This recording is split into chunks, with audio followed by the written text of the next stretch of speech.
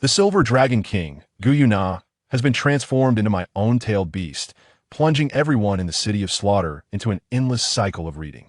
Moreover, what is even more unexpected is that when the divine King Tang, after enduring countless hardships, finally arrived in the divine realm, he was greeted only by innumerable artificial moons created by the reincarnation eye.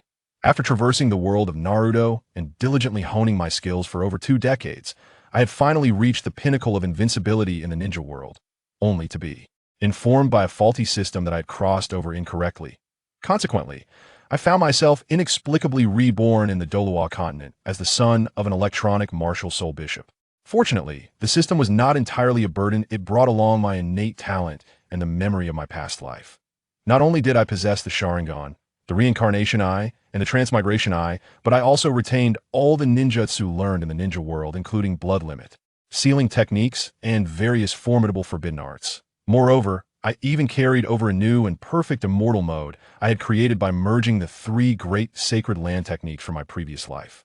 However, now that I have arrived in the Douluo Continent, I am determined to find a way to torment the hypocritical King Tang San. Just as I was contemplating my future endeavors, a sudden commotion erupted from the awakening platform. Hulaina, with her martial soul, the demon fox, possessed an innate soul power of 9.5.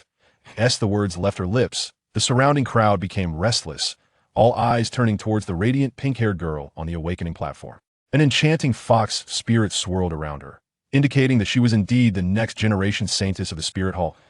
It seemed likely that this child would achieve the title of Douluo before the age of 35. Hearing the multitude of astonished and somewhat envious voices, I couldn't help but smirk. Achieving the title of Douluo at 35, they have yet to witness someone becoming a deity at the age of 25. Chen, I heard my name being called. Unhurried, I ascended the platform and placed my hand upon the crystal ball. However, after a brief moment, the crystal ball showed no response.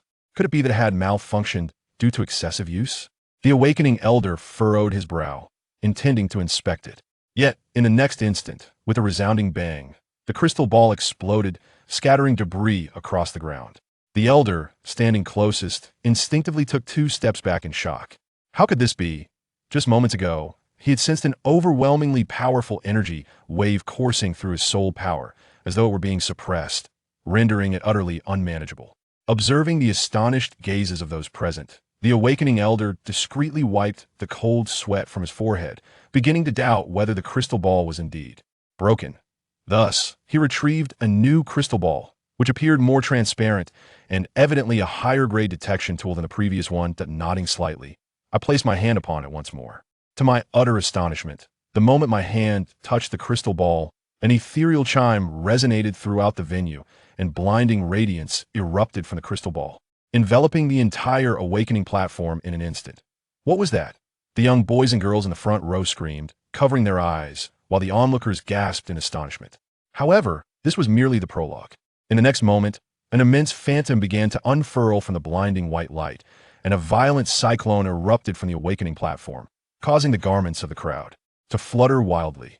The soul power within them seemed to retreat deep into their bodies, much like a ferocious beast confronted by its nemesis, overwhelmed by fear. Gazing at the colossal cocoon of light at the center, the spectators were filled with dread. What precisely was this boy awakening? The crowd exhibited a spectrum of emotions, their spirits fluctuating. Yet within the cocoon of light, I felt an overwhelming sense of euphoria. Both my physical strength and the responsiveness of my spirit and nerves surged visibly, immersed in the essence of chakra. Suddenly, an idea sparked in my mind. In the next moment, with a mere thought, a swirling orb of energy, shifting through various forms, materialized in my hand. Observing that familiar energy sphere, a smile crept upon my lips. As anticipated, my martial soul was indeed chakra. However, just as I attempted to form a hand seal for ninjutsu, I found that it dissipated silently at the final moment. Was it due to the disparity between chakra and soul power, or perhaps the absence of soul ring? Furrowing my brows, I realized that acquiring my first soul ring was essential to officially become a soul master. After gathering my initial impressions, I clenched my fist in satisfaction. Yet, upon opening my eyes, I was met with countless gazes staring at me as if I were a monster. Many of the awakening children had collapsed in exhaustion, and even the elder overseeing the awakening clutched his head, teetering precariously. The most unfortunate of all was Ulaina, who, having paused out of curiosity, lacked the strength of the elder, and now lay pale as paper, collapsed not far from me. Observing this, I swiftly picked her up, and, with a thought, infused her body with chakra. A soft moan escaped Ulaina's lips as the color returned to her delicate face. As she slowly opened her beautiful eyes, I gently inquired about her feelings. Recovering, Ulaina hesitated for a moment before quickly struggling out of my embrace and murmuring that she was fine. However, watching the blushing girl avert her gaze, I was left speechless. I hadn't asked if she was well. I was curious about her experience upon receiving chakra. Yet, even if she was not particularly cooperative, I came to realize that my chakra seemed to exert a suppressive effect on soul power, which could potentially be alleviated. Through chakra, that I quietly noted this observation, pondering its possible significance in the future. At that moment, the elder, now recovered, finally remembered his responsibilities. Shaking his head to clear his thoughts, he grasped me with excitement, exclaiming that I possessed innate full soul power. It was no wonder he was so exhilarated, for it was said that even during her awakening, the current pope did not exhibit such a terrifying phenomenon when she was still a saintess. Nevertheless, amidst the excitement, the awakening process had to continue, and as I descended from the platform, that I inquired further about the sensations of chakra. It seems that the young girl, Ulaina, has misunderstood something. Her little face flushed with embarrassment. This left me rather speechless. However, I did not notice that among the many awakened children sprawled on the ground, a red-haired figure was clenching his fists. Meanwhile, the purple-clad bishop, my father Su Xiao, was visibly thrilled to discover that his son was indeed a prodigy. Just as we were about to leave amidst the gazes of the crowd, a somewhat childish yet fierce shout suddenly rang out. "Su-chun, do you dare to fight me?" A red-haired youth stood defiantly in my path, raising his fist and fixing a fierce gaze upon me. The sudden commotion captured the attention of many who were gradually emerging. Their curiosity piqued as they turned to observe. "You coward, are you afraid?" Yet before Yin could finish his words, a peculiar dagger had inexplicably found its way to his throat. He swallowed hard, his legs trembling as he looked at me, the indifference in his dark pupils revealing a chilling truth: this young man had likely taken many lives. I had witnessed similar expressions in soul masters returning from the battlefield in the spirit hall. However, compared to me, they still harbored remnants of human emotion. Unperturbed, I made no effort to step aside. He instinctively yielded to my presence. The dagger at his neck vanishing in an instant, he gasped for breath, the events transpiring too swiftly for the crowd to fully comprehend. I'd already made my exit before anyone could react, and no one had anticipated that I would wield a weapon so decisively, nor had they seen when I drew it. The young boys and girls exchanged nervous glances, silently resolving not to provoke me lightly. All of this was witnessed by numerous eyes, which reported back to Pope Bibidong. The response from the spirit hall was evidently swift. Before my father and I could return to the hotel, we were met by a designated individual who guided us to an exquisitely crafted courtyard. They not only provided us with a batch of cultivation supplies, but also informed me of the forthcoming arrangements. It was stated that the spirit hall placed considerable importance on these few prodigies and had decided to dedicate a week to help us consolidate our physical forms. The goal was to elevate both the 9.5 rated CAU and Ulaina to level 10 before venturing into the Stardow Forest to hunt for our first spirit ring. While I desired to obtain my first spirit ring to uncover the mysteries of my martial spirit, I understood that the arrangements made by the spirit hall were more beneficial than detrimental to me. Seizing this opportunity, I could also study the cultivation methods of this world. However, while I was consuming elixirs and cultivating my soul power, I was astonished to discover that my cultivation speed had doubled. Not only could I enhance my soul power through internal refinement, but I could also elevate my chakra through meditation. In no time, the 7 days of cultivation had swiftly passed. The crowd gathered in the plaza of the spirit hall, preparing to hunt for the first spirit ring. To my astonishment, the team was led by the two titled Douluos of the Orange Ghost. While I had anticipated the spirit hall's regard for us, I never imagined it would manifest to such a degree. Nevertheless, it was not entirely unfavorable for me, as having someone of such prominence by BB Dong's side would facilitate the execution of my plans. Upon observing my spirit power increase by 30% within merely 7 days, the speed of my advancement left Ju utterly astonished, especially since the most accomplished among the others, CAU, had barely achieved a rise of less than 10%. After several days of arduous travel, we finally arrived at the outermost area of the Douluo forest. Apart from myself, the other children with weaker physiques were not in optimal condition.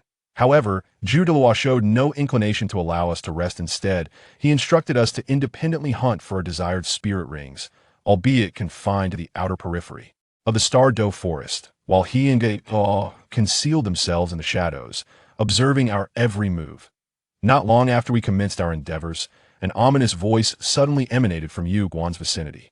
This unfortunate lad seemed to have drawn the short straw, for a formidable creature lurked nearby. Floating in the air, intrigued, fixated his gaze on the white-haired youth not far away.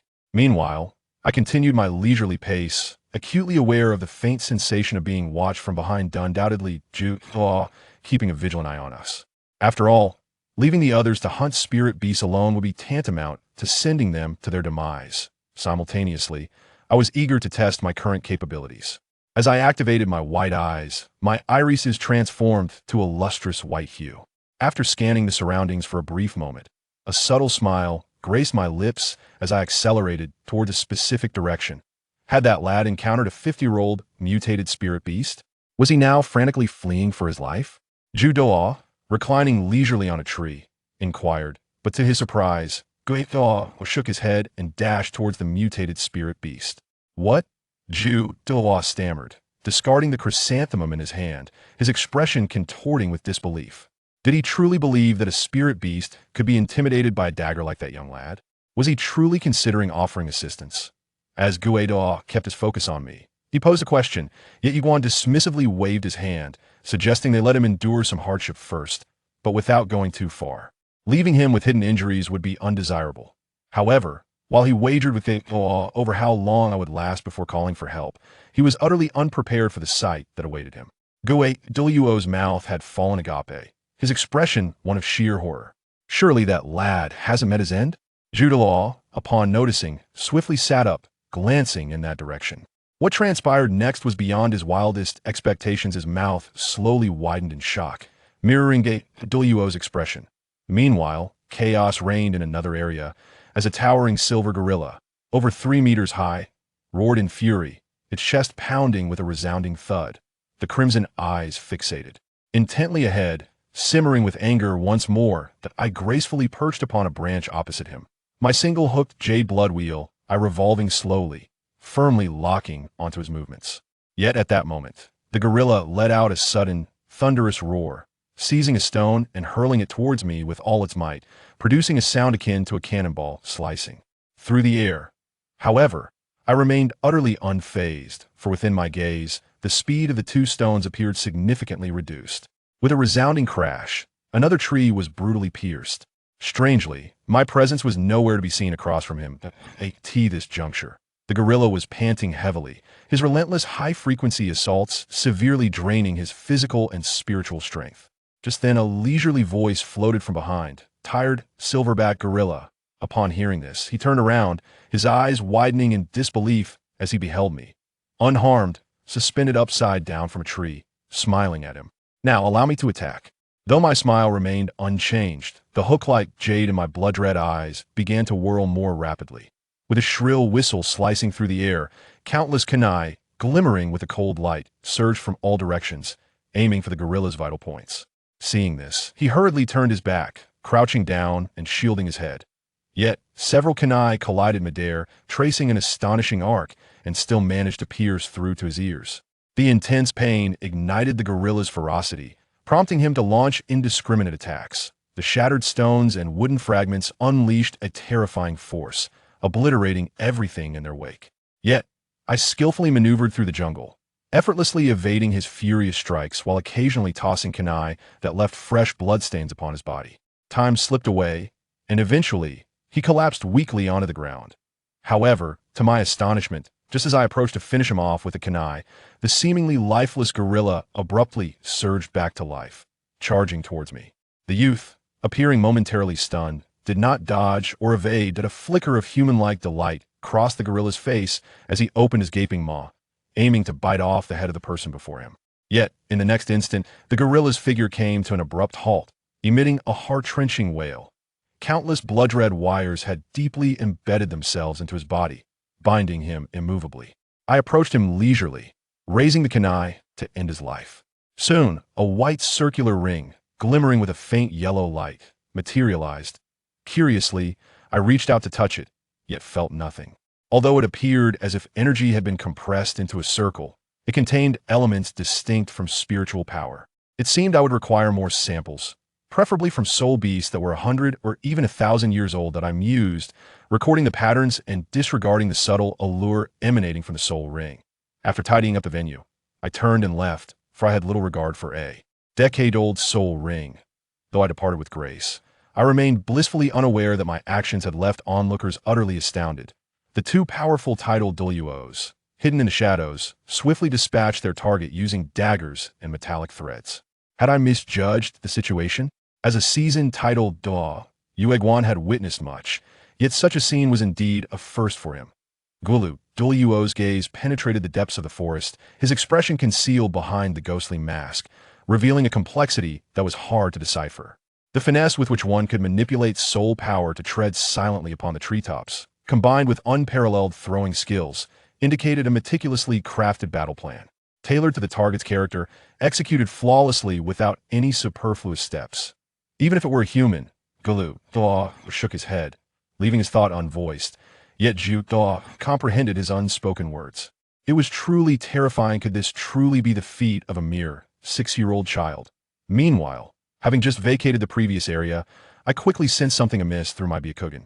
A faint white mist had inexplicably begun to envelop the surroundings, and a subtle fragrance of foliage wafted through the air, intoxicating in its allure. At that moment, a barely perceptible rustle arose from the ground, causing alarm bells to ring in my mind. Without hesitation, I activated the preset wire trap and vacated my position. In the next instant, a sharp wooden spike erupted from the spot where I had just stood, shattering a nearby rock to dust. Gazing at the gaping tear in my clothing, I stood atop a tree, still shaken. Had I not acted in time, I would surely have been impaled. Suddenly, the earth beneath me began to stir, and moments later, a colossal soul beast materialized before my eyes. It was a bizarre creature, neither fully draconic nor wholly beastly, stretching over 20 meters in length, radiating an emerald-like glow. Its gem-like green eyes gazed greedily at me, as if I were a delectable morsel. Just then, another faint sound reached my ears. In a flurry, I activated the wire trap once more. With the aid of my Sharingan, I narrowly evaded a wooden spike that had seemingly come from nowhere, inadvertently redirecting it toward another target. A serpent-like soul beast, which had lingered in the trees, intent on ambushing me, was instantly pierced through, silenced before it could utter a cry. As the lifeless body of the soul beast revealed a deep yellow soul ring, I inhaled deeply, my expression shifting to one of grave concern. Slay, a 100-year soul beast, in an instant suggested that this creature was indeed a 1,000-year soul beast. Suddenly, a tremendous tremor reverberated through the forest, startling a flock of birds into flight. This disturbance disrupted the musings of Douluo and the two tidal Douluos. No, something has gone awry with that child, Douluo exclaimed, raising his head to survey the surroundings, his complexion paling in realization. Damn it, why has such a creature appeared in this vicinity? Had it not already been extinct? As the words fell, the two individuals hurriedly made their way towards my direction. This exceedingly rare and unique soul beast turned out to be the spirit witch silk moth. It possesses two distinctly different forms. Each summer, it transforms into an animal-type soul beast known as the dragon silkworm, boasting exceptional defensive and offensive capabilities, allowing it to move freely. However, every winter, it reverts to its plant-type form, the woodland flower, becoming rooted in place yet endowed with immense vitality and an almost immortal essence. In either form, be it dragon silkworm or woodland flower, it is formidable enough to contend with enemies, able to rival those of millennia within a mere 1,000 years. Yet, this soul beast harbors a fatal weakness. On the day of its advancement, it forfeits the advantages of both forms, transforming into a special, attributeless soul beast. Although this weakened state of the spirit witch's remnant is exceedingly fragile, its body possesses a high energy value, making it a rare tonic for both soul masters and soul beasts alike. Hence, it has been on the brink of extinction for centuries, allowing this soul beast to reach the age of 10,000 years. Yet now, It has manifested at the outskirts of the Star Do Great Forest, coincidentally colliding with me. The Golden Law was left wondering whether this prodigy was fortunate or unfortunate, but Yueguan understood that no matter how frail the Spirit Witch's remnant was, it was certainly beyond my capacity, as someone who is not even a soul master, to confront. Indeed, faced with the life-and-death crisis of its 10th Ascendier advancement, it unleashed a furious barrage of wooden thorns that fell like rain, enveloping the area. Trees, flowers, and even the soul beast caught in the fray were all torn apart. Amidst this tempest, a nearly imperceptible white figure darted through the gaps, evading all assaults. My ability to avoid those attacks was not solely reliant on the single-hook Jade Sharingan. Rather, it was largely due to my combat instincts, which allowed me to anticipate movements. This was facilitated by the potions I had immersed myself in since childhood in the ninja realm, along with scientific training. Otherwise, my 6-year-old physique would not have been able to endure for so long. Nevertheless, I could feel my body reaching its limits, with perhaps only 6 breaths remaining before the Golden Douluo and the Ghost Douluo arrived. Meanwhile, the Spirit Witch's remnant seemed to sense its impending demise and intensified its onslaught, resulting in a staggering increase in pressure. Several times, attacks potent enough to shatter me narrowly grazed past that moment. However, a spark of inspiration ignited within my eyes.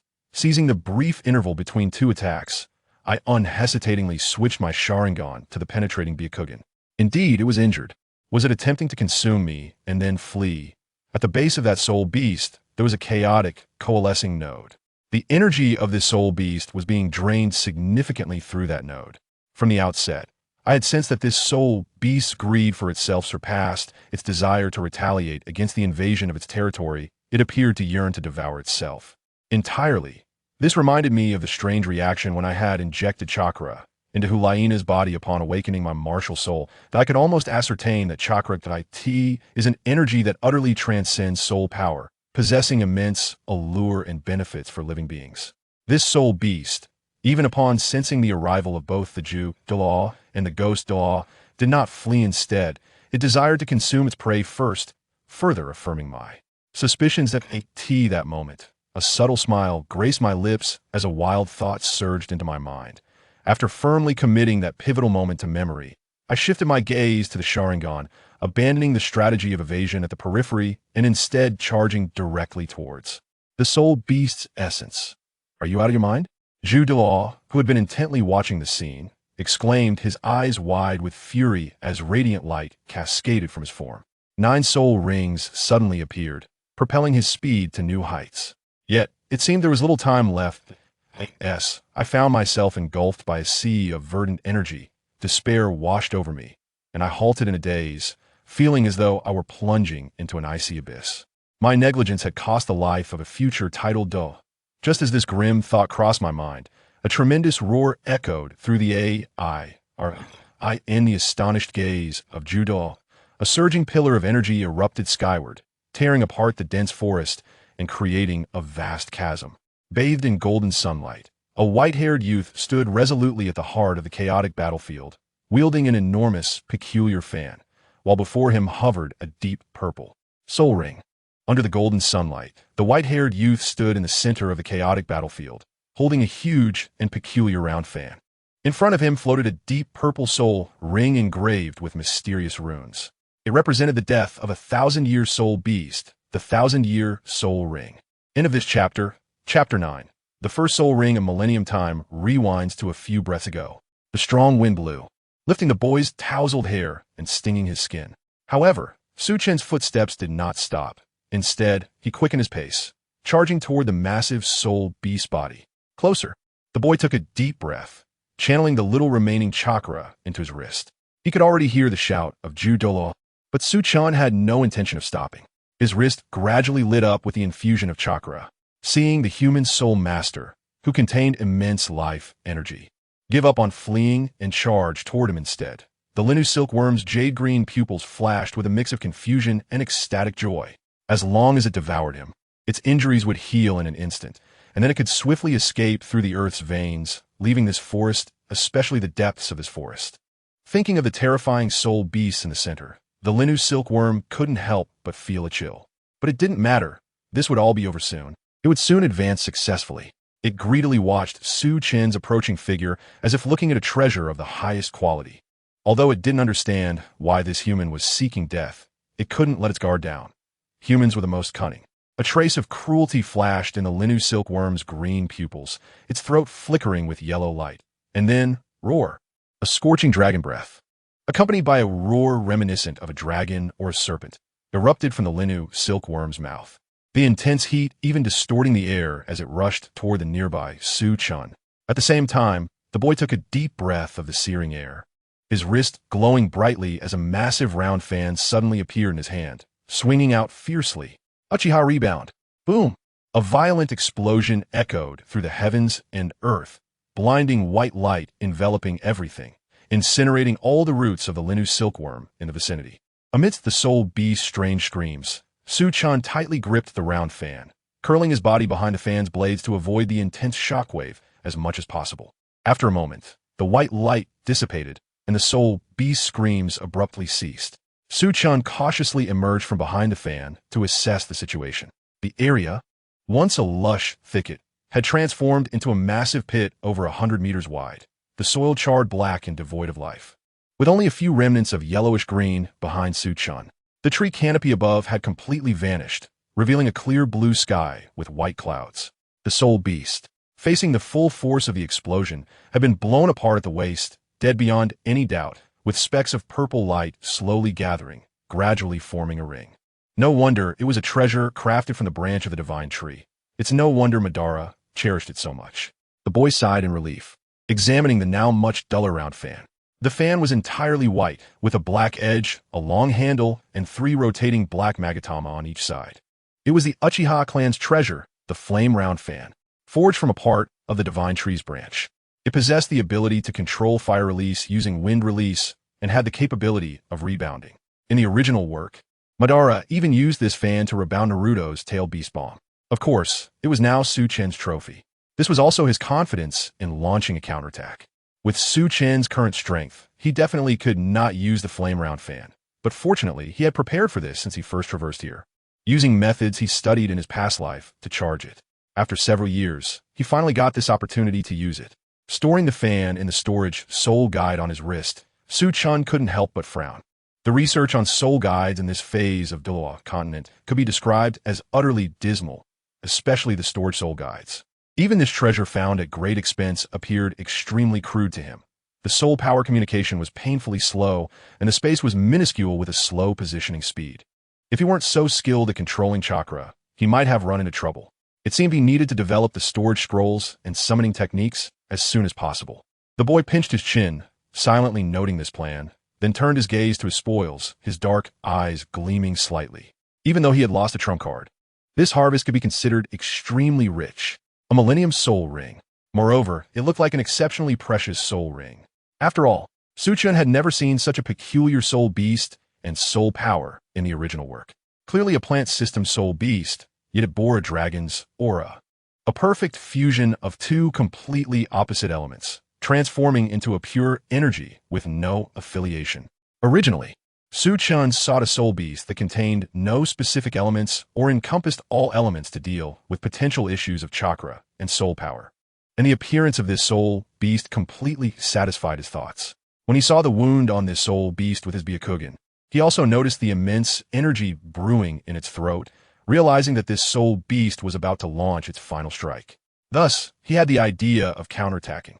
Looking back now, the result was indeed very gratifying. So, since you wanted to devour me, now I will absorb your soul ring, and we can call it even. The boy chuckled lightly, releasing his soul power and unhesitatingly guiding the profound, deep purple soul ring to encircle himself. Theoretically, only a soul master could withstand the impact of the residual consciousness contained in a Millennium Soul Ring. The violent energy surged suddenly. Tearing pain from all directions flooded his body, and a resentful malice emerged from his heart, continuously impacting his consciousness. In the realm of his mind, the shadow of the Linnu silkworm roared angrily, blotting out the sky, as if it were about to devour Su Chen's small figure entirely in the next moment. But the boy's expression remained calm, even revealing a trace of disdainful laughter. However, the complete soul in the Pure Land will return under my control. Moreover, you are merely the remaining soul of a beast. Kneel before me. Boom! A towering figure appeared in the sea of consciousness. Clad in pure white feathers that exuded a sense of sanctity, the swirling 9 Magatama eyes indifferent and merciless, as if the heavenly path was watching over all beings.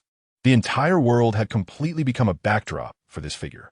In contrast, the massive black body of the Linnu silkworm was no larger than a small cat.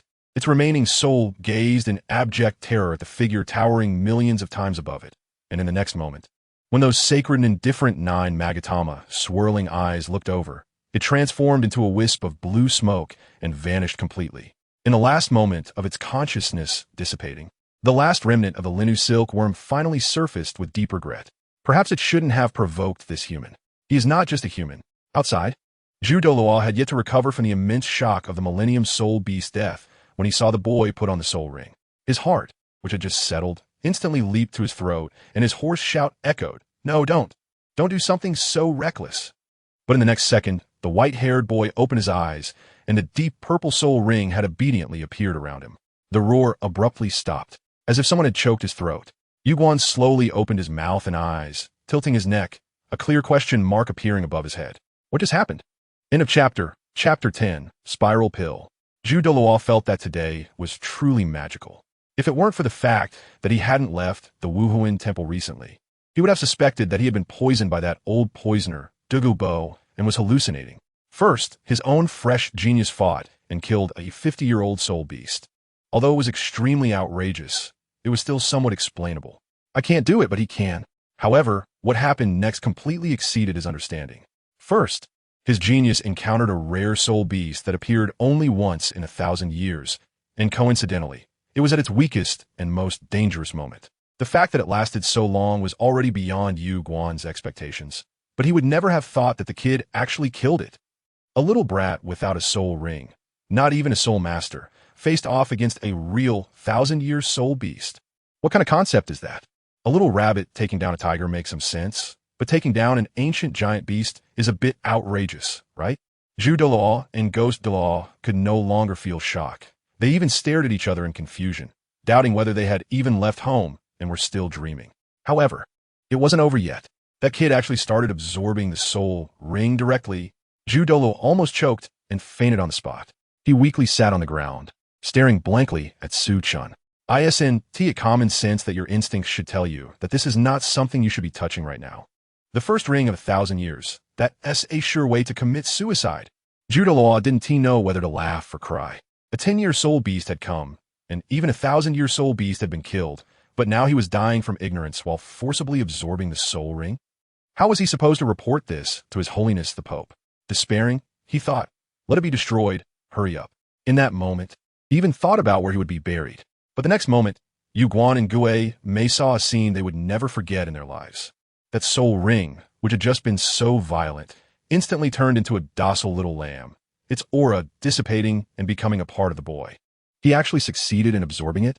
Douluo desperately rubbed his eyes, and after a while, he shakily pointed, then looked at Ghost Douluo, his expression twisting. It really succeeded just like that? The latter stared hard at Chen, but no matter how he looked, he couldn't detect anything wrong. That 1,000-year soul ring became the boy's first soul ring without resistance, without rampage, without exploding to death, and even without any waves. In just a few breaths, it was absorbed successfully. I must be dreaming. Even a perfectly matched soul ring shouldn't take this short time to absorb, Ghost Douluo muttered, unsure whether to laugh or cry. The title Douluo named Ghost truly experienced what it meant to see a ghost today.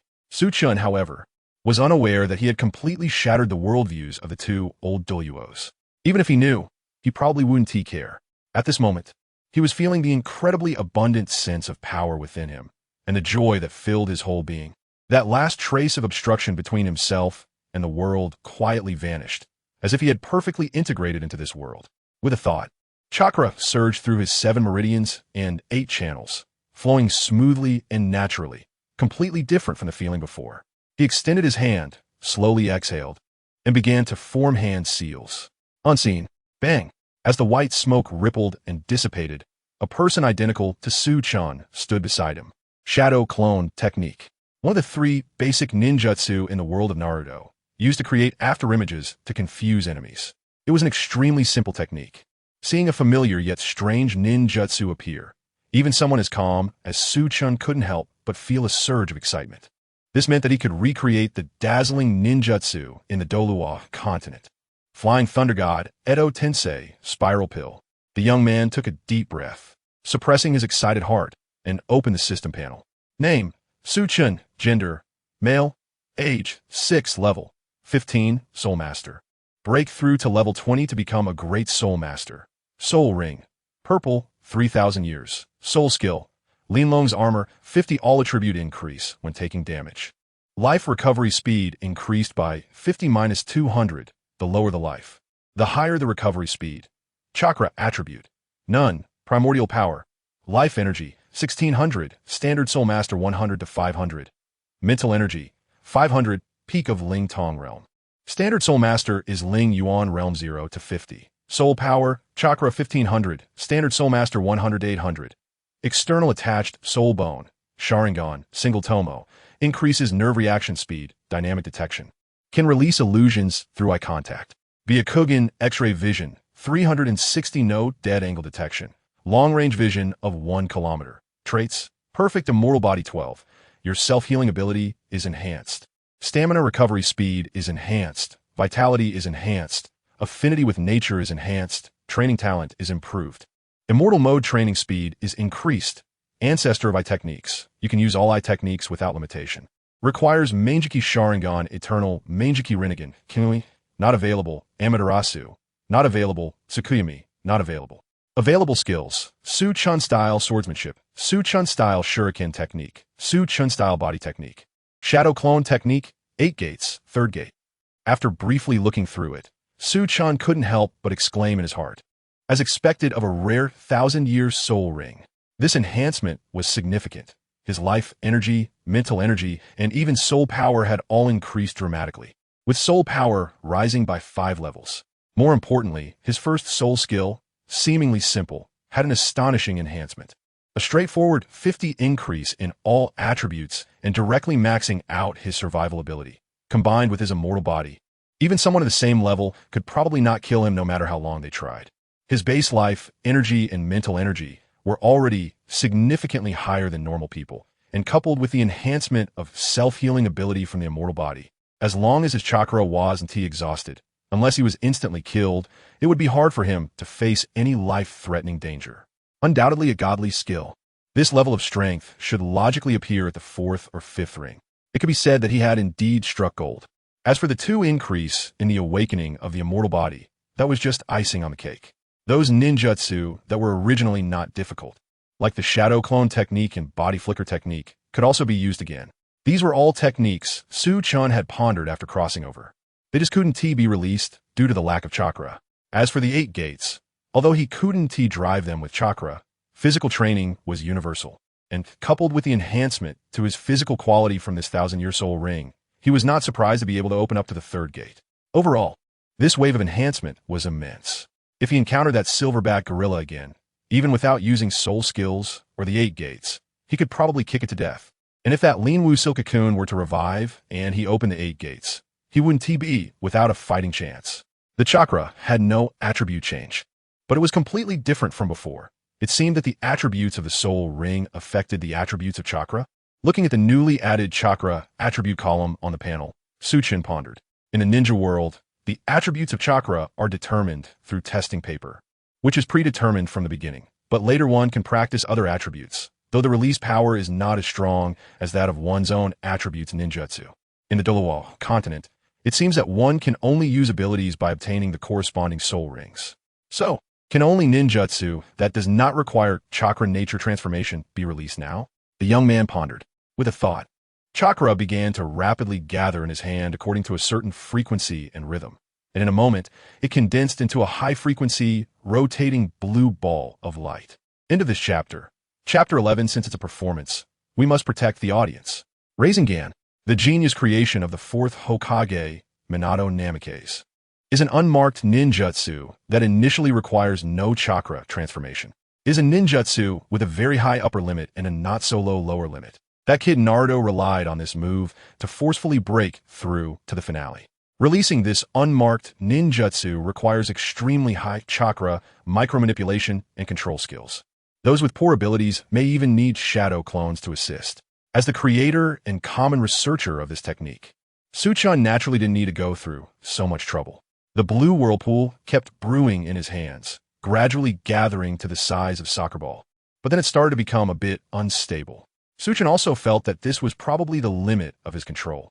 It turns out that one cannot achieve everything in one go. Wanting to directly use the advanced version of a Rinnegan, the Ultima Rinnegan, Chen shook his head and waved his hand to disperse the gathered energy.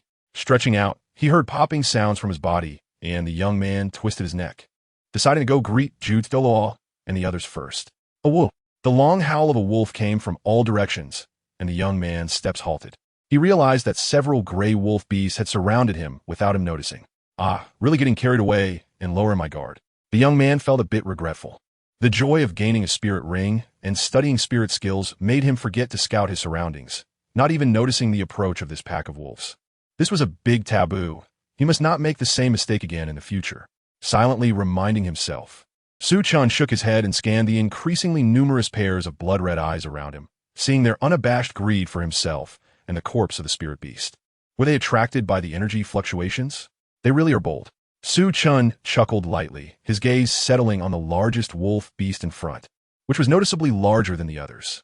Unlike the greedy expressions of the other wolves, this wolf beast not only had a bigger size and smoother, shinier fur, but also a hint of cunning and agility in its eyes. 1,000-year spirit beast? Just in time. A 1,000-year spirit beast already possesses a strong instinct for profit and danger avoidance, but it couldn't resist the delicious scent wafting from here. Ooh! It let out a low growl, lowering its body, and the surrounding pack seemed to receive some command, howling in unison, gathering green light in their mouths, and unleashing a barrage of wind blades. The dense wind blades surged towards Chen, although they were mostly 10-year spirit beasts. With only a few 100-year spirit beasts mixed in, even ants can kill an elephant, let alone that each strike could cut a normal spirit master in half. Be careful. Douluo and couldn't care less about their complex emotions and immediately wanted to intervene, but they both stopped at the same time, because they saw the young man wave his hand. Don't get too carried away, kid. There are 100-year spirit beasts in this pack, Douluo said anxiously, realizing that the young man had just gained a boost and wanted to try his spirit skills. But is this even a suitable target for practice? This is a group of 10-year spirit beasts plus a 100-year spirit beast, and the leader is even a 1,000-year spirit beast. Forget it. Let's just watch for now. If the situation goes awry, we will intervene. Don't forget, he just absorbed a 1,000-year spirit ring. Douluo held him back and shook his head. Yuguan immediately quieted down. Yes, the first spirit ring of 1,000 years. This is unprecedented. They weren't sure how strong it was. Then Douluo and Douluo witnessed a scene that overturned their understanding. Countless dense wind blades surrounded the young man from all directions, almost severing any escape route. The wolf leader wasn't a fool. Surviving in such an environment meant it was no simple character, so it launched a full-force lightning strike from the start. However, it did not see any expression of fear on the face of that human boy, still wearing that indifferent smile. Then, the wolf leader saw the boy's eyes suddenly turn a blood-red, ominous color. Boom, boom, boom. Before it could think about what that change was, the attack had already arrived. Dirt flew, dust scattered, and a large amount of white smoke spread from Chen's location. Though they knew this kid didn't need their help and must be confident, Douluo still felt a tightness in his chest upon witnessing this scene. However, as the dust settled, both the wolf leader and Douluo widened their eyes. The ground was a mess from the wind blades cuts, but where the boy originally stood, there was no trace of him. Instead, there was a piece of shattered wood. Disappeared? Hey, look over here. A light laugh drew the attention of the two and the beast, and they saw that the boy had somehow already stood atop a large tree in the back. High-speed movement? Or something else? Douluo frowned. It couldn't possibly be teleportation, could it? It was a combination of both. Douluo pondered slightly, a glimmer of astonishment in his eyes, realizing that he had used a momentary explosive speed to escape and then replaced himself with the wood. What a clever design. If it were a battle with a spirit master, this move would be immensely effective. As a titled Douluo known for speed, Douluo could naturally analyze the underlying principles. That momentary burst of speed was beyond the reach of normal great spirit masters or even spirit elders. And as for the replacement, It was something that even a spirit sect expert couldn't analyze in a moment of surprise.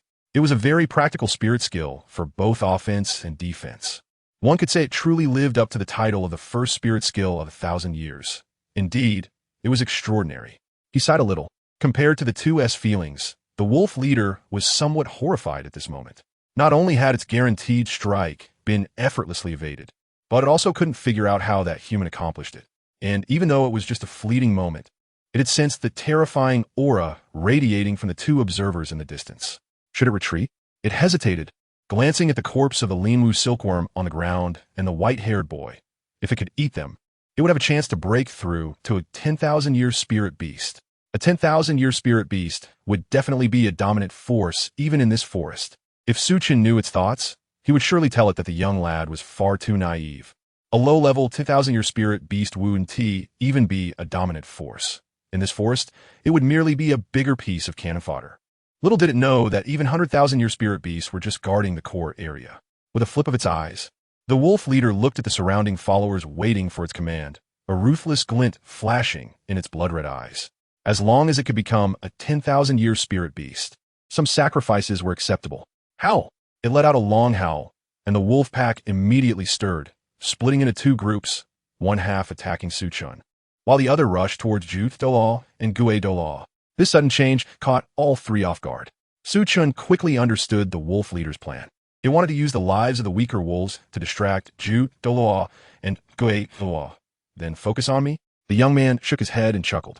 A clever move, but unfortunately. Boom! A green energy erupted from the young man's body, dust flying, his bare torso dusted with a faint red hue. White hair billowing upwards from the violent energy fluctuations, and his blood-red eyes were tinged with a layer of soaring battle intent.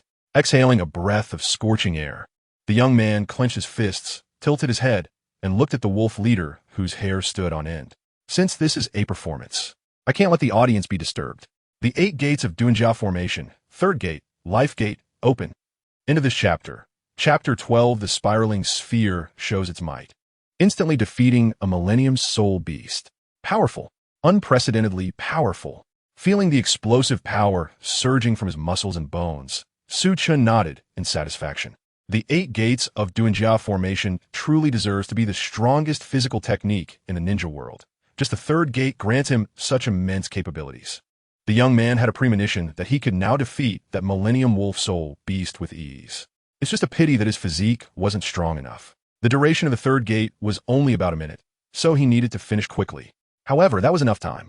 Su Chen grinned, revealing his white teeth, with blood-red eyes fixed on the trembling wolf beast that was already retreating. Don't worry, you're the last one. The young man lightly tiptoed, bang. The branch he landed on instantly shattered from the recoil. A green light streaked across, creating a powerful shockwave that appeared before the stunned Duuluo and Duuluo, the strong wind lifting their hair and robes, but the 2 seemed oblivious. Bang bang. Amidst the screams, the wolf pack attacking them was sent flying one after another, their bodies twisting into unbelievable angles, clearly unable to survive. In just a moment, the area around them was devoid of anything. The young man nodded at the 2 as a greeting, then instantly transformed into a blue light and vanished. This intensity is already close to the soul sovereign level, right? Is this also the ability of a Millennium Soul Ring? To elevate someone from a soul master to a soul sovereign in one go? What a joke. Duuluo trembled, pointing at Su Chen, his lips quivering. Even with their martial souls manifested, they shouldn't have the ability to leap 30 levels at once, right? Duuluo fell silent. He didn't know what adjectives to use to describe the current situation. In just one day, in less than 2 hours, this young man had repeatedly shattered their understanding. If the body flicker technique and the substitution technique were still within their comprehension, they had never seen such a terrifying power boost from the 1st ring.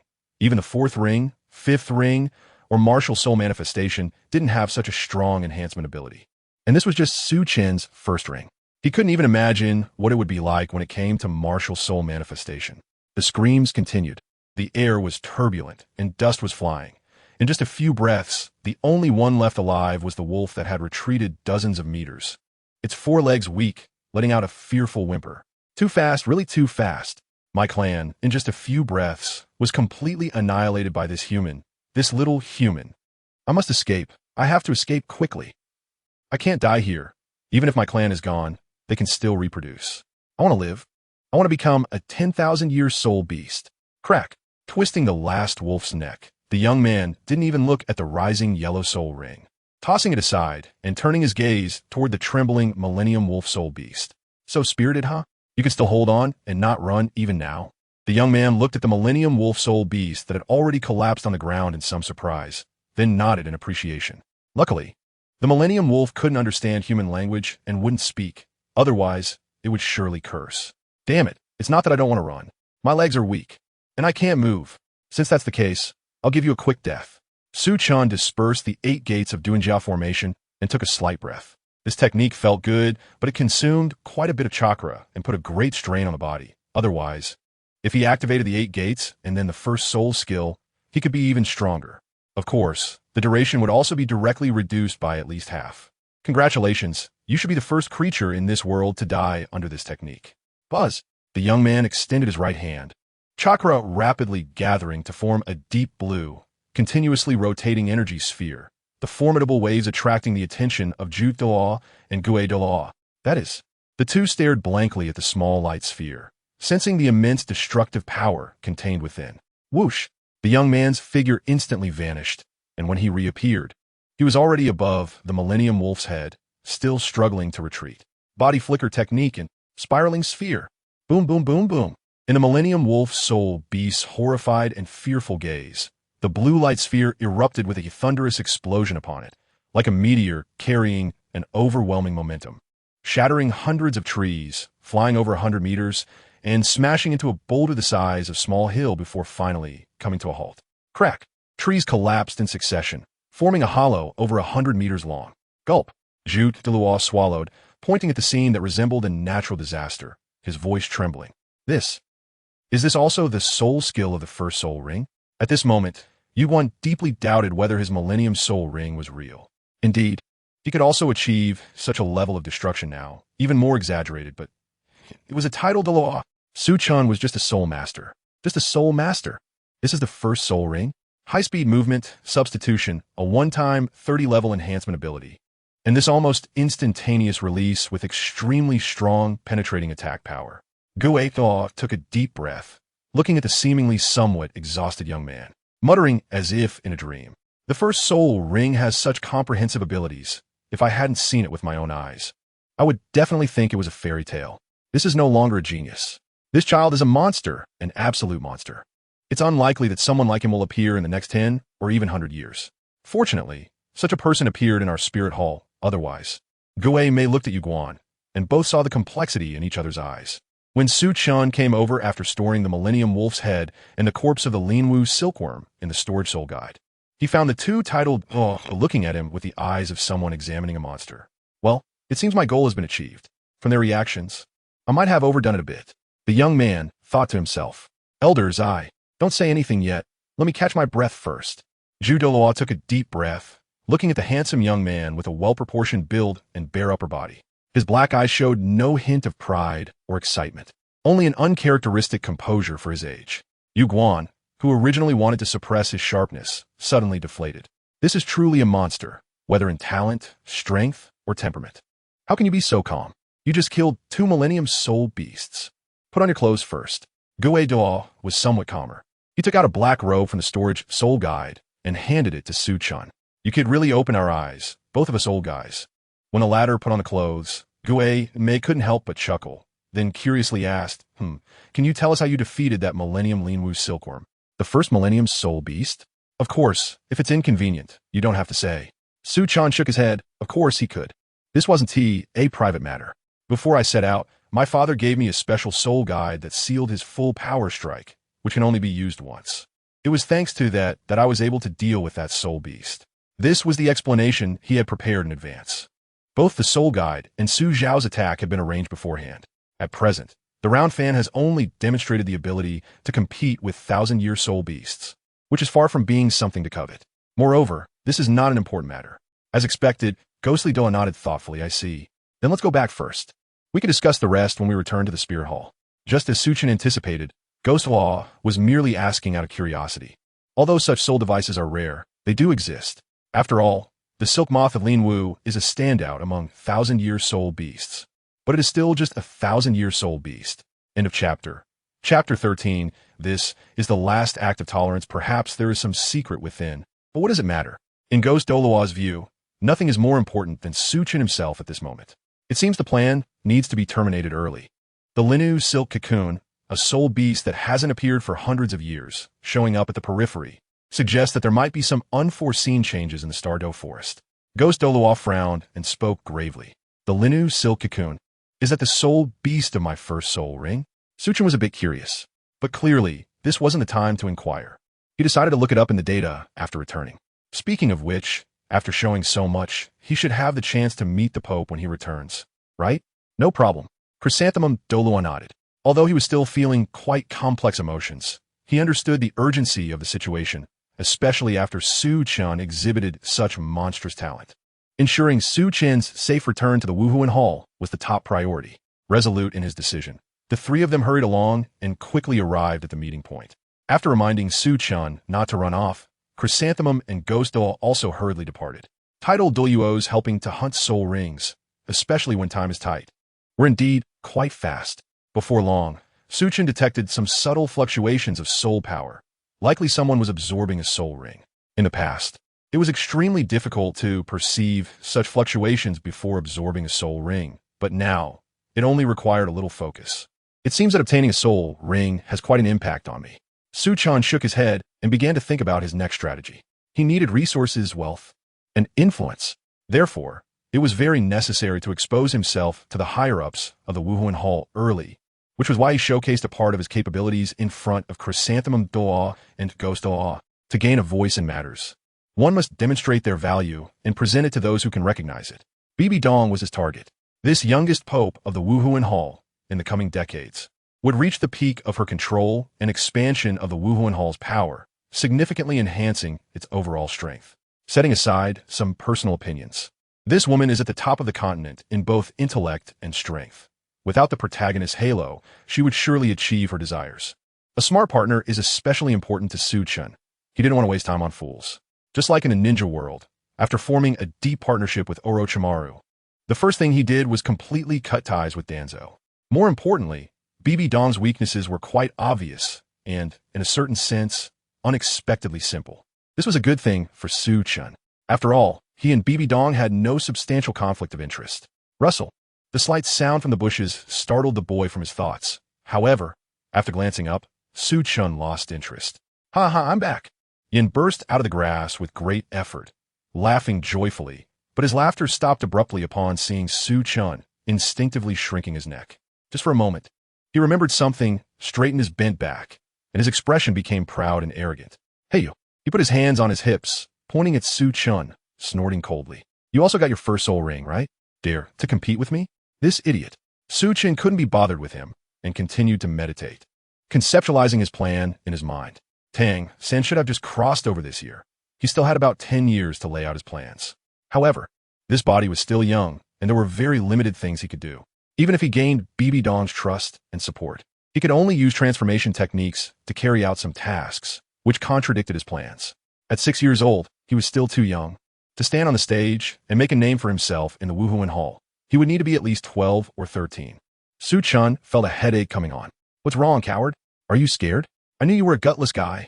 However, seeing that Chen ignored him, Yin angrily stepped forward, and without saying a word, he directly unleashed his martial spirit. The tall flame lord was wrapped in a layer of lava, emanating intense heat, with a yellow 100-year soul ring coiling around it, exuding a formidable aura. See this? This is a 100-year soul ring. As long as you kneel down and apologize now. Admitting you're a coward, I won't attack you. Otherwise, you'll taste the 100-year soul skill. The white-haired boy, disturbed, furrowed his brow, his dark eyes staring coldly at Yin as he spat out one word. Get lost. The coldness emanating from the boy's black eyes was reminiscent of that day, causing Yin to instinctively take a step back, his fighting spirit instantly halved. But then he heard the voices of Xiaoyu and Hulaina. If he could defeat Chen in front of them, would Hulaina notice him? Yin gritted his teeth, suppressing his fear and stepping forward. You dare? Boom. A loud explosion sounded, and the white-haired boy's figure suddenly vanished, reappearing in front of Yin in the blink of an eye. His raised right hand gathered a bright blue orb of light, filled with indifferent killing intent in his pitch-black eyes. The fierce wind whipped against Yan's face. But at that moment, he had no time to care. The killing intent in the boy's eyes and the azure in his hand, like the grim reaper's scythe, completely enveloped him. I'm going to die, I'm going to die, I'm going to die. Several crimson words flashed in Yan's mind, the chill of death shooting up his spine, making him feel as if he had fallen into an ice cellar. Perhaps it was the survival instinct that allowed this talented genius to break free from extreme fear for a moment. The yellow 100-year soul ring burst forth with an incredibly brilliant light. Hell, lava charge. The crimson lava surged into the sky, rushing towards Su Chen. And this scene was precisely witnessed by the arriving Hulaina and Xiaoyu. But the events unfolded too quickly for them to react, and they could only watch helplessly as the lava engulfed Su Chen. Su Chen, Hulaina screamed, and Xiaoyu furrowed his brow, but the next second, both of them widened their eyes in shock. The surging hot lava didn't last even half a second in front of the azure orb before completely vanishing. At this moment, only that brilliant azure remained. Boom! The violent explosion sent a gust of wind that blew everyone's hair up, their clothes rustling, dust spreading, and grass and dirt flying, pattering like rain against the trees. Whoosh! Chrysanthemum Daw and Ghost Daw appeared in an instant, their faces pale as they waved their hands. The strong wind completely dispersing the smoke, revealing the scene inside. The originally flat grassland had disappeared, replaced by a spiral-shaped pit, with Yin standing in the center. His face pale, his legs trembling uncontrollably, dripping with water, caught between fainting and wakefulness. This is my last act of tolerance for you. If they're essay next time, you can bury yourself here. The white-haired boy slowly retracted his right hand, gradually withdrawing his chakra. After nodding slightly to the crowd, he sat back down on his own. His desire to avoid trouble did not mean he had a lot of patience. And showing mercy was a sign of respect and goodwill towards Chrysanthemum and Ghost Douluo, as well as BB Dawn behind them. Sigh, I knew it. How could this kid be so blind? Chrysanthemum Douluo shook his head. This kid has good talent, but he just loves to court death a bit too much. Fortunately, Su Chen didn't go too hard. Otherwise, even if he killed someone, the Spirit Hall wouldn't be able to do anything to him. Yin is rare, but Su Chen is unique. Xiaoyu, go help Yin. He probably can't walk normally anymore. Xiaoyu? Zhu Duo raised an eyebrow and turned back to see the stunned faces, feeling a bit helpless. All right, I'll do it myself. Su Chen's battle ended quickly, but the gradually fading purple ring still deeply pained everyone's eyes. The first 1,000-year soul ring? Xiaoyu stared intently at the fading purple, his throat a bit dry. His eyes filled with disbelief. Hulaina and another girl were completely frozen in place. End of this chapter. Chapter 14, Crisis from the Stardow Forest. Until several people boarded the carriage back, the atmosphere remained one of dead silence. The shock brought by Su Chen was something even the Zhu Duo and the Gui Duo found unbearable, let alone these young kids. The 1,000-year soul ring, the incredible destructive power, all brought them unprecedented shock. After all, Su Chen was like them, only 6 years old. Old ghost. Do you think these kids won't be psychologically damaged? In front of the carriage, Zhu Duo raised his delicate eyebrows, looking at the few people who were low in spirits except for Su Chen. Ever since they witnessed Su Chen's display of power, they had all fallen into this gloomy state, especially Yin, whose eyes now reflected nothing but fear when he looked at Su Chen, indicating he had been left with a significant psychological scar. Zhu Duo understood. The frightening thing was not the gap with the genius, but the fact that the gap was so vast that they couldn't even see the end of it. However, he considered it a good thing. Those who overestimate themselves often meet an early demise. At least this could help him recognize the gap between himself and others. As for whether there were any psychological issues, that was not his concern. If they couldn't handle this little setback, then they should just stay home and lie down instead of becoming soul masters. Putting aside these kids, don't you think something is off about the Great Forest? Gui Duo shook his head, looking somewhat worried towards the distance. The Liwu silkworm could never be a soul beast found in the outskirts, including that 1,000-year wolf as well, even though they had already left far away. The overwhelming green still occupied his entire field of vision. This magnificent sea of green, covering nearly the area of a Barak kingdom, lay at the heart of the continent, separating the Heaven Do Empire and the Star Luo Empire. To this day, the central part of the Great Forest was still a human no-man's land, a forbidden area where even titled Douluos could easily fall. Yes, fortunately, we brought this group of little ones out safely. Douluo agreed wholeheartedly. The appearance of a soul beast like the Liwu silkworm often signified a great battle.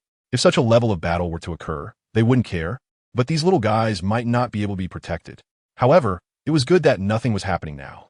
Speaking of Chen, hissing this Liwu silkworm, do you think I can get a bit of it? I heard it's a great tonic, excellent for beauty and skincare.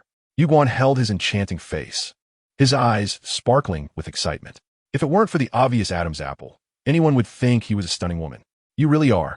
Guido looked speechlessly at his old friend, ignoring him, his brow still furrowed with persistent doubts. The former pope had died not long ago, and the new pope had just taken office. The spirit hall was already in turmoil, with the upper three sects and the empire eyeing them covetously. They couldn't have any additional distractions pulling her attention away. Let's hope the Douluo forest doesn't have any problems. Pata pata. Blood flowed, and the sounds of fearful whimpers echoed in the silence. A severely injured wolf beast lay trembling in a pool of blood, a massive black claw comparable to its body pressing down on its head. Huh, are you saying that your entire clan along with that tonic has been taken down by a little kid? The booming roar exploded in its ears, causing the wolf beast to scream in agony, blood gushing from its ears, weakly drooping them down. What a waste. The black claw pressed down suddenly, and the wolf beast didn't even have time to scream before its entire body was flattened into a thin layer. A massive shadow stood up from the corpse, blocking the huge void created by Chen and the sunlight falling down, plunging the area back into darkness. What should we do? That was a tonic for our master.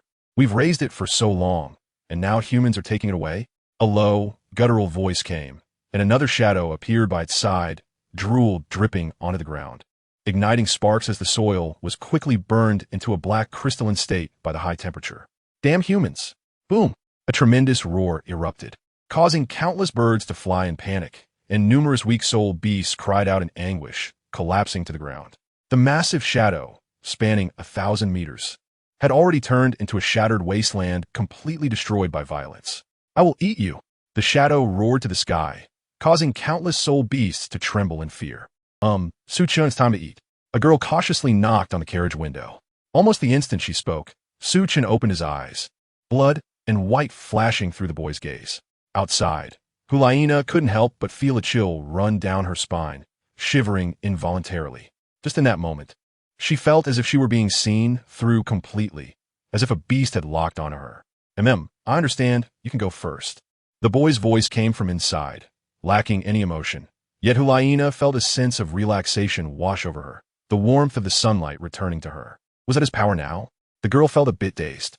It turned out he had already become so strong. Just a few days ago, they had awakened together. She hadn't expected the distance between them to become so vast now. All right, then you hurry up. She sighed softly, feeling a bit down, before turning to leave. Inside the carriage, Chen closed his eyes again, and when he opened them once more, they had transformed back into those bright, dark eyes. He sensed something and looked towards the direction of the Douluo forest. In his light sleep, Chen felt as if something powerful had locked onto him, and it was only when he was awakened that he couldn't quite control his own strength. Had he been targeted? It seemed he couldn't go to Douluo forest for a while. The boy murmured to himself, turning his gaze to the Liwu silkworm in his storage soul guide. It seemed you were quite an extraordinary soul beast. Stepping off the carriage and feeling the comfortable warmth of the sunlight, the boy couldn't help but stretch. The weather was fine, with a gentle breeze, and the spirit city was already within reach. Perhaps startled by the changes in the Douluo forest, they sped up their return journey, effectively shortening the time by a day, with eating, drinking, and resting all done in the carriage. Such urgency left even Chen with a faint sense of fatigue, as he had just taken a short nap. As they approached the spirit city, the two Douluos finally relaxed their tense hearts, letting the few people down to have a good meal and wash up. As they needed to rest well before meeting the Pope, they couldn't just go in looking disheveled. After a sumptuous meal, the little ones all displayed happy smiles. Nothing comforts the heart more than delicious food after a long journey. All right, after returning today, rest for the night. Tomorrow morning, we will meet at the usual place. His Holiness the Pope will summon you.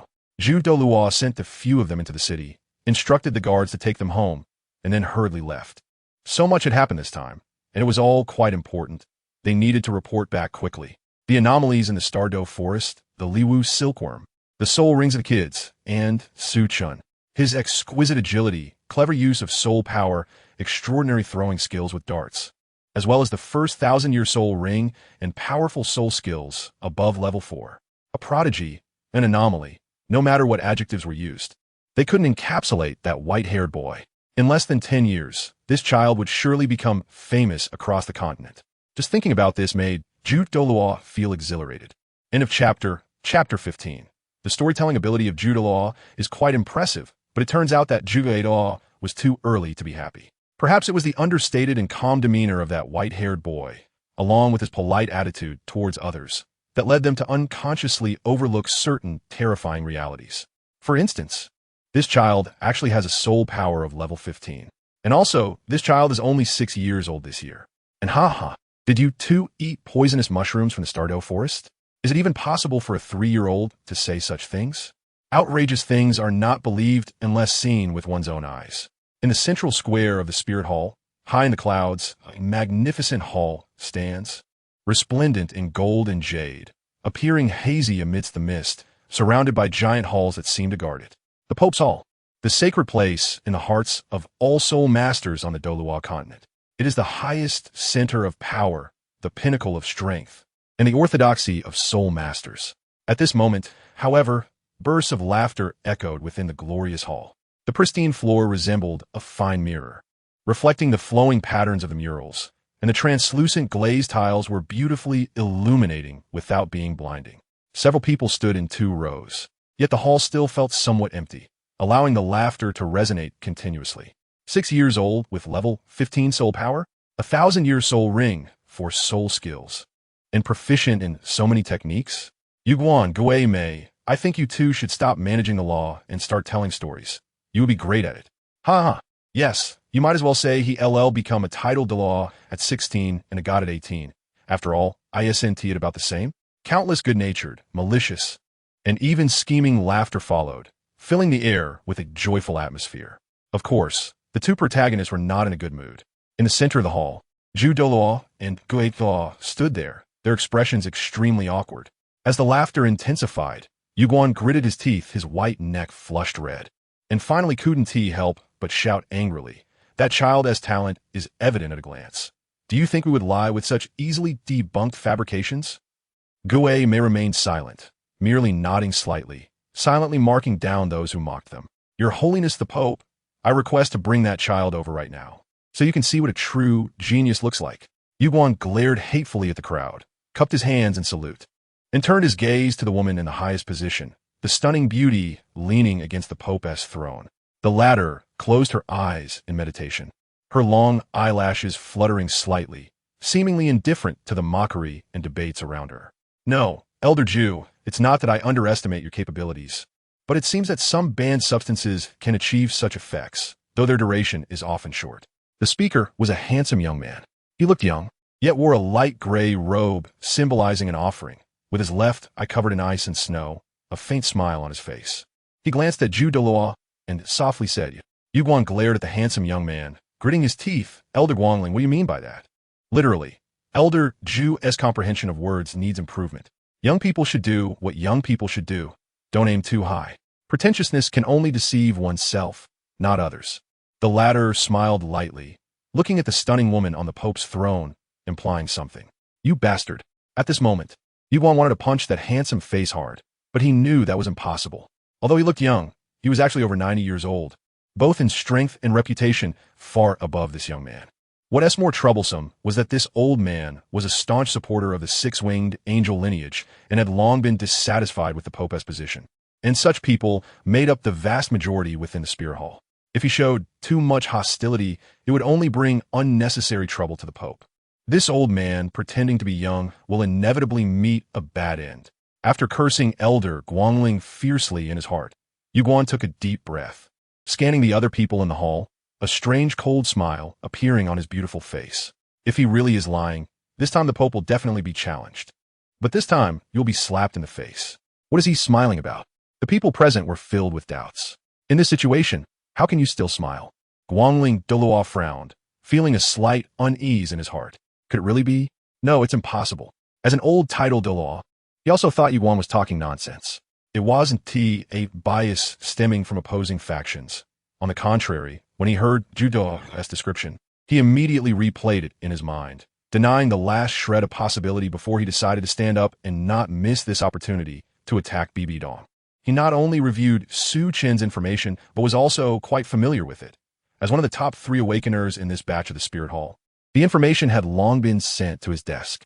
From the first time that white-haired boy wet the bed to beginning to struggle to exercise. All details have been thoroughly investigated in recent days, including Su Chen's father Su Xiao, his grandfather, and ancestors. Looking at it, it could be summed up in 2 words: ordinary. The martial souls of his ancestors were ordinary, his strength was ordinary, and his family background was ordinary. Su Xiao achieving the rank of Purple Bishop was not due to outstanding strength. To put it nicely, it was due to sufficient qualifications. And to put it bluntly, it means that your family has been working for the Spirit Hall since your great-grandfather's generation, and now you can't bear to give you the title of Purple Bishop. Perhaps it was due to diligent work that in Su Chen's generation, the martial soul underwent a rare mutation. Guangling Douluo hadn't been able to find out what it was. After all, the continent is vast, and the Spirit Hall is not omnipotent. But innate full soul power proves that it is not a weak martial soul. That white-haired boy was indeed very clever since childhood, fond of pondering his own physical training. Overall, he was a genius, and a rare precocious genius. However, genius does not mean that one can be so outrageous to the extent that Douluo described. This simply subverted his understanding as a title Douluo. Since you want to use this boy to enhance your own prestige, I don't mind tempering your arrogance. If it weren't for the old Pope's orders, what qualifies you to sit in that position? Guangling Douluo glanced at the stunning woman on the Pope's throne, a trace of disdain flashing in his eyes. Since Elder Ju is so certain, then bring him over, whether there's any trickery. I believe it will naturally not escape the eyes of all the elders. A cold, transcendent voice came from above, spreading throughout the hall, gradually silencing the noisy hall. BB Dong's beautiful eyes were calm as a deep well, staring into Guangling's somewhat sharp gaze. The oppressive atmosphere instantly enveloped the hall, and the expressions of the crowd changed slightly as they lowered their heads. After a moment, Guangling's gaze flickered, and he voluntarily lowered his head. That is naturally up to Her Holiness the Pope. However, I must say in advance, Elder Ju, please don't let it be a case of hanging a sheep's head to sell dog meat. What you said should ideally be demonstrated. He looked at Douluo, whose face suddenly turned extremely ugly and revealed a faint smile. In just a few short sentences, he had blocked all avenues of retreat. Douluo could no longer contain the anger in his heart, bowed to BB Dong, and pulled Fengao out of the hall without looking back. He feared that he would not be able to resist fighting this old man, pretending to be young. Young people just lack patience. Don't you think so, Your Holiness? Guangling Douluo let out a helpless sigh, but his brows furrowed slightly. How come these two look so confident? And why is BB Dong looking at the beautiful woman who continues to meditate with some confusion? Even at this point, after he had cut off all his escape routes, there was not a trace of panic. Could it be that this guy named Su Chen is really that powerful? No, it's impossible. Such a thing cannot exist. Guangling Douluo let out a breath, shook his head, and affirmed his thoughts. It must be some kind of trick from BB Dong. Just wait to lift a stone and smash your own foot. Into this chapter, Chapter 16. Old man, I'm here to slap your face with a big weapon. When Zhuge Douluo found Su Chen, the latter was already resting. When Su Xiao returned in the afternoon and learned about his son's abilities, he almost fainted from excitement and had to calm down for a long time before returning to normal. However, this left Su Chen exhausted. Despite living 2 lives, he really didn't know how to comfort others. So, after Su Xiao calmed down, he breathed a sigh of relief. After all, resting during the day wasn't really a good idea.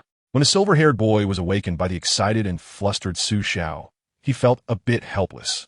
But upon seeing the familiar duo in the living room, he quickly understood the situation. Please wait a moment. Before the eager Douluo could say anything, the boy nodded slightly, turned around, and went back to his room. Douluo opened his mouth, wanting to urge him, but looking at the boy's unhurried back, for some reason, his restless heart gradually settled down. After thinking for a moment, he and Douluo sat down, waiting quietly. Oh dear, this child. Please wait a moment. I'll go call him. This made Su Xiao anxious. After pouring the tea, he hurriedly got up to call Su Chen. Does this child even know who these two are? Not only are they famous, strong figures in the continent, but they're also close to the new pope. If he gets on good terms with them, wouldn't he rise to prominence in the Spirit Hall? This was someone he could only dream of befriending. He just didn't quite understand why such big shots would come to his house so late to see Su-chan. Could it be that Su-chan had stirred the Pope's attention? No worries, we could just wait. Douluo reached out and stopped him, shaking his head. Seeing the big shot like this, Su Xiao could only sit down awkwardly.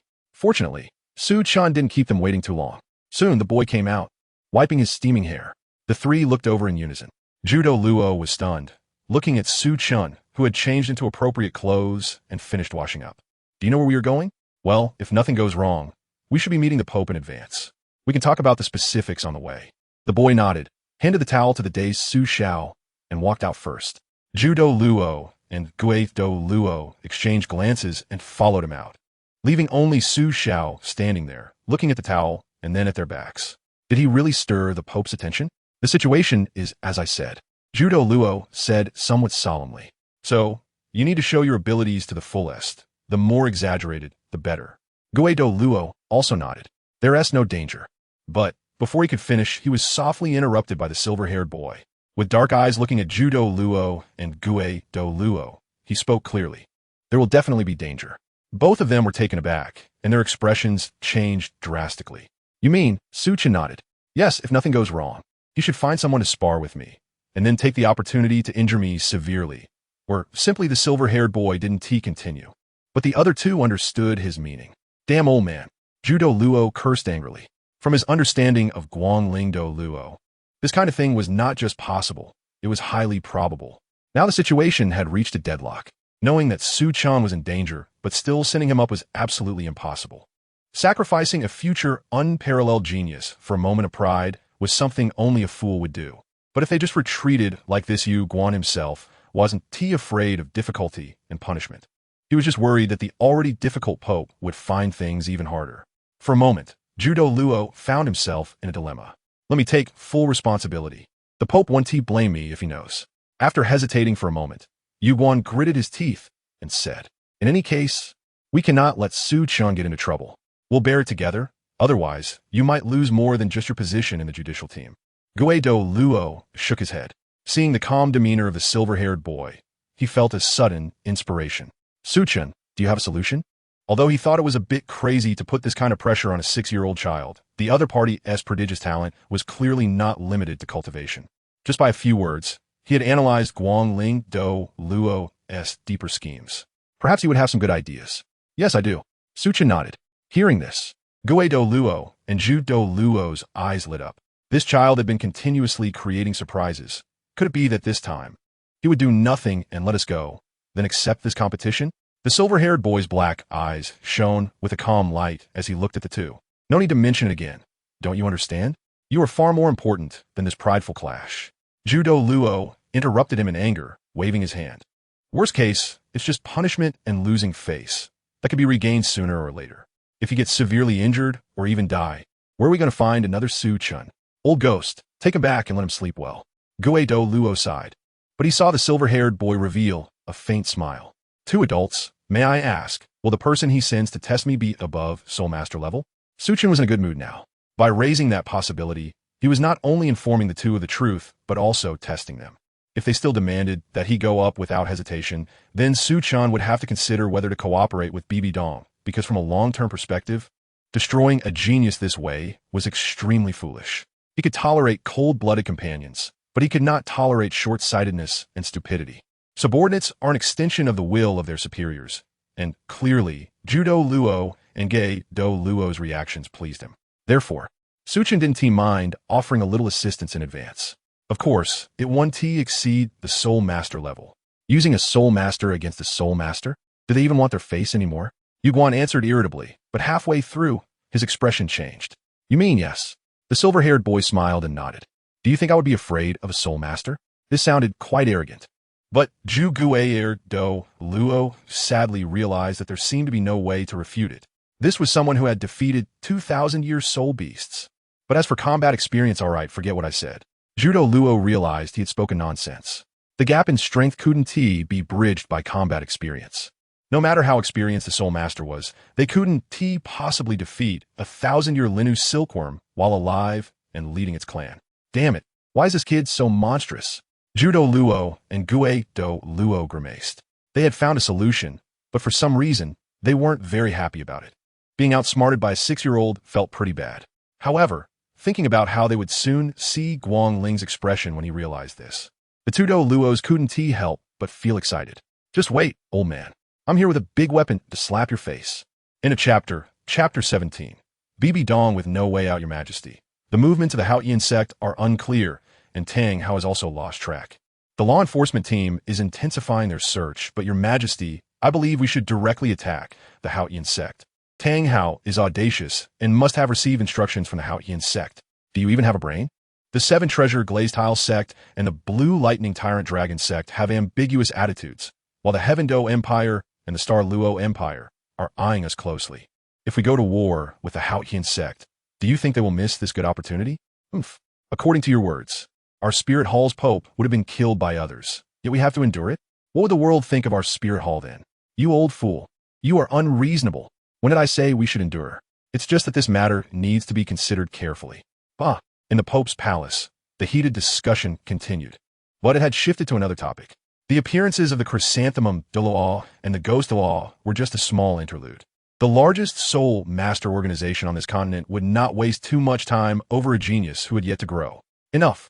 A cold and extraordinary voice filled with anger suppressed all the noise. The stunning beauty seated on the Pope's throne furrowed her brows. Her lips slightly pursed as if she was trying to suppress her anger and pain.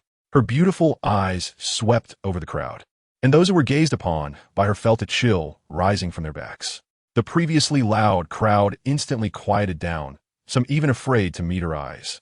The beautiful woman took a deep breath and calmly issued her orders. 6th enshrined, 7th enshrined. You go to the Seven Treasure Glazed Tile sect and invite Sect Master Ning to observe the ceremony for the Pope's succession. 2 imposing middle-aged men stepped forward and bowed. As your majesty commands. Then she turned her gaze to 2 others. Stingray, Ghost Leopard Elders. You 2 go to the Blue Lightning Tyrant Dragon sect and invite Clan Leader Yu to our Spirit Hall to observe the ceremony. Yes, as your majesty commands. 2 more people stepped forward and accepted the order. As for the Haotian sect, BB Dong's beautiful eyes narrowed. Her red lips slightly parted as she coldly said, within 7 days, hand over Tang Hao, otherwise let them disappear. At these words, the entire hall was shocked. Everyone gasped in disbelief. This was an intention to directly force the other 2 sects of the top 3 sects to take a stand. Your Majesty, this is not the time to rashly open a war. An elder hurriedly stood up, but before he could finish speaking, he was silenced by a glance from the beautiful eyes on the high seat and retreated with a dark expression. Those who had wanted to say something could only quietly retract their steps. Everyone knew that the previous pope was the mentor of the new pope, and surely she must be heartbroken over his death. Who would dare to provoke her at this moment? No one noticed that a barely perceptible smile crossed the lips of the stunning woman on the high seat. Normally, it would be impossible to make this group of people obedient. Although that beast had died, it was not entirely without value. Consider it the last bit of heat that beast could provide. Your Majesty, I believe this action is inappropriate. However, a sudden voice of opposition echoed in the quiet Pope's palace. Everyone looked in surprise to see who dared to oppose the Pope at this moment. And upon recognizing the figure, they understood. The smile on the stunning woman's face stiffened, and she tightly clenched her delicate fist hidden in her long sleeves. Her beautiful eyes staring deeply at the young face, filled with an indescribable disgust. Do you have any insights? She forced a smile and asked softly. Elder Guangling? The latter seemed somewhat helpless and sighed, with a hint of disappointment in his eyes. Your Majesty, you're still a bit too young. What if the Seven Treasure Glazed Tile sect and the Blue Lightning Tyrant Dragon sect are unwilling to come? Are we going to fight all 3 sects at the same time? The former pope was willing to support your ascension to the pope's position, but that does not mean you can do as you please. If we follow your idea, wouldn't our Spirit Hall soul masters suffer heavy losses? This pretentious act made Bibi Dong feel nauseated, but she knew it was not the time to turn against them. One Guangling was nothing. But behind him was the most loyal supporter of the 6-winged angel lineage, the 4th enshrined Lion Doa, and the 2nd enshrined Golden Crocodile Doa, second only to the grand enshrined Qian Daolu. They were colossal forces that she could not shake at this stage. Thinking of this, Bibi Dong could only forcibly suppress her anger and retort. Do you mean to say that if we go to war with the Haotian sect alone, the other 2 sects will just stand by and do nothing? The Seven Treasure Glazed Tile sect and the Blue Lightning Tyrant Dragon sect, are clearly ambitious. If we don't take the opportunity to force them to express their stance, will we wait for them to stab us in the back after the war starts? Of course not. Elder Guangling revealed a confident smile. In extraordinary times, it wouldn't hurt to be a bit conciliatory. We must take revenge on the Haotian sect, but there's no need to quickly turn against the other two sects, is there? In the name of our spirit hall, we can use both kindness and power. And the Seven Treasure Glazed Tile sect and the Blue Lightning Tyrant Dragon sect will surely be grateful and no longer interfere in this matter. This way, how many fewer soldiers will we lose, and how many lives will we save? Seemingly satisfied with his reasoning, he glanced around, and the people around nodded in agreement, voicing their compliments. Elder Guangling, your strategy is brilliant. Exactly. With this, perhaps not a single soul master will need to die, and these issues can be perfectly resolved. Your Majesty's approach indeed lacks some consideration. Listening to the continuous voices of agreement around her, Bibi Dong could no longer hold back. Her expression darkened. Damn old fool. Not only did he completely negate her plan, but he also mocked her for looking down on the lives of lower-level soul masters since becoming pope. Undoubtedly, if this statement were to spread, it would severely damage her reputation. Everyone need not say so. Your Majesty is just a bit young and inexperienced. Otherwise, she wouldn't be deceived by those two youngsters from the Ghost and Chrysanthemum sects, would she? Seeing that everyone had said enough, Guangling finally smiled at the silent, stunning woman, his one eye flashing with smugness. As long as your Majesty listens to our opinions more in the future, you will surely grow quickly, won't you, your Majesty? Bibi Dong clenched her delicate fist tightly, her red lips about to be bitten through by her pearly teeth. She knew this was Guangling's condition, to let go of the conditions that undermined her prestige. And the price was to share her current power of discourse and give up on that genius and the Ghost and Chrysanthemum Douluo. Damn it, bastard. Bibi Dong's murderous intent surged, but she quickly realized sadly that although her future achievements would surely surpass these old fools, right now, she was not Guangling Douluo's opponent at all. The power of discourse was trivial. After all, she was limited everywhere right now.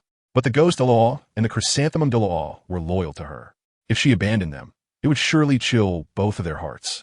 But if she didn't give up, wouldn't the prestige and reputation she had painstakingly built over so long go to waste?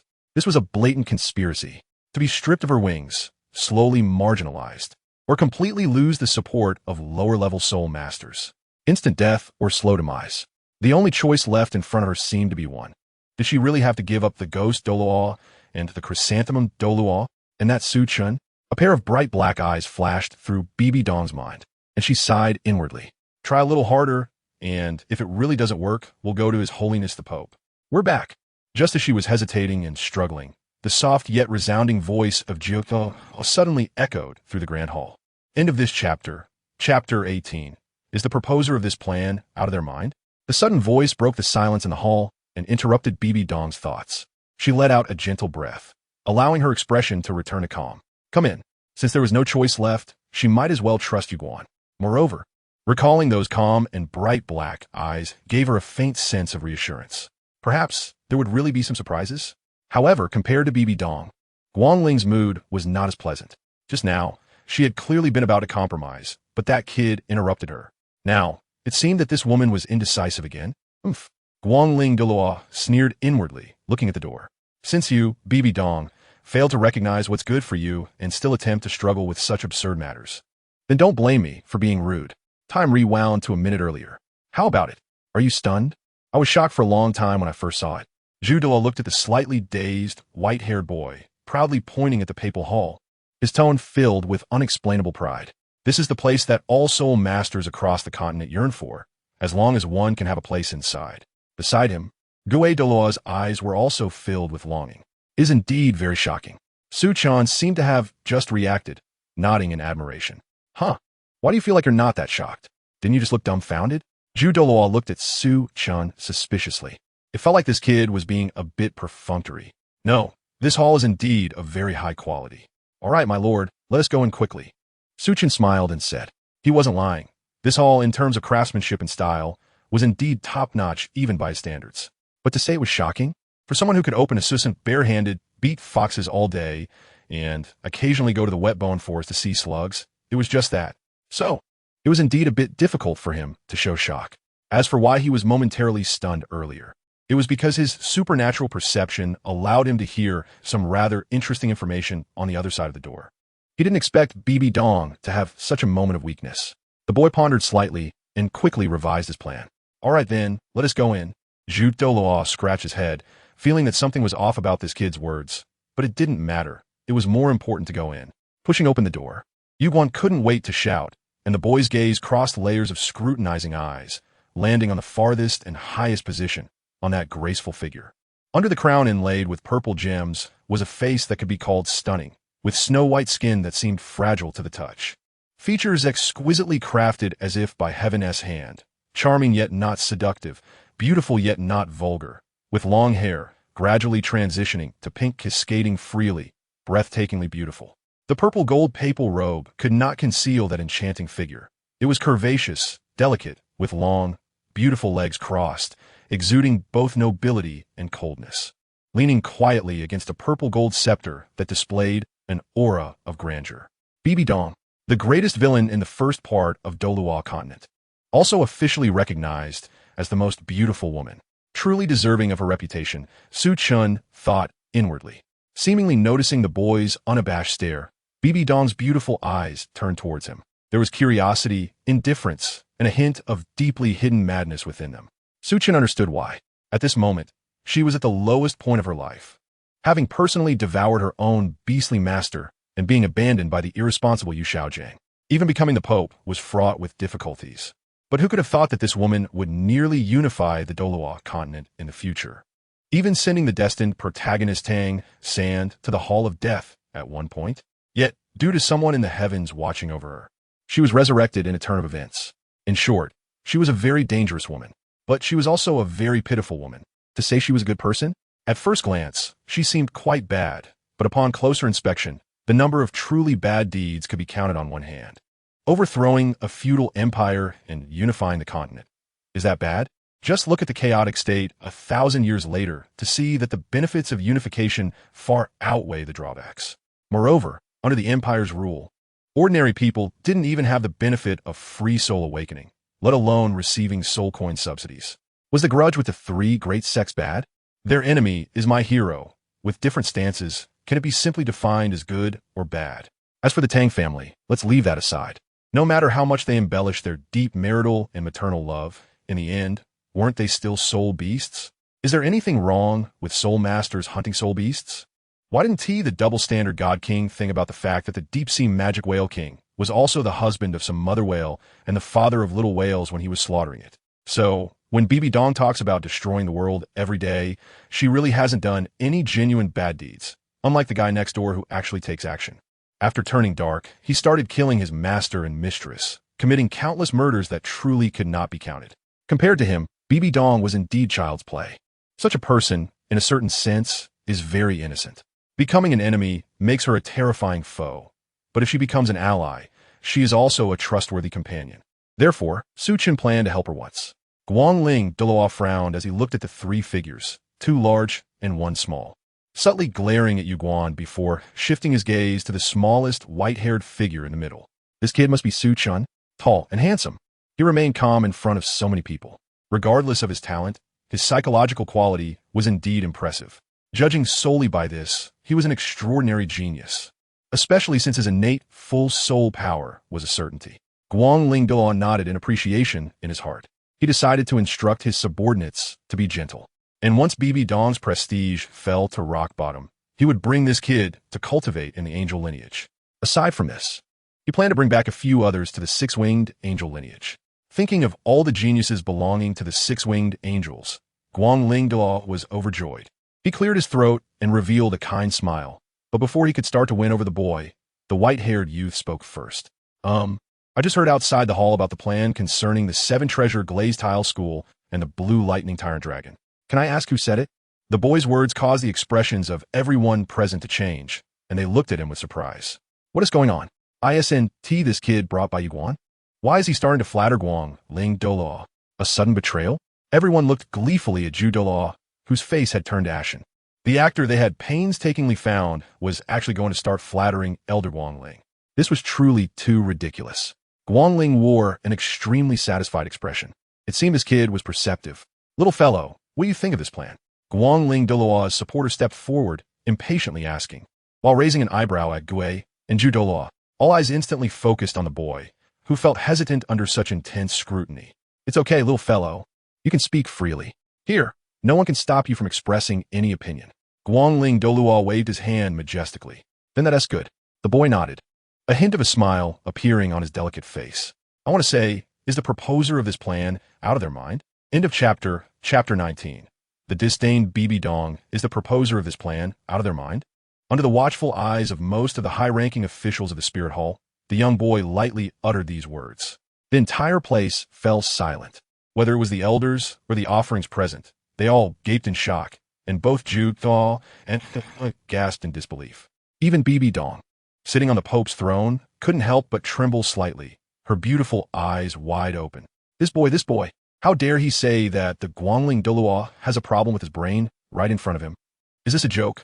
Even the old Pope treats him with respect. After all, he is one of the 4 offerings of the Spirit Hall, one of the strongest on this continent. The smile on Guangling Douluo's face gradually stiffened. For a moment, he doubted whether he had misheard. Did someone just insult him? For so many years, no one has dared to insult him to his face. And now, he was being called out by a 6-year-old child? You better have a reason that satisfies me. Or else Guangling Douluo suppressed the killing intent in his heart, his icy gaze trembling as he coldly stared at the innocent-looking boy.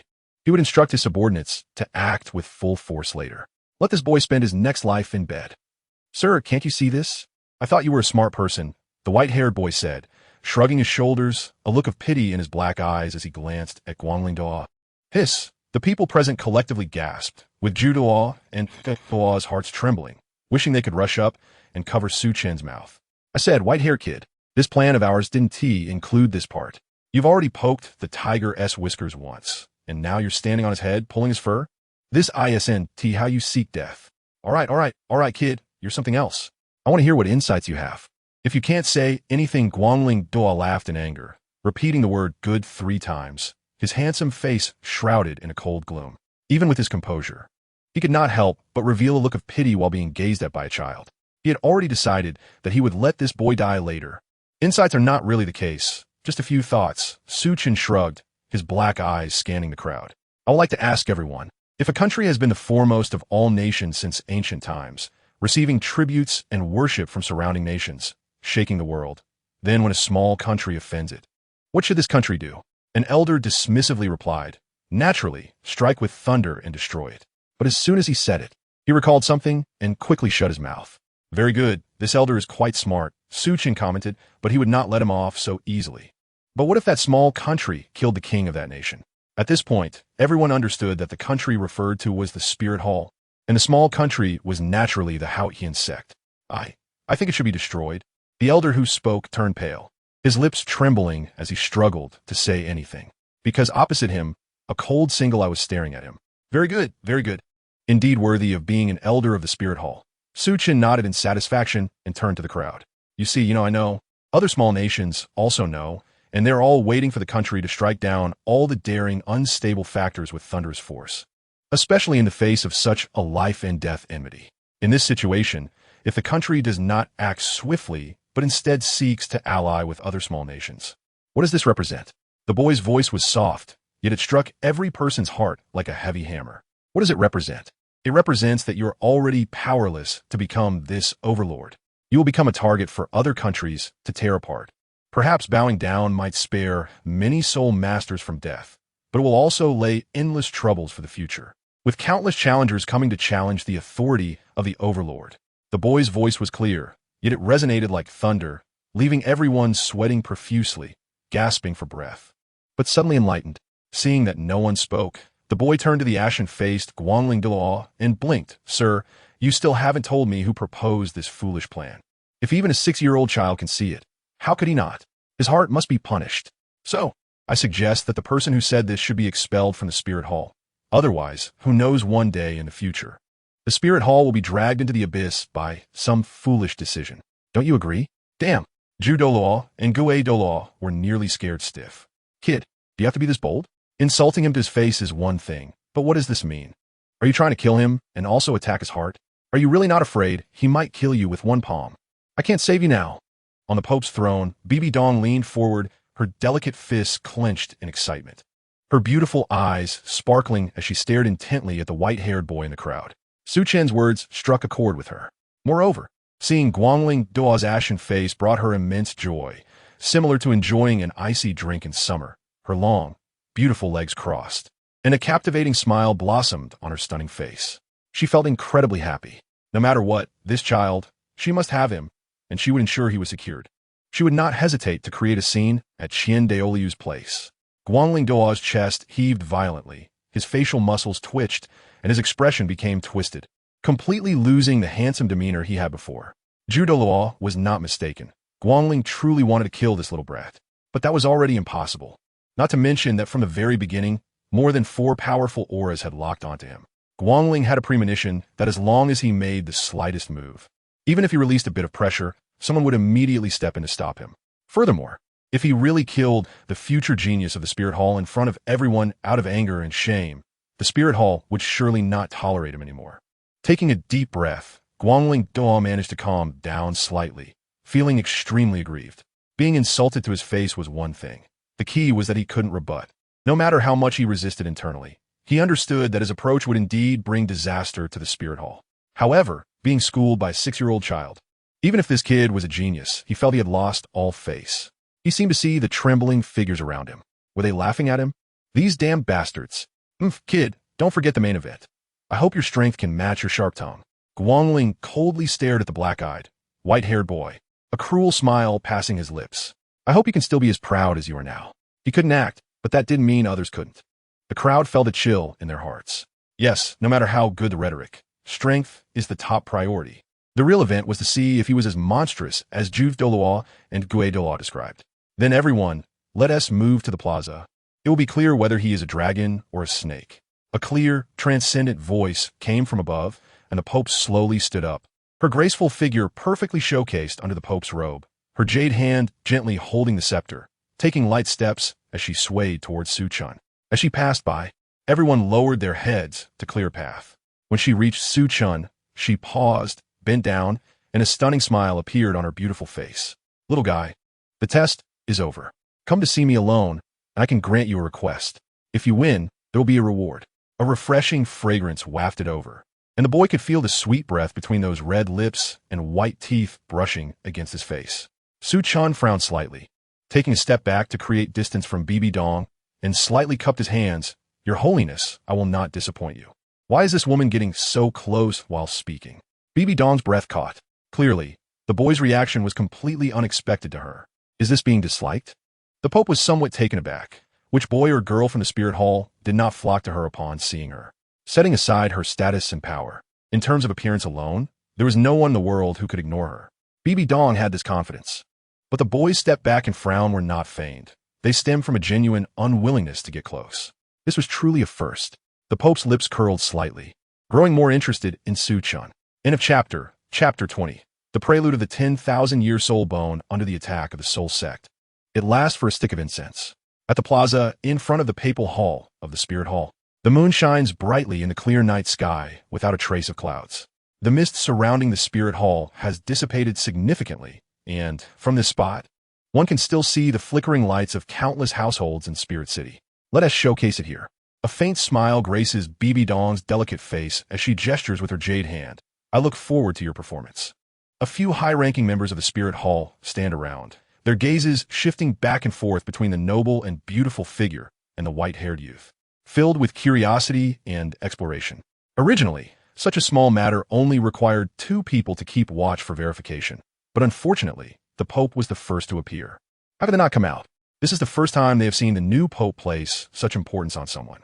Recalling the boy's outstanding performance earlier, those who initially scoffed at Zhu Douluo's remarks are now somewhat skeptical. Those with quick wits have already begun to form other plans. Wait, Your Holiness. The light-winged Douluo stepped forward again, regaining his extraordinary demeanor. A smile adorned his handsome face, contrasting sharply with the anger that twisted it moments ago. However, a mere display might not be convincing enough. How about I add a little flair? Everyone perked up, knowing this offering would not be an easy concession. Oh, Your Holiness. What does the light-winged Douluo wish to add? A subtle fluctuation of soul power swept through as the light-winged Douluo waved his hand. revealing a dark red crystal in his palm. That is, Ju narrowed his eyes. Then his expression changed dramatically as he exclaimed, "A soul bone?" Hearing the name, Su-chan couldn't help but look over, his spirit shaken. The crystal was entirely dark red, translucent, with a hot and powerful aura swirling within, resembling a beautiful piece of art. Indeed, it is a treasure for soul masters. Even though Su-chan's current soul power is low and he can't discern much, he can feel that once he absorbs this soul bone, both his physique and soul power will be significantly enhanced. Moreover, he seems to sense a familiar yet strange aura within it, though he is not quite sure. If it really is that kind of thing, then the soul bone must be obtained. Judging by its quality and soul power fluctuations, is likely a soul bone that is at least 9,000 years old, or even 10,000. Given its shape, could it be a right leg bone?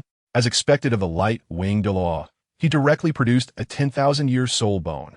Everyone was astonished and engaged in lively discussions. 10,000-year soul bones are extremely rare, and even for titled Douluo, they are immensely valuable treasures. In the outside world, they could lead to bloody conflicts. Yet the light-winged Douluo has brought it out just like that, as a prelude to a display. Everyone sensed the unusual implications within this. Your Holiness, how about this prelude? The handsome youth with a smile placed the soul bone gently on the stone platform in front of him.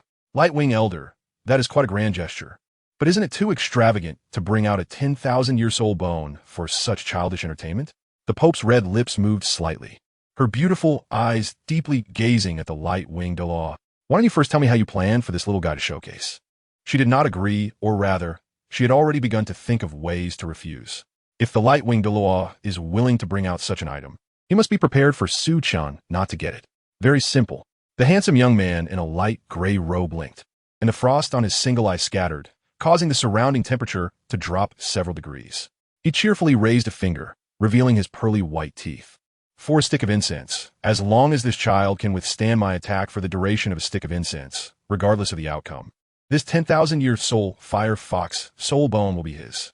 Having said that, the light-winged Douluo clapped his hands, and a tall, middle-aged man bowed his head and stepped out from behind him. How about it? The light-winged Douluo looked at Bibi Dong, eventually fixing his gaze on Su-chan. Douluo furrowed his brows and sensed the situation. Then his expression changed drastically as he pulled Su-chan behind him, unable to contain his anger, using the soul sect to test a soul master. How shameless are you? Soul sect? The crowd erupted in uproar, their probing gazes turning towards the light-winged Douluo, and after a moment, their expressions toward him became somewhat strange. So it really is the soul sect. No wonder he dared to bring out a 10,000-year soul bone. This is simply shameless. This isn't about whether one can obtain it. This is about wanting this child to die. Didn't you say this child has a 1,000-year soul ring? Just right, my subordinate has mediocre talent, and his fourth ring is only 1,000 years.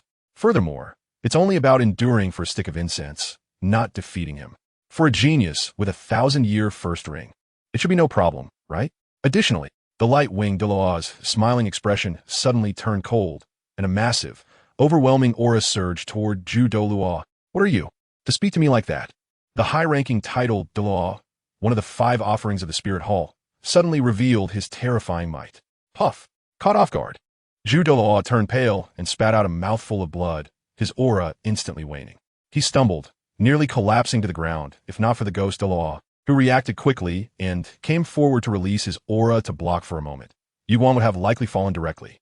Presumptuous. An even more massive wave of soul power surged forth, blocking the light-winged Douluo's might. The struggling ghost Douluo immediately relaxed, nearly tumbling to the ground. Instead, Su-chan, under the intentional protection of several people, surprisingly remained unaffected. Is this the strength of a high-ranking titled Douluo? Truly not to be underestimated. The youth's expression grew serious. It seems that he needs to take precautions against this person. The Pope's beautiful eyes were filled with cold, killing intent, her pink hair flowing without wind, and a massive spider phantom flickered behind her, exuding an incredibly terrifying aura. Lightwing Elder, what do you mean by this? Crack. The hard bricks cried out under the pure pressure of the aura, dense cracks spreading gradually. However, when that might reached a critical point, it unexpectedly stopped at the same time.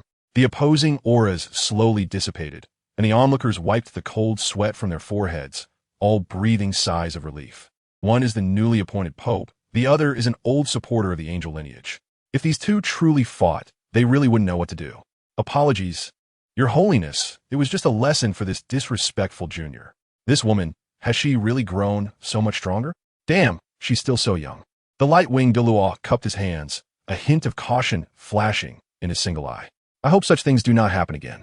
Bibi Dong replied coldly. Moreover, this child will not compete with your soul sect.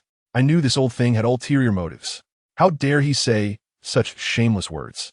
The fourth ring is only 1,000 years, while the first three are just decorations, right? Wait, Your Holiness. Shouldn't we ask the opinion of the person involved in such matters? The light-winged Douluo's gloomy expression faded, and he smiled at Su-chan. What do you think? Do you agree? Since earlier, he had noticed that the young boy had been fixated on the soul bone in his hand. After all, even for a titled Douluo, it is impossible not to be moved by a 10,000-year soul bone, let alone a child. As expected, he heard Su-chan's answer. Of course, he was willing. Into this chapter, Chapter 21. The Millennium Soul Ring appears in the plaza in front of the Spirit Hall. A faint haze of dust lingered in the air, and the aftermath of the clash between two titled Douluos had yet to settle. What? How could you agree to him? The pale-faced Douluo struggled to rise and hurriedly spoke, but was stopped by Douluo. The latter shook his head and pointed ahead. Guangling Douluo was smiling at them, but his single eye revealed an unmistakable coldness. Guan's lips moved, but no words came out. He could only sigh and shake his head helplessly. That kid Su-chan has always been so steady. How could he act foolishly in this situation? That old man would never give you a soul bone. Kid, have you not thought this through? Bibi Dong's brows furrowed, her wine-red eyes reflecting the image of the white-haired youth. Do you remember what I said before? Her meaning was crystal clear. The earlier promise, not to mention a 10,000-year soul bone, even a 30 or 50,000-year one. If Su-chan asked for it, she could provide it. Thank you for your grace, your holiness, but I still want to give it a try. The boy clasped his hands in respect. Su-chan could naturally understand Bibi Dong's intentions, but only children make choices. He wanted them all. Sigh. The Pope's beautiful eyes slightly closed, her long eyelashes fluttering. Su-chan's choice was not wrong. In fact, it was the most logical choice. A proud genius, seemingly without risk, could obtain precious rewards. For a 6-year-old child, his previous performance was already impressive. However, Bibi Dong still felt an inexplicable disappointment. Perhaps it was Su-chan's confident speech, his mature steadiness, and his completely different attitude towards her that created a false impression in her mind. Yuguan, Guei-mei, keep an eye on him. Bibi Dong waved her hand disinterestedly, her delicate face returning to its lofty and cold expression. Your Holiness. Douluo hesitated. He always felt that Su-chan shouldn't be this foolish. But in the current situation, there was little more they could do. This kid really wants to fight the soul sect? The fearless bravado of a newborn calf, a common flaw among geniuses, especially with a 10,000-year soul bone on the line. I thought this kid was mature enough. I didn't expect he couldn't resist the temptation of the soul bone. Come on, even titled Douluos can't resist it, let alone a 6-year-old child. The crowd murmured, looking at the white-haired youth with a sense of regret. He almost pointed at the person's nose to scold them. Do you think he would stop? All right, let's welcome our protagonist to the stage. Guangling Douluo's lips curled up as he clapped his hands. The tall man behind him strode forward and quickly took his place on the other side of the plaza. The white-haired youth shrugged and followed suit. Looking at the backs of the two, the crowd's expressions were strange. Su-chan had been using the cultivation methods researched with Orochimaru since childhood, training his body and soaking in medicinal baths. While his peers were only about 3 meters tall, he had already surpassed 5 meters, nearing 6 meters, with a well-proportioned and upright physique. However, despite this, he still appeared small next to the man who stood over 5 meters tall, like a small wolf beside a fierce tiger. It was no exaggeration to say that the latter looked like he could easily crush Su-chan. The worry on Douluo's face deepened. They all believed that if Su-chan went all out, defeating a low-level soul master should be no problem. But the soul sect was different. Every ring represented a significant difference. Moreover, this was a soul sect found by Guangling Douluo, not something an ordinary soul sect could compare to. He glanced at Guangling Douluo standing beside them, who seemed to be focused on the arena, yet a subtle aura was firmly locking onto them. Clearly, the opponent would not let them intervene easily. They could only hope the kid would recognize the danger and concede early. Otherwise, it might not be possible to save him later. In the center of the plaza, the two stood 20 meters apart. I don't want to hurt a child, but I'm sorry, I cannot refuse this order. The tall man revealed a helpless expression and then took a deep breath. Be careful. Boom. A powerful surge of soul power erupted, causing the man's robe to billow and then explode. Roar! The man let out a low growl, and his already exaggerated muscles grew larger, appearing terrifying. His black short hair stood on end like steel needles, and a layer of dark, menacing scales gradually appeared on his body. A long horn protruded from his forehead, shimmering with a dark luster under the moonlight. 3 yellow and 1 purple soul rings emerged one by one, swaying slowly. Although it wasn't the best ratio, the momentum he exuded far surpassed that of an ordinary soul master. With a beast-like panting, the man gradually lowered his body, his pitch-black beastly eyes fixed on the white-haired youth. Wuda, level 41 battle soul master, martial spirit iron-horned rampaging rhino, please teach me. Iron-horned rampaging rhino? The moment the name was heard, the crowd erupted in an uproar. It was actually this martial spirit. This is bad. I didn't expect Guangling Douluo to be so ruthless. Don't say anything. Sigh. It's just a pity for the innate, full soul power genius. It really proves that only grown-up geniuses are true geniuses otherwise. The crowd sighed, almost concluding this test and the fate of the young man. After all, this was the iron-horned rampaging rhino. Rhinoceros-type martial spirits are among the best in beast martial spirits, typically possessing excellent defense, attack power, and durability. However, the iron-horned rampaging rhino is different. It has weak defenses and poor durability. But losing those traits comes with an extremely exaggerated attack power and destructive capability. The first 3 soul rings of the iron-horned rampaging rhino will only produce 3 identical soul skills, which enhance its power to an unimaginable level. Moreover, upon reaching the soul master level, this martial spirit will undergo a more exaggerated qualitative change. The 4th ring will inevitably awaken another soul skill, destructive charge. With the enhancement of the first 3 soul skills, the power of this soul skill can reach a terrifying level. In the same rank, it can injure upon contact and cause death if hit. Even at a higher rank, one can suffer serious injuries if caught off guard. This is an extremely specialized martial spirit. Damn it. You must stop immediately. Zhu Douluo's face changed drastically, staring intensely at Guangling Douluo, his inner fury palpable. If it weren't for Guido desperately stopping him, he would have already rushed up to end the match. The Pope's beautiful eyes flashed with worry, her jade hand clenched tightly within her long sleeves. There's no need to worry. Perhaps our genius will create a miracle? Facing Yuguan's almost predatory gaze, Guangling Douluo felt extraordinarily pleased. Even the furious curses from Zhu Douluo sounded melodious to him. He smiled the expressionless Bibi Dong. Your Holiness, don't you think so? Everything is not over yet. Bibi Dong's beautiful eyes narrowed as she glanced at Guangling Douluo. Elder Guangling, please don't rush to conclusions. Compared to Yuguan, who was as anxious as an ant on a hot pan, Bibi Dong's worried heart gradually calmed down, because she saw the light in Su Chen's eyes. His pitch-black eyes sparkled with bright light, as calm as when they first met. Bibi Dong suddenly recalled the boy's confident demeanor, and an absurd idea sprang up in her mind. Perhaps, just maybe, he can win? Thank you for the reminder. In return, I will also offer a friendly tip. The surging air currents lifted the boy's silver hair, revealing his pair of pitch-black eyes. That seemingly thin body stood firm like an old tree, unyielding. Please give it your all. Do not underestimate me. Buzz! A strange wave swept across the arena, and in the white light, everyone felt a slight contraction of their soul power, as if they were facing an absolute superior and a terrifying nemesis. In the distance, the flowers and grass swayed joyfully, their leaves and blossoms brightening a few shades. The boy stood under the moonlight, a faint smile on his handsome face.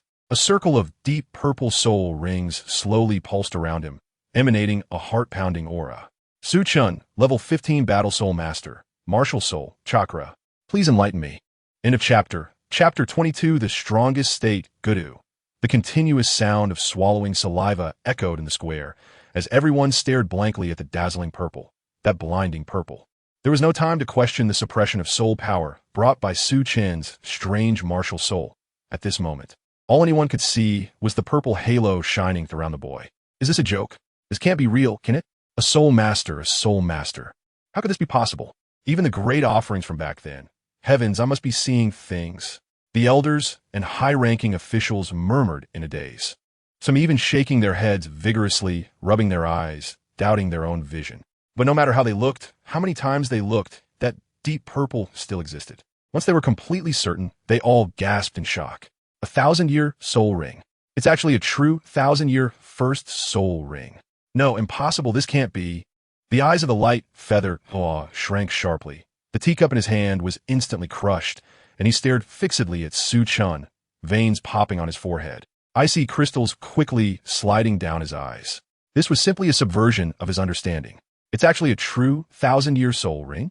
Bibi Dong's beautiful eyes momentarily lost focus. Although she had some guesses and preparations in her heart, when she truly saw this scene, she was still shocked to the core. Even a faint blush appeared on her delicate face. She gripped her scepter tightly, suppressing the surging emotions within her. As a genius, one who could be called a top-tier genius in the continent, no one understood better than her what this meant. This is an existence that overturns common sense, overturns all theories of soul masters.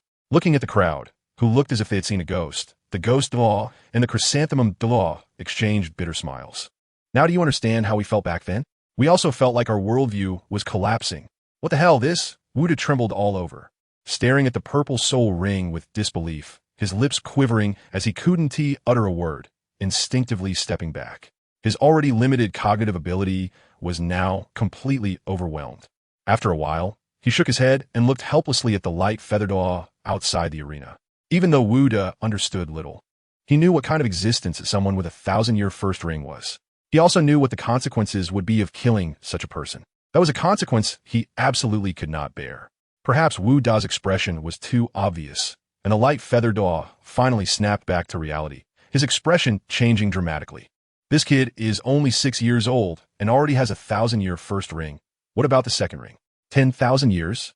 What about the third ring? He no longer dared to think further. It was likely that in less than 20 years, this kid's strength would approach his own. And now, he had completely offended this kid. If this kid is allowed to grow, Su Chan would definitely not let him go. A flickering, unpredictable light shone in the single eye of the light feathered Douluo. Moments later, a crazy thought appeared in his mind. As long as this kid is dead, even the great offerings wouldn't make things difficult for me, just because of a dead person. Wuda, do it, don't forget your family. After a moment of weighing the options, the light feathered Douluo gritted his teeth and shouted angrily, simultaneously releasing his martial soul. A longbow shining with ice crystals appeared in his hand, the surrounding temperature plummeting, cold snowflakes fluttering down, forming a translucent shield that blocked in front of Bibi Dong. Your Majesty the Pope was momentarily stunned, still not having recovered from her excitement, when she instantly understood the light feathered Douluo's intentions. Her beautiful face turned extremely cold. You're seeking death. Almost at the same time, a massive spider phantom rose from the ground, its sharp legs carrying a violent aura of death, viciously stabbing towards the light feathered Douluo. Too late. Ha ha ha poof. The light feathered Douluo, who endured that blow, spat out a mouthful of dark blood, but revealed a grim and mad smile. With the speed of the iron-horned mad rhinoceros, he only needed to block for a moment, and he could shatter that kid into 2 pieces. Damn it. Bibi Dong couldn't care to continue attacking, suddenly turning her head, her pretty face turning pale. Wuda's face was filled with pain, and the 4 soul rings lit up one after another. Power enhancement. Power enhancement. Power enhancement. I'm sorry, kid, but I can't let my family die in front of me. Wuda let out a painful roar, his entire body wrapped in a layer of dark mist, the black horn growing larger and shining, a terrifying sharpness coming towards him, a faint aura of death locking onto the silver-haired boy. Destruction charge. Crack. The hard bricks beneath Wuda's feet shattered inch by inch, like a speeding locomotive carrying hundreds of tons of cargo, charging straight towards Su Chun with full force. Stop. Yu Guan's frantic roar reached the boy's ears, but at that moment Su Chun had no time to analyze. The single-hook Sharingan slowly rotated. Wuda's rushing figure slowed down a bit, and the boy raised his hand to form the hand seal for the substitution technique, but then slowly put it down. Just right. I also want to see how high my direct power is now. Su Chun took a deep breath, and the purple soul ring suddenly lit up. First soul skill, Luminous Dragon's armor. Buzz. Surging chakra flooded into his limbs, and in an instant, the silver-haired boy felt that both his strength and vitality had surged tremendously. Luminous Dragon's armor. All attributes increased by 50. But the boy did not stop there. Instead, he pressed his hand on his acupoint. 8 gates Duanjia formation. 3rd gate, life gate, open. Boom. An extremely strong momentum erupted from the boy as the center, stirring up a cloud of dust. Su Chan's silver hair stood on end, A layer of faint crimson appeared on his skin, and green light surrounded him. Powerful. Unparalleled power. Suchan could feel that he could now punch and kill the 1,000-year wolf beast from before. 30 seconds, that's enough. The boy silently felt the speed of chakra consumption in his body, slowly clenching his fist. Bang! The bricks beneath the boy's feet exploded instantly, web-like cracks spreading 3 meters away, and he turned into a green meteor, charging directly toward the rushing iron-horned mad rhinoceros. This is truly heaven's help. The light-feathered Douluo, who was struggling to fend off BB Dong and Yu Guan's ghostly attacks, saw this scene and laughed madly, simply removing the protective shield. At this point, even a titled Douluo wouldn't be able to save him. Boom! A violent explosion resounded in the square, debris flying everywhere, and dust splattering. BB Dong couldn't care to attack, her gaze fixed tightly on the square. When the dust settled, revealing the scene inside, even BB Dong, with her psychological resilience, couldn't help but be completely stunned in place, seeing that BB Dong and Yu Guan hadn't continued to attack, but were instead staring blankly at the scene. The light-feathered Douluo knew that things had succeeded. Your Majesty the Pope, I am very sorry about this matter. I think you can punish me now. He wore a very apologetic expression, but in reality, it was a deliberate attempt to annoy BB Dong. After waiting for a long time, he found that the Pope didn't even bother to look at him, and even those elders who had been struggling began to turn their gazes away. The light-feathered Douluo gradually felt an ominous premonition. When he turned around, he saw an unforgettable scene for the rest of his life. The small figure was wrapped in green energy, yet it bravely stood in the middle, blocking the massive shadow of a rhinoceros that was several times larger and charging with a force of destruction. End of this chapter, Chapter 23. The Eternal Soul Bone in Hand, Natural Energy. Crack. The sour sound of friction echoed between the two as cracks appeared beneath their feet. Soul power rising and dust scattering. Green and black intertwined, faintly forming a stalemate. The enormous shadow of a black rhinoceros behind Wu Da roared incessantly, but could not advance an inch. Impossible. Wu Da's heart shook violently as he looked at the white-haired boy before him, who barely reached his waist. The boy's eyes had turned an ominous red without him noticing, and he was pressing one hand against Wu Da's horn. No matter how hard Wu Da tried to push, that hand was like it was firmly welded to his horn. Unmoving. I warned you, didn't I? Buzz, the boy whispered. In his other hand, a deep blue light had already formed into a rapidly spinning energy ball. Don't underestimate me. The soul sect is blocked by a soul master? Or is it the iron-horned mad rhinoceros, a martial soul primarily based on impact and strength? Hiss, the first ring of 1,000 years is indeed this exaggerated? If you ask me, I don't know either. While the elders were still in doubt about whether to help BB Dong or Guangling in their fight, the situation on the field made them all gasp in shock. The Douluo Guangling had sensed something was off upon seeing BB Dong's expression, and now hearing this, he felt a chill rising in his heart. Blocked? Impossible. Even a monster has its limits. His neck felt as heavy as if filled with lead, and with great difficulty, he turned his head, only for his pupils to suddenly contract. The boy's silver hair danced, his petite body firmly rooted to the spot like a mountain, blocking the shadow of the black rhinoceros several times larger than him. Wu Da, what are you doing? The handsome face of Douluo Guangling was flushed with blood. The veins on his neck twisted like snakes, his single eye bloodshot, angrily roaring. Screech! The sharp spider legs blocked in front of him, just one step away from the vital point of his fifth offering. The body of His Holiness the Pope stood suspended in the air, her wine-red eyes filled with killing intent. Enough, Guangling, she said coldly. Yue Guan and Gui may timely release their martial souls, the chrysanthemum and ghost shadow, blocking the elders whose expressions had changed. However, even so, Douluo Guangling still stared intently at the scene. That filthy woman. What does it matter if she is arrogant for a moment? As long as that kid dies, everything can be salvaged. Go, Wu Da! Finally, under his immense anticipation, Wu Da's body finally moved. However, boom, the deep blue light suddenly erupted, and Wu Da was hit like a meteor, his massive body soaring into the air, spinning backward faster than before, crashing through 2 stone railings, dragging a long trench on the rocky floor before barely stopping. As the smoke cleared, Wu Da had already reverted from his martial soul state, lying in the trench, battered and unconscious. Silence. A deathly stillness completely enveloped the square. Breathing could be heard.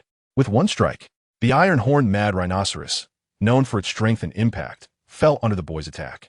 No skills, no strategies, just an absolute head-on clash.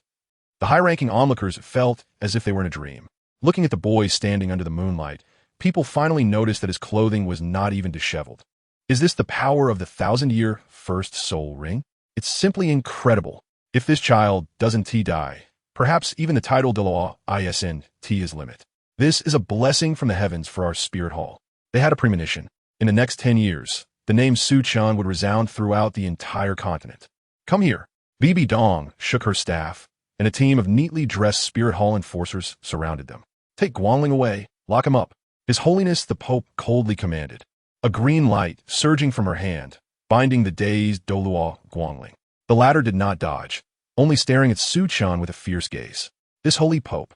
The fifth offering the enforcement team leader hesitated as he looked at Douluo Guangling, reluctant to approach. Douluo Guangling had built up considerable authority within the spirit hall, and he truly felt a bit intimidated. But this was the Pope's order, and he had no choice but to obey.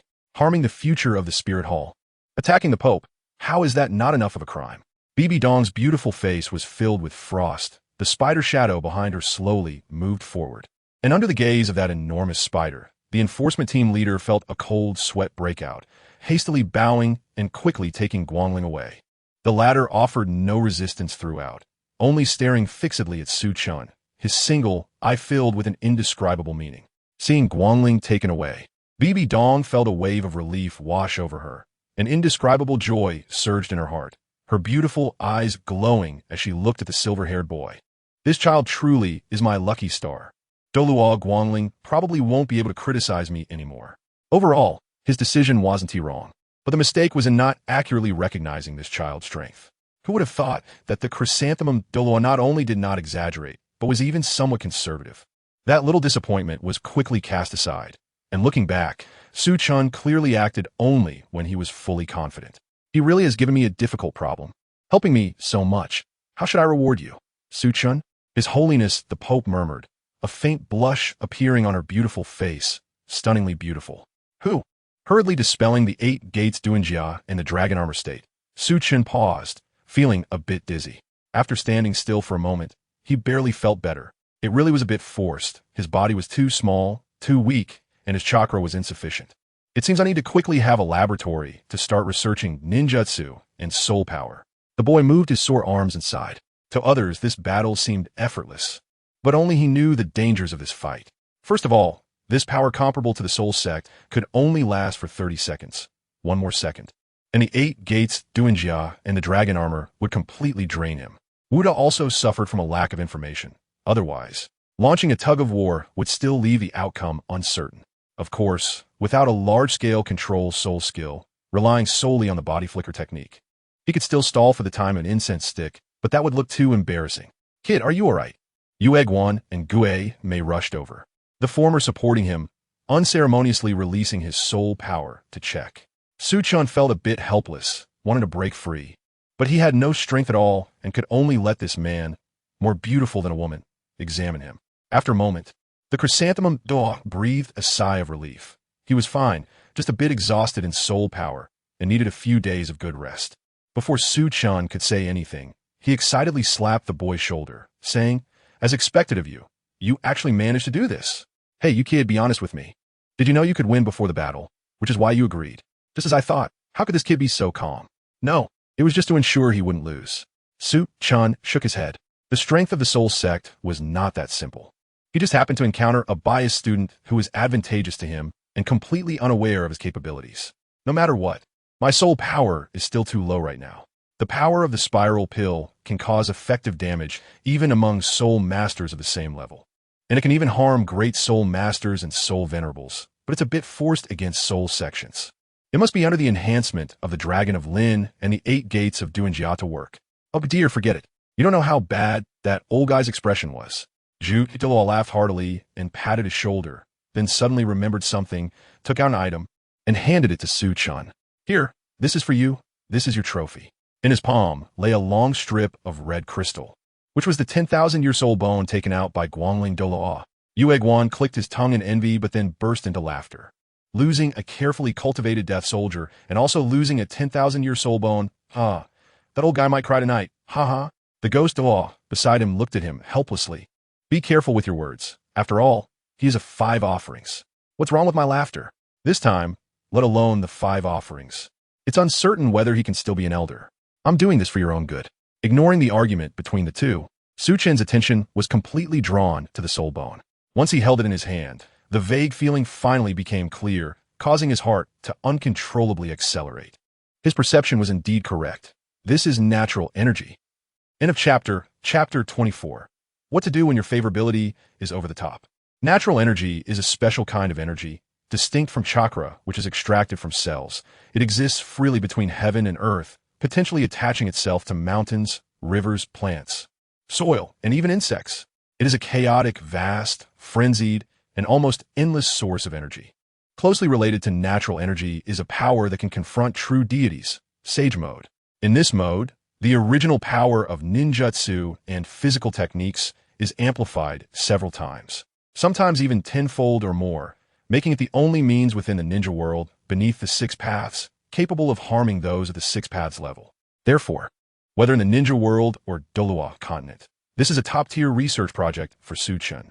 However, after spending decades in a ninja world mastering the 3 great holy landsage techniques, he found that the situation in Douluo Continent was even more complicated. He could not sense any natural energy at all. Although his sage body had not fully awakened, it did have an affinity bonus for natural energy, yet he still felt no trace of it. Su Chen once speculated whether the spiritual energy absorbed by this world was natural energy, but ultimately dismissed his own theory, as the process of transforming spiritual energy into soul power had no threshold and bore no resemblance to the petrifying natural energy. He had visited lush forests and desolate wetlands with Su Xiao, only to find nothing. Just when he thought Sage Mode would become extinct in this realm, today, he unexpectedly found that familiar feeling on the soul bone. Sage Mode. The boy's gaze burned with intensity as he slowly clenched his fist. Whether it was the Sage Art, Wind Release, Rinnegan Shuriken, which could destroy things at a cellular level, the Sage Art, Shinto Gate that could suppress the 10 tails, or the Sage Art, Would Release, True Thousand Hands Buddha that could rival world-destroying power, all required Sage Mode to activate. Now this path, thought to be severed, unexpectedly appeared before him, stirring his emotions. Hey kid, why are you so excited? Yu Guan's voice pulled him back from his thoughts. He looked up to see Yu Guan looking at him with a strange expression. It's nothing. Just a bit excited to see a 10,000-year soul bone for the first time. Su Chen cleared his throat and casually brushed it off as he stored the soul bone in his storage soul guide. Yu Guan raised an eyebrow, suspiciously. The boy's explanation was fine, but he felt a familiar déjà vu from this scene. Just as he was about to ask more, he saw Bibi Dong approaching with several elders and quickly bowed. Your Holiness. No need for such formality. Bibi Dong smiled slightly, bending down to help Su Chen up. You're still young. You don't need to bow when you see me in the future. Yu Guan, isn't that so? He looked at the bewildered Su Chen, then at himself bending at a 90-degree angle, feeling a bit sour in his heart. Damn it, this kid just took the position favored by Her Holiness. Suddenly feeling a bit regretful. Su Chen, you really are my lucky star. Tell me, what reward do you want? A faint blush appeared on Bibi Dong's beautiful face, her wine-red eyes shimmering with light, as she gently touched the boy's cheek, a sweet fragrance wafting over. From Su Chen's perspective, he could even see the fullness outlined by the Pope's robe. Wait, why did you just touch me? Feeling the slightly cold, smooth sensation on his face, Su Chen stiffened and looked up in a daze. The white-haired boy suddenly jumped back and instinctively used body flicker technique, escaping Bibi Dong's attack range, finally able to breathe a sigh of relief. But in the next second, Su Chen's body stiffened again, because that slightly cold, smooth sensation returned to his face, this time even more exaggerated as she pinched his cheek. The boy looked incredulously at this nearly perfect woman, also seeing the playful smile in her wine-red eyes. It seemed to say, do you think you can run away? Damn it, does this woman have no sense of boundaries? Are we this close now? Your Holiness, please conduct yourself with dignity. Su Chen cupped his hands awkwardly and stepped back. This time, Bibi Dong did not follow, only covering her mouth with a light laugh and blinking her eyes. What? Our Wuhuan Temple's #1 genius is shy. What the hell? Isn't that your character? Aren't you supposed to be cold and heartless? And how is your daughter so mature? Although this pose was indeed stunning, Su Chen helplessly rubbed his forehead. Raising Bibi Dong's favorability was part of the plan. Otherwise, he wouldn't need to offend an enemy he couldn't currently contend with. That promise was Su Chen's goal. Now, With the promise in hand and favorability raised, he didn't know what went wrong. It seemed a bit exaggerated. It had far exceeded the level of a partner. What exactly went wrong? Su-Chun looked at the glimmering-eyed Pope with distress, sighing with a headache. All right, I won't tease you anymore. Elders, let's go back and finish the remaining business. The Pope stood up, regaining her noble and aloof demeanor, nodding at the astonished elders. Her figure swaying as she returned to the Pope's palace. By the way, little guy, come along to listen. Afterward, I have something to instruct you. She waved her hand again as she spoke. The elders looked at Bibi Dong, then at Su-Chun, their expressions filled with indescribable oddity. They had never seen the Pope display such a relaxed and joyful demeanor. This kid, could it be that he's... Forget it, they dared not say it casually. This kid really resists contact with me. In the Pope's palace, Bibi Dong recalled Su-Chen's resistant yet somewhat disdainful expression, a hint of a smile tugging at her lips. What a unique little guy. I haven't been this happy in a long time. A trace of loneliness and pain flickered in her eyes as she leaned weakly against the Pope's throne. In fact, Su-Chen was not wrong. This was indeed the most challenging time for Bibi Dong. However, it was even more difficult than he imagined. After avenging and killing Qian Xuanji, although Qian Douluo did not kill her, the threat of death hung over her heart, because that famous angel Douluo had never concealed her naked killing intent toward her. Otherwise, how could the light wings Douluo dare to repeatedly test her patience, pointing fingers at her as the Pope? In the light wings Douluo's view, she was merely a puppet forced into power. Yet, despite this, she had to expend all her energy for a place that disgusted her. Otherwise, she knew very well what the fate of a useless enemy with a vendetta would be. She had to survive. She wanted to personally bring this place to ruin, to annihilate the angel lineage completely. Not only that, but she and that beast's offspring were meticulously trained and guided by Qian Douluo. Their relationship was as cold as ice, and spies continually brought news of the person she longed for traveling the continent hand in hand with her cousin. Every time she thought of it, Bibi Dong felt a heart-wrenching pain, sorrowful to the point of death. The high pressure of life and death crises, the indifference of one's own flesh and blood, and the betrayal of those one cares about can be said to have pushed Bibi Dong to the brink of collapse long ago. If it weren't for the increasingly strong obsession with revenge in her heart, she would have found a place to end her miserable life. And now, the appearance of Su-Chun is like a harshly inserted beam of bright light in her dark world.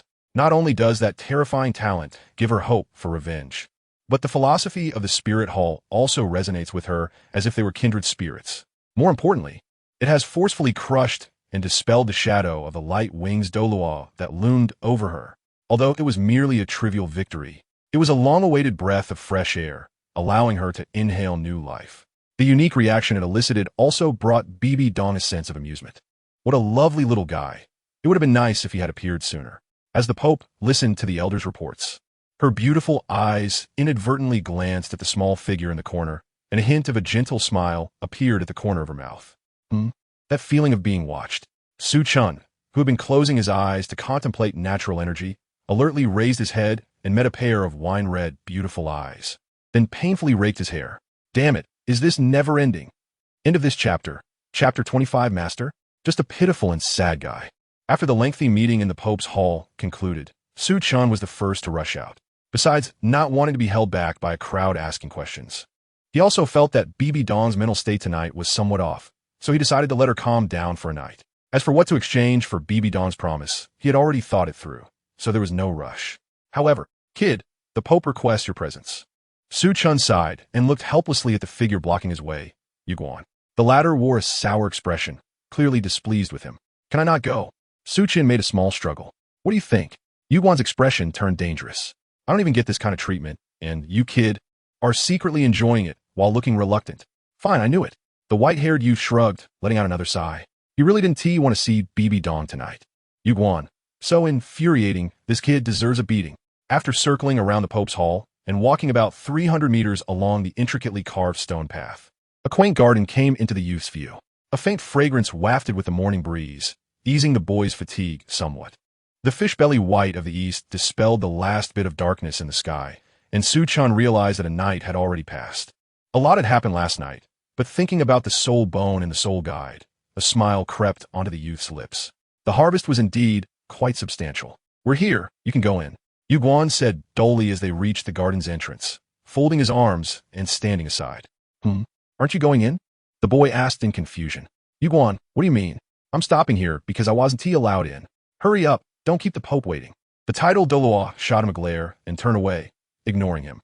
A private meeting? Su-chan felt quite helpless, hoping that this woman would show some restraint. One should have a sense of boundaries, showcase the demeanor of a top-tier Douluo boss, and don't act like a sheltered little girl. But thinking about it, if she had really seen the world, how could she fall for someone like Yu Xiaojiang? The garden was lush with greenery, fragrant with flowers, exquisite yet not crowded. Walking along the shaded path, Su-chan felt that his chakra's operational speed had increased a bit. Oh, is this a simulated training environment? The boy's eyes lit up as he eagerly looked around. He had always been very interested in things that could enhance training speed, especially since this was used by the Pope. It must be of the highest quality. In an instant, many research topics popped into his mind, such as the refining speed of chakra, the training speed of mental energy, and even the absorption speed of natural energy. Could all of these be amplified here? What about the principles behind the simulated environment? Could a simple core be made to carry around? Could multiple environments stack? With these thoughts, Su-chan was itching to start his research on the spot. Do you like it here? A slightly magnetic and pleasant voice came from beside him. The boy instinctively nodded, then suddenly realized and immediately activated the body flicker technique. Then, unsurprisingly, he felt the smooth and delicate touch on his face again, as a long, jade-like hand gently pinched his cheek. In front of a title Douluo like BB Dong, his current strength was indeed somewhat lacking to effectively use the body flicker technique. Fortunately, Su-chan had another trick up his sleeve. Slap! Smoke billowed up, and just as Su-chan was in her hand, he instantly transformed into a flower, while he himself appeared 3 meters away. Interesting ability. You really are a fascinating little guy. BB Dong blinked her wine-red eyes, placing the flower she held on the ground. Thinking for a moment, then picked it up again and inserted it into a vase in the pavilion. Your Holiness, please refrain from touching people casually. Su-chan looked at the now differently dressed Pope with a bit of a headache. The latter wore a pink nightgown, her soft, gradient hair cascading like a waterfall, exposing her delicate collarbone and half-bare shoulder. The loose nightgown couldn't hide her proud figure, lacking the usual noble and cold demeanor, adding a hint of lazy charm. In short, there was not a bit of the grandeur a big boss should have, nor any sense of boundaries. If you like it, you can come here to train in the future. BB Dong didn't respond to the boy's query, but playfully blinked her big eyes. All right. You haven't told me what you want yet. Think carefully before making a request. There's only this one chance. Of course, whatever you want. I can pretty much satisfy it. She hinted. Su-chan certainly knew what BB Dong meant. Just like in the Pope's Hall. Even if he asked for 100,000-year soul bone, she might still fulfill it. But he also knew that if he really made such a request, their relationship would quickly revert to its initial state. After all, Su-chan was quite clear about what he was doing. A 10,000-year soul bone was already a pleasant surprise. But asking for a 100,000-year soul bone would be a bit too greedy. Right now, BB Dong was in a somewhat inexplicable high state, so she wouldn't mind much. But once she calmed down, such a greedy attitude would certainly be unappealing. Even though it wouldn't cost him any resources, achieving mutual trust would be quite difficult. Moreover, Su-chan had long planned for his future. What if this soul bone wasn't suitable for him? At this stage, it could only be used for researching natural energy. That would be quite a waste. So, I've thought it through. After a moment, the boy raised his head, his dark eyes sparkling with a certain light. I need a well-equipped laboratory that is sufficiently earthquake-resistant, waterproof, impact-resistant, and soundproof, with a large enough space. That's right, this is Su-chan's request. Compared to the soul bones or other treasures that wouldn't provide much help at this stage, this request was the most suitable. Only relying on the immense power of the Spirit Hall could support such a large laboratory. After all, Su-chan had checked, and some of the equipment required materials that were indeed not cheap. With a laboratory, many of his projects could proceed. Wait, what did you say? A laboratory? BB Dong's beautiful eyes flashed with surprise, whether it was this brand new term or the boy's request. Little guy, do you not understand my meaning? I meant, you can ask for anything like a soul bone more advanced than the one you have, or I can take you to hunt for higher-level rare soul rings or treasures, rare soul guides, or even unparalleled beauties. In short, do you understand my meaning? She straightforwardly stated. Su-chan felt that the earlier part was quite normal. But upon hearing the last part, he suddenly felt that the Pope had quite the strange sense of humor. He was only 6 years old. What use would an unparalleled beauty be to him? Thank you for your kindness, your holiness, but I have my own plans, and I want this. He shook his head and cupped his hands. You really are The Pope sighed helplessly, but visibly, the smile on her face became even gentler. The boy was neither servile nor overbearing, able to resist temptation in such a situation. What an outstanding little guy. All right, then, you explain what this, laboratory is for. What fresh name, but a laboratory. Experiments? His Holiness the Pope furrowed her brows slightly, suddenly thinking of some very unpleasant things. After listening to Su Chen's explanation of the laboratory, her frown deepened. So, this laboratory is used to study some theories? The boy's description and the way he spoke about the so-called experimental research with shining eyes brought back some not-so-good memories for her. Do you know how high your talent is? These vague pursuits will only waste your talent. If you can focus on your cultivation within 20 years, you will surely surpass me and become the youngest title Douluo. Even if you want a 100,000-year soul bone, I can fulfill that for you. Although she was starting to feel anxious inside, Bibi Dong still patiently explained to the boy, "Thank you, Your Holiness, I have my own plans." Su Chen sighed inwardly at Bibi Dong's mention of the 100,000-year soul bone, which showed how much she valued him. But unfortunately, the laboratory is also very important, and for him now, more important than the 100,000-year soul bone. Bibi Dong's pretty face immediately turned cold, and she huffed, turning her head away. After a while, she couldn't help but turn back. "You like to study these things, so you must have heard of the master's name, right?" Mentioning this name again made her feel a bit uncomfortable, but in order to guide this excellent child onto the right path, she had to confront her own scars. "Yes, I have heard of it." Su Chen nodded calmly. "A foolish and incompetent, pitiful and sad person." End of chapter 26. Creating soul skills, Bibi Dong's shock. Wait, ignorant, incompetent, pitiful, sad? Is this referring to the master? Does the Yu Xiaojing I know relate to these adjectives? The boy's response was completely beyond Bibi Dong's expectations. That person is known as the one who has the deepest understanding of martial soul research. His theories are quite famous in the martial soul world. And he hails from one of the top 3 sects, the Blue Lightning Tyrant Dragon sect. Although he is not taken seriously, he has enjoyed the benefits of his family background. Otherwise, how could someone who can't even break through level 30 have the qualifications to meet her at the Martial Soul Hall? Now, even after leaving her, he quickly got involved with his cousin and traveled the continent with friends, making quite a name for himself. He is indeed living a carefree and splendid life. Sigh. Although the little guy's words give her a secretly pleasing feeling, she still has to be realistic. Despite Bibi Dong's resentment toward the master, putting personal emotions aside, she still admires his theoretical abilities. After all, strictly speaking, she is also a beneficiary of the master's theories. It was precisely because of this that she developed a good impression of this seemingly futureless person. If Su Chen is determined to study, I still have to show him the master's theories. Little guy, in fact, Yu Xiaojing's research is quite impressive.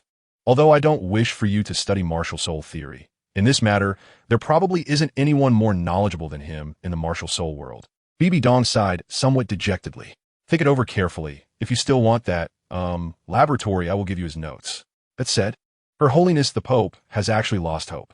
Su Chen is different from other peers. He is a very thoughtful, mature, and resolute child. Once someone like him makes a decision, he won't be easily influenced by others. It seems the only way is to slowly change his thoughts later, Bibi Dong thought. However, what surprised Her Holiness the Pope was that the boy smiled slightly and did not answer her directly, but instead asked her a question. Your Holiness, what do you think of my soul skills? Huh? What does this little guy want to express? Although she was puzzled, Bibi Dong quickly gave her answer. Exquisite, unparalleled, perfect. This youngest title Douluo in history gave a rather high evaluation. Her Holiness the Pope believed that the boy's first soul ring soul skill was fully deserving of such praise. Whether it was the strange escape soul skill, the speed-enhancing soul skill, or the blue energy sphere that could temporarily enhance power and strength, they all indicated the boy's extraordinary potential. Thinking of this, Bibi Dong felt a bit jealous. Even her 100,000-year soul ring didn't have so many abilities. Then what if I say? The boy revealed a mysterious smile, chakra swirling, and the purple soul ring shone with intense light. A powerful aura erupted instantly as a translucent white flame shimmered and rose around him. Dragon of the Spirit, without the cover of 8 gates Duanjia energy. This enhanced soul skill showcased its original form for the first time. My soul skills, actually only this one. Bibi Dong was puzzled as to why Su Chen released a soul skill. Upon hearing this, she was stunned for a moment. Then her beautiful eyes widened in disbelief as she stood up abruptly, looking at the boy incredulously. What did you say? Perhaps due to her abrupt stand and the fact that her holiness was dressed somewhat casually, Su-chan inadvertently caught a glimpse of two full figures bouncing slightly. Do not look, do not look. The boy coughed lightly and waved his hand to disperse the dragon of the spirit.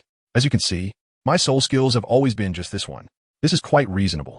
1,000-year soul ring's soul skill should indeed only have one. But the problem is, the abilities the boy demonstrated are not just one. So these are not soul skills. They are.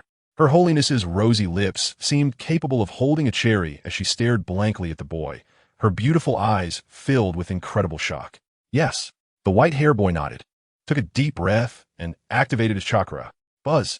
The boy instantly vanished 10 meters away. This move is called body flicker technique. Boom. Smoke rose. A stone replaced the boy's position, and he had shifted to the right. This move is called shadow clone technique. Boom. A violent gust of wind surged, causing the flowers and grass in the courtyard to tremble. The boy was wrapped in green energy, his hair stood on end, and a faint red aura emerged around him. This move is called the 8 Gates Doujia formation. Then, a rapidly spinning azure energy sphere quickly formed in his hand, swirling with energy and emitting a faint buzzing sound. This is called Rinnegan. Your Holiness, you've seen it before. Bibi Dong instinctively nodded, but the next second, her wine-red eyes flashed with deep astonishment. She watched as the boy took a deep breath and made 3 strange hand signs. Rat, snake, tiger. Boom. Smoke rose again, but this time it was not a stone or flowers, but a person exactly like Su-chan appearing beside him. This move is called clone technique. Bibi Dong stared blankly at the figure that exuded the same aura as the boy, feeling a bit overwhelmed. She had at least seen the previous abilities and was somewhat prepared, but this move genuinely overturned her understanding. She had seen soul skills like disguise and clone, but those were all at least 3 rings and had obvious differences from the original body. Yet Su-chan's clone technique, even she at the title de law, could not distinguish any difference. The aura and fluctuations were completely consistent. That's right, as you thought, Your Holiness, this is my research achievement. A soul skill uniquely created by me. Self-created soul skill? How could this possibly be a self-created soul skill? How could there be such an exaggerated self-created soul skill? After a long time, Bibi Dong finally came back to her senses, took a deep breath, and felt her chaotic mind clear for a moment, unable to help but say. She had seen self-created soul skills before. She had heard of the power of the Haotian sect's random cloakhammer method. But that was a wisdom crystallization condensed through generations of continuous inheritance and improvement by the Haotian sect. But you at 6 years old have researched so much and even terrifying self-created soul skills? There should be a limit to how monstrous one can be. If it weren't for Su-chan's background being so clean that it was untraceable, Bibi Dong would suspect that an old monster had drilled into the boy's body. Your Holiness, have you ever studied your own body and martial soul? The boy walked in front of her with his hands behind his back, his dark eyes staring directly at her. Bibi Dong instinctively nodded, then instinctively shook her head. The human body contains over 130 trillion cells, providing energy. The 8 extraordinary meridians are responsible for absorbing and converting soul power, stored in the dantian, absorbed by the martial soul, and mobilized by the soul rings. So here comes the question. Does the master know the shortest route for soul power to operate? Does he know which operating method can absorb soul power more efficiently? Does he know what all soul power is useful for besides releasing soul skills? The confidence and fervor erupting from the boy at this moment made her feel inexplicably shocked and awed. At this moment, she seemed to see an incredibly towering figure on that small body. Theory is important, but without practice, everything is just a castle in the air. And these are the preliminary results of my research. So may I ask, does the master have such achievements? Bibi Dong was left speechless. She weakly sat down on the chair, wanting to defend the master a little, but found herself unable to say anything. Bibi Dong somewhat understood why the little guy looked down on the master. Indeed, the things the young man displayed were too astonishing. Such profound research and understanding clearly indicated that Su-chan had already formed his own style and had been putting it into practice for a long time. The investigation materials also confirmed that this child had liked to tinker with all sorts of strange things since he was little. Bibi Dong initially thought it was just childish play, but unexpectedly, she shook her head, about to say something, when her expression suddenly froze. Wait a minute. If all of this is the young man's research, doesn't that mean those abilities can be replicated? Body flicker technique, shadow clone technique, substitute technique, Rinnegan. and that 8 gates of Duanjia formation. If her trusted subordinates could also learn them, then the breathing of Her Holiness the Pope suddenly became rapid, and her wine-red, beautiful eyes fixed tightly on Su-chan, as if she were looking at a rare treasure. It seemed she had taken the bait. The young man secretly laughed, but seeing Bibi Dong's increasingly bright eyes, he found it hard to smile. Damn, could it be that he had oversold it? End of chapter 27. Qianren Shui Bibi Dong felt extremely pleased. Whenever she thought that Su-chan had already made her happy enough, the boy would always surprise her even more in unexpected ways. Little guy, you truly are a gift from heaven, murmured the Pope, a slight blush appearing on her delicate face. Without further ado, she pulled him into her embrace, holding him tightly against her chest. When Su-chan finally reacted, the faint, elegant scent enveloped him, and his face was tightly surrounded by certain soft and full curves. He was stunned. In 2 lifetimes, it was the first time he had been treated this way, and his mind went blank. After about 3 seconds, he finally snapped back to reality, struggling with all his might to break free, and with 2 instantaneous techniques, he retreated 20 meters away. What are you doing? Hearing the boy's somewhat exasperated voice, Bibi Dong revealed a mischievous smile, her jade-like finger tapping her red lips. Are you angry? Then I apologize. Okay, the Pope, who had calmed down after the initial excitement, also felt that it was a bit inappropriate, but the boy's reaction was too amusing, making her unable to resist teasing him again. It wasn't intentional. She was just too excited and couldn't control herself for a moment. Forget it, Su-chan said sullenly. What could he say? Could he really be angry with her? He couldn't just refuse to cooperate with her. Why does this woman have such a lack of boundaries? All right, don't be angry. I promise, your laboratory will be equipped with the best materials, okay? Bibi Dong chuckled lightly, sitting up gracefully. Then her smile faded, and her eyes filled with seriousness. So, little guy, tell me, can your amazing abilities be replicated? At that moment, the Pope felt somewhat nervous. Fortunately, the boy did not disappoint her as always. Of course, but my research is still quite shallow, so there probably won't be any significant results in the short term. The boy thought for a moment and gave a definite answer. In reality, it was not possible. The ninja techniques in the ninja world all relied on chakra, and apart from himself, others couldn't use it at all. Su-chan had long made his adoptive father experiment on this. But just because it wasn't possible now didn't mean it couldn't be in the future. As the one and only chakra martial spirit in the Douluo Continent, who knows, it might have effects similar to the divine tree's fruit. In any case, it wouldn't stop Su-chan from using this as a grand vision to exchange for better resources and experimental environments. Of course, the affinity could be left unmentioned, truly. There's no rush. You're still young. The priority now is to cultivate your soul power well. We could talk about this later. A charming smile appeared on Bibi Dong's face. In her joyful mood, she lay lazily on the table, her fiery figure completely exposed. Or rather, she had no intention of being on guard against the boy in front of her. After all, Su-chan had seen a lot of things he shouldn't have. However, little guy, I know you're feeling quite proud right now, and you absolutely have a right to be proud. The Pope tilted her head, her wine-red eyes looking at him seriously. But remember, underestimating others is a major taboo in the martial spirit world. Yu Xiaojing's research may not be as good as yours, but he cannot be underestimated. After all, he is a well-known senior. Bibi Dong said this not to give Yu Xiaojing face, but purely to serve as an educational point, instilling some caution and humility in Su-chan. Geniuses that are too proud can easily fall. Su-chan, you're a genius among geniuses, and I don't want anything bad to happen to you because of pride. With all due respect, Your Holiness, I have also read Yu Xiaojing's works, and I can only say that only a once-in-a-million genius can be educated by his theories. These theories are inherently flawed. Su-chan shrugged. For such a genius, how much difference does it make whether or not he has his theories? It's too difficult to make someone who enjoys research respect a person like the master. He felt something was off when he first looked at the 10 core competencies of martial spirits. And only when he had the ability did he understand that it was purely a vague hypothesis. First of all, the inheritance of martial spirits is said to come from the bloodline of parents. But at what level? Genes or what? If it's inheriting bloodlines, how do we explain mutations? Not a single actual problem was solved. It merely stated that as long as you observe the patterns, you can draw conclusions. Also, the claim that innate martial spirits are proportional to soul power is ridiculous. Not to mention anything else, Oscar's martial spirit is just an ordinary sausage. Yet he has full innate soul power. Can we say that his sausage is also a Houtian sausage or a blue silver sausage? And the most absurd thing he believes is that there are no useless martial spirits, only useless soul masters. So, is the Hao Ian hammer a hole on the same level? This doesn't even count as a theory. It's just pure toxic positivity. As for the other theories, they are relatively normal, but also not very important. With these seemingly plausible things, Yu Xiaojing actually became a master, which Su Chen found very hard to understand. There's no need to say it like that, because I also consider myself a beneficiary of this theory. Just as Bibi Dong was about to defend the master a few words, she suddenly froze. The little guy seemed to be right. She was a twin martial spirit with full, innate soul power. Even if she just practiced step by step, she wouldn't take longer than now to become a title Douluo.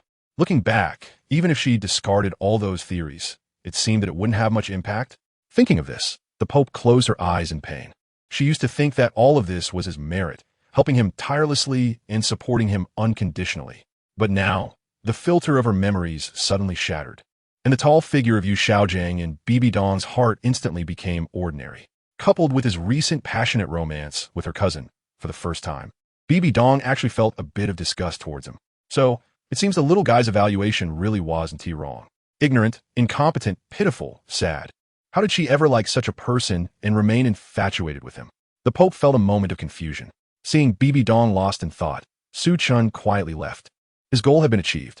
Making this Pope less caught up in love was also part of the plan. Recently, a significant portion of Bibi Dong's plans had been completed. The rest would require time to brew slowly. Facing the morning sun and feeling the faint warmth, the boy's mood was quite good. The process of the plan had been thrilling yet safe, and in the end, he achieved his goal. The hint of creating his own soul skills had already been put out, so he could use this excuse for future ninjutsu. As for why he demonstrated the shadow clone technique, it was because he considered that he would definitely need to use the shadow clone technique in the future. So he gave a preemptive warning. As for the transformation technique, which was a relatively overpowered skill, demonstrating it could easily lead to unnecessary trouble. So it was better to keep it as a trump card.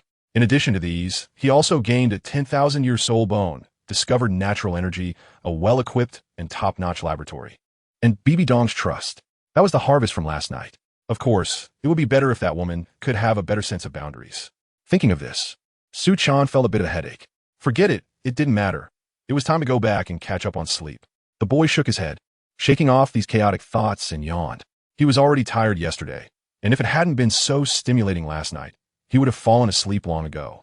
Now that he relaxed, the feeling of exhaustion surged back, just as he was contemplating whether to find a place nearby to rest for a while. A faint and familiar fragrance wafted into his nose. Damn, this woman has caught up to me? Su Chen was shocked and hurriedly looked up, only to see a golden figure approaching him. It wasn't Bibi Dong, it was Qian Rinxue. End of chapter 28. The shock of Qian Rinxue and the strange Bibi Dong the visitor was a young girl. Tall and slender, with skin as white as snow. She wore an elegant white long dress. Her golden hair shimmered like satin in the morning light, and her delicate features bore some resemblance to Bibi Dong, lacking the seductive charm, but possessing the unique innocence and purity of youth. Su Chen recognized her, not only because of the familiar fragrance, but also due to the almost identical gaze she shared with Bibi Dong. Qian Rinxue's golden eyes were filled with indifference, a coldness that seemed to show no concern for anything, even more so than that of Her Holiness the Pope. Her personality was similarly detached. If Bibi Dong was a pure, naive girl before her darkness, becoming cruel only after, then Qian Rinxue was born with an indifferent nature. After all, she had infiltrated the Tiando imperial palace at the age of 9 to replace the crown prince Xue Qinghe and poison the second prince of Tiando at 14. Her talent was unprecedented, with a full soul power of level 20 at birth and absorbing a 100,000-year soul bone by the age of 9. Even Su Chen couldn't help but admire her in this regard. Yet, despite being a decisive and rational person from a young age, with unparalleled talent, she still began to lose her intelligence and become infatuated after meeting Tang Shenhuang.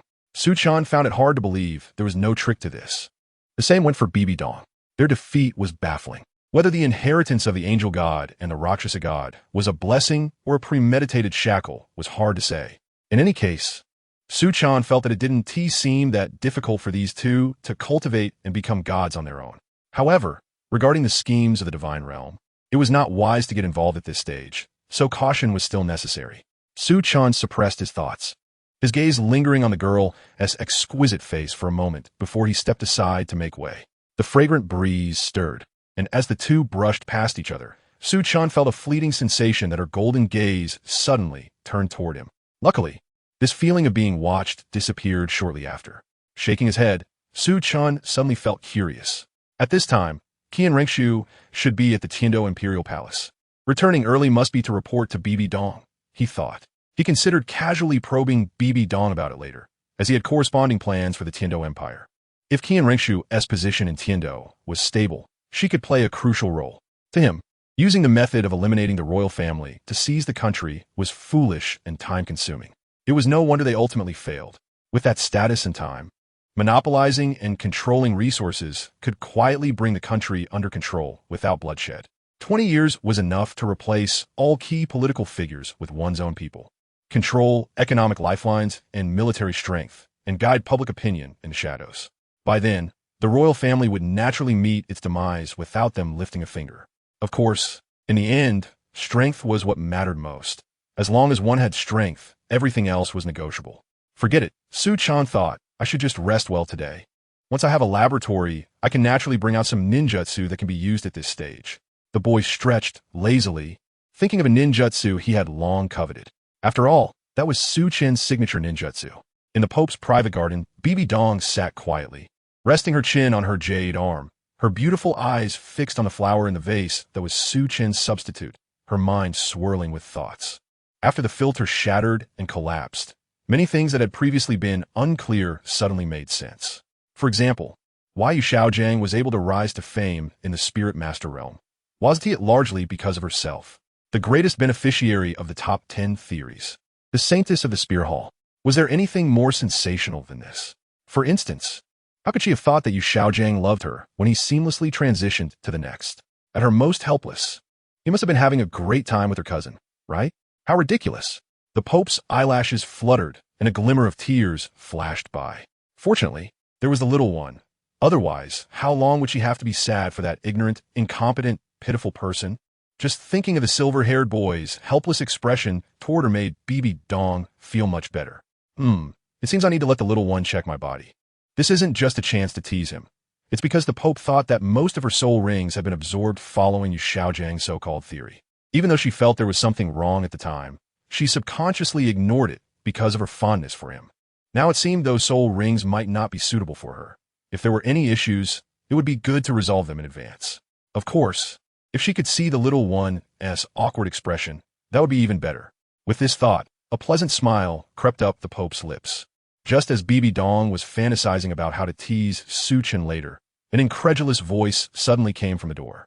Bibi Dong looked up in confusion, only to see a golden-haired girl standing at the garden entrance, her pretty face filled with astonishment as she looked at her.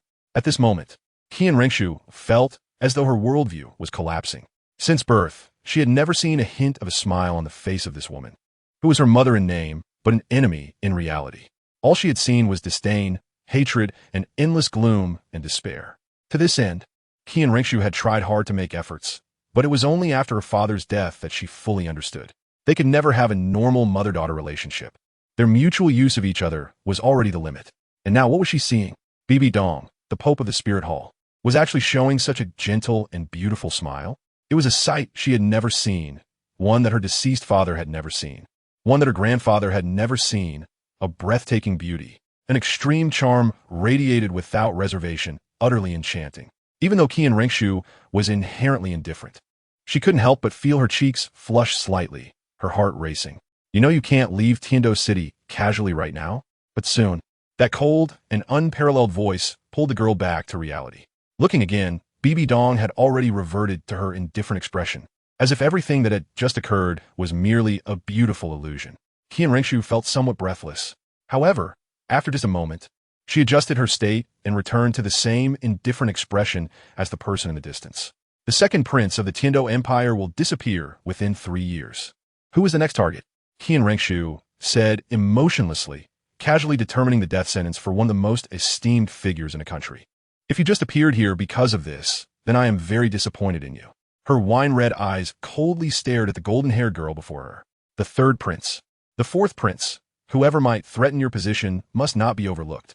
Also, the poisoning method can be used only once more at most. Understood. That's enough. You can leave now. Remember, Do not let the Tiendo royal family discover any clues. Otherwise, if it affects the plan, you know the consequences. The Pope waved her hand, no longer looking at her, instead focusing intently on that unremarkable flower. A gentle smile returned to her lips. He and Rinkshu intended to turn and leave, but upon seeing this scene, her footsteps came to a sudden halt. The girl's forcibly calm heart surged with waves, which then erupted into a tidal wave. Surprise, disbelief, and even a hint of jealousy that she herself didn't notice filled her. Somehow, the silver-haired boy she had just encountered suddenly came to her mind. The powerful aura emanating from him and his indifferent attitude towards her were completely unlike that of a child, which made her take a second glance. Now that she thought about it, it seemed like he had come out from here. Could it be that BB Dong's current strange state was related to him? Into this chapter, Chapter 29, the Pope's Ascension Ceremony and Reactions from All Sides. Last night, those who were with His Holiness the Pope. Are you talking about Su Chen? Yuguan looked at the blonde girl in front of him in confusion, uncertainly replying. Because Hulaina and the others needed special arrangements. Gue Mei went out to find a suitable area, while he stayed in Wuhuan City. Although BB Dong didn't specify what he was supposed to do, Yuguan understood that this was clearly to let him protect Su Chen alone. Jealousy distorted the face of the Douluo of the Chrysanthemum. Therefore, when the granddaughter of this great offering, the most talented person in the history of the Wuhuan Palace, appeared in front of him and asked this question, he immediately reacted. This kid is currently favored by His Holiness the Pope. Even I haven't entered that garden, the Douluo of the Chrysanthemum said sourly. So his name is Su Chen? Qian Rinxue recalled the striking silver hair and dark eyes of the young man, nodded, and asked, is he a newcomer who just joined the Wuhuan Palace not long ago?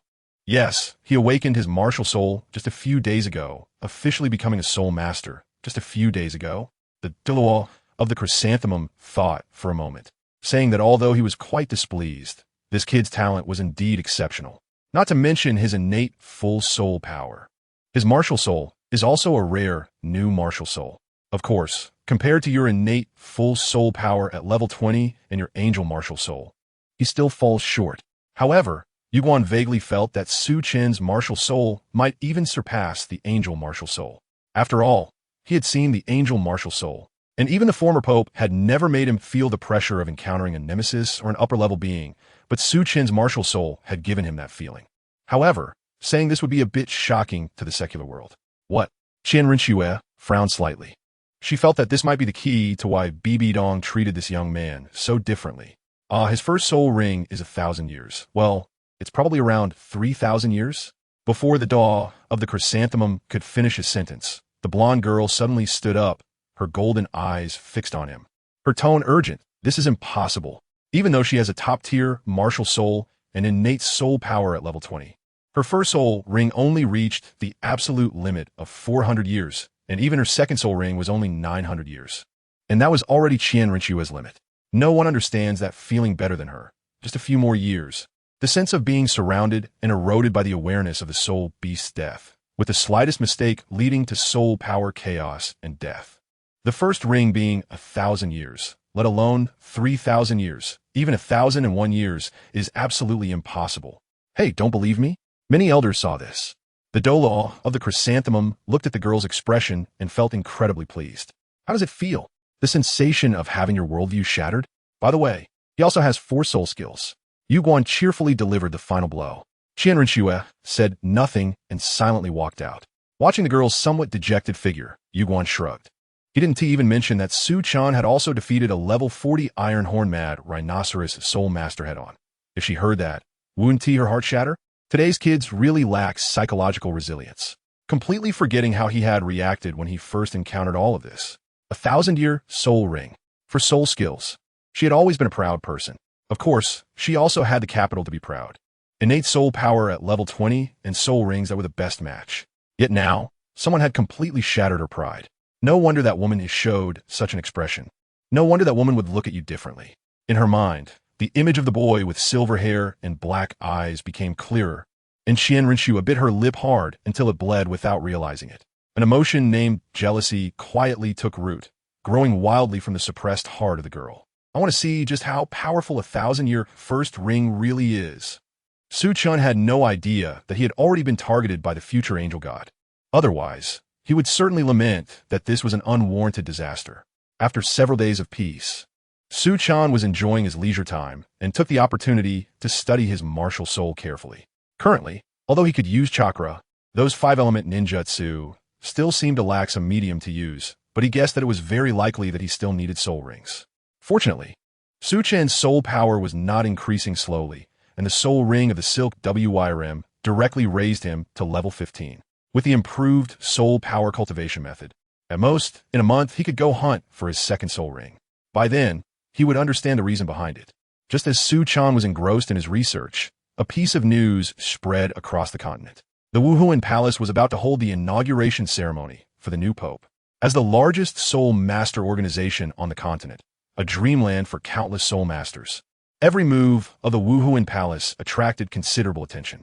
Although the news of the former pope being fatally injured and killed by the genius of the Haotian sect had been heavily suppressed, it could not escape the scrutiny of the discerning, and for a time, all kinds of forces were stirring. Amidst this brewing storm, the Wuhuan Palace grandly invited many forces to attend the ceremony, an act that undoubtedly tugged at everyone's heartstrings. However, no one acted rashly. Everyone was just watching, observing the reactions of the other 7 major forces in the continent, or rather, the 3 most powerful forces. In a mysterious place, among the beautiful mountains, amidst the clouds and mist, treasures gleamed, and flying cranes circled. Suddenly, a gentle breeze blew, dispersing the clouds and mist, revealing exquisite and beautiful buildings arranged in an orderly manner. This is the #1 auxiliary sect on the continent, and also one of the top 3 sects, the 7-treasure glazed tile school. In a high pavilion that stood out among the buildings, a quarrel was unfolding. Fengji, I do not recommend you wade into this muddy water. In the elegant room, fragrant mist curled up, and the sound of silk and bamboo filled the air. Yet it could not cover the somewhat tense atmosphere. The elderly speaker wore a spotless snow-white robe, his hair and beard both white, with silver hair neatly combed behind him. His appearance ancient, with a face as delicate as a baby's, and at this moment, he was looking seriously at the young man before him. The Wuhuan Palace is far from as simple as you imagine. The young man had a face like a jade crown, with a straight nose and square mouth. His appearance gentle and refined, dressed in a pristine white robe. Hearing the elder's serious words, he could only smile wryly. Uncle Jian, we have no choice in this matter. The Wuhuan Palace is not here to invite us, but to notify us. If I'm not mistaken, all forces and academies with a name should have received this invitation. Ning Fengji sighed softly, his brows furrowed with indecision. The Wuhuan Palace is forcing us to choose sides. It seems the rumors this time are probably true. Tang Hao killed Qian Xuanji, and the Wuhuan Palace does not intend to let it go easily. The Haotian hammer is indeed a terrifying power. It even threatens the angel martial soul. The sword de law, Chen Exent, frowned tightly, feeling the difficulty of the situation. Whether to go or not is not a good thing for the 7-treasure glazed tile school. It's not wise to fall out with the Haotian sect. But standing in opposition to the Wuhuan Palace would also bring endless troubles to the 7-treasure glazed tile school. What do you think? Should we go? Chen Exent asked. He couldn't come up with an answer to this question and could only leave it to the sect master. Of course, we have to go. Ning Fengji thought for a moment, adjusted his glasses, and a glint of light flashed in his eyes. I believe others think the same way. After all, they have warmly invited us, and we can't refuse, can we? I just hope that the Spirit Hall doesn't end up making things worse. End of chapter. Chapter 30. The competition in the Succession Hall, the laboratory completed in a dimly lit great hall, shadows flickered and whispers floated through the air. The Spirit Hall was not to be trifled with. Honestly, there's no need to be afraid. Even the Pope was killed by Tang Hao. I see the Spirit Hall as nothing more than a paper tiger, one voice said dismissively. You juniors probably have never experienced the feeling of being suppressed by that terrifying guy. Qin Daolu. Another retorted. The discussions continued among the young and old, yet no conclusion was reached. Eventually, their gazes turned toward the figure above. It was an exceptionally strong elder, his body muscular and solid like granite. Just sitting there, he towered over 2 meters tall, with white hair like needles and eyes that sparkled with electricity. His presence was as profound as the sea, instilling a sense of immense peace in those around him. It seemed as if he could hold up the sky if it were to fall. Stop the chatter and just go, a deep voice rumbled like thunder. The previously noisy crowd fell silent at once. Here, he was the absolute authority. By the way, bring back that little brat, Yu Xiaojiang. I haven't settled accounts with him for separating from the holy maiden of the Spirit Hall without permission. This time, let him go too. The burly elder snorted. I want to see what kind of tricks the Spirit Hall has up its sleeve. A new pope? Just a little girl who hasn't even matured yet, attempting to establish her authority. If Chen Douluo shows up, I might give you some face otherwise. Don't blame me for being ruthless. A week later, when Su Chan finally emerged from his obsession with experiments and training, he was met with surprising news from Douluo, who brought the Pope's decree. A joint competition would be held during the Pope's succession ceremony. The gentle breeze blew, and the sunlight was slightly blinding as two figures, one tall and one short, strolled through the spirit city toward the Pope's hall. Along the way, several people respectfully greeted Douluo, casting curious glances at Su Chan. Squinting to alleviate the discomfort from using his white eyes for so long, the boy looked at Douluo in surprise. Who came up with this idea? The original intention of the succession ceremony was to deter the other two sects of the upper three sects from easily intervening in the policies concerning the Haotian sect. Su Chan understood this insider information, as he was, after all, one of the initiators of the plan.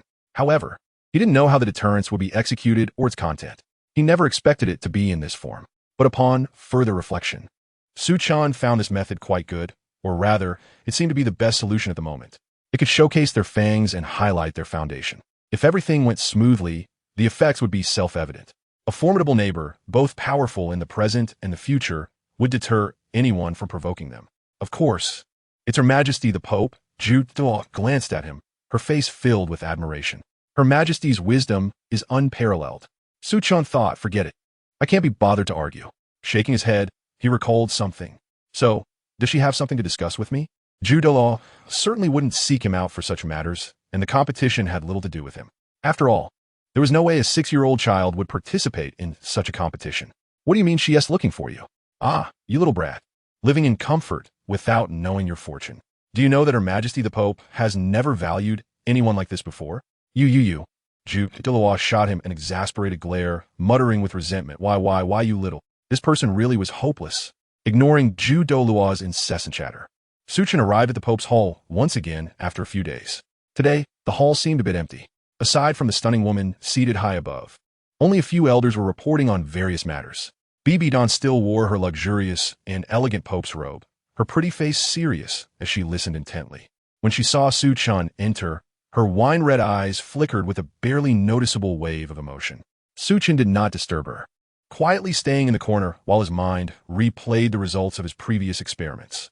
After further refining the duel cultivation method, his training speed had skyrocketed. He contemplated whether he should present this initial research success to Bewildered.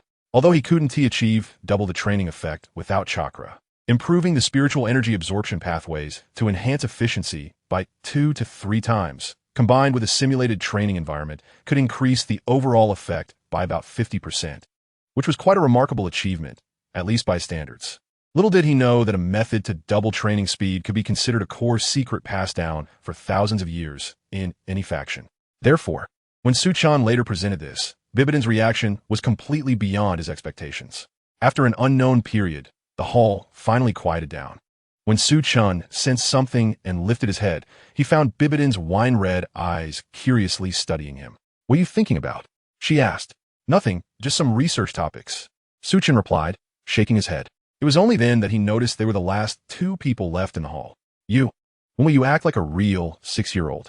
The stunning woman on the Pope's throne stretched, her graceful figure wrapped in the Pope's robe fully revealed to Su Chan, displaying a perfect curve. This woman. Does she even see herself as a man? Can't she avoid being suggestive? Su Chan thought inwardly. Also, if he truly acted like a 6-year-old, he would probably be playing with mud with Xiaoyu and the others right now. And wouldn't he even be able to see her? Seeing the boy's instinctively stiffening body, Bewildered couldn't help but smile, feeling relieved from the day's fatigue. After all, it was only in front of this little guy that she could relax a bit. All right, let's go. Let's see her. Bewildered blinked, attempting to naturally take the boy's hand, but he warily evaded. The laboratory. Huh. Su Chan's eyes lit up with surprise. Has it already been completed? One could say that the Spirit Hall truly lives up to its reputation. The largest soul master organization on the continent is indeed as formidable as its name suggests. If this were Shrek or somewhere else, unless I fully funded it myself, it wouldn't be possible to establish in less than a year or 2. And here at the Spirit Hall, it's only been a few days, 7 days, or 6 days. This efficiency is truly amazing. A glimmer of cunning triumph flashed in Bibidon's wine-red eyes as she took the boy's hand. This time, Su Chen didn't pull away, perhaps he didn't even notice. His mind was entirely consumed with thoughts of his laboratory. If it weren't for fearing, it would be too abrupt. Su Chen would want Bibidon to take him there immediately. That would surely speed things up significantly. Thus, with the boy filled with anticipation, they walked to Bibidon's garden. Looking at the familiar building before him, Su Chen fell silent. He didn't speak, but turned to look at Bibidon, his meaning clear. What? Do you think I'm deceiving you? She chuckled lightly, pulling Su Chen inside. As they reached the center of the garden, Bibidon suddenly stretched out her hand, unleashing a powerful surge of soul power that traced a strange symbol on the ground. Suddenly, the seemingly ordinary patch of grass split neatly down the middle, moving to the sides, revealing a wide passageway leading downward. Let us go. Let us take a look. Don't worry, you won't be disappointed. His Holiness the Pope gently pushed him, a charming smile on her pretty face. Indeed, she had no reason to harm me. Su Chen took a deep breath, nodded, and stepped down. The corridor was embedded with luminous pearls, which did not make it feel dark. After walking down the stairs for about 5 minutes, a large door appeared in front of the young man. Gently pushing open the door, when the scene inside came into view, even though Su Chen was mentally prepared, he couldn't help but gasp in shock. Into this chapter, Chapter 31, The Pope's Order. Huge, extremely huge. An area as large as an entire football field was evenly divided into 3 sections, separated by thick walls. The ceiling was embedded with countless luminous pearls, making the dim underground as bright as day. Su Chen activated his Byakugan and looked around. The first area was orderly, with various experimental tables, vessels, petri dishes, and nutrient solutions arranged, restoring at least 90% of his requests. Moreover, the walls of this area were embedded with a certain sturdy alloy, with complete ventilation facilities. In a relatively distant place, there were soft sofas for temporary rest.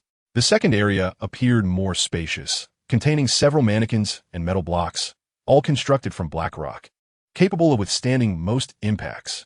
As for the third area, it left the young man with a strange expression. A steaming hot spring, a bed covered in petals, a flower garden, and a small rockery with flowing water created a relaxing and pleasant atmosphere. The outer layers of these 3 areas were wrapped in hard alloy, along with a familiar soul power barrier. This is really extravagant. Su Chen took a deep breath and murmured. An experimental area, a training area, and a resting area that could accommodate for people? What a significant investment. This is far beyond his imagination. In just 7 days, such a perfect underground space was created. Not to mention anything else. Just the alloy that nearly wraps the entire underground would cost well over 4 million gold soul coins. Not to mention the equipment he requested, most of which were made from glazed crystal stones, known for their transparency, color consistency, and excellent energy conduction, so they wouldn't be cheap either. And those nutrient solutions. While the herbs might not be much compared to the first 2, he requested a long-term supply. The entire underground space, once constructed, could easily buy a 10,000-year soul bone. And even for those not particularly rare, he could buy 2 or 3 pieces. This is incredibly extravagant.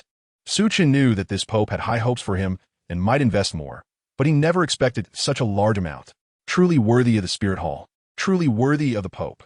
A melodious light laugh, accompanied by a fragrant breeze, came from behind the young man, a delicate hand gently resting on his shoulder. Are you satisfied? The Pope leaned slightly towards Su Chen's ear, exhaling a sweet and warm breath that brushed against his cheek. Su Chen instinctively wanted to turn away, but ultimately held back. After all, the other party spent so much. It would be a bit excessive to not allow some contact. Bibidon's wine-red, beautiful eyes revealed a gleam of cunning as she directly pinched Su Chen's face, a pleasant smile curving at the corners of her lips. This woman. Forget it.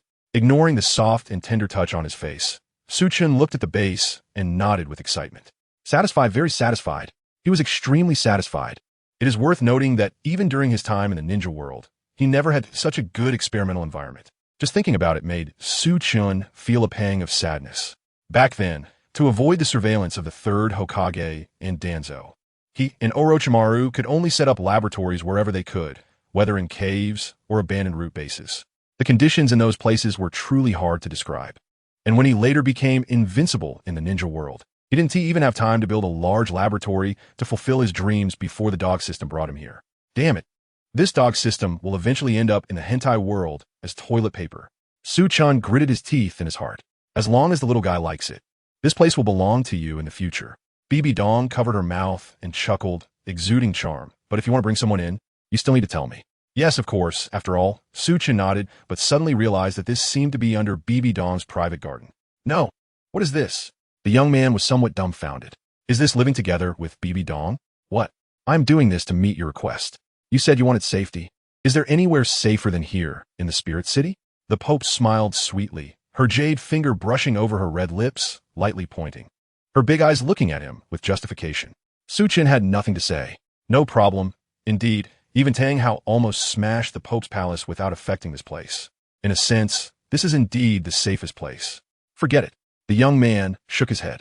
Compared to this underground base, this was a trivial matter. Moreover, BB Dong is not like the third Hokage, who forbids him from conducting human experiments. As long as he produces results, she might actively provide materials. With more the Pope's favor, it happens that I have some insights on cultivation methods. Now that I have a laboratory, I can produce results in a few days. Chen cupped his hands and said seriously. Initially, he wanted to delay it for a while, but after seeing this base, the young man changed his mind. Once he calmed down, he realized something. Even if BB Dong is the Pope, given her current situation, it wouldn't be so easy to transfer such a large sum of money to him recklessly. It could easily become a target for criticism. If it became serious, BB Dong's actions would be restricted, and as her obvious subordinate, he would also be implicated. Chen was quite confident in his cultivation methods. He wouldn't be disregarded, and blocking some people's mouths shouldn't be a problem. BB Dong was taken aback, her delicate face showing a hint of emotion. This child, he is a bit too smart. He even thought of this? A warm current spread from the Pope's heart, making her feel somewhat touched. Don't worry, it's fine. Just take your time. BB Dong let out a light breath, looking into the young man's wine-red, beautiful eyes, filled with bright tenderness. Chen's words made her very happy. Thinking about those difficulties and questions, the Pope felt much better. However, at this moment, she could never have imagined what kind of surprise the young man would give her later. Well, I won't disturb you any longer. BB Dong tapped the young man's forehead playfully and laughed lightly. By the way, to enter here, you just need to stand in that position and release your soul power. Only our soul powers can open this place. Also, this is for you, she said, handing Chen a metal token. With this, you shouldn't be stopped in the future. You can also take it out if you encounter danger outside. Saying this, the Pope waved her hand and walked up the steps. Once that graceful figure disappeared from the young man's view, he focused on the token in his hand. However, as he looked at it, Chen's expression changed. The metal token was entirely black, with a silver border outlining it. At the top, several rubies were embedded. And most importantly, it was engraved with several reliefs that Chen found quite familiar. A sword, a hammer, a crown, an incomplete humanoid figure, a dragon, and a chrysanthemum. This is the Pope's order? The young man took a deep breath, looking at this token that could be considered the highest level of the spirit hall. His gaze somewhat complicated. BB Dong was a bit too conservative. With this token, saying he could walk through the Heaven-Do Empire would not be an exaggeration. It signifies the Pope's presence. This is really... The young man helplessly put away the slightly heavy token. This woman can be quite annoying when she lacks a sense of boundaries. Her personality is also indifferent and ruthless with a deep mind, willing to sacrifice everything she can to achieve her goals. But if one truly puts someone in their heart, the level of devotion can reach a pathological exaggeration. Chen gasped in surprise. Could this be the legendary Yandere? End of this chapter, Chapter 32. Returning to the starry great forest in the bright underground base. The silver-haired boy thought of something and shook his head. What does a sickly obsession have to do with a 6-year-old child like me? Kicking all the messy thoughts out of his mind, Chen wiped his hands and eagerly pushed open the door to the experimental area. Measuring cups, alcohol lamps, culture dishes. Looking at the green liquid that occasionally bubbled, the boy felt a familiar yet strange sensation. It really has been a long time. The young man lightly touched the equipment, finally stopping in front of the experimental table. He pulled over the lighting lamp and took out 2 items from the soul guide device, a sliced body of the spirit silkworm and a 10,000-year soul bone containing natural energy. The former is said to have great restorative effects, and Chen wanted to see if he could make it into a potion to improve utilization and absorption efficiency. As for the latter, there's no need to say more. Natural energy is a priority and must be researched. Chen rubbed his hands, chakra surged, and his eyes instantly turned into a jade-like white. White eyes insight. Let me see what secrets you are hiding. In an unknown valley. The roars of wild beasts and low-level soul beasts echoed continuously, while faintly, the cries of boys and girls could be heard. What a boring job. These little kids really are something. At the center of the valley, on the highest tree, Douluo sat cross-legged on a branch, his mental energy spreading out, encompassing every corner of the valley in his sight. At this moment, aside from Chen, all the awakened children above level 5 were here. Some were being torn apart by beasts, struggling and crying out. Some formed teams, desperately hunting for survival, while others were shivering in corners, afraid to make any movements. Such scenes unfolded in every part of the valley. Faced with such a tragic scene, Douluo remained unmoved. Unless someone's life was hanging by a thread, he would release a bit of soul power to save them, then directly throw them out of the valley, where there would naturally be people prepared to take them away. These are all failures. They would be concentrated for training and teaching, and once they grew a bit, they would be sent to some positions that were not dangerous, but had no future. Only those who could personally hunt soul beasts in this valley, or were deliberately placed here by wicked individuals, were the ones the Spirit Hall prioritized for training. Well, although not as monstrous as that Chen kid, they're still rare talents. Douluo stared with interest in one direction. There, Xiaoyu, Yin, Hulaina, and a little girl named Zhang Ping were struggling against the continuous tide of beasts. They were almost drenched in blood, their faces pale, clearly on the brink of collapse. No matter how strong a genius is, they're still just 6-year-old children. The stench of slaughter and blood assaulted their shaky spirits. Even the strongest, Xiaoyu, was on the verge of fainting at this moment. What surprised Douluo was that Hulaina's reaction was actually the best among them. She was still relatively clear-headed and was continuously directing others. This little girl, not bad at all. He nodded in satisfaction, then sighed. It's all Chen's fault for forcibly raising their threshold with one incredible performance after another, making it so now even seeing such a level of genius doesn't shake them at all. Otherwise, such matters used to be something he handled with Lao Juhua. But this year, it's just him alone. Come on, little girl and little kids, there is still plenty of time. Only by walking out of here will you be worthy of being called future elites. Pain, suffocation, and the pungent smell of blood were almost drowning Hulaina's nerves. Her beautiful pink hair was already stained red with blood, and her delicate little face was covered in fragments of flesh and blood. She couldn't even tell if it was her own or that of the wild beast that kept pouncing at her, almost mechanically waving her weapon, releasing soul power. Listening to the roars and screams in her ears, a pair of pitch-black bright eyes appeared in Hulaina's mind. A day ago, when Douluo brought them to this valley, she had inquired about the boy's whereabouts. However, the answer she received left everyone, including her, in silence.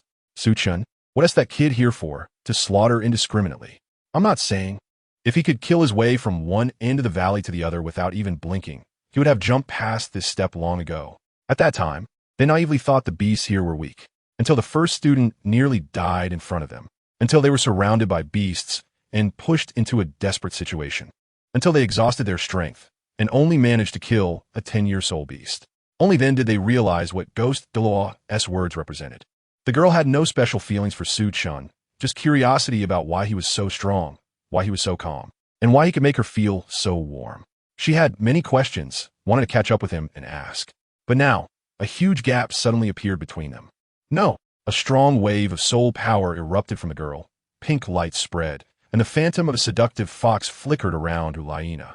The surrounding beasts, as if seeing their goddess, all stopped their movements, their eyes turning a shade of peach pink. Hoo-hoo, the girl gasped for breath, her face pale as paper but revealing a happy smile.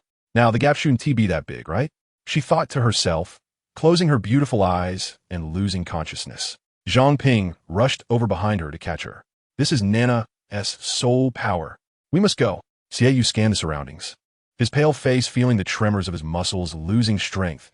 But if it didn't leave now, once this group of beasts recovered, it would be a dead end. Yin, still in shock, gasped and nodded hurriedly, following behind Xiaoyu.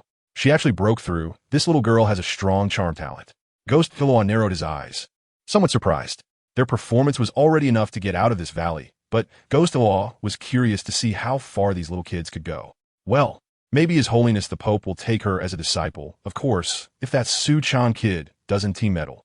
But then again, I wonder how things are over at Spirit City. Has that kid stirred up any big commotion again? Damn it, I really want to go back and take a look. From a great tree at the center of the valley, a soft murmuring could be heard. Chen, of course, did not know that Hulaina had exploded with power because of him, nor did he know that Ghost Douluo was also thinking about him. At this moment, he was standing in front of the Pope. Level 20? So fast. Bibi Dong's red lips parted slightly. Her beautiful eyes filled with surprise as she looked at the young boy. It's only been a few days. He has already broken through to level 20? Calculating this, the little guy is almost on par with that innate full soul power monster I had back then. Both had level 20 soul power at 6 years old. But the little guy, unlike that monster, increased 5 levels in less than half a month. Such speed is simply terrifying. I'm quite surprised too. Chen nodded helplessly. He hadn't expected to break through this fast. It should have been a month later, but the dominance of natural energy exceeded his imagination. Originally, it was just an attempt to absorb, but when the natural energy touched the chakra, it was like reuniting with a long-lost, newlywed wife. Forcefully rushing into the boy's body and starting to flow with the chakra through the meridians without any hesitation. This scared Chen quite a bit, as it is known that there are very strict requirements for the ratio of chakra to natural energy in the body, and a careless move could lead to assimilation with nature. Fortunately, the most terrifying situation he had anticipated did not occur. For some reason, whether it was due to the lack of natural energy or something else, Chen did not turn into a stone statue. Instead, his soul power surged by 5 levels. The soul bone, however, seemed to have lost its core, changing from shiny to dull, and even showing some cracks. Chen could feel it slowly recovering, but the time it took was exceedingly long, almost negligible. In short, it was an experiment that could neither be called a success nor a failure. Little guy, you really surprise me every day. After a long while, Her Holiness finally let out a sigh of relief, her wine-red eyes filled with the reflection of a silver-haired boy. She gently patted Chen's shoulder and said, "Then let Elder Ju accompany you to the Stardew Forest." End of chapter. Chapter 33. Thoughts on wood release. Heavenly Dream, Ice, Silkworm. I have to say, this sudden 5-level breakthrough brought some unnecessary troubles to Chen. If other soul masters heard this, they would definitely want to perish together with him. Is Versailles really that extreme? But for Chen, not only was his plan interrupted, but his research on soul bones also came to a halt. To continue his research, he would need to find a second 10,000-year soul bone. That soul bone could still absorb energy, but Chen could feel that the energy and skill power it contained was less than 1/10 of what it should be. Not only could it not enhance his soul power and physique, but he might even have to sacrifice his own soul power just to use the severely weakened skills. Additionally, throughout the journey, the looks from Ju Douluo and Ghost Douluo were like they were staring at a monster. As they approached the great forest, Chen finally couldn't stand their gazes any longer and couldn't help but say, "I didn't want to break through in such a short time either. Can you not look at me like that?" Ghost Douluo and Ju Douluo replied, "Do you know how much research progress this 5-level breakthrough has delayed for me?" "No, you don't know. You only care about yourselves. If I could, I would trade this 5-level breakthrough for the lost time." The young man sighed helplessly. This was not arrogance. Levels could be raised in various ways, but research on natural energy was not that easy. "I can't take it anymore. I really can't." Ju Douluo's eyes turned red as he rolled up his sleeves, preparing to give this brat, who was already poking at people's hearts at such a young age, a little childhood education. Listen. Is this something a person can say? Translate for me. What do you mean you want to trade 5 levels for lost time? Calm down, old Ju. How you bully him now, he will bully you the same way in 10 years, and who knows? We might still have to rely on him for our meals in the future. Ghost Douluo quickly pulled his good brother back, earnestly advising him. This kid is a bit too monstrous. In terms of overall talent, he is already surpassing the granddaughter of that great elder. Given how much His Holiness the Pope dotes on him now, if he grows up safely, the position of the Holy Son of the Spirit Hall is almost 100% guaranteed. Ju Douluo immediately wilted. His good brother made a valid point. Although he was unhappy in his heart, this kid indeed, sigh. The young man noticed his resentful gaze and raised an eyebrow. "What's wrong? Has Elder Ju finally realized my difficulties?" Ju Douluo exclaimed, "Old Ghost, don't stop me. I have to take down this little brat today." "Calm down, old Ju. Calm down." Amidst the shouting, the three finally arrived at their destination. Stardew Forest. Towering ancient trees that shaded the sky, an endless sea of green, deep abysses and glowing lights. No matter how many times he saw it, this forest always brought a little shock to Chen. "Little Chen, do you have any thoughts on your second soul ring?" The three stopped at the outskirts, and Ghost Douluo asked. Regarding Chen's soul ring, Bibi Dong had specifically instructed not to interfere too much and to let Chen make his own decision. The two had no objections. After all, they were also quite puzzled about Su Chen's martial soul called chakra. If possible, please help me find a water attribute soul beast. Around 4,000 to 6,000 years old? Su Chen pondered for a moment and gave his answer. If he really followed his research, the use of the 5 elements ninjutsu required finding a soul ring of the corresponding attribute. For the first ring, Su Chen still preferred water. Water attribute ninjutsu is not as extreme in attack as fire and lightning attributes, nor as defensive as earth release. It is relatively balanced, possessing powerful offensive ninjutsu like water dragon bullet and defensive ninjutsu like water transformation technique, which is considered a bug defense ninjutsu. Most importantly, Su Chen really wanted to try whether he could use the characteristics of the soul ring to fuse into a bloodline limit. Among them, the simplest and one of the most powerful, wood release, is formed by the fusion of water release and earth release. Given the many limitations of earth release, the choice for the first ring naturally became water release. For 1,000 to 6,000 year water attribute soul beasts, Ghost Douluo rubbed his chin and nodded. No problem, wait. 4,000 to 6,000 years. Isn't that your second ring? He looked at Su Chen in astonishment. Didn't that master say that the limit for the second ring should be 900 years? If the second ring is 4,000 to 6,000 years, then what does that leave my fourth ring? Is there a problem? Su Chen looked at him in confusion. My first ring is 3,000 years. Isn't 4,000 to 6,000 years reasonable for the second ring? Ghost Douluo immediately fell silent. He suddenly remembered that common sense was useless when it came to this monstrous kid. According to Su Chen's statement, that age was indeed reasonable, but only for him. Forget it. Forget it. This kid knows what he is doing. This time, it was Ju Douluo who offered comfort. Look, he didn't even ask for a 10,000-year soul ring. Did he? Ghost Douluo replied, I really thank you. If the second ring is 10,000 years, will we title Douluo still be able to live? Find it. Find it. The sooner we finish, the sooner we can leave. The last incident still hasn't been resolved. Yuan patted Ghost Douluo's shoulder, his expression slightly serious.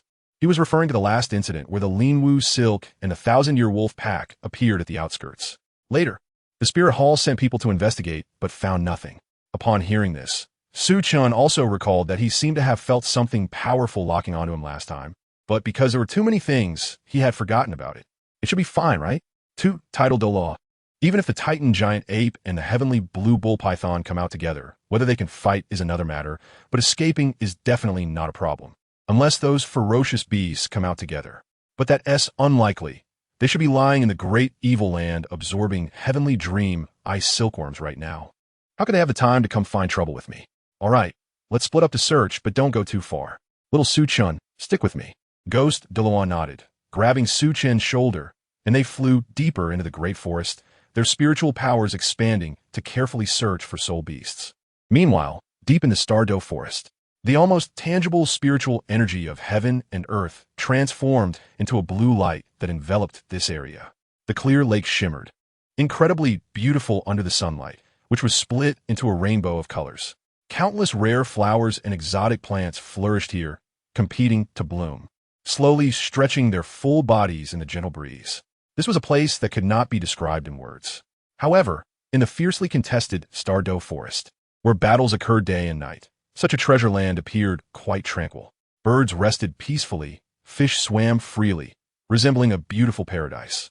Not far from the lake around, plump white silkworm soul beast cautiously wriggled its body, its golden sparkling eyes occasionally glancing at the 2 giant creatures snoring nearby. Seeing that its movements seemed to go unnoticed, the silkworm soul beast wiped a cold sweat from its smooth head, breathed a sigh of relief, and continued to slowly and steadily inch forward. Finally, after its relentless efforts, it climbed to the other side of the lake. Seeing that the 2 giant creatures were still motionless, the silkworm soul beast couldn't help but grin, overwhelmed with joy. Is this time for me to really escape? Am I finally leaving this dark hell? God knows what kind of days it has been all these years. Thinking about the life of being treated as a snack and bullied for thousands of years, it can't help but feel a pang of sadness, its eyes turning red. If it weren't for the fact that I don't shed tears, I would definitely be in tears right now.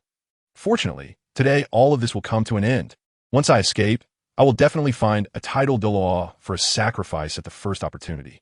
By then, the mountains will be high for the birds to fly, and the sea will be vast for me to leap. What can you soul beast do to me? With my assistance, once that title Douluo becomes a god, None of you who bullied me will escape. Imagining the wonderful scenario, the silkworm-shaped soul beast couldn't help but squint its eyes and laugh. What good thing are you thinking about, Tianming? Why are you laughing so happily? A heavy voice came from behind, and Tianming instinctively replied, Of course, it's to take you all down. But the next second, it suddenly realized, its whole body stiffening and its head slowly turning back. A giant bear and 3 mastiffs looked at it with mockery in their eyes, and Tianming could even feel the drool dripping from their mouths, the hot sensation splashing beside it. End of chapter. Chapter 34. Major Crisis, the Bear King and the Red King attack. Gudu, Tianming swallowed hard, feeling a chill run from its tailbone to the crown of its head. The mighty big Bear King and the fierce Red King were here. You're doing well, huh? It trembled, forcing a smile on its face, trying to please the 2 colossal beasts. I'm going to die. Tianming cried out in its heart, feeling like its doom was near. Is there anything worse than being caught while trying to escape? That would be the second time. Are you trying to escape again? The giant bear, known as the Bear King, wrapped its claws around Tianming, snorting 2 streams of white breath from its nostrils, baring its fangs, and glaring dangerously at the shivering ice silkworm. In my opinion, we should just let the adults eat this little guy. If not, we can share him among us brothers. The Red King, shaking its 3 heads, gazed greedily with its 6 eyes at Tianming's plump, tender body, drooling and making sizzling sounds as the saliva dripped to the ground. That won't do. Lady BG said this little guy is very useful. We can only absorb, not eat. The Bear King shook its massive head, licking its fangs with a somewhat sinister expression, but taking a couple of bites should be fine, right? Tianming, being eaten a bite by both of you is no different from dying. I'm gonna die. I'm really going to die. Help. Is there anyone to save me? No, if you can save my life, you are my brother from now on. It looked at the 2 approaching soul beasts with trembling fear, closing its eyes in despair. It seemed that its legend was about to end here. However, the anticipated pain did not come. Just when Tianming's mind was spinning, it suddenly sensed 2 terrifying auras erupting into the sky, startling a chorus of soul beast screams. What happened? It cautiously opened its eyes and found that the Bear King and the Red King seemed to sense something, exchanging glances and revealing sinister smiles. Didn't he expect it to come so soon? Damn human soul master thief, we'll slaughter you. The bear roars and dog howls rang out simultaneously, and the 2 ferocious beasts transformed into violent streaks of light, crashing through a large swath of trees and quickly disappearing, leaving behind the trembling Tianming. After a while, noticing that the Bear King and the Red King had seemingly really distanced themselves, Tianming's little eyes widened instantly. Wow, they're really good people. Without saying a word, its round body started to wriggle frantically, rushing towards the outskirts at the fastest speed it had ever moved, until that area filled with spiritual energy vanished from its sight. Tianming was still running wildly. Not knowing how far it had run, it suddenly dove underground, expanding its mental power for 100 meters. And when it didn't see any pursuers, it finally realized. It escaped. With the help of an unknown soul master, it fled from that hell. Tianming breathed in the dirty air tainted with soil from underground, but it felt sweet. This is the taste of freedom. At this moment, Tianming the ice silkworm felt like it was dreaming. Good person, you'll be my big brother from now on. Although you may not hear me call you brother anymore. This kindness, I, Tianming, will remember in my heart. It gratefully bowed towards the direction the Bear King and the Red King had gone, unable to hold back a sigh. If I could see you and become your spirit ring, I, Tianming, would willingly accept. But unfortunately, no soul master can survive under the pursuit of 2 ferocious beasts. Not even a titled Douluo. Big brother, safe travels. At the edge of the great forest, titled Douluo was holding a near-death white, snake-like soul beast, speaking to a white-haired youth. The latter, stroking his chin, wore a thoughtful expression on his delicate face. This one, the year doesn't match, seems a bit mottled. After observing for a moment, Chen shook his head. It's water attribute for sure, but it has some other things mixed in. Take it slow. This matter can't be rushed, Gio comforted the youth, discarding the soul beast, which struggled to crawl away. Let us see if there are any surprises over on Old Go's side. Looking for soul beasts can take several days. That's normal. Chen nodded. He was about to say something when he suddenly noticed a change in Joe's expression. It was a fear he had never seen on this titled Douluo's face before. Chen only saw Gio's lips moving but couldn't hear any sound. In the next moment, a warning surged in the boy's heart, a bone-chilling cold spreading around him. Instinctively, he activated his substitute technique and instant movement technique at the fastest speed of his life. Boom! A blinding shockwave instantly engulfed the area where the boy was, reducing it to a void. The violent roar erupted, trees splintered, and dirt surged. The boy awkwardly hid behind a rock, the enormous sound causing his ears to momentarily distort. Be careful!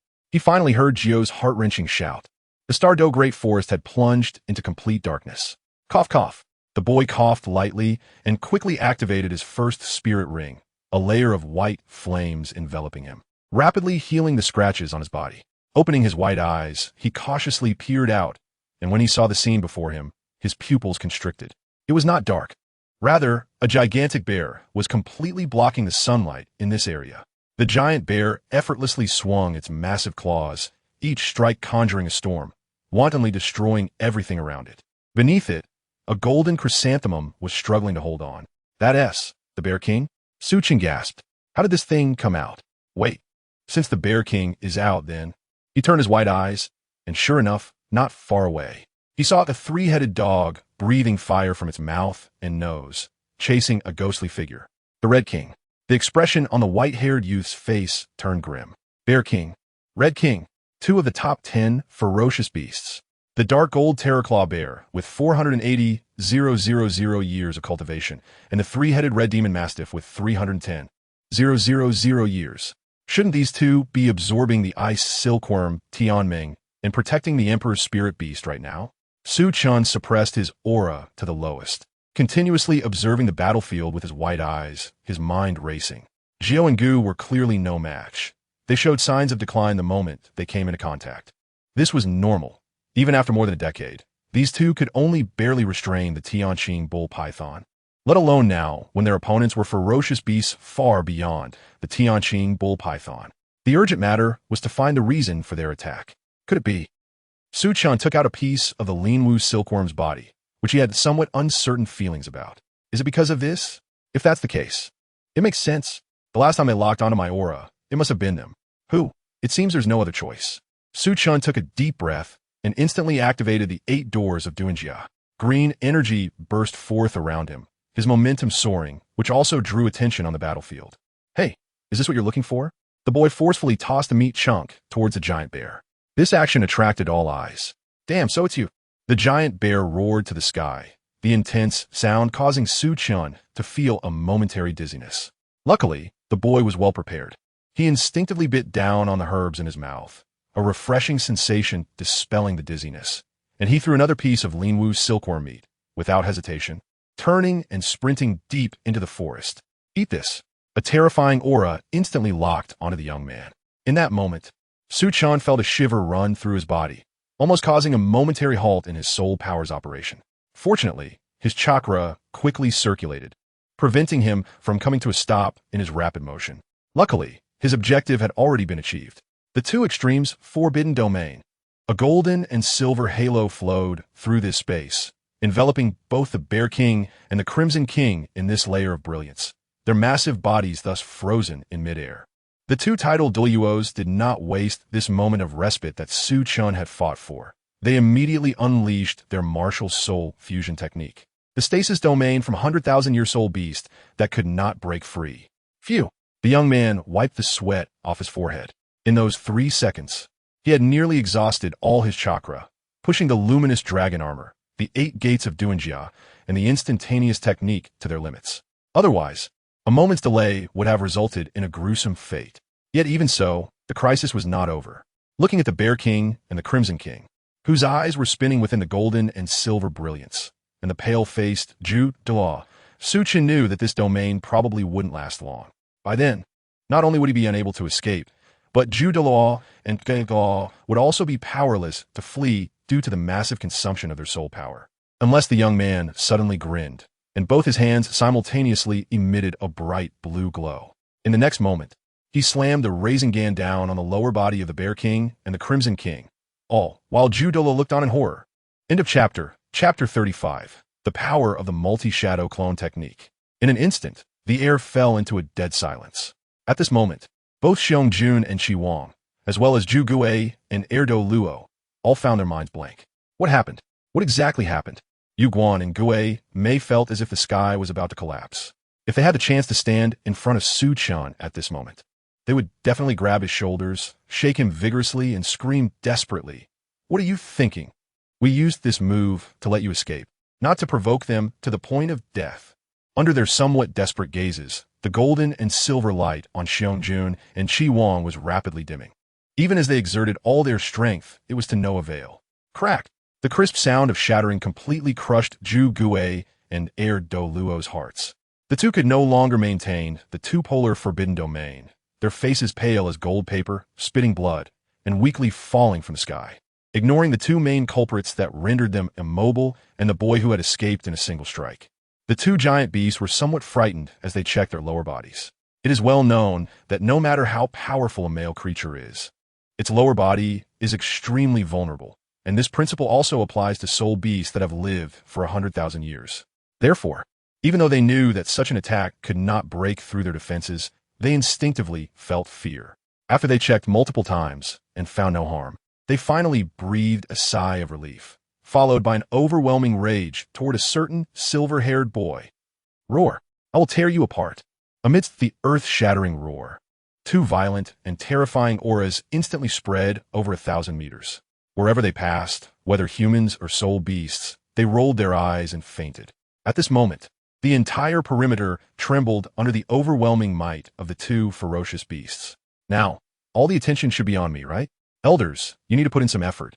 In the distance, the silver-haired boy wiped the sweat from his forehead, listening to the roar filled with endless fury, nodding in satisfaction. But his expression showed no signs of relaxation, because he knew that the real test was just beginning. "I don't want to die here so hastily." Boom! A few hundred meters is nothing but a moment for 100,000-year soul beast. Like two speeding locomotives, carrying the force of destruction, they crushed and tore apart everything in their path. "Where's that kid?" Xiangjun snorted with flared nostrils, his beastly eyes blood-red.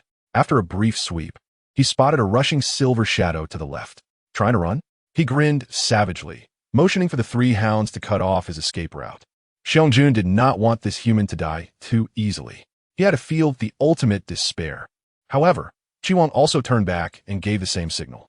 Huh? The two beasts stared at each other in confusion, looking towards their respective directions, only to find that two silver shadows were rushing in different directions. No, not just two. As Xiangjun and Qi Wang opened their mental powers, they were astonished to discover there were actually dozens of identical auras rushing in different directions. What is this? Xiangjun and Qi Wang were somewhat dumbfounded. They had seen clone-type confusion abilities before, but they had never encountered one where the auras and soul power fluctuations were exactly the same. Just then, boom, a mountain-like body appeared like lightning 100 meters away, and a massive beast claw came crashing down. The two silver-haired boys had no time to dodge and instantly turned to smoke and vanished. Hey, hey, hey. Xiangjun licked his sharp teeth, looking at the other shadows still rushing, revealing a cruel smile. The insect struggled, thinking it could escape like this? How naive. In the blink of an eye, several more figures were crushed by the bear paw and dog teeth, turning into smoke and disappearing. Kid, you will experience something more terrifying than death. Amidst the cruel laughter, Su Chen's shadow clones disappeared one by one. Only they did not notice, or perhaps did not care at all, that in a corner, a wooden stake was wobbling and rolling strangely towards the depths of the forest. Old ghost, what should we do? On the edge of the chaotic battlefield, Zhu Douluo and Gue Douluo leaned against each other in a sorry state, their breaths weak, their bodies battered. Long gone was their former extraordinary demeanor. That child is doing this for us. Yu Guan's nose felt sour as he looked helplessly at Gue Mei, who remained silent. Long before the two ferocious beasts recklessly pursued Su Chen, ignoring them, the two had already understood his intentions. But this only made their hearts heavier. No, I have to save him. After a moment, Zhu Douluo wiped his eyes, stood up, and his pale face was filled with determination. That child must not die. He is the hope of His Holiness the Pope and the future of the Spirit Hall. Gue Douluo nodded, slowly clenching his fists. Old ghost, you go find a way to send a message to His Holiness the Pope, then meet up with me. Yu Guan patted his old friend's shoulder, smiling casually. If this child dies, we won't have the face to live, will we? As for whether Su Chen could hold on until help arrived, the two did not question or consider this issue. They firmly believed that the boy could create miracles. Just like before. Bang! When the last shadow clone disappeared in a puff of smoke from Qi Huang's mouth, the expressions of the two ferocious beasts finally turned somewhat unsightly. No real body. Although the aura, soul power fluctuations, and even the expressions on the faces of each clone were exactly the same as that kid's. There was no doubt that these were all fake. Bastard! Xiong-Jun roared, punching the ground, and a terrifying shockwave instantly destroyed everything within 100 meters. Don't worry. He can't escape. Qi Huang's 6 eyes flickered uncertainly, and his massive mental power firmly locked this area. I don't believe he can stay out of this forest for the rest of his life. In a patch of bushes, the rolling wooden stake finally came to a stop, seemingly human-like as it took a cold breath. This feeling is really unpleasant. It was none other than Su-Chen, the clones produced by the multi-shadow clone technique. When they disappear, transmit all sensory experiences back to the main body. The advantage is that it can be used for multiple learning and training. But the downside is like now. In just a few seconds, Su-Chen experienced the sensation of dying in various ways beneath bear claws and dog jaws. That was definitely not a wonderful experience. If it were someone with a weak mind, they would have fainted long ago. But fortunately, the effect was outstanding. This A-rank forbidden technique from the ninja world, even when facing two ferocious beasts, bought Su-Chen a lot of time, allowing him to use the transformation technique. Another similarly broken ninjutsu to escape the battlefield. However, the current situation had not improved much. Xiong-Jun and Qi Huang would not stay too long. After all, the Soul Beast Sovereign Silver Dragon King was still gravely injured and would definitely not want to expose himself in the Soul Master world prematurely. As long as Judo Luo and Guido Luo were fast enough to bring more reinforcements to the Great Forest, they would be unwilling to return to the place of the ferocious beasts. With Guido Luo's speed, this time would not exceed 3 days. But the most critical issue was that Su-Chen's chakra was almost depleted, nearly unable to maintain the transformation technique. Once the transformation technique failed, Su-Chen would be immediately locked on by the two ferocious beasts. Was there no choice but to keep moving forward? Running away is definitely a dead end. But continuing deeper won't lead to good results either. A human whose soul power is exhausted will have a fate that doesn't need much elaboration in the depths of the Great Forest. Forget it. Let's move forward for now. Shall we? The boy who decided to advance was slightly taken aback. In the white eyes, there's an incredibly huge energy source not far underground. End of this chapter. Chapter 36 Encounter. Curious baby Tianming Ice Silkworm. The visibility here has become quite low, with the dense green forest blocking most of the sunlight, leaving only scattered patches and a few plants that emit a faint glow. If nothing unexpected happens, he has completely left the edge zone and reached the outer circle.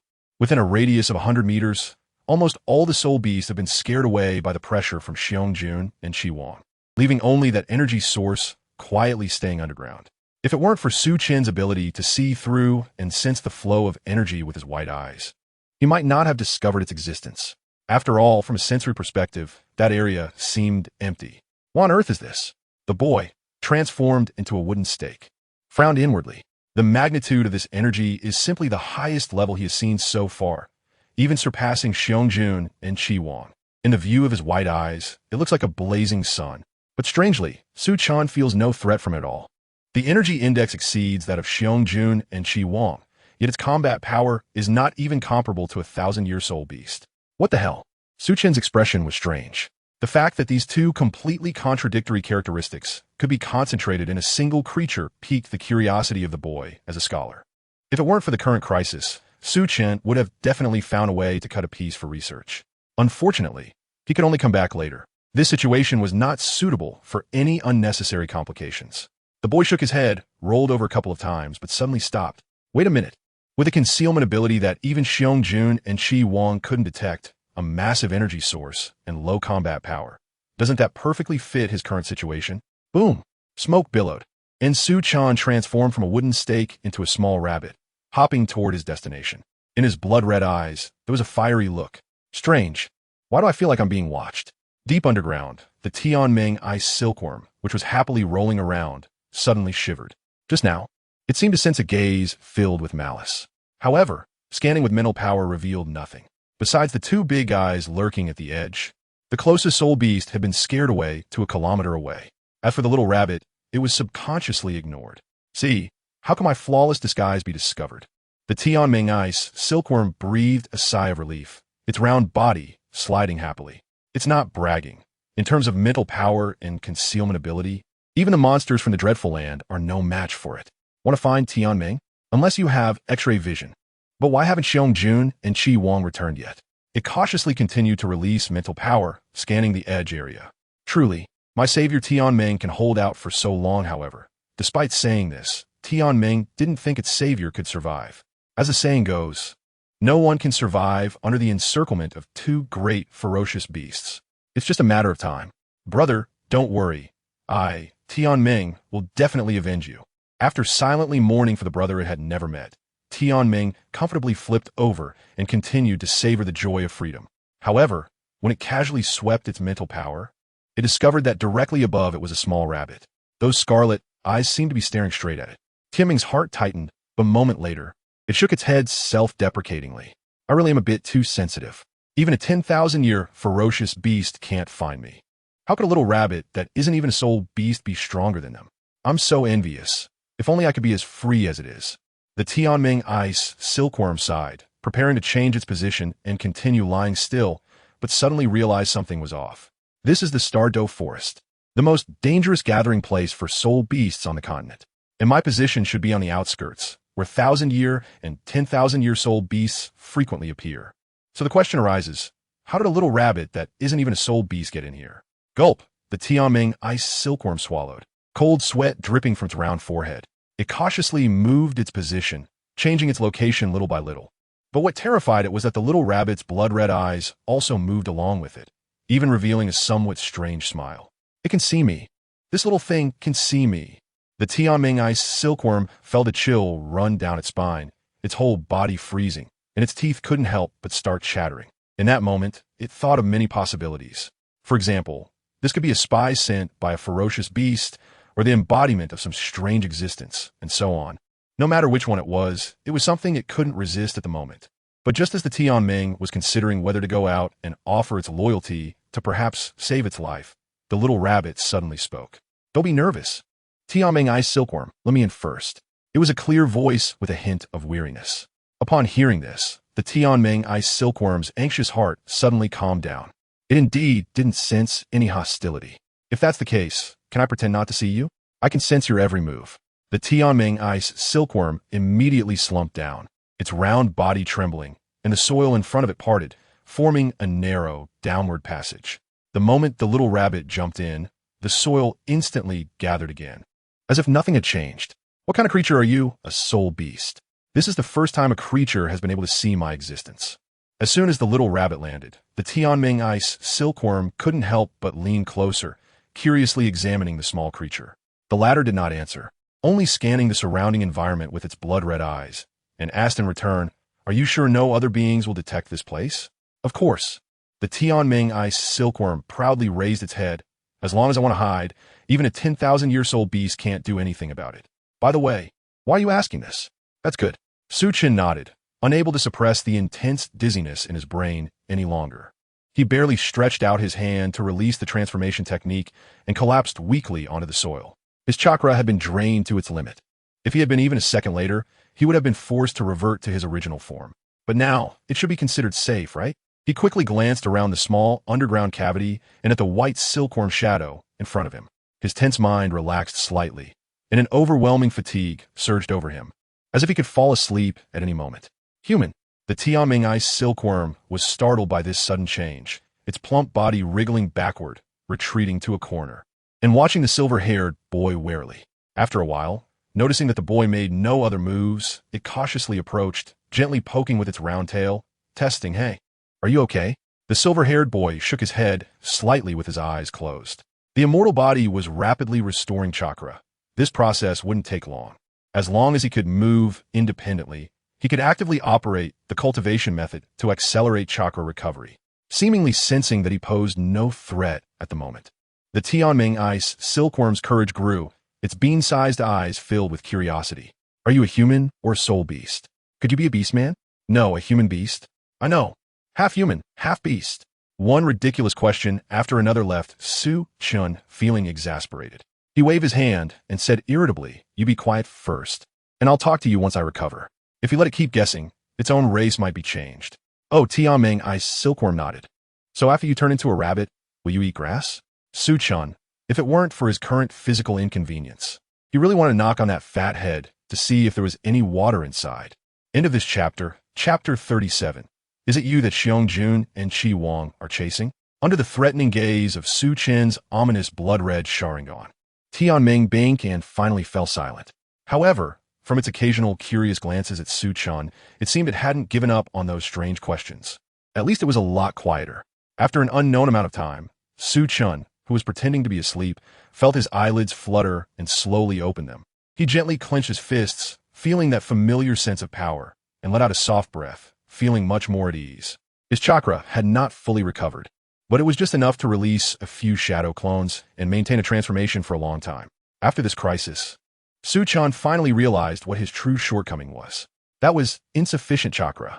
The amount of chakra granted by the sage body was inherently much greater than others, and its recovery speed and growth were also significantly higher. But unfortunately, the sage body had not fully awakened, and his own abilities were all resource-intensive. The dragon bloodline greatly increased his power, but its consumption rate was equally fast. The 8 gates of Duenjia, at first glance, seemed to be related to physical techniques, but its chakra consumption rate completely matched its S-rank forbidden technique status.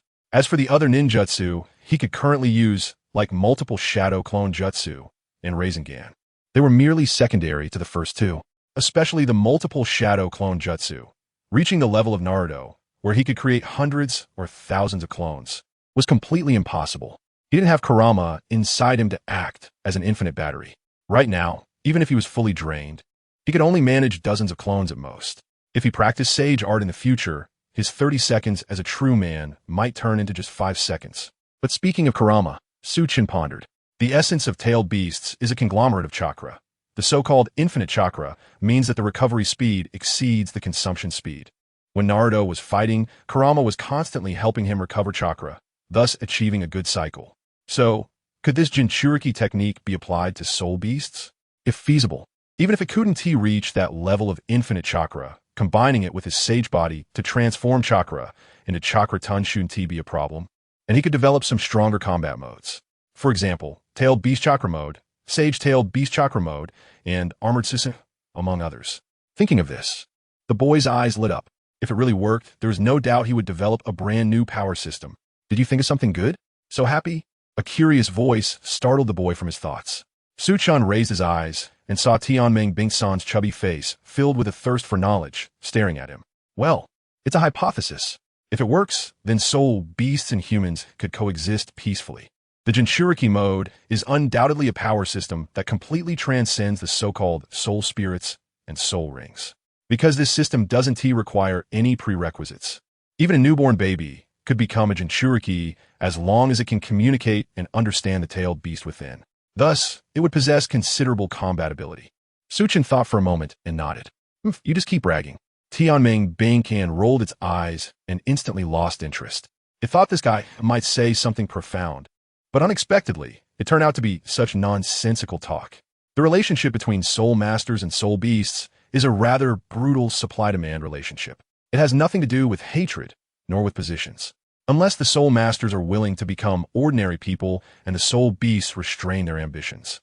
The relationship between the two will not ease in the slightest, no matter how much time passes. By the way, who exactly are you? Do you know my brother?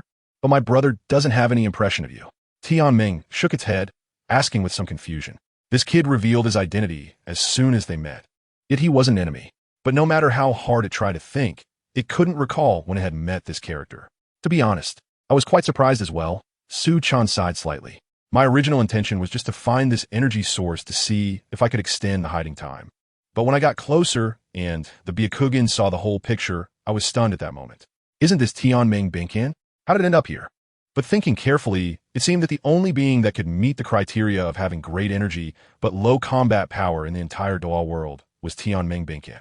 This character from 10,000 years later, with its rare dual attributes of ice and spirit, and being an intelligent million-year soul beast, was essentially just a lucky creature that had consumed a lot of heavenly materials and earthly treasures. However, this did not diminish the enormous role of Tianming. One could say that the reason that Brat Huiyuhao could achieve future success was at least 60% due to this seemingly foolish silkworm. He had once considered whether to intercept early, but after calculating the time, he gave up. He didn't expect to encounter it in such a place. Speaking of which, how did you get out? Chen raised an eyebrow and asked. At this point in time, this excellent heavenly material should still be happily absorbed by fierce beasts in the dangerous area. Not to mention that the 300,000-year-soul beasts in the core circle didn't even qualify to approach. Speaking of which, Tianming Baikan swayed its body happily and excitedly said, "It was my big brother. If it weren't for my big brother attracting the attention of Xiong and Qi Wang, I wouldn't have been able to escape." Big brother? Chen slowly raised a question mark. Is there such a person?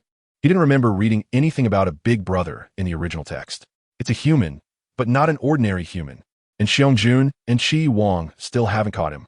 Tianming Bingsan's eyes sparkled like stars. If it had 4 limbs, it would probably be in a posture of holding its hands and wagging its tail. Big brother is simply a Superman. If he survives, he must have the potential to become a god. Tianming, will definitely vow to follow him to the death. Chen's expression became increasingly strange as he listened. If your big brother, cough cough, survives, how will you follow him? He asked. Kid, do you think my brother's just any ordinary soul beast? Tianming Baikan proudly huffed. My brother is one of the only 99,000-year soul beasts in the entire continent. As long as my brother approaches a breakthrough, I can voluntarily sacrifice myself to become my brother's wisdom spirit ring. This left Chen both amused and speechless. It turned out that he had inadvertently become this creature's savior. However, it had nothing to do with you, this level 20 little guy. It said with an air of superiority. By the way, you still haven't answered me. How did you know my name? How did a level 20 come to this place? The round little Baikan asked, suddenly feeling a jolt in its heart. Right. How could he, a level 20, come to such a place? It first glanced at the ragged Chen, then spread its mental energy outwards and looked at the 2 fierce beasts lying motionless at the edge. Remembering that the boy's first sentence upon entering was whether he could perfectly conceal his aura, along with his appearance of just having fought a battle. Glug. Looking at the boy's eyes that seemed to smile, yet not smile, Tianming Baikan swallowed hard. It trembled as it looked at Chen. Xiong and Qi Wang. They aren't chasing you, are they? End of chapter. Chapter 38. The sacrifice begins. But this is impossible. Before Chen could respond, the Sky Dream Ice Silkworm shook its head like a rattle. You're only level 20. How could you possibly survive in the hands of those 2 monsters? No, it's impossible. It's just impossible.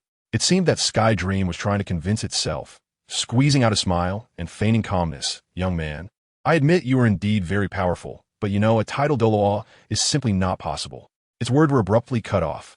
A wave of deliberately suppressed soul power quietly emanated, and a pale white energy brushed against its face, making the Sky Dream Ice Silkworm instinctively feel a sense of comfort, as if the fatigue and oppression of recent days had lessened significantly.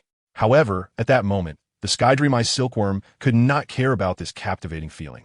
Its golden beady eyes shrank to the size of pinpoints, staring intensely at the silver-haired youth before it, or rather, at the soul ring radiating purple light on him. 1,000-year first soul ring? In that moment, the worldview of the little silkworm was profoundly impacted. The only 1,000-year first ring. It didn't even have a second soul ring. But how could this be possible? The Sky Dream's lips quivered. It wanted to continue saying impossible. But the ironclad fact lay before it. No matter how absurd it was, it had no choice but to believe. However, it soon realized that its worldview had shattered too early. In the next 2 minutes, the silver-haired youth thoroughly demonstrated what a monster was. Dozens of avatars indistinguishable from the original. The Sky Dream focused its spirit to the maximum, but still could not tell the difference between the original and the avatars. No matter how it probed, their soul power fluctuations and life levels were completely consistent. And that peculiar ability to transform into a little rabbit. The silver-haired youth also turned into things like blue silvergrass and flowers. When he transformed into the corresponding forms, the aura on him also changed simultaneously. It was as if he was a rabbit, a wooden stake. If one did not observe with full concentration, one would not notice even the slightest difference. However, who would pay attention to a piece of blue silvergrass that could be seen everywhere in the Stardogray forest. Until the youth transformed into a round and plump silkworm, the Sky Dream Ice Silkworm was completely stunned. It deeply realized the terrifying aspect of this ability. Unless one had extremely strong perception abilities or a power similar to the use ability to see through, this transformation ability was practically unsolvable. The Sky Dream finally understood why the silver-haired youth could escape the pursuit of two great monsters. Because he himself was a monster even more perverse than them. Big Brother. Without hesitation, the Sky Dream Ice Silkworm lowered its posture. The title of Big Brother was called with genuine admiration. Its savior was not a title Douluo, but the future achievements would definitely be beyond a title Douluo.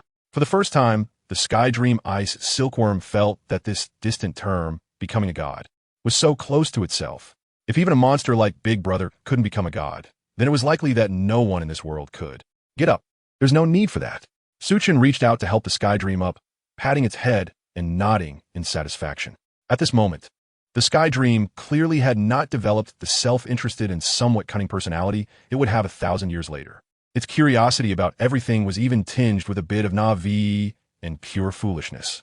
After revealing sufficient potential and the layer of causality of having saved its life, it completely returned to its heart. If it were 1,000 years later, it probably wouldn't be so easy. At that time, some coercive temptations or other means would be unavoidable, such as forbidden techniques like the tongue root curse. Of course, if possible, Chen did not want to use coercive means on a wise being that he spent day and night with, as that would only plant future troubles. While it was possible to fully control it, could such a soul ring still be called a wise soul ring? The current situation was naturally the best possible outcome. Big Brother, I am of course very willing to be sacrificed, but during this process my spiritual concealment ability will also fail, so it's best to. After the joy, the Sky Dream Ice Silkworm's chubby face turned somewhat serious. It looked earnestly at Chen, and because of the mixed soul power in the short term, Big Brother's miraculous transformation ability would likely also show flaws. Since it had decided to follow Chen, it had to consider how to break the situation. In the Sky Dream's view, the best course of action now was to hide here and not act rashly. As long as enough time passed, those two guys would naturally go back. Having been in the land of great dangers for so long, it had some understanding of certain secrets. However, unexpectedly, the youth shook his head in refusal. No, we need to leave here as soon as possible. Before deciding to absorb the Sky Dream Ice Silkworm, hiding was definitely the best method, but if you were to take it as a soul ring, then this method would not work, no matter how one looked at it. The Linwu Silkworm was just 1,000-year soul beast, and the pursuit by the Bear King and the Red King was merely a matter of face. But the Sky Dream Ice Silkworm was different. Its importance in the land of great dangers was not on the same level as the Linwu Silkworm, unless he could stay in this place for hundreds or thousands of years like the Sky Dream. Otherwise, the fierce beast would definitely not let it go. When it reached that point, even the Spirit Hall would have to give up on him. To take a step back, even if he took it out, how would he logically absorb it? With a soul beast approaching 1,000,000 years old, even someone like Douluo, who had long since broken through the limits of a Douluo, would probably find it hard to resist. As long as the slightest flaw was revealed, everything managed by the Spirit Hall would collapse, and Su Xiao would also be implicated. Therefore, resolving the problem here was the best choice. Sky Dream, I will not force you to come with me. If you are unwilling, I will leave on my own once my soul power recovers. Chen pondered for a moment, looking at the pair of golden, sparkling little eyes, and said seriously, staying here, you are safe. The Sky Dream Ice Silkworm fell silent upon hearing this. It certainly knew that it was safe here, as long as it did not go out, unless the fierce beasts turned the entire great forest upside down. Otherwise, even after thousands of years, it would not be discovered. But after witnessing a true human being capable of becoming a god, how could it be willing to stay cooped up in this narrow cave for thousands of years? What about after 10,000 years? Continue to wait? In its life, was there really only the choice of lying there dead or being forced to lie dead? No, it was unwilling. Since that was the case, why not take a gamble? Even if it lost the bet, after becoming a soul ring, losing the bet really seems to lead to death. The Sky Dream Ice Silkworm instinctively felt some fear. It shrank back 2 steps, but its body froze again. After a moment, the Ice Silkworm met the youth's gaze. Big Brother, can you tell me your name? My name is Chen. Hello, Chen Big Brother. I'm Sky Dream. It took a deep breath, and its body suddenly became somewhat ethereal. A large and terrifying wave of soul power slowly rose, transforming into a splendid stream of light like a galaxy, surging towards the youth. Chen Big Brother, hurry up. I'm afraid I will regret it. Into this chapter, Chapter 39, Eternal Spirit Ring. On the outskirts of the Stardew Forest, The battlefield was a mess, still emitting wisps of smoke. Within a radius of nearly 500 meters, everything was in ruins. The massive dark gold fearsome bear and three-headed demon hound stood among the debris, their aura deterring any soul beast within a kilometer from approaching. Where the hell did that kid run off to? The Bear King anxiously waved its claws, unleashing a gust of fierce wind that tore through the area, creating a large void. The soul beasts hiding within didn't even have time to scream before they were silenced. If we can't find him in half a day, then forget it. If BG discovers we left the Rue beast, she definitely let us off the hook. The Crimson King extended its senses, but after finding nothing, it could only shake its head in frustration. I don't believe this kid. I swear I want to come back to the Great Forest again. None of them wanted to let this human go, but he somehow managed to evade their detection. Continuing to wait would surely yield results. But if they stayed away from the Rue beast for too long, they would return to an unpleasant situation. Damn it, damn it, damn it! The Bear King angrily pounded the ground, causing a seismic-like tremor that shattered the already chaotic battlefield even further as it roared in fury. That silver hair brat, I will definitely tear you apart. After venting its anger, the fury in its heart finally subsided a bit. It crossed its arms and sat down on the spot, unleashing its mental power with all its might. Before leaving, it had to search for that human-esque whereabouts. If I catch him, the Bear King revealed a sinister smile, having almost already planned how to deal with that silver-haired kid. I want to let him die too easily. What about that peeping fellow? The Crimson King glanced into the distance. No need to waste time on him. The Bear King waved its paw dismissively. Yes, just an ordinary title Douluo. As long as he dares to come over, I can take his life in an instant. 1,000 meters away from the two beasts, Douluo let out a soft breath, retracting its mental power. Its pale face relaxed a bit as the tightly furrowed brows eased. Concentrating mental power to probe such a distance was also a significant challenge for him. But there was no choice. If he got any closer and was discovered, he would have no time to react before being killed. It seems they haven't caught Aiken yet. TSK, that truly is a remarkable kid. Escaping from two 10,000-year-old beasts that far surpassed their strength was impossible in Yu Guan's eyes. Yet the reality was as such. Su Chun had created another miracle. Damn it, if you can inherit the Spirit Hall in the future, I wouldn't doubt you could unify the continent. He grinned and looked up at the sky. The old ghost should have arrived at the near Spirit Hall branch by now. As long as the news gets back to Spirit City quickly. With the Pope's affection for this kid, he would surely come to help right away. Stinky brat, you're so capable now. You have to hold on a little longer. We're counting on you to provide for us. Yu Guan shook his head with a smile, struggling to get up, preparing to change locations to continue watching those two 10,000-year-old beasts. But just then, boom! A violent shockwave accompanied by a roar rushed toward him. He staggered, covering his eyes with his hand, struggling to look toward the source of the sound. But his pupils couldn't help but contract sharply. A massive beam of light tore through the green sea, shooting straight up into the clouds, stirring the sky into a vortex with a diameter of 100 meters. What is that? Yu Guan murmured in a daze. But before he could examine it closely, a familiar wave of soul power came with the wind. This is, damn it. Douluo's expression changed drastically as he dashed towards it without hesitation. At the same time, both the Bear King and the Crimson King, as well as the ghost Douluo racing toward the Spirit Hall branch, and even other thinking soul beasts, turned their gazes toward that towering beam of light. Silver hair brat. The former suddenly stood up, exchanging glances and letting out a roar towards the sky, their massive bodies charging like a roaring wave toward the light beam. Su Chun, the ghost Douluo, abruptly halted, his expression grave as he stared at the beam of light, then gritted his teeth, forcing himself not to pay attention, speeding up his ghostly shadow once again. You must hold on. The Spirit Hall branch in Shilu City is right in front of us, deep in the Stardow Forest. Daming, Erming, let us go take a look. I have a feeling there's an aura there that makes me very comfortable. The scorpion-braided girl, sitting on the back of the black giant ape, swung her crystal-like feet. Her pink eyes filled with curiosity as she gazed at the beam of light, slightly entranced as she wrinkled her delicate nose. It's like being born just now. Touching nature for the first time. Can you feel it? Splash! A massive bull-headed creature emerged from the lake, its drum-like eyes looking helplessly at the little girl. Xiao Wu, don't mess around. You've just taken form. It's too dangerous to go to such a place. Moreover, the bull-headed python-s soul beast-s eyes showed some concern. That human is being hunted by both the Bear King and the Crimson King. It might involve something important. It's best not to stir up this trouble. And also, those two S lower halves. Remembering the scene that nearly shocked it into a stupor, Damon couldn't help but shiver, his own lower half subtly aching. Just looking at it seems painful. Huh, is that actually a human? And he could create such a commotion while being chased by those two?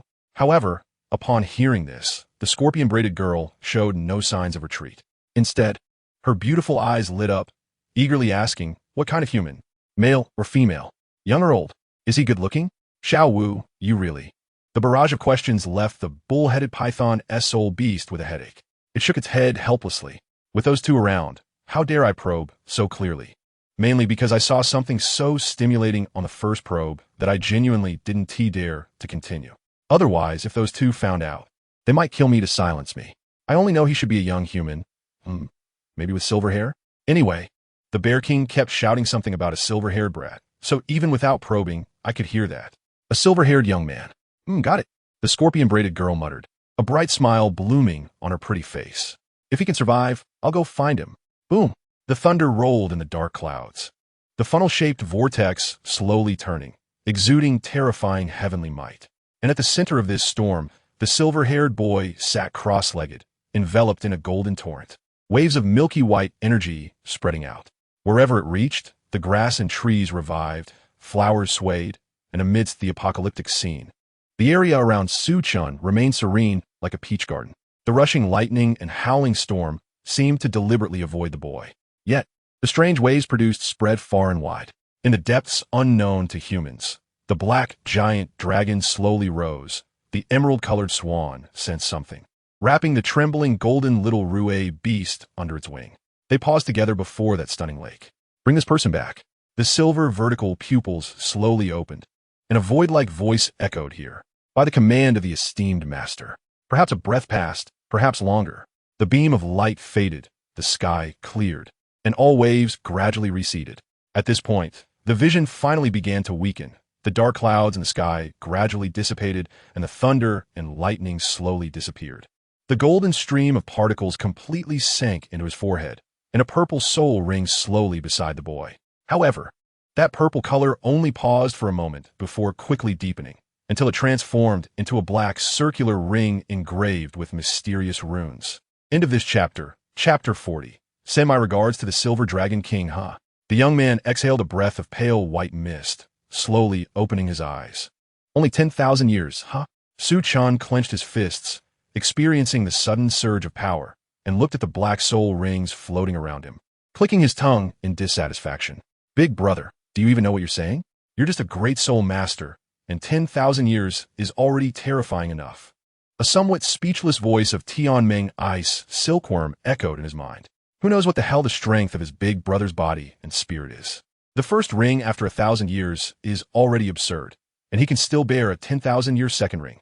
Looking at this spiritual world that is almost indistinguishable from the outside world, a gigantic village with every detail visible, Tianming really began to doubt life. Is this the spiritual strength a great soul master should have? Perhaps his big brother is really a reincarnation of some deity? But he couldn't understand why there were 4 ugly statues on the cliff behind this perfectly fine village. Tianming was very curious about this place. You're right. Su-Chun chuckled softly. He initially wanted to try for 20,000 years, but unfortunately his body strength was still somewhat lacking. This 10,000 years was already the absolute limit. However, the silver-haired youth slowly closed his eyes. When he opened them again, they had turned into a pure, white jade color. A dazzling azure flashed in those jade-like eyes, and the suddenly clear scene before Su-Chan made him feel somewhat unaccustomed. It was like upgrading from 1080p to 2K. His Byakugan's range and depth of clarity had increased significantly. Not only that, the young man closed his eyes again and opened them, the white fading away to reveal an ominous blood color. That originally solitary single tomo had now transformed into 3 tomo. The 3 tomo Sharingan. Under normal circumstances, this was the highest point that the Uchiha Sharingan could reach. No matter how ordinary a person was, possessing the 3 tomo Sharingan meant they had the strength of a Jonin. Neural response, rewriting, copying. Alt Jinjutsu released through these eyes would significantly increase in strength. As expected, feeling the sudden clarity in his mind multiply by dozens of times. Su-Chun's lips curled into a slight smile. The evolution of the Sharingan is nothing but a mental stimulus, but it doesn't necessarily have to be painful. As long as it can cause a strong emotional fluctuation, there's a chance to promote the evolution of the Sharingan.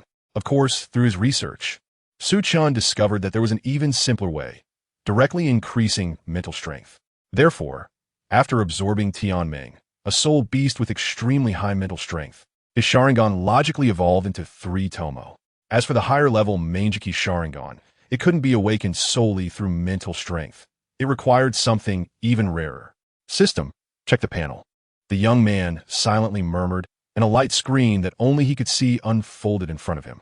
Name, Chen. Gender, male. Age, 6. Realm, level 23 Great Soul Master. Soul rings, purple, 3,000 years. Black, 10,000 years. Soul skills, L and Dragon's armor, 50 boost to all attributes. Increases life recovery speed by 5,200 when damaged. Recovery speed increases as vitality decreases. Soul skills, mental detection, mental sharing, mental interference, soul impact. Chakra attribute, none. Water, fully masters the operation of water elements. Can freely release water-style ninjutsu. Greatly enhances the power of water-style ninjutsu. Significantly increases affinity for water elements. Life energy, 2,500, standard Great Soul Master. 600-1000. Mental energy, 999, Spirit Sea Realm. Standard Great Soul Master, 51 to 100.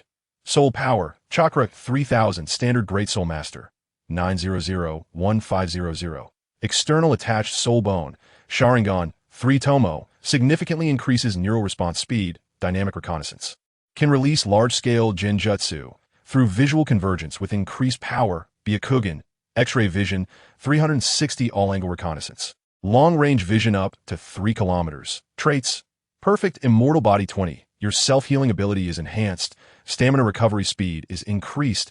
Vitality is enhanced. Affinity for nature is strengthened. Cultivation talent is improved. Speed of cultivating in immortal mode is increased. Ancestor of Techniques. You can use all techniques without restriction. Requires Manjiki Sharingan, Eternal Manjiki Rinnegan. Kemui, not available. Amaterasu, not available. Tsukuyami, not available. Available skills, Chen style swordsmanship, Rinnegan, Chen style shuriken technique, Chen style body technique, shadow clone technique. 8 gates of Duinjia, 3rd gate, Jinjutsu, Shiranui, water style, water dragon. The nearly doubled life, energy, and mental energy. The evolved 3 Tomo Sharingan, and significantly enhanced Byakugan.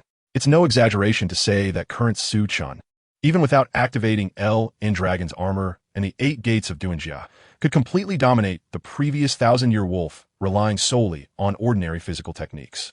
As for dealing with that iron horn-mad rhinoceros soul master, if the opponent was caught off guard, he could even use the Sharingan to end the battle instantly. Licking his somewhat dry lips, the young man focused his gaze on the soul skills, his heart racing uncontrollably. Mental detection, with its powerful penetrating and analytical capabilities, could fill in the last gap in his Byakugan. From now on, in terms of reconnaissance, Chen could truly be said to have no shortcomings. Mental sharing was similar to telepathy. If he wanted to establish a force in the future, this timely transmission ability was indispensable. Meanwhile, mental interference and soul impact would reach a terrifying level under the enhancement of the Sharingan. Of course, what excited Chen the most was the newly added soul power attribute, water. Freely using water-style ninjutsu.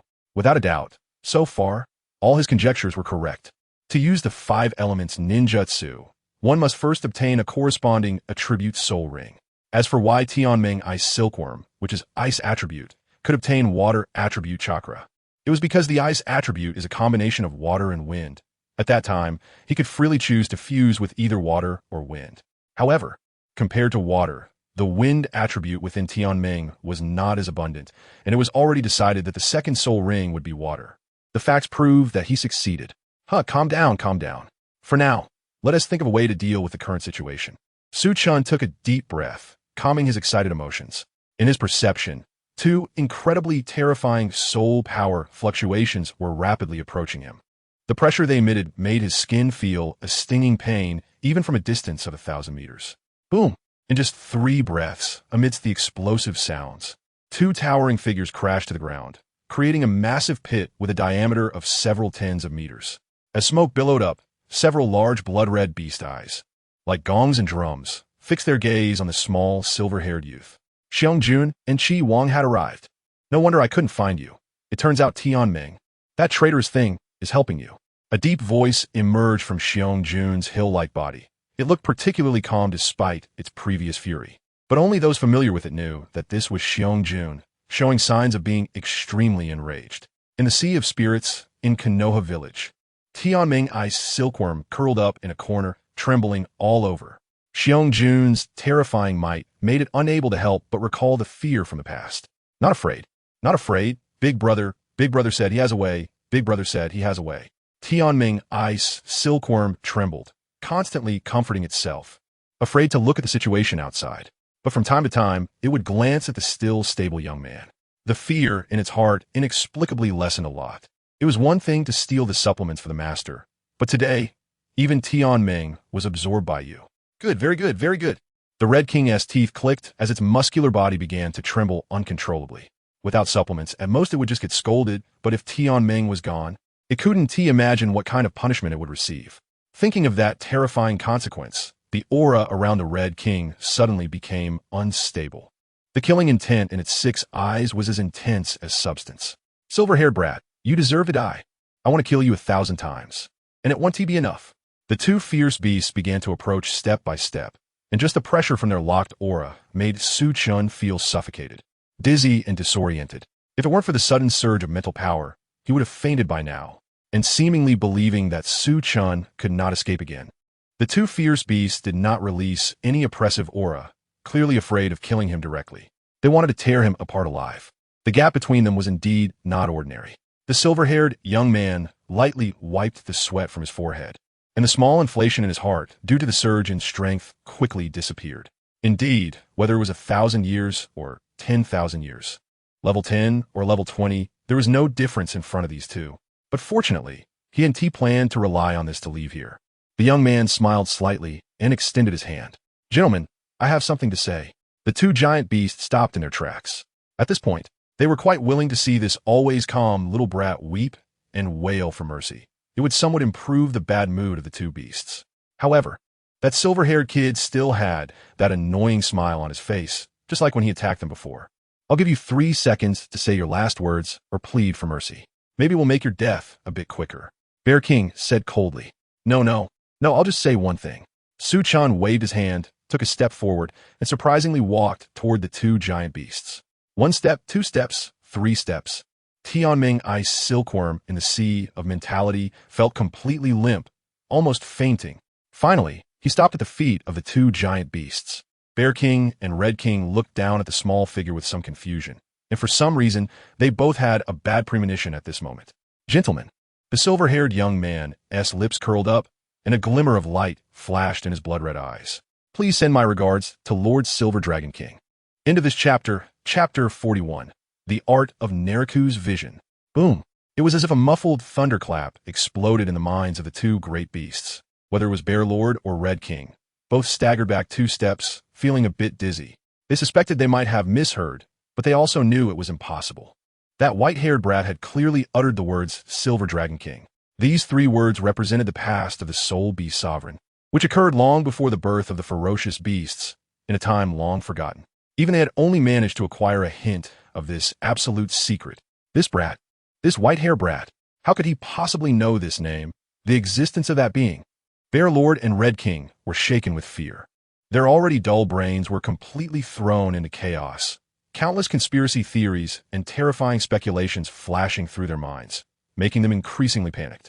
If their reckless actions had disrupted the Sovereign's plans, the Black Dragon King would surely make them understand that death would be the best outcome. Don't panic, you two. Just as their minds were about to ignite, a clear youthful voice entered their ears again. Yes, this brat. As long as they captured this brat and took him back, everything could still be salvaged. Bear Lord and Red King suddenly jolted awake from their fear, both turning to look at the youth, directly meeting those ominous crimson eyes, which had somehow transformed to exude a sinister aura. Buzz!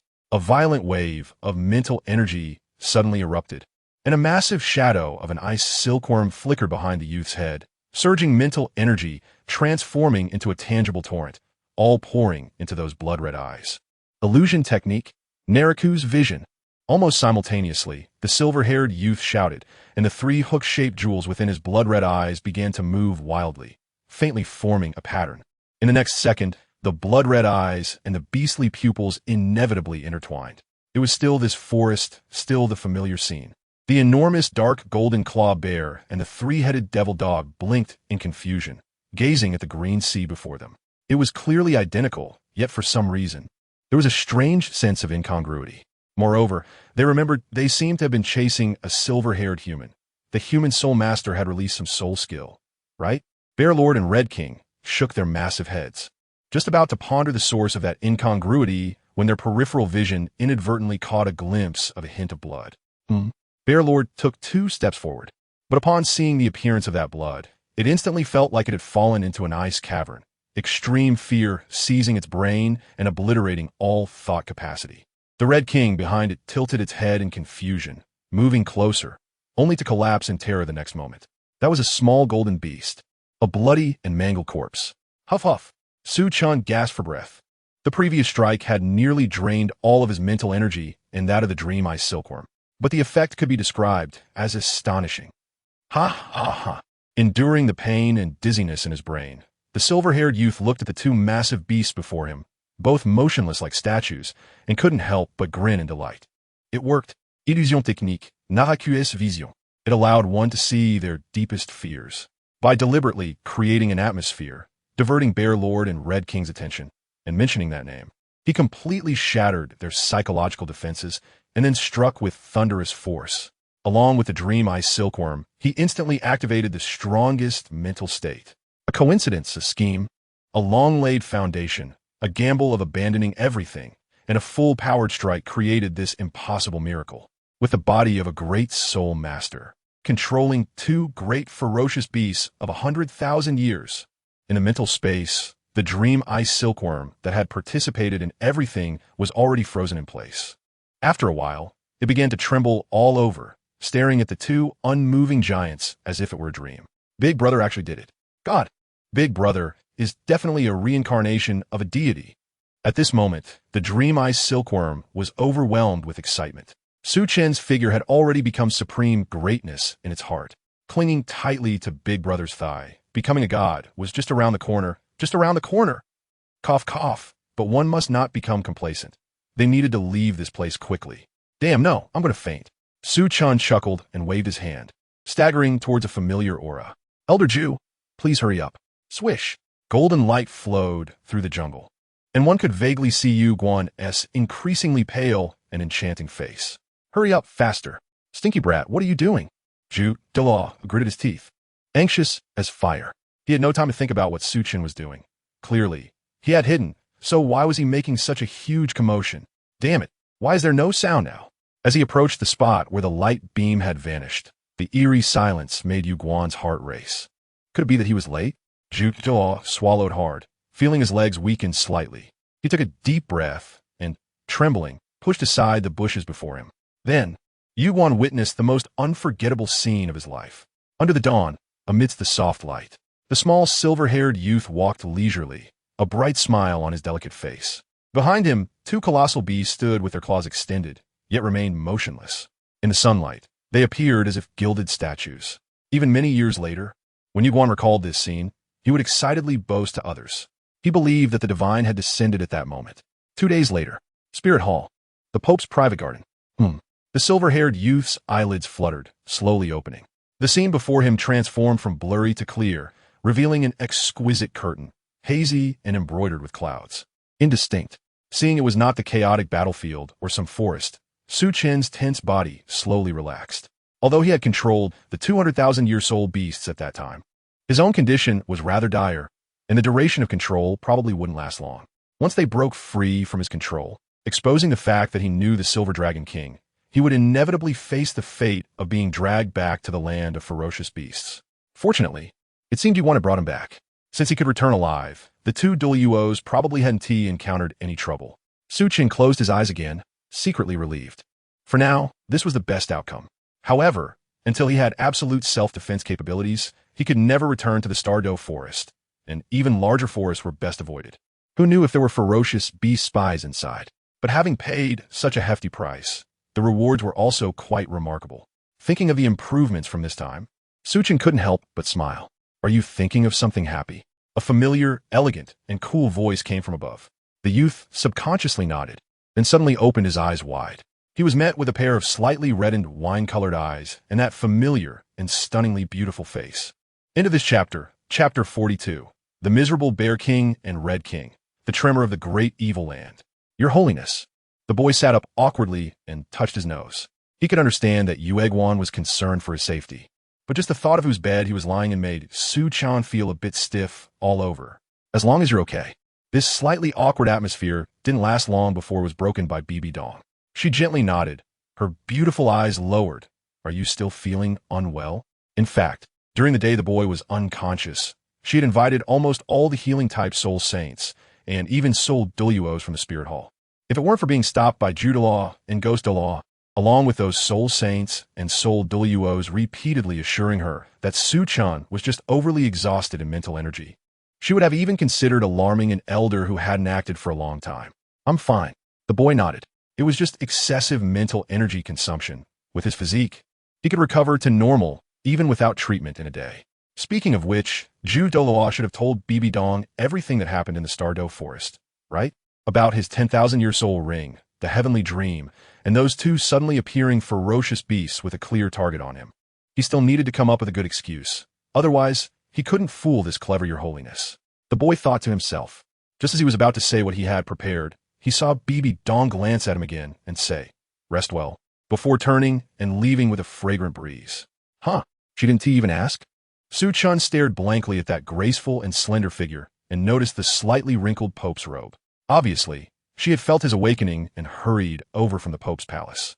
This is truly... Smelling the familiar fragrance in the room, the boy let out a bitter smile and shook his head. He was indeed being a bit petty, underestimating the trust this Your Holiness had in him, which seemed to be even higher than he had imagined. Forget it. Let us think about what to do now. Shaking his head and clearing away some distracting thoughts, Su-chen's mind began to whirl. Although it seemed he had completely offended the Stardew Forest this time, only Su-chen knew that there might still be room for reconciliation. Was the heavenly dream important? Of course, it was very important. The pure soul power from the heavenly dream was like an inexhaustible treasure, a precious renewable resource, and wherever it was absolutely a treasure.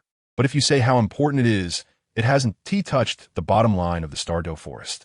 After all, they were already high-level 100,000-year soul beasts, and simple energy absorption would be hard for them to advance further. Losing the heavenly dream wouldn't caused too great a loss.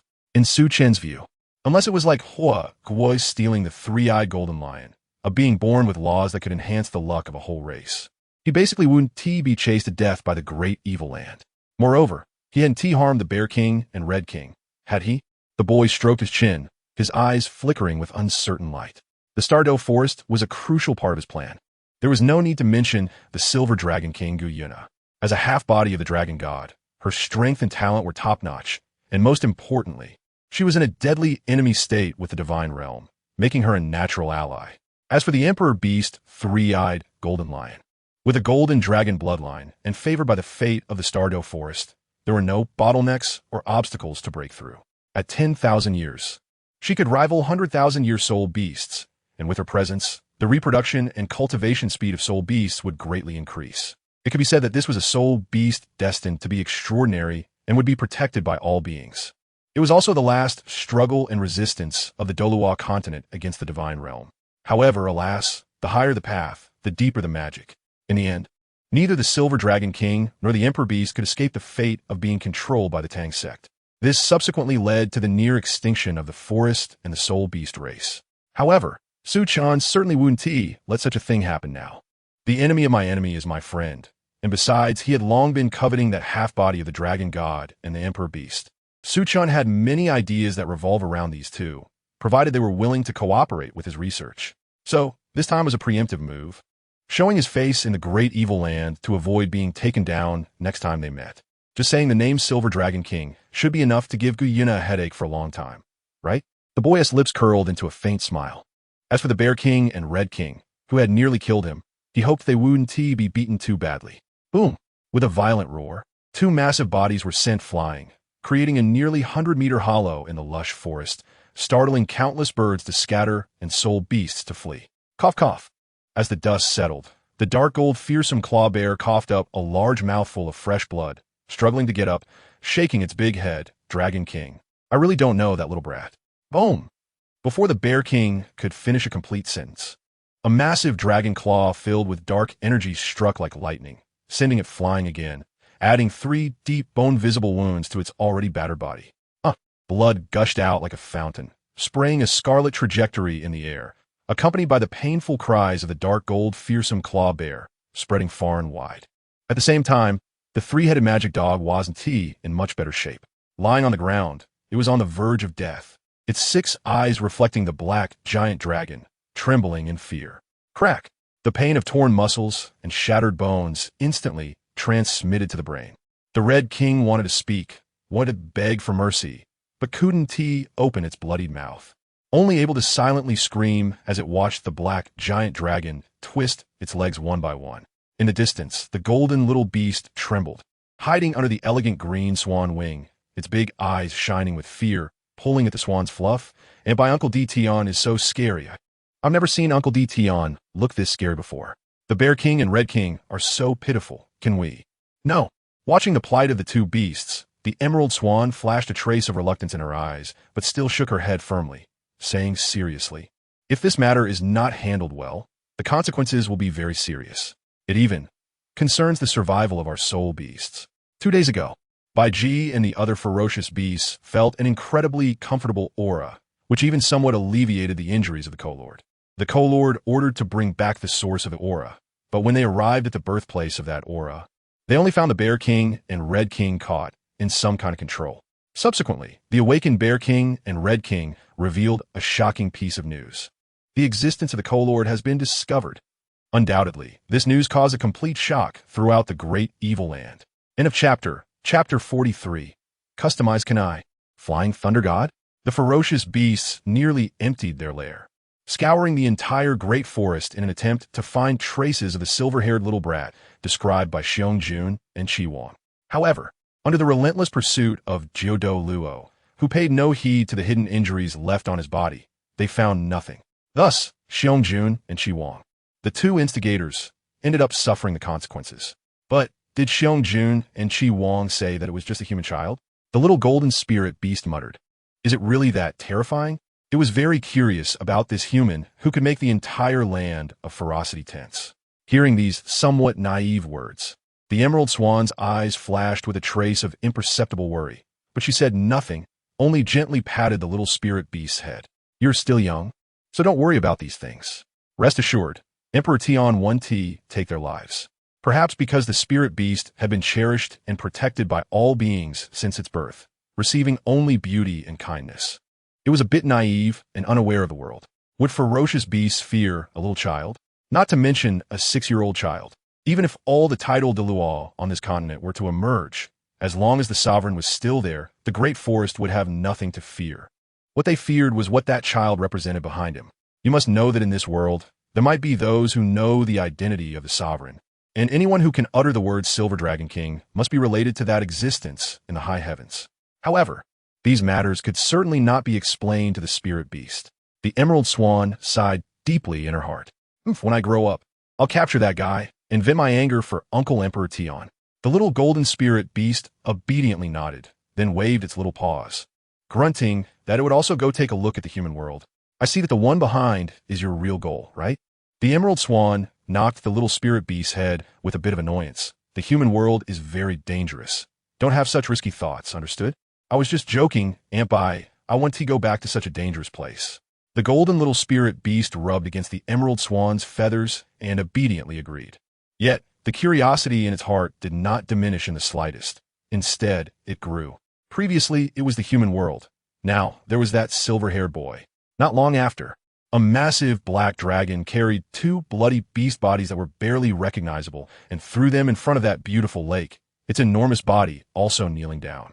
Sovereign, I've already memorized that person's aura. Please give the order for us to bring him back. The dragon's mouth opened and closed, its voice deep, as if stained by darkness, carrying a strong, killing intent. As its words fell, several shadows exuding a terrifying aura appeared by the lakeside. Twisted and entwined, the magical tree. A purple dragon with a heavy aura and blazing energy. Ethereal and intangible, like a shadow, the demon spirit. The emerald swan placed the little spirit beast aside and stepped forward. Thus, the Stardew Great Forest gathered the ferocious beasts. They all respectfully knelt in front of that magnificent lake, quietly waiting for something. After a long time, the calm surface of the lake stirred with faint ripples. A sacred and noble aura spreading along with a pressure that enveloped the area, causing all the ferocious beasts present to freeze, unable to contain their fear and pressure. It was as if a pair of silver vertical pupils were watching them. Fortunately, this oppressive feeling did not last long, as a vague and ethereal voice resonated in the ears of all the ferocious beasts. "No need. He will come to see me on his own." As the words fell, the suffocating aura disappeared. After waiting for a long time, the leading massive black dragon slowly rose, expressionless as it tossed the now unrecognizable Xiong and Qi Wang to the emerald swan, saying, "Don't let them die, but don't let them fully recover either." Then, the golden vertical pupils turned to the other ferocious beasts. "Scatter in the areas where you have eyes on, and report immediately if you find this person." Black flames gathered in the air, gradually transforming into the figure of a boy. It was Su Chen. Yes, the ferocious beasts responded one after another, then scattered away to hide. Humans, deities. The dragon's claws crushed the fiery figure, and Emperor Tian slowly spread his wings to soar into the sky, his white teeth flashing with a cold light in the sunlight. They all deserve to die. In Wuhuan City, on the bustling and lively streets, Su Chen was wandering aimlessly. However, his expression was not very pleasant. The reason was, "Big brother, is this the human city? So big, so many, so beautiful." The excited voices of the Tianming ice silkworm echoed in his mind, giving Su Chen a bit of a headache. Awakening in Bibi Dong's residence, the Tianming, which had expended a great deal of energy in the Sea of Spirit, also woke up and insisted on experiencing the human world. Just as Su Chen didn't want to stay in the Pope's room any longer. He went to report his safety to Su Xiao and then arrived on the streets of Wuhuan City. Compared to the Tiando Imperial City or the Xingluo Imperial City, Wuhuan City, which primarily served soul masters, was somewhat deserted, but for Tianming Ice Silkworm, which had never been to the human world, it was an extremely rare experience. The various fancy buildings, shops, and the huge halls in the clouds excited it immensely. All right, you'll see this often in the future. Don't be so surprised." Su Chen rubbed his forehead and waved his hand. "How come I never knew this guy was such a chatterbox?" Shaking his head, the boy casually caught sight of Shop and raised his eyebrows. "Just right, let us do it here." As he got closer, the clanging sound of metal and the heat of the forge came over, with several muscular men hammering metal ingots, occasionally sweating onto the furnace, instantly evaporating into wisps of white smoke. Wang's blacksmith shop. Su Chen looked at the sign, then observed the metal ingot with a roll of his eyes, nodding in satisfaction.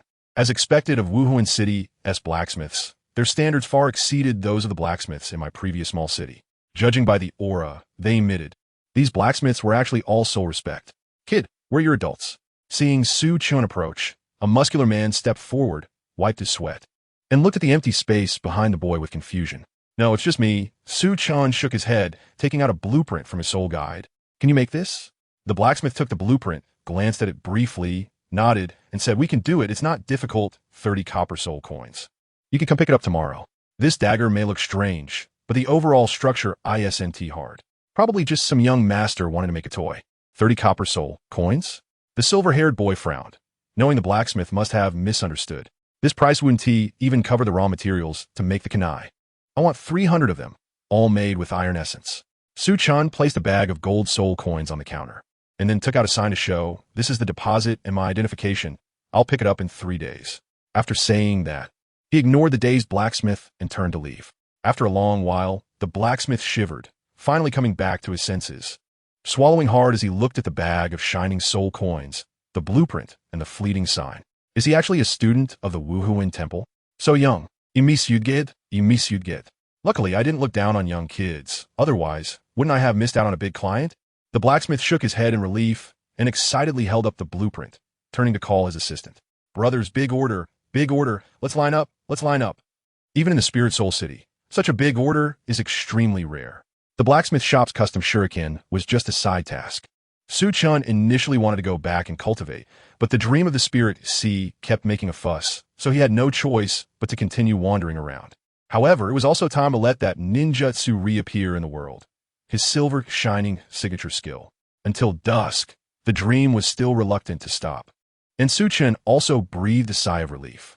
A whole day without cultivation or research left him feeling uncomfortable, wishing he could immediately fly to the base and get right into an experiment.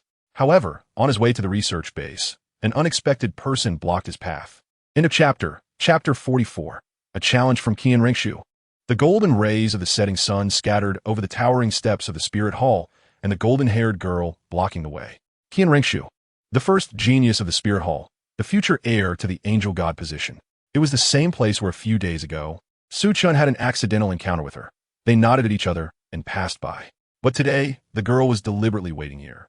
From the gaze that had been fixed on him since her appearance, it was clear she was here for him. What does this mean? Su Chun was a bit puzzled.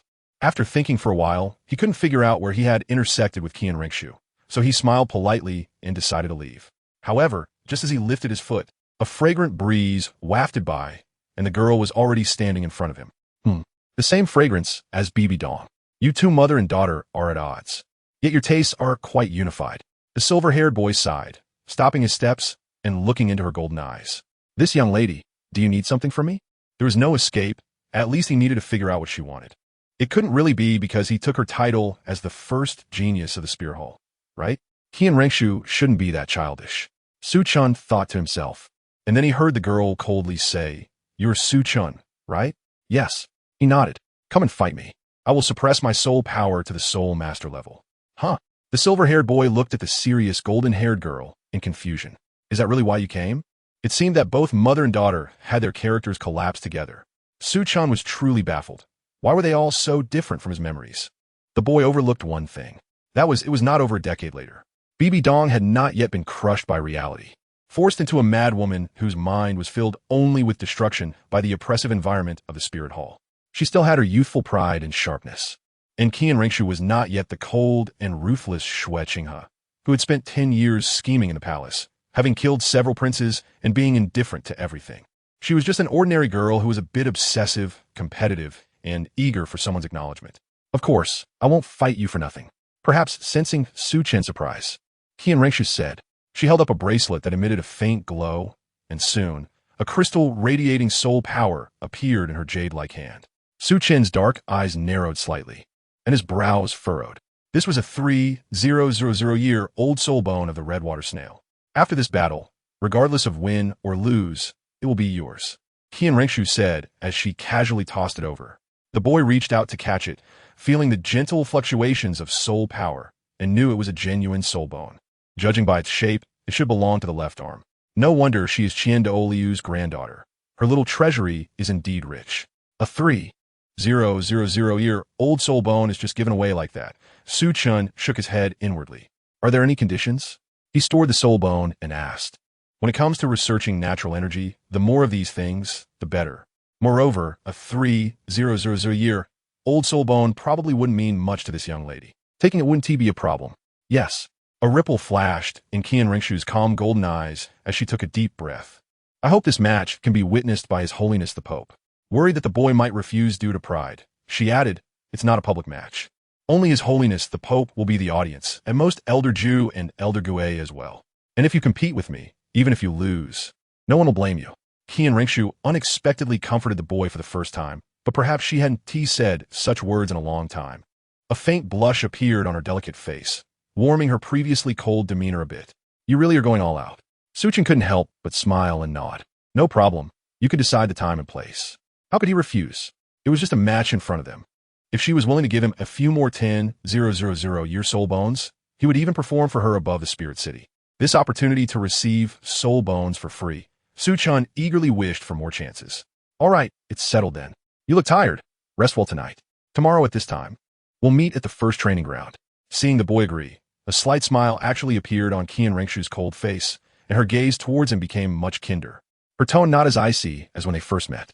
The golden-haired girl's smile at this moment was like snow melting, revealing her original brightness.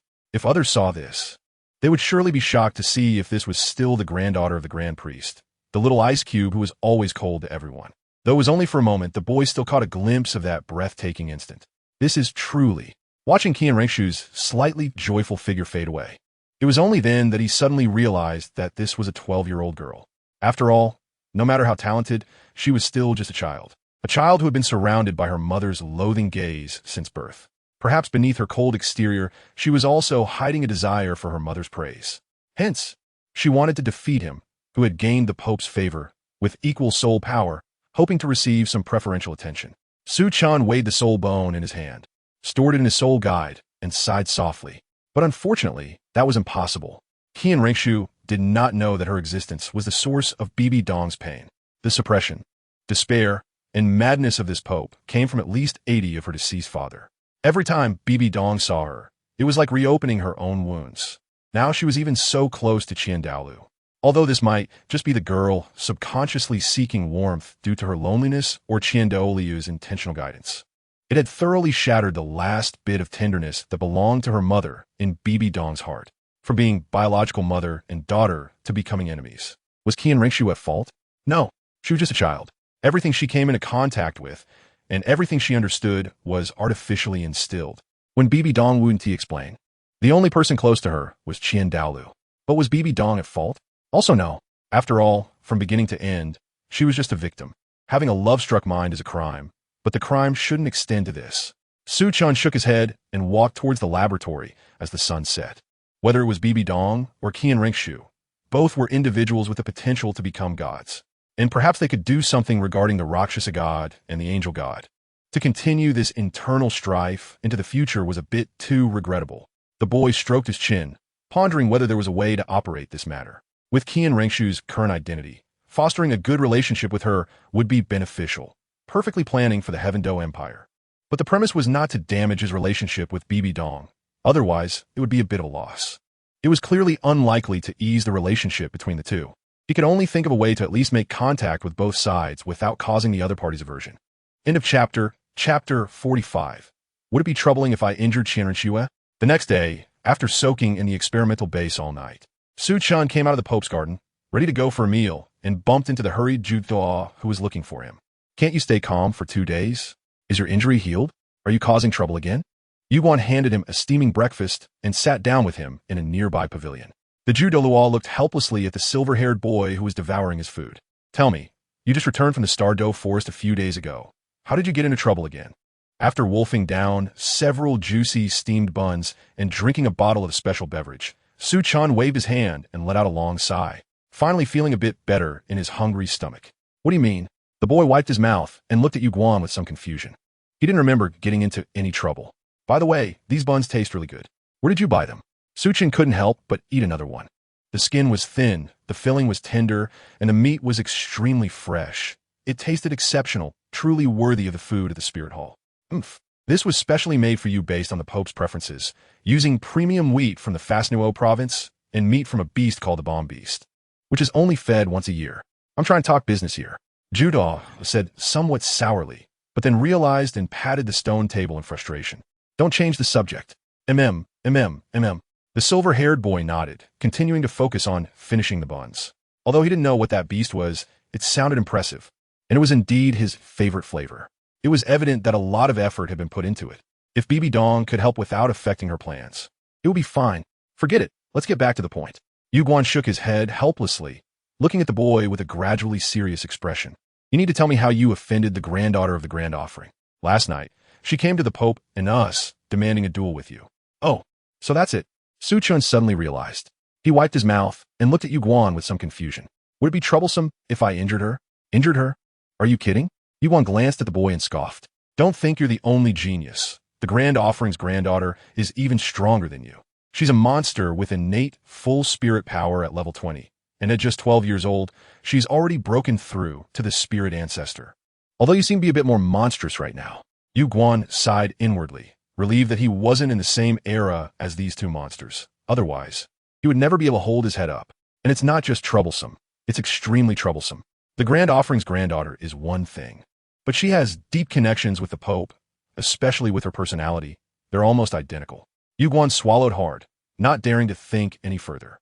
In any case, you better not get too close to her. The The Pope's relationship with her is very bad, he advised. Did the Pope refuse her request? Chen nodded and asked. Hey, don't even mention refusing. They almost came to blows, Yu Guan said with a click of his tongue. You should have seen the Pope's expression. I've rarely seen her so angry. Wait, both times she got angry seem to have been because of this kid. Yu Guan felt a bit emo again. As expected, Qian Richu had directly made this demand, which would definitely not be approved. But she likely wouldn't just let it go. Chen thought to himself. But it seems she proposed some conditions to the Pope after talking for a long time. In the end, the Pope asked me for your opinion. If you agree, then agree. If you refuse, then refuse. Yu Guan looked at Chen with some confusion.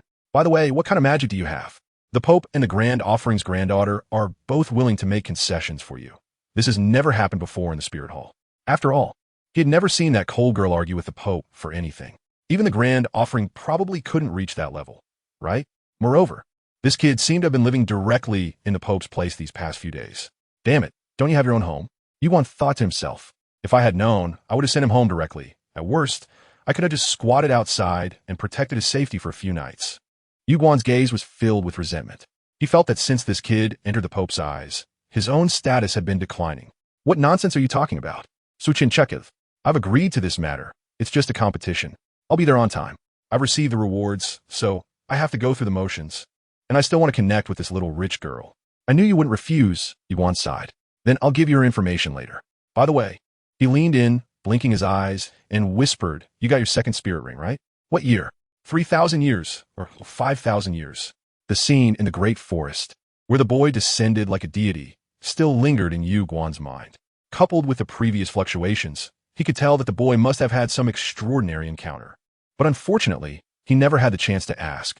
After all, the situation at that time was extremely serious. He had rushed to catch up with the ghost law of the Spirit Hall, intercepting him before he could send the news back. And the two had almost traveled day and night to bring the boy back. Due to overexertion of spirit power, both of them had been recuperating these past 2 days, and they still didn't know the outcome of that trip. Well, you'll know tonight. The boy smiled slightly. I hope you won't be too surprised then. I have to go busy myself now. Just leave the information at the door later. After eating and drinking enough, Chen stood up, stretched lazily, and waved his hand at the fuming Yu Guan as he turned and walked into the garden. The research on natural energy had reached a stage of expansion, and he could finally start recovering training for a ninjutsu he had long anticipated, thanks to his significantly improved physical quality, chakra volume, and nerve reaction speed. Additionally, he needed to organize the improved cultivation methods. He had to produce some results to help BB Dong establish a firm footing, so that the plans could be implemented. This kid, what is he pretending to be mysterious about? Yu Guan rolled his eyes at the boy's back. At most 6,000 years. Or at most 8,000 years. Anyway, it can't exceed 8,000 years. Even a prodigy has its limits. Yu Guan thought to himself. Of course, this kid was used to being a prodigy. What if he got a 9,000-year ring, or... No way, absolutely impossible. He shook his head madly. 8,000 years was definitely the limit. Any higher would be too terrifying. In any case, it was impossible. You think you can make me surprised? I prepared myself in advance. There's absolutely no way I'll lose my composure like the first time. This time, I'm on the 5th floor. Yu Guan was full of confidence, getting up to leave, but he caught a glimpse of the direction the boy was heading. Wait, no. Are you really not planning to go back? A moment later, the quiet area was filled with the furious shout of Elder Douluo. Chen, come back here. End of chapter. Chapter 46, The Might of the Divine Angel, the 12-year-old four-ring soul master. Chen naturally did not know that he had accidentally poked at Yu Guan's fragile heart again. At this moment, he was immersed in a feeling that was both familiar and strange. Sensing the spatial nodes planting anchors, the young man closed his eyes, holding a kunai, with a faint smile on his lips, reminiscent of a long-lost lesson. Buzz! Amid the flickering of invisible waves, his figure instantly vanished from spot. Soon, the underground base was filled with crackling sounds. First training ground. This was one of the many training grounds of the Spirit Hall. Initially opened, but later eliminated for various reasons, now in a state of abandonment. Yet today, this dust-covered training ground welcomed a few individuals who were never meant to be there. Is that kid not here yet? Yu Guan crossed his arms, glaring resentfully at the door. The air here is so bad that my skin is going to suffer. Ghost Douluo, he wanted to give his brother a bit of a heads up. Didn't he see that the Pope and that one hadn't said anything? Moreover, Ghost Douluo glanced at the two beautiful figures, one large and one small, that seemed to have been pulled out of an ice hole, and couldn't help but shiver. What a disaster. Su-chun, how did you end up against Qianrenxue? I already said I would suppress my strength to match that of a soul master for a little contest. There would be no danger. Qianrenxue, dressed in a tight white outfit, perfectly outlined her initially developed graceful figure. Her golden hair was tied back, giving her a heroic appearance, like a young Valkyrie just stepping into the world. She gazed into the cold and noble wine-red eyes before her and said emotionlessly, "I'm not that despicable to strike at a 6-year-old child." Opposite the girl, the Pope still wore her platinum-colored papal robe, her graceful figure exuding both nobility and allure. With a temperament completely opposite to the girl, yet oddly similar. "I don't care what you want to do, but if the little one gets hurt, believe me, you will definitely regret it." She coldly cast a glance at the girl, her disdain almost unmasked. "And about the threat you made to me, I remember it. You better pray that your mission goes smoothly, or else." BB Dong's lips curled into a mocking arc. "I would be more than happy to send you straight back to that old man and see what he has to say." Hearing this, Qianrenxue clenched her fair fists, took a deep breath, ignored the woman in front of her, and chose to sit cross-legged in the middle of the training ground, closing her eyes to rest. "Oomph."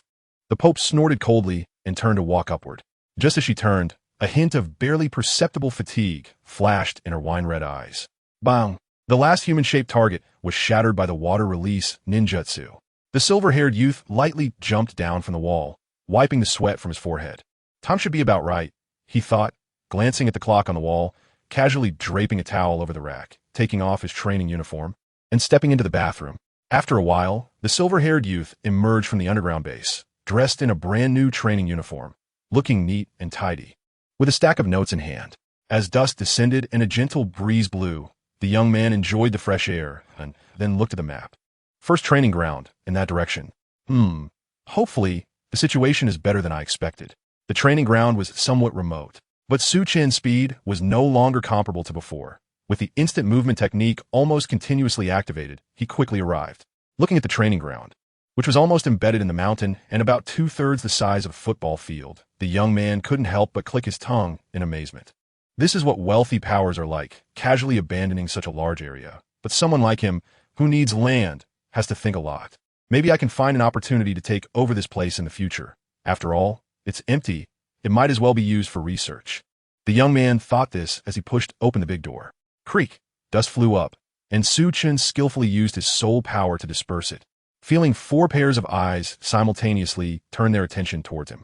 However, the meanings within those gazes were vastly different. The golden-haired girl's eyes were filled with high-spirited battle intent and an indescribable emotion. Zhu Douluo and Ghost Douluo felt a sense of relief, while BB Dong. The young man saw worry, tension, frustration, anxiety, and a deep fatigue. It seems BB Dong hasn't been having a good time lately, Su Chan thought silently. He remembered that the woman had hardly seen him these past few days. The only reason for this could be her busy work, or perhaps some resistance that she couldn't let him know about. Or maybe that resistance comes from him. Forget it. Let's finish the fight first. The young man shook his head, took a deep look at those wine-red eyes, and focused on the golden-haired girl who was slowly rising to her feet. How do you want to compete? Su Chen asked. After all, since she provided benefits, it was only fair to give her a sense of participation. It doesn't matter. One side begs for mercy or falls down. Qianrenxue took a deep breath, her golden eyes instantly becoming serious and earnest. Fairness dictates that I will suppress my strength to around the peak of a soul master and will not use my second, third, or fourth soul skills, but don't underestimate me because of that. I'm not the same as the soul master you dealt with. Golden light like flowing water formed a close-fitting golden skirt armor on her skin, and 2 faint golden wings made of energy slowly spread behind her. Bright golden light burst forth from her body, and an invisible sacred aura quietly spread, making one unable to help but want to worship. Clang! A faint light feather fell, and the girl slowly floated up, her soul rings gradually condensing. Yellow, yellow, purple, purple. For perfectly matched soul rings arranged in order. The shadow of a 6-winged angel flickered behind her. Qianrenxue raised her hand, her golden eyes looking down at the young man. Qianrenxue, 12 years old. Martial soul, 6-winged angel, 4-ring battle soul master, please enlighten me. So strong. This was the first thought of Zhu Douluo and Ghost Douluo. Although they knew Qianrenxue was a prodigy, when they truly saw a 12-year-old soul master, they couldn't help but click their tongues in amazement. The granddaughter of the Grand Offer, Such talent in the Douluo Continent is likely unprecedented and will not be replicated, especially with a martial soul that stands at the pinnacle of martial souls from birth. This kid is going to flip. This was the second thought of Ju Douluo in Ghost Douluo. Although Su Chen had never been defeated, this time was different. He was facing a monster, and one that had cultivated for many more years than him. You have a trump card, but that person may not have none. The gap between soul masters is also quite significant.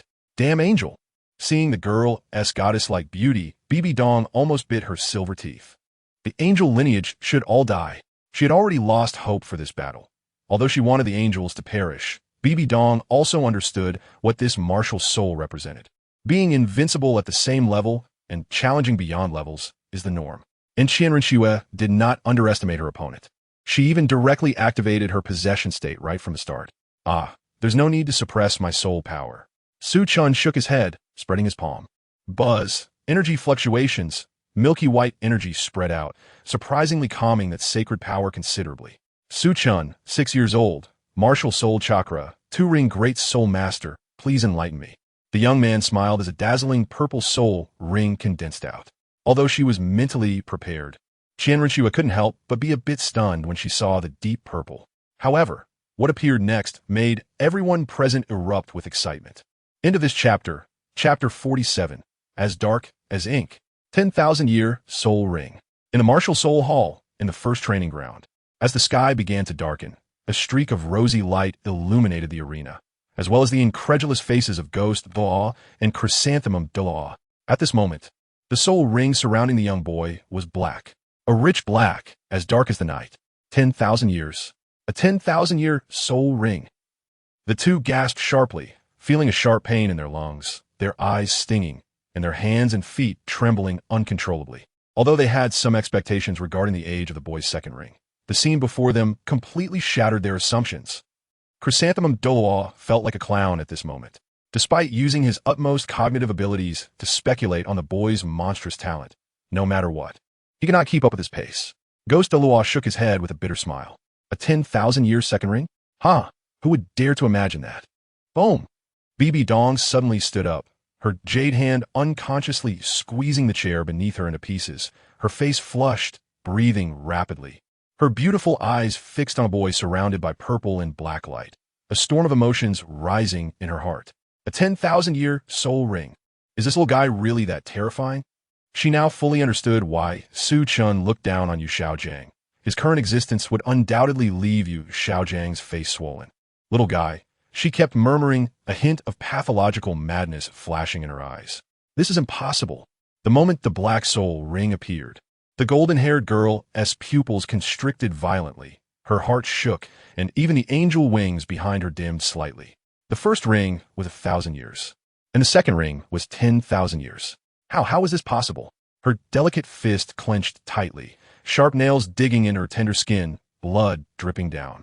But the bone-chilling pain did not awaken the girl. She remained lost in thought, staring at the boy before her and the two soul rings surrounding him. At this moment, Chen Rinshue felt that her title of the #1 genius was incredibly harsh to her ears.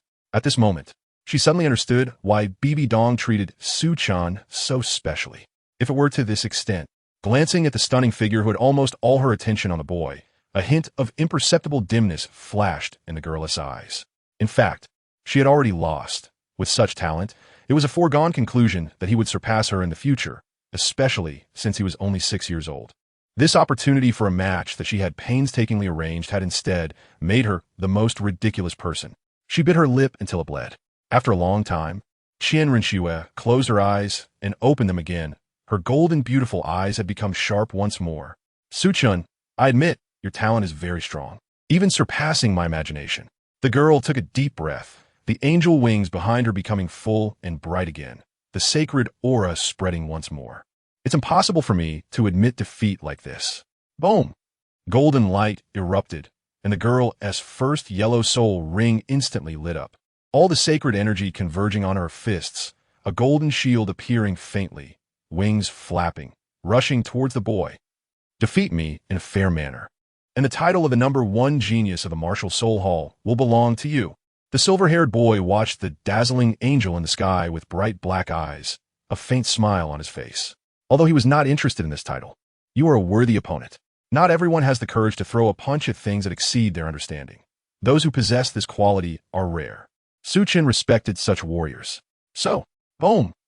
Chakra surged. The purple soul ring lit up, white flames surrounded his body, and the black soul ring, soaked in chakra, shone brightly, spreading like a wave that even suppressed the sacred golden light by 3 parts.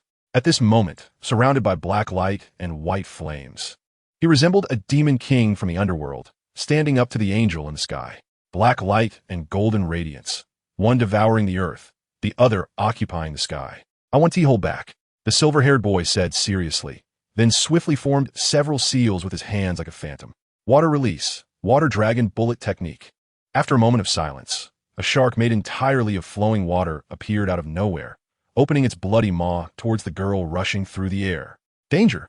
Even before it got close, Rinnegan sensed the immense aura contained within, her instinct telling her that she must not be bitten by that shark, or very bad things would happen. However, the shark moved faster than the girl had imagined. Just a moment of hesitation, and the damp, cold sensation was already close at hand, the biting chill everywhere, as if she were truly in the deep sea, hunted by a shark. As the sharp teeth were about to tear into the girl's delicate body, even Chrysanthemum and Ghost Doll could not help but sweat for her. But at this moment, Rinnegan displayed her excellent combat skills. The sacred shield she had condensed with both fists was pushed out and wedged between the shark's teeth. At the moment of the standoff, the 2 light wings flapped, and the girl instantly shifted to the right side of the shark. As the light shield was torn apart by the sharp teeth, her golden-tinged fists struck fiercely at the shark. Boom! The shark's form collapsed, turning into water that scattered on the ground. After hitting the target, the girl did not pause, but immediately turned and charged at Chen. Destroying that shark was not as easy as it looked. On the contrary, it felt like attacking a piece of hard steel. This situation undoubtedly made Rinnegan feel it was tricky. If this soul technique came multiple times, then once it turned into a prolonged battle, she would definitely be the one to lose. So, she needed to force him into her rhythm. Thoughts flashed like lightning. The distance between the two quickly closed, and seeing the silver-haired boy was within reach, Rinnegan's second soul ring suddenly lit up at that moment. Brilliant golden light burst forth from the girl's eyes and shot towards the boy. Second soul technique, Angel's light. At such a close distance, Chen had no time to dodge. Crack! Just as it was about to hit the boy, a puff of white smoke rose, and a wooden stake instantly replaced the boy's position, being shattered into pieces by the golden light. But such a bizarre phenomenon did not cause the golden-haired girl to panic at all. The first soul ring lit up next, and her golden-tinged fists fiercely attacked to the right, and the boy's figure just happened to appear there. Hiss! The second soul technique was actually just to lure out Chen's substitution technique. Chrysanthemum Douluo's eyes widened as he clapped his hands. How insidious! There was no way around it. Battles between soul masters were indeed back and forth. Ghost Douluo shook his head, spreading his hands. Both sides knew some information, but this kid could still let her get close. That was the gap in battle experience. It seemed he would have to suffer a bit this time. This move was not pleasant. He did not think Chen would fail so carelessly, but it would definitely not be easy. Faced with a genius like Rinnegan, losing the initiative meant the battle had entered a rhythm. Even with high soul power, it would be gradually eroded bit by bit. Indeed, he was still too young. What? Chrysanthemum Douluo sighed and shook his head, but the next moment his eyes widened in shock. He saw that the golden-tinged fists had indeed hit the boy, but they passed through him without any resistance. End of chapter. Chapter 48. The Art of Water Mirror to Rinnegan. Splash. Water splashed everywhere, and in the shocked gaze of Rinnegan, the silver-haired boy actually melted into a puddle of liquid, then condensed in the distance, regaining his human form. Water escape secret technique. Water transformation technique. Is this the ability of the 10,000-year soul ring? But the golden-haired girl frowned. Her angel assault was supposed to have a suppression effect, but it had no effect on the boy at all. That soul technique can actually directly immune her angel assault. Despite the chaos in her heart, Rinnegan's attack was not the slightest bit slowed down. After a failed attack, brilliant golden light erupted from her eyes and shot towards the boy, who had not yet fully regained his human form. Boom! Water waves surged, and amidst the rising smoke, the golden light vanished. A faint mist spread out, making everything in the arena blurry. Water escape, mist concealment technique. With the last rays of the setting sun, The girl only caught a glimpse of a bright reflection flashing by. This made Qianren instantly alert, flapping her wings to gain altitude immediately. But in that moment, whoosh! A beam of golden light struck towards her at lightning speed. This soul technique. The golden-haired girl's face changed drastically as she hurriedly dodged to the side.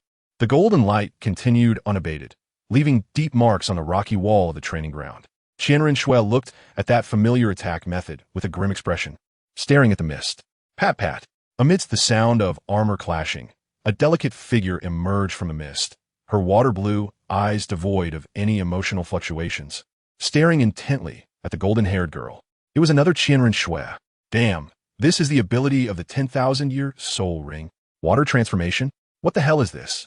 Juto almost bit his tongue, his eyes nearly popping out, and Gue was equally astonished. Something's wrong. They are exactly the same, with no difference at all except for color. This is a clone with no difference in strength from the original. He spoke rapidly, his eyes fixed on the two identical figures, full of astonishment. Exactly the same? So perverse? Damn, why isn't my 10,000-year soul ring this powerful? Douluo was left dumbfounded. Their noise reached Bibi Dong's ears, and the beautiful eyes of the Pope brightened, glancing continuously at the silver-haired boy standing next to a mirror in the mist. Looking at the figure in front of her, who was indistinguishable from herself in terms of aura, appearance, and figure, Qianren felt the terrifying nature of the boy for the first time. Is this the 10,000-year soul technique? The girl took a deep breath, her developing chest rising and falling, her agitated emotions calming slightly, a glimmer of determination flashing in her beautiful eyes. Then let me experience the power of this 10,000-year soul technique. With a flutter of her wings, scattering a sky full of light feathers, Qianren soared high, her second soul ring glowing brightly, and a golden beam shot towards the water-blue figure. The latter also floated up rapidly as the girl ascended, her blue eyes shining, and a water-blue beam shot up into the sky. Ziz! Up and down, one gold and one blue. The two beams of light clashed and continuously neutralized each other upon contact, producing a series of sharp energy explosions, and for a moment, they were evenly matched. After a few seconds of stalemate, the two figures separated simultaneously, tracing opposing arcs in the air before colliding fiercely. Boom! Boom! Boom! The blue and gold figures collided in the air, producing intense booms, and blue-gold light shield fragments fell from the sky as if a beautiful rain was falling. Another collision and separation. Huh! Qianren panted, her face serious as she looked at the water-blue figure in the distance, unable to help but grit her silver teeth. Not only was their strength equal, but even their combat habits and experience were indistinguishable from hers. And with this thing blocking her, she had no chance to attack Su-chun. How could she fight like this? Crystal clear sweat slid down the girl's snowy skin as she clenched her fists tightly, preparing to try again. The girl was not afraid of losing, but losing to such a soul technique was unacceptable. If all else failed, Qianren turned her gaze towards the mist, and she could only gamble by going in. She thought this, but suddenly felt a prickling sensation on her skin. She looked up abruptly and found that the water-blue figure had moved, the third purple soul ring appearing, radiating dazzling light. Wait! Qianren pupils suddenly constricted as she thought of a terrifying possibility. If this clone possessed the same abilities as the original, and she was bound by the rules not to use her second and third soul rings, then it would be completely different. 3 scorching beams of light mixed with flames rushed towards her, and in a hurry, Qianren could only awkwardly dodge. But she caught a glimpse of the blue figure rapidly flapping its wings and approaching, while the 4th purple soul ring also appeared and lit up. Damn! The golden-haired girl only had time to curse angrily, hurriedly gathering a light shield to block her vital points, but the surging beam engulfed her completely. Boom! Amidst the violent explosion, the golden-haired girl was engulfed in black smoke, flying out from the air, her wings dimmed, clearly injured severely. However, on Qianren face, covered in black dust, there was a hint of a smile. Now, you shouldn't be interested in pursuing the defeated, right? Sure enough, the blue figure stopped attacking after seeing her fly out, standing still. She knew herself too well. Unexpectedly, she also had a day to take advantage of her own weaknesses. The girl chuckled self-deprecatingly, her aura erupting violently, flipping in the air, golden light bursting forth, heading towards the deepest part of the mist. Just a moment ago, during the several rounds of confrontation, she had also confirmed the boy's position. As long as she took him down, no matter how powerful the summoned entity was, it would stop. Golden eyes flickered, the shockwave blowing away the mist, revealing the boy and the bright water mirror beside him. However, the silver-haired boy did not appear to be panicked as she had imagined, still wearing that calm smile. I think you don't know me well enough. Su Chun's clear voice entered Qianren Shue's ears, and before she could react, she saw the other party's hands quickly moving, changing into several different seals in less than a breath. A strong sense of foreboding surged in the girl's heart. She vaguely remembered that the shark only changed a few seals, but such complexity, what ability could it be? Roar! The deafening roar gave her the answer. I am not without the power to retaliate. The girl did not hear this, as she was already stunned. A massive water dragon, dozens of meters long, roared into existence. Its scales, whiskers, horns, and tail vividly detailed, its sinuous body carrying a terrifying momentum, crashing fiercely into the rushing angel. The unmatched impact instantly engulfed and sealed the angel. The water dragon spiraling around the training ground, roaring, while the golden light struggled and gradually dimmed. Qianren Shui, already heavily drained, forced herself not to use a higher realm. And when she collided head-on with this terrifying water dragon, she fainted on the spot and fell from the sky. End of chapter. Chapter 49, Another Soul Bone? The water-blue shadow in the air saw this and flapped its wings to catch it, then slowly descended, bringing it in front of the young man. You've worked hard. Reaching out to embrace the soft and light body of the girl, Su Chen nodded and retracted the water mirror technique, causing the water-blue figure to dissipate. At this moment, Qianren Shui was clearly in a very embarrassing situation. Her golden long hair was wet, her light wings were tattered and almost invisible, and drops of water were sliding down her snow-like skin, soaking her clothes which perfectly outlined her developing figure, no longer showing her strong and cold demeanor, but rather looking a bit pitiful. Her long eyelashes trembled, and her golden, beautiful eyes slowly opened. After a moment of confusion, she lowered her head dejectedly. It was obvious that she had failed, and it was a complete defeat without any suspense. Throughout the fight, the young man hadn't even used his first soul ring. What was that soul skill? She asked softly. You should put on your clothes first. Su Chen tilted his head, reached into the storage soul guide, and handed her a robe. Only then did the girl realize her current situation and hurriedly struggled to put it on, feeling quite embarrassed. Thank you. Qianren Shui struggled to stand firm, a hint of crimson flashing across her delicate face. After so many years, it was the first time she found herself in such an undignified state in front of someone else, especially a boy. Well, although he is still young. But the golden-haired girl still felt somewhat unnatural. You're welcome. Seeing Qianren Shui dress properly, Su Chen actively lifted the fog concealment technique, allowing the situation in the arena to be revealed. How is it? How is it? Zhu Douluo looked eagerly at the arena. He could certainly use mental power to directly probe the situation within the fog, but fearing that the mental fluctuations might interfere with the battle between the two, he only observed with his eyes. At this moment, seeing the fog dissipate, he couldn't wait to stretch his head out. It looks like Su Chen won. Guido took a deep breath, feeling emotional. This kid is really terrifying. Old Jew, I think we underestimated him. It might not take 10 years before this kid can beat us. They had thought about the possibility of Su Chen winning, but certainly not in such a calm and carefree manner. Do you think if the restrictions were lifted, the grand sacrifice's granddaughter could win? Zhu Douluo asked, looking at the two people in the arena who were saying something. Hard to say. Did she use her full strength? Did Su Chen use all his power? Guido shook his head. Don't forget that kid still has a soul skill that can instantly increase his strength, and that blue light ball. When he was a soul master, the power of that light ball was not inferior to that of Soul Zone. Now that he has become a great soul master with a 10,000 year second ring, who knows how strong he really is? Moreover, that skill of copying others' moves. Guido said, unable to help but exclaim, it's really terrifying. If there are no restrictions, can't he create a combat power similar to his opponent out of thin air? Indeed, Yuguan nodded in agreement. The boy had many strong abilities, but in his view, this skill was the most outrageous. Your Holiness the Pope. Huh? He turned to call Bibi Dong, only to find that the graceful figure was already walking towards the young man. This skill of mine still has many limitations. It's not as powerful as you think. Su Chen shook his head, looking at the golden-haired girl. You just lost because you didn't understand me well enough. The boy was not lying about this point. The water mirror technique was indeed a somewhat overpowered ninjutsu, but it also had very obvious flaws. Firstly, the shadow that was copied was not under the boy's control. It would only actively attack the target, and its combat style and experience were entirely based on the target, making it easy to be guarded against and cracked. Secondly, the chakra consumed by this soul skill was terrifying, so much so that it could instantly drain all his soul power. Moreover, the higher the target strength, the greater the consumption. If Su-chan wanted to copy a title Douluo now, he couldn't even do it without exhausting him.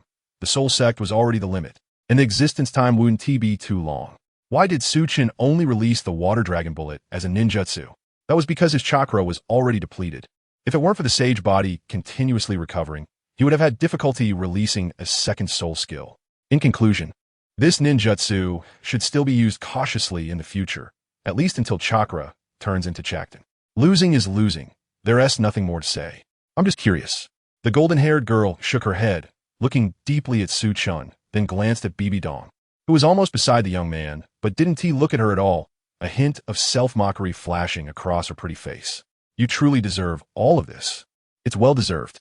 After saying this, she limped toward the training ground exit. Her somewhat slender figure disappeared into the darkness. Indeed, only you will never disappoint me, little fellow. A cool voice with a hint of tenderness rang in the young man's ears. Su-chan retracted his gaze and instinctively distanced himself, looking somewhat helplessly at the pair of wine-red, beautiful eyes staring at him unblinkingly. The young man cupped his hands. Your Holiness the Pope. Didn't I say? No need to be so polite.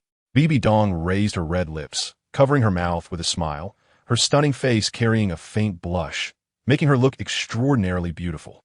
Unlike Chen Rinshue, Her Holiness the Pope showcased her mature woman's charm to the fullest. Speak, what reward do you want? She lazily stretched her waist, her perfect curves fully displayed in front of the young man, her full and round figure even playfully trembling, revealing a hint of crystal white skin. This woman really didn't shy away from him at all. No need, such things aren't really rewards. Su-chan sighed and waved his hand.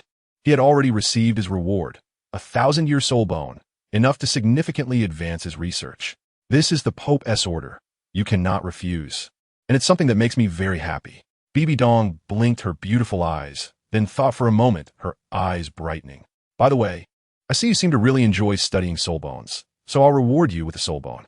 As she spoke, the ring on her hand shimmered, and a crystal emitting soul power fluctuations was unceremoniously stuffed into the young man's hand. Elders, let us go. By the way, little fellow, you can come to listen in on the meeting half an hour later. After all, we'll have more dealings in the future. Her Holiness the Pope waved her hand, signaling the two elders with somewhat resentful expressions to leave the first training ground.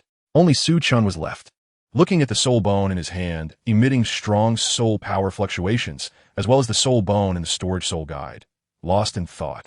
One battle, 2 soul bones? I remember there were only 3 soul bones in the final of the Soul Master competition, right? No wonder the 2 richest ladies of the Spirit Hall. Can such opportunities come a few more times? End of chapter. Chapter 50. Goodness. Coming at me? The young man clicked his tongue with some regret as he carefully stored away the soul bones. Of course, such good fortune could only be imagined. Although he had obtained these few soul bones easily, it was due to various factors combining and the high affection that Bibi Dong had for him that created this situation, which was fundamentally impossible to replicate. Otherwise, even ordinary 1,000-year soul bones would be priceless outside, fiercely contested by countless factions, let alone 10,000-year soul bones, which would even attract the personally intervention of titled Douluos. If it weren't for being in the Spirit Hall and having established a cooperation with Bibi Dong, it would take a long time to find even a single soul bone outside. However, the more of these things, the better. The young man murmured to himself, thinking about the research on natural energy, his expression turning bitter. If his research direction was correct, then natural energy as a substance, except for unexplored treasures like the ice and fire yin-yang well, probably only existed within soul bones.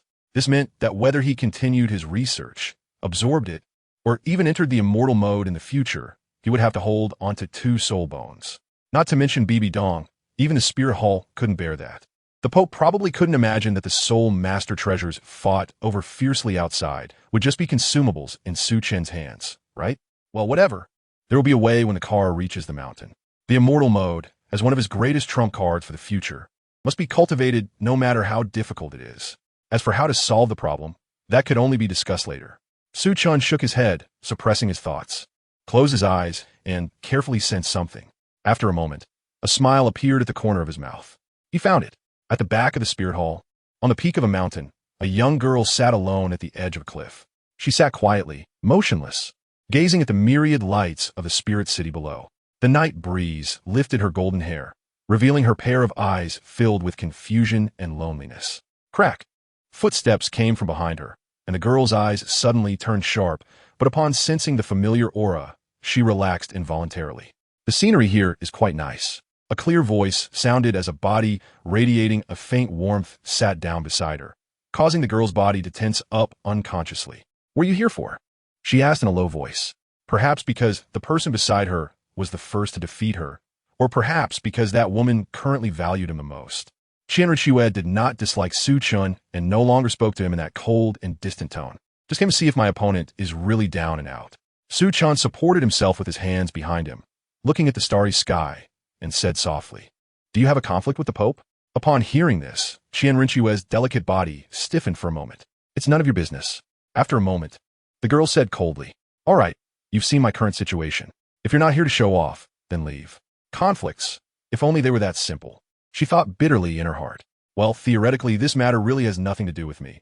But after all, I am the Spirit Hall's #1 genius. Who knows? I might inherit the Pope's position in the future. If the former Pope and the second genius are at odds, that would be a loss for me. The young man smiled faintly, his black eyes turning to the girl. "Don't you think so? You guy." Chen Rinshue was almost amused to anger. "How old are you? And you're already thinking about the Pope's position? And who says I will willingly be under your command in the future? Don't be too complacent. I just lost once. The future is still long. Who that position belongs to is still uncertain." She shot him a disdainful glance and snorted. As soon as the words were out, Chen Rinshue regretted it. She had no interest in that position at all, but seeing the young man's indifferent expression, she couldn't help but want to retort. "What an annoying guy. Haha. Then I really look forward to it, my opponent." The young man laughed heartily, stood up, stretched lazily, and looked at her earnestly. "I just want to tell you, there is no love or hate without reason in this world. When what you know cannot answer your doubts, it only proves that you don't know enough. No need to thank me. We became friends without fighting, right?" Saying this, Su Chun gently patted her shoulder and walked away. With that, the seed had been planted. Whether it could sprout depended on Chen Rinshue herself. He still had to go to the Pope's hall for a meeting. If he was late, Bibi Dong would surely be suspicious. If she used her spiritual power to scan and found him with Chen Rinshue, that would be disastrous. Cannot answer doubts. Only proves that one doesn't know enough. The girl stared blankly at Su Chen's retreating figure, the words echoing repeatedly in her mind. Could it be? She recalled her impression of her father, her grandfather's words, and Bibi Dong's consistently disdainful attitude towards her. A sudden flash of inspiration appeared. But no matter how hard the girl tried, she couldn't grasp it. Why not explain it more clearly? Chen Rinshue angrily pounded her delicate fist on the spot where the young man had just sat, but she couldn't help but sigh. "Forget it, you wouldn't know." Although the doubts and confusion in her heart hadn't lessened much, the girl's mood improved a lot. Looking at the starry sky, Chen Rinshue fell into a daze. Friends? This was a term quite unfamiliar to her. Since birth, her grandfather had told her that she was a noble six-winged angel spirit wielder, one destined to achieve divinity, and that she was not on the same level as the common people of the continent. Then, until today, she had always been alone until the young man's arrival. So this is what it feels like to have friends. The girl recalled the feeling of Su Chen's hand on her shoulder, a bright smile forming at the corner of her mouth. Not bad. When Su Chun hurriedly arrived at the Pope's hall, the debates inside had already reached a fever pitch. So far, 39 sects and academies had responded to the Pope's succession ceremony, but we have yet to receive a response from the Hao-Ian sect regarding the issued decree. What about the 7-treasure Glazed Tile School and the Blue Lightning Tyrant Dragon sect? Both sides are already on their way, and messages from subhalls along the way are being sent every 3 hours, but they refuse to engage with us. Furthermore, both the Tiando and Xingluo empires have also stated they will attend the ceremony, and Tiando's crown prince, Shui Qinghe, has already arrived in Spirit City. Wolves in sheep's clothing, it is evident. Taking advantage of no one paying attention, the young man quietly approached the drowsy Jew, Douluo, and stood by. At a high position, the Pope, with his eyes closed in rest, slightly moved his brows, a faint smile appearing at the corner of his mouth. Sigh. If it weren't for the Pope suddenly mobilizing so many healing-type soul masters, these sects wouldn't be so arrogant. Suddenly, someone angrily spoke up, and the scene quieted down as if receiving some signal. After a moment, voices began to rise and chatter. Yeah, they probably think one of our offerings was severely injured. Also, the nearly 10 million gold soul coins mobilized recently. Sigh, that amount could pay the salaries of several offerings for years. The Pope is indeed too. Just as Su Chan was preparing for a good nap, he opened his eyes with a strange expression. Goodness, coming at me? Into Chapter 51, The Return of the Light-Winged Douluo, The Clash of the Angel and the Pope. The atmosphere in the Pope's hall suddenly became a bit strange, and Su Chan sensed a few vague gazes directed toward him. Here we go again. Isn't it tiring day after day? The Douluo beside him opened his eyes, muttering softly, and stood in front of Su Chan, blocking the various looks aimed at him. Is this situation common? Su Chan raised an eyebrow and asked. It seems to be directed at BB Dong, but today I just happened to catch it. Not at all. This has become a regular feature. But it's fine. When that old thing Guangling was around, the situation was much more dangerous than now. These people can't stir up any waves. The Jew Douluo shrugged, wearing an indifferent expression. You shouldn't feel any psychological pressure. Just treat it like listening to dogs barking. He didn't lower his voice, and in an instant, Su Chan felt several unfriendly gazes turn toward him. Your map cannon is quite powerful. The young man shook his head with a wry smile, his gaze turning to the graceful figure on the high seat, his brow slightly furrowed. Sure enough, using certain privileges brought some trouble for BB Dong. After all, the position of the Pope is inherently unstable, with people watching from all sides. Bibidong's actions were not concealed at all, so it was normal for her to be caught on a weak point. But as Yueguan said, without a leader of sufficient weight, these actions do nothing but cause annoyance. But why today? Mobilizing healing-type soul masters is the Pope's prerogative, and besides, our first genius did suffer serious injuries. Just as Su Chan was pondering, a familiar light laugh suddenly rang out at the hall's entrance, drawing everyone's attention. That was. Su Chan looked up, seeing the familiar figure in gray robes, his expression instantly becoming serious. So that's it. It seems all this was a setup for today. If this person returns, then everything makes sense. Damn, how can this old thing come back? The Jew Douluo's eyes widened, gritting his teeth, glaring at the handsome one-eyed youth. Attacking the Pope, assassinating the Wuhuan Temple's genius. What crime isn't enough to get him killed? Have the elders lost their minds? Indeed, standing at the door was the Guangling Douluo, who had been taken away that day. At this moment, he had long lost the fierce resentment of that day, appearing like a refined young gentleman in a chaotic world. As if sensing Su Chen's gaze, he slightly nodded at the young man, like a kind elder, showing no trace of the murderous intent from that day. The group that had just been denouncing BB Dong now turned to bow and pay their respects, completely ignoring the Pope's icy demeanor. Looking around, there are actually more than half of them. Sigh, Elder Yuan's words are wrong. I was just impulsive, and the Pope and the Grand Offer have a broad mind, naturally forgiving my minor mistakes.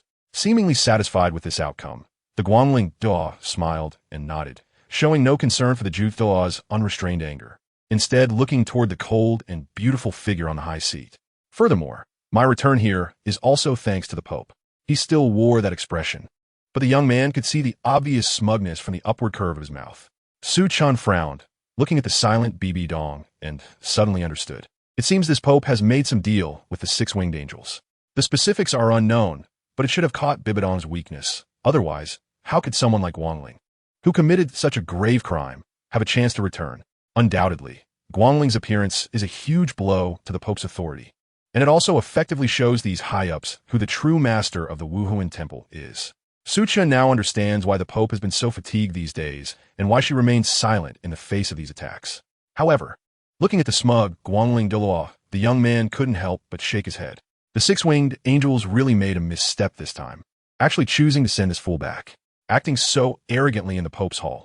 Does she really think BB Dong has no temper? Sure enough, as soon as the thought crossed his mind, the cold and beautiful figure slowly raised her head, her wine-red eyes carrying a sharpness as she surveyed the room. Crackle!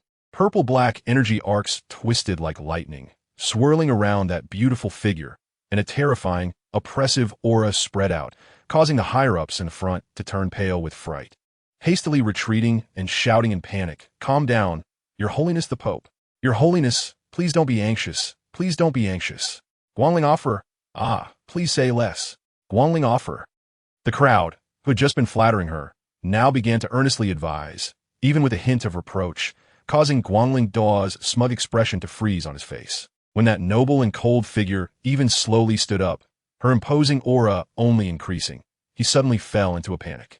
After all, he had spoken first. If that woman truly acted against him, would he dare to fight back? If he retaliated, it would be another attack on the Pope. A crime that could not be overlooked by the Offer Hall and the Elder Hall.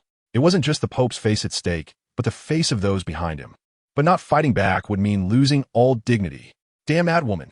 Guangling Dao trembled with anger, his face twitching, but thinking about the consequences. He still forced himself to suppress his fury, gritting his teeth and bending lower. Your Holiness, I was wrong. But before he could finish his sentence, the violent aura vanished in an instant, leaving only the sound of Guangling Dao's voice echoing through the vast hall and his solitary figure bowing in the center. For a moment, it felt as if a cold wind swept through and a pin drop could be heard. Su Chen nearly laughed out loud as he watched from the side. No wonder she will be able to control the Wuhuan Empire in the future, although still somewhat immature. Her methods are already showing sharpness. This is a simple and brutal public display of power. The six-winged angels, forcibly reclaiming Guangling Dao, declared to these high-ranking officials who the true master of the Wuhuan Temple is. And Bibi Dong also used this method to tell everyone that she is indispensable to the Wuhuan Temple.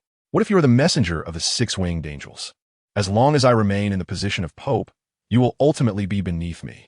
Undoubtedly, such behavior not only raised no objections, but also maximally thwarted Guangling Dao's momentum, reducing her losses to a minimum. Moreover, Su Chen was certain that the grand offer would definitely have Guangling act low-key upon returning. After all, as long as Guangling Dao stand in the Pope's hall, it is the best display. His actions stemmed purely from a desire for revenge, but ultimately allowed Bibi Dong to keenly seize the opportunity, greatly diminishing the impact of this demonstration. When this matter gets back, the Offer Hall will likely not let him off easily. Guangling Dao's face was a mix of green and pale. Even if he were foolish, he now understood he had messed up. Just as he was about to angrily curse, he caught sight of the mockery in Bibi Dong's eyes. This woman is tempting him to make another mistake. His heart suddenly awoke, and, taking a deep breath, he not only did not stand up, but instead bent even lower. Your Holiness, Guangling knows he was wrong. This person isn't entirely foolish. A hint of regret flashed in Bibi Dong's wine-red eyes, and a faint smile appeared on her delicate face. Then go back. Knowing wrong and being able to correct, it is a great virtue. End of this chapter, chapter 52. Did one of their own betray their own? The hidden killer move of Guangling. Absolute kill. Su Chen couldn't help but applaud Bibi Dong. Ha ha, the old dog is going to be furious. Ghost of Luo chuckled and covered his mouth, but this time no one paid attention. Several neutral high-ranking officials looked at the stunning figure on the high throne and then glanced at the nearly uncontrollable expression of Guangling Dao, their eyes flickering uncertainly. Although the six-winged angel lineage had considerable power, this pope was also revealing her own fangs at this moment. Everyone suddenly remembered that this pope was someone who had surpassed Tang Hao, becoming the youngest titled Dao on the continent. As everyone's gaze shifted, it landed on the white-haired youth at the back. It should be known that this person was also an incredibly gifted existence. The first ring of a millennium was unparalleled in history, with no predecessors and likely no successors. Right now, the angel lineage was indeed powerful. But what about 10 years or 20 years from now? Waiting for the two to fully grow up, everything was still uncertain. Your Holiness, feeling the flickering gazes around him, Guangling Dao was suddenly anxious. He had managed to return safely with the purpose of intimidating threats, keeping the high-ranking officials of the Pope's palace in a state of opposition. If most of them leaned towards Bibi Dong, how would he explain it to the one in the offering hall? His single eye darted quickly, and Guangling Dao straightforwardly bowed again, drawing everyone's attention. Your Holiness, that esteemed person asked me to convey to you that Su Chen's health is very good, extremely good. Next time, don't easily seek him out. After all, his lifespan is limited, and every action requires the great offering's approval. As soon as these words were spoken, the Pope's palace fell into a brief silence. Moments later, it erupted with an uproar. In an instant, all eyes in the hall were filled with surprise and disbelief. Looking at the three people, the suddenly cold Pope, Guangling Dao who was slowly straightening his back, and the bewildered Su Chen. What the hell? The deal Bibi Dong made with the angel lineage was to ask a healing-type titled Dao who couldn't easily take action to heal herself? Didn't she say she hadn't sought anyone? Zhu Delao helplessly slapped his forehead, looking at Su Chen with a bitter smile. Sometimes I really doubt whether you've put some kind of spell on the Pope. No, I'm just out of spiritual power, right? Su-Chen himself was also quite confused, wondering how he looked so miserable that it made BB Dong want to invite a healing title Duel, even going so far as to send Guangling back for this. Big brother, I forgot to tell you, that beautiful human woman up there came every night while you were unconscious. To avoid exposing anything, I covered for you for several days. In his mind, the voice of the heavenly dream, ice silkworm rang out. In the spiritual world, within Konoha village, the round silkworm body lay comfortably on Hokage Rock, basking in the sun. While peeking at the excitement, it shyly said, "She is just too strong. I just recovered. And at first, I wasn't sure who was friend or foe, so I suppressed your spiritual fluctuations to the lowest. It was only later when she found someone to save you that I released the suppression." Damn. Su-Chen made a gesture similar to that of Yuguan, covering his forehead. With Tianming's strength, concealing spiritual fluctuations was incredibly easy. Even a titled Douluo couldn't detect it. Therefore, in BB Dong's view, he should have suddenly become critically ill without any apparent reason. In a moment of desperation, she directly sought out the most authoritative figure in the spirit hall to reach this deal. So, was it that one of their own accidentally betrayed their own? Big brother, did I do something wrong? It seemed that Tianming sensed Su-Chen's emotional state was off and cautiously asked. No, you did well. This is purely a misunderstanding. Su-Chen shook his head, reassured Tianming, then pondered a countermeasure while pinching his chin. This matter couldn't be blamed on Tianming. After fully activating the 3-Tomo Sharingan, he had consumed too much energy, and Tianming, having become part of his spirit ring, was also affected and had a very low mental state. It didn't recognize Jute Douluo and had never been to the human world. In such a situation, preserving itself in this way was the most prudent method. Any intelligent creature would be hard-pressed to do better than it. Meanwhile, BB Dong, who had originally sought help and had been assured that she was fine, suddenly found herself in a critical state. The first thing she thought of was someone more professional than a soul sage or soul Douluo. Thus, a perfect misunderstanding was formed. Wait, this could become an opportunity. Su-Chen thought of something, his dark eyes brightening as he looked at the beautiful figure on the high throne. How it would unfold still depended on how this pope would respond and what Guangling would ultimately achieve. Damn it, BB Dong tightened her fist in her sleeve, her sharp nails digging deep into her flesh as a cold, killing intent flashed in her wine-red eyes as she looked at Guangling Douluo. She had never wanted anyone to know about this, especially not Su-Chen. Su-Chen was the future of the Spear Hall. What I did, would Guangling have any objections? A strong killing intent surged in her heart, but having gone through previous events, BB Dong had also grown considerably. At this moment, her cold and beautiful face still wore a faint expression, revealing no trace of fluctuation. Yes, it seems there is nothing wrong. Everyone was somewhat bewildered. A genius like Su-Chen should be carefully nurtured in any force. Even if that healing title Douluo acted once less, it would definitely not be a loss to use it on him. Even if the Pope was just following normal procedures, she would still have to take action. Rather, the fact that she was willing to set aside disputes and hatred to seek the great offering to save the future of the Spirit Hall was more admirable. Yes, I also think the Pope is truly understanding, willing to sacrifice so much for the future of our Spirit Hall. However, Guangling Duo at this moment revealed a smile of triumph, sincerely extending his hands and performing a grand bow, asserting that with the Pope's presence, the Spirit Hall would surely flourish and dominate the world. No one responded. Observant individuals could see that Guangling Duo was somewhat out of place at this moment. What do you want to say? BB Dong frowned, her voice cold. She always had an uneasy feeling. Ha! I was just lamenting that your holiness is so selfless in caring for the Spirit Hall. It is indeed a blessing for our Spirit Hall. Guangling Duo slowly stood up, watching BB Dong's breathing, which was clearly somewhat unstable, as a glint of pleasure flashed in his single eye. Then may I ask, what was the purpose of the 9,760,000 gold soul coins called upon by your holiness for this genius? End of chapter 53. The disappointment of BB Dong compared to the rising Su-Chen. As the question from the light-winged Douluo was voiced, the hall fell into silence. After a moment, someone hesitantly spoke up, "Your Excellency, if that 9 million gold soul coins are truly spent on cultivating talent, there shouldn't be any problem, right?" Immediately, many people echoed in agreement. Yes, the elite program costs hundreds of thousands daily. The Pope must have his deeper intentions in doing so. The light-winged Douluo might be making a mountain out of a molehill. Hearing the surrounding rebuttals, The chrysanthemum Duel excitedly clapped his hands and leaned down to Su Chen behind him, saying, "See, there are quite a few smart people here." "Really?" Su Chen frowned. 9 million gold soul coins is not a small amount, and once this matter is brought to light, it definitely won't be that simple. With so many people agreeing and downplaying the issue, it feels a bit strange. He noticed that one or two of them had even bowed when the light-winged Douluo entered. Moreover, rather than defending BB Dawn, it seems more like they're stoking the fire, pushing the matter towards a more serious direction. As expected, the light-winged Douluo smiled and waved his hands repeatedly, saying, No, of course, I don't mean to question your Majesty's decision. As long as your Majesty is willing. Not to mention 9 million, even 10 million or 100 million. As long as it is for the Spirit Hall, we will fully cooperate.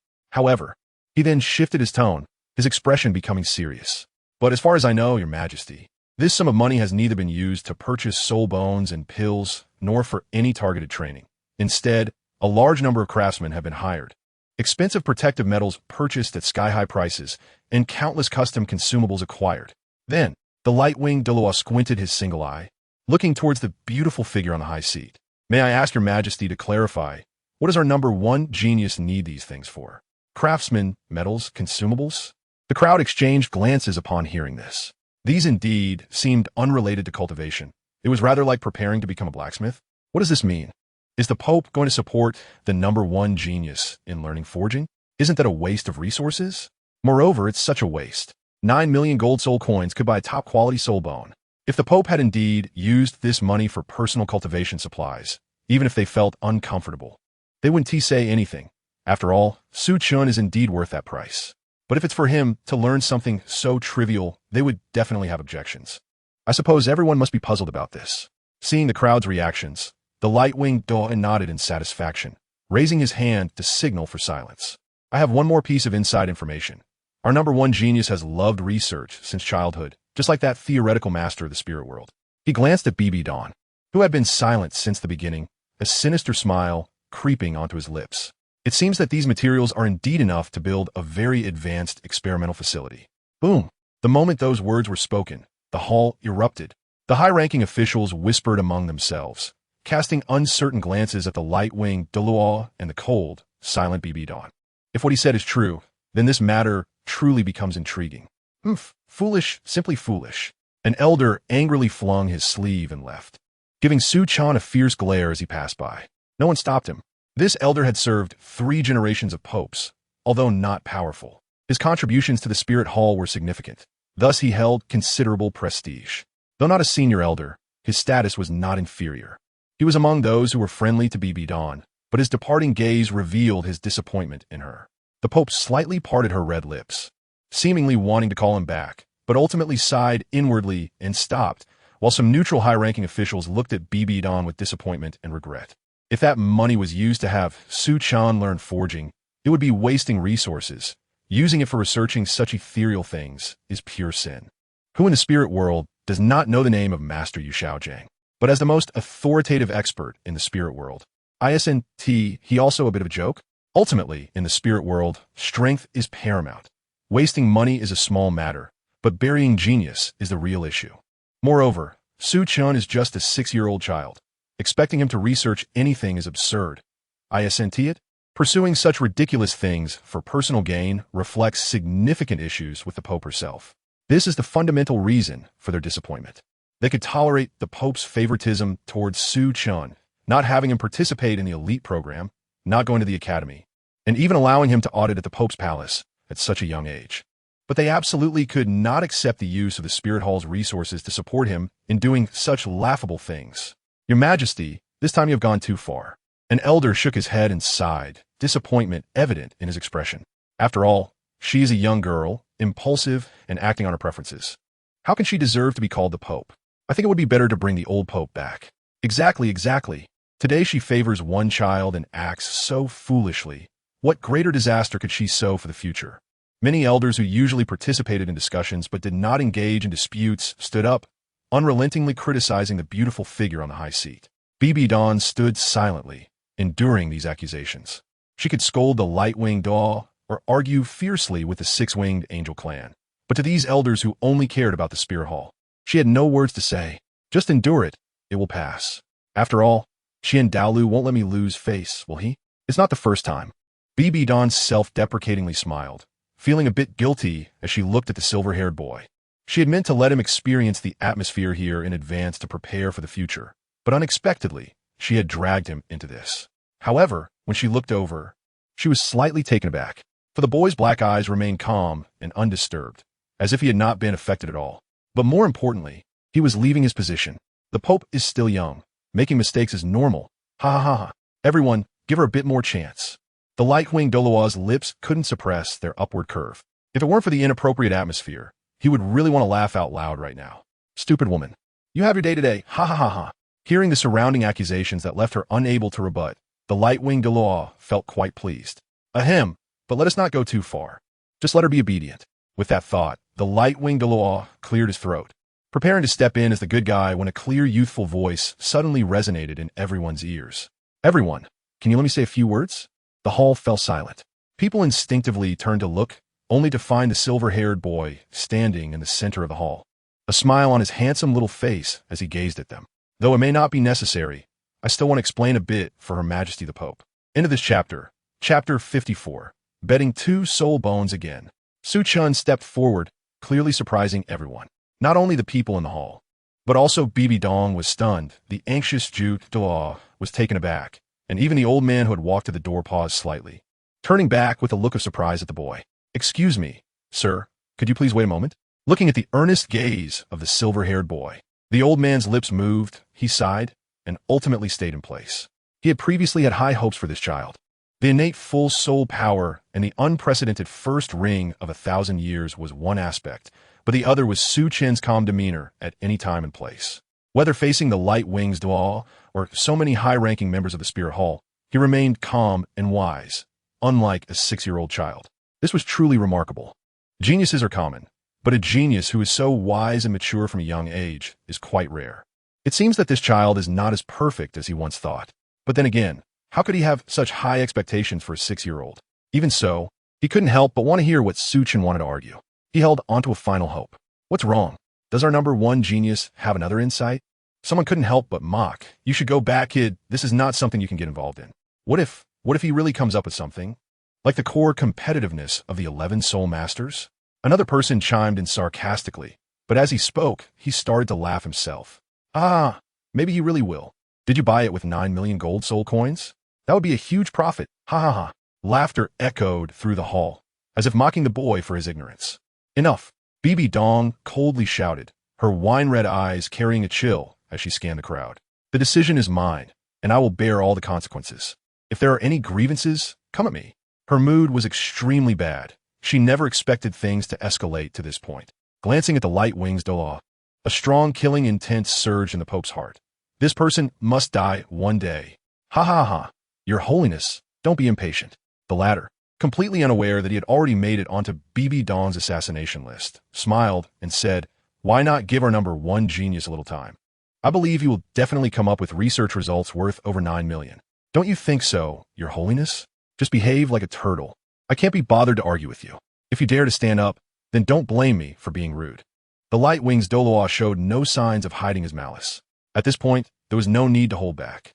He was cautious of BB Dong, but he would definitely find ways to suppress Chen, whom he had already offended. When necessary, a cold glint flashed in his single eye as he turned to smile at Chen. Light wings, BB Dong lowly shouted, her beautiful eyes fixed on him, her jade hand in her sleeve, radiating a deep purple energy, with veins bulging out, looking extremely fierce. Your Holiness. The boy's soft laughter pulled BB Dong out of her rage. She was momentarily stunned as she looked at Chen, who raised one hand.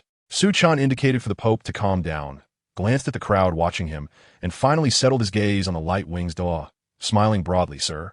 Speaking of which, you left in a hurry last time, and I didn't get a chance to thank you for your soul bone. The boy's face beamed with an innocent smile, as if he was genuinely grateful. Thanks to you, some things I thought were impossible have made progress. Isn't that right? Without that soul bone, Chen might still be struggling in the region, never thinking to associate natural energy with a soul bone. The trial and error time was significantly shortened, and he was sincerely grateful to the light wings Douluo for this. Ha ha ha ha. You should really thank him. After all, that's a 10,000-year soul bone. Ha ha ha. Douluo did not care about the increasingly ugly expression on the light wings Douluo's face and laughed freely. Since he had been feeling stifled, he finally vented some frustration. The people around began to chuckle softly. They could tell that the boy was truly thanking him. And that made it even funnier. How much all could it be? That's a rare 10,000-year soul bone. I bet Light Wings Douluo himself is hesitating over who to reward it to. And unexpectedly, it was snatched by Chen. Even Bibi Dong's lips curled up slightly. Her mood improved a lot, but the other protagonist was not feeling so great. Looking at the boy's sincere and grateful expression, the Light Wings Douluo's face darkened to the point of almost dripping water. That was not just any soul bone. It was the extremely rare 10,000-year blood tiger soul bone. If it weren't for the corresponding part of his own soul bone, it would have been absorbed long ago. He hadn't even been willing to give it to his own son, planning to keep it as a gift for adulthood. Ever since he had lost that soul bone to Chen, every time he thought of the boy's smug face as he stroked and used his beloved soul bone, the Light Wings Douluo felt like his heart was bleeding. It was as if, cough cough, in any case, no matter what, he had to get that soul bone back. When the time comes, he would clean and nurture it well, making it a perfectly pristine treasure. If you only want to say such meaningless things, then you might as well go back and stand there. The Light Wings Douluo crossed his arms and snorted coldly, eyeing Chen with malice. I hope after today, you still have the mood to use your soul bone. The boy paid no attention to his threat. Instead, he waved his hand, beaming with a smile. Light Wings, I wonder if you would be interested in betting with me again? Let us bet on whether I can really produce research results. If I win, how about you give me another 10,000-year soul bone? If I lose, I will return everything the Spirit Hall has given me and then withdraw from the Spirit Hall. Upon hearing this, the Light Wings Douluo raised an eyebrow, wanting to say something, but saw the boy continue. Of course, it's not the kind of empty talk like you Xiaojang. Chen looked at everyone, speaking deliberately. It's a result that can genuinely increase the Spirit Hall's strength. What? Hearing this, the old man at the door couldn't hide his disappointment, shaking his head and preparing to leave. He thought he would hear something worthwhile, but it turned out to be such an unrealistic outburst. You've already been given enough patience. Now immediately get out. Another hot-tempered elder could no longer endure, pointing angrily at the door. Clearly, he was quite upset. Others also shook their heads in disappointment. You might as well say that you will reach level 20 in the next 2 days and even get a 1,000-year soul ring. That would be more believable. It seems we really need to reconsider whether to support Bibi Dong. Hey, wait a minute. Since our #1 genius has ideas, let's not rush. The Light Wings Douluo was ecstatic, almost wanting to jump up on the spot. Good. Was called self-destruction. With so many witnesses today, I will make you regret it. Bibi Dong can't save you. He smilingly stopped the elder at the door, looking at Chen with a gentle demeanor that made the latter's skin crawl. Not a problem. Don't say just 1 soul bone. If you can produce it, I can give you 2. With a grand gesture, the Light Wings Douluo immediately took out 2 radiant crystals and slapped them on the table. Suddenly, there was a piece of 1,000-year soul bone, a piece of 10,000-year soul bone. Lord Guangling is generous. Chen's black eyes instantly became bright and sparkling. He could sense the rich natural energy contained within. Although it wasn't as good as the first piece, it definitely belonged to the top-quality soul bones. What a good person. Chen almost felt reluctant to scheme against him. The angry old man hesitated, shook his head with a sigh, closed his eyes, and retreated. His furious shout was, after all, to protect Chen. But looking at that kid's eyes, it was clear he had already been blinded by greed. Self-destruction indeed. He murmured with a long sigh. Bibi Dong and Douluo both felt a tightness in their hearts. The former wanted to stop him, but seeing the boy's confident gaze, she gritted her teeth and halted. At worst, she would forcibly send him out of the martial soul hall later to protect him and deal with it then. Since Lord Guangling was so sincere, there was no point in keeping things hidden. Chen took out a stack of papers filled with dense handwriting, depicting several human figures, directly bypassing the extended hand of Guangling Douluo, using his soul power to send them flying towards the old man at the door. Guangling Douluo, he awkwardly withdrew his hand. Little beast, let's see how long you can be proud. Thus, under the gaze of the crowd, the stack of papers landed in the old man's hands. He glanced at Chen and then turned his attention to what he held. In just a moment, the old man trembled all over, and his brows furrowed deeply. Into this chapter, chapter 55, please. Chen, be my Spirit Hall's holy son. In Lao, what's wrong? Could it be that even the top 10 core competencies of martial spirits are not as good? Guangling Douluo crossed his arms and said. He never believed that Chen could come up with any theoretical research, This wasn't like talent, which is innate. It requires a lot of time, systematic learning, and experiential knowledge to accumulate. How much experience can a 6-year-old have? Unless you studied this in your previous life and remembered it in this one.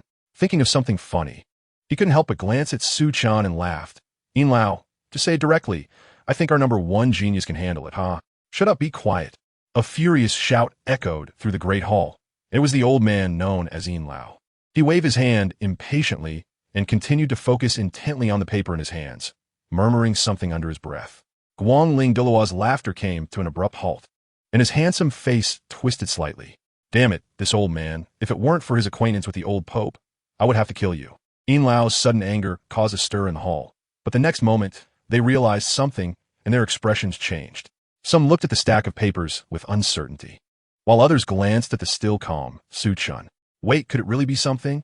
At this moment, Zhu Duo clenched his fists, trembling with excitement, while Bibi Dong, who appeared calm on the surface, was actually gripping the Pope's scepter tightly out of nervousness.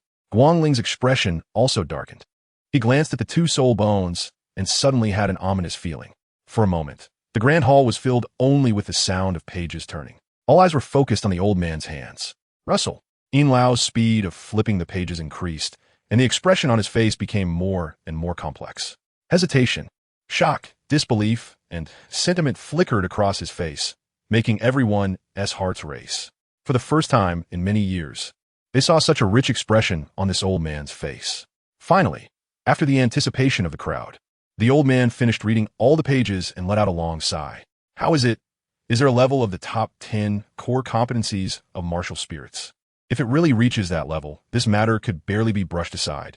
After all, Su-chan is only 6 years old. It would be exaggerated for a 6-year-old to have such ability. As for what was said earlier, that surely couldn't be taken seriously. Kids often talk big. But if he just made up nonsense, then even a deity couldn't save Su-chan. However, under the gaze of everyone, Yin Lao shook his head. What? This? The impatient old man opened his mouth, wanting to say something, but could only let out a long sigh and gave Bibi Dong a helpless expression. I try my best. This kid doesn't even have that level and is still so arrogant. No one can save him. The others also shook their heads in disappointment. I thought there was something big, just this. Why did you have such a rich expression? Haha, I said so. Compared to the disappointment of others. Guangling Douluo felt a huge weight lifted off his heart and laughed heartily. About this. Why are you in such a hurry? I haven't finished yet. Yin Lao rolled his eyes, completely ignoring the stiff and ugly expression of Guangling Douluo. He took a deep breath. His aged eyes filled with fervor as he looked at the paper in his hands, sincerely raising it up. The top 10 core competencies of martial spirits aren't even worthy of holding its shoes. I believe this is the foundation of our spirit hall. 100 years, 1,000 years, even 10,000 years of heritage.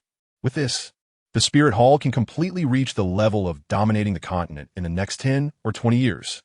The old man's hands trembled with excitement as he knelt on the ground, his gaze burning as he looked at Bibi Dong. Your Holiness, I propose that Su-chan be conferred as our spirit hall's holy son. What? Yin Lao's sudden fervor shocked everyone, and they looked at the kneeling old man in disbelief. Do you know what you're saying? Something produced by a 6-year-old child can be the foundation of our spirit hall for 10,000 years, or even dominate the continent in 20 years. And you want to make Su-chan the holy son? If this were Yin Lao, they would definitely think he was a madman. No, even if he's Yin Lao, he now looks completely insane. Please get up. Even Bibi Dong was taken aback by this sudden change, but in an instant, her strong psychological resilience allowed her to react. This must be that the little guy had researched something extraordinary. Indeed, you never disappoint me. The heart of the Pope began to thump excitedly, making it hard for her to contain her emotions. She forced herself to calm down, lightly tapping her scepter, and a gentle soul power helped Yin Lao up. Please take your time, no rush. Yin Lao stood up and scanned the crowd, all of whom looked dazed and snorted coldly. I know you all think I'm crazy right now, right? Old 3, Old 4, come over and take a look. Once you see it, you'll understand. He waved his hand, but there was no response. Old 3, Old 4. Yin Lao frowned and shouted angrily, and only then did the 2 old men snap out of their daze. Swallow hard as they exchanged glances and hurried forward, trembling as they took the paper from Yin Lao's hands. Moments later, the 2 were breathing heavily, their faces flushed, and they were waving their hands excitedly. This is simply, God bless our spirit hall. The foundation for 10,000 generations. The foundation for 10,000 generations. The Holy Sun must be the Holy Sun. If Chen isn't made the Holy Sun, I'll be the first to refuse. The two shouted wildly, their rapid breathing causing them to cough, making people wonder if they would faint at any moment. Is it really that exaggerated? Everyone turned their eyes to the stack of papers, feeling dry in their mouths and itchy in their throats. It was one thing for Yin Lao to be mentally unstable alone, but three people acting like this was simply impossible. I want to see too. Finally, someone couldn't help but rush forward, quickly glancing at it, and suddenly widened their eyes. This hiss. Several high-ranking officials rushed forward, all starting to shout and scream. And when they looked at Chen, their gazes were as if they were looking at a monster. No, monster was not enough to describe it. The Holy Sun has descended. This is absolutely the Holy Sun descending from the heavens. Exactly. Otherwise, how could something like this be born? More and more people gathered around, becoming increasingly frenzied until one of Guangling Duluo's staunch supporters stepped up, and when his expression began to change dramatically. Guangling Duluo finally couldn't hold back any longer. Let me see. He could no longer suppress his anxious heart, soul power surging as he reached out to take it. But unexpectedly, several figures blocked his path. What do you mean? Guangling's face turned cold as he narrowed his eyes at the old man blocking him, especially the one in the lead. Yin Lao. Sorry, Lord Guangling. This is the origin of our Spirit Hall's 10,000-year foundation. You have a history of taking action against the Holy Sun, so it's better for you to keep your distance from this. The old man showed no fear, stepping forward without hesitation, his thin chest thrusting forward, clearly displaying an attitude of, if you have the ability, just kill me. You. Guangling Duluo was so angry he nearly spat blood, pointing furiously at Chen. He has not even the Holy Sun yet. And how do I know if you guys are in cahoots? Before he could finish his sentence, he felt he had made a fool of himself. If Bibi Dong had the ability to make this group of people act with her, would he still have the chance to appear? Show me. I promise I won't make a move. He gritted his teeth and patiently explained. Don't worry, I'm not foolish to that extent. And besides, even if I were ruined, that kid could still write it out, right? All right then. Elder Yin took a step back, thought about it, and it did seem reasonable. Hesitating, he handed the paper in his hand to him, saying, be careful, don't damage it. Damn. Guangling Duluo almost spat out a mouthful of blood. He suppressed the killing intent in his heart, closed his eyes, nodded, and took the paper. At that moment, he felt an immense humiliation. As a worshipper of the Spirit Hall, when had he ever been so doubted and humiliated? But for the sake of what was in his hands, he endured. I want to see you. Guangling squinted his eyes, scanning around, and was instantly stunned. At this moment, he felt as if he had fallen into an ice cave, his thoughts momentarily stiffening. As a veteran titled Douluo, Guangling immediately recognized that this was an extremely complete cultivation method. Moreover, it was the kind that could crush the efficiency of the current cultivation methods of the Spirit Hall. End of this chapter. Chapter 56. Chen's cultivation method is the foundation of the Spirit Hall for 10,000 years. Large drops of cold sweat slid down the forehead of Douluo Guangling as he swallowed hard and trembled while turning the pages. The foundation of 10,000 years. Overturning the Spirit Hall. Impossible, impossible, this is all nonsense, nonsense. Douluo Guangling muttered repeatedly, his single eye filled with bloodshot veins. Flipping through the pages faster and more violently, the faint damp stains visible on the back of his gray robe, causing Elder Yin to furrow his brows. Watching the paper with a pained expression. Impossible. But no matter how he looked at it, how he calculated it, this was a complete cultivation method, with no flaws to be found. And the author had even thoughtfully provided extensive annotations, allowing even a newcomer to quickly grasp and use it in a short time, achieving perfect results in at most 6 months. Impossible. He estimated the potential increase it brought, but received a dizzying number in return. Even just starting out, operating the cultivation method for 3 days could increase the speed of cultivation by more than 10%. And mastering this cultivation method completely could boost the cultivation speed by at least 30%. The most terrifying part was that this cultivation speed was not limited to low-level cultivators. Even for titled Douluo, it had the same effect. It might vary from person to person, but the results wouldn't differ too much. Impossible. Guangling roared, throwing the paper into the air, his soul power surging as he prepared to shatter it. But at that moment, several massive soul powers surged forth, forcefully blocking him. Buzz. In the hall, the colorful soul rings glimmered. Several people with overwhelming presence stood guard in front of the stack of papers and Chen. watching the panting Guangling Douluo warily.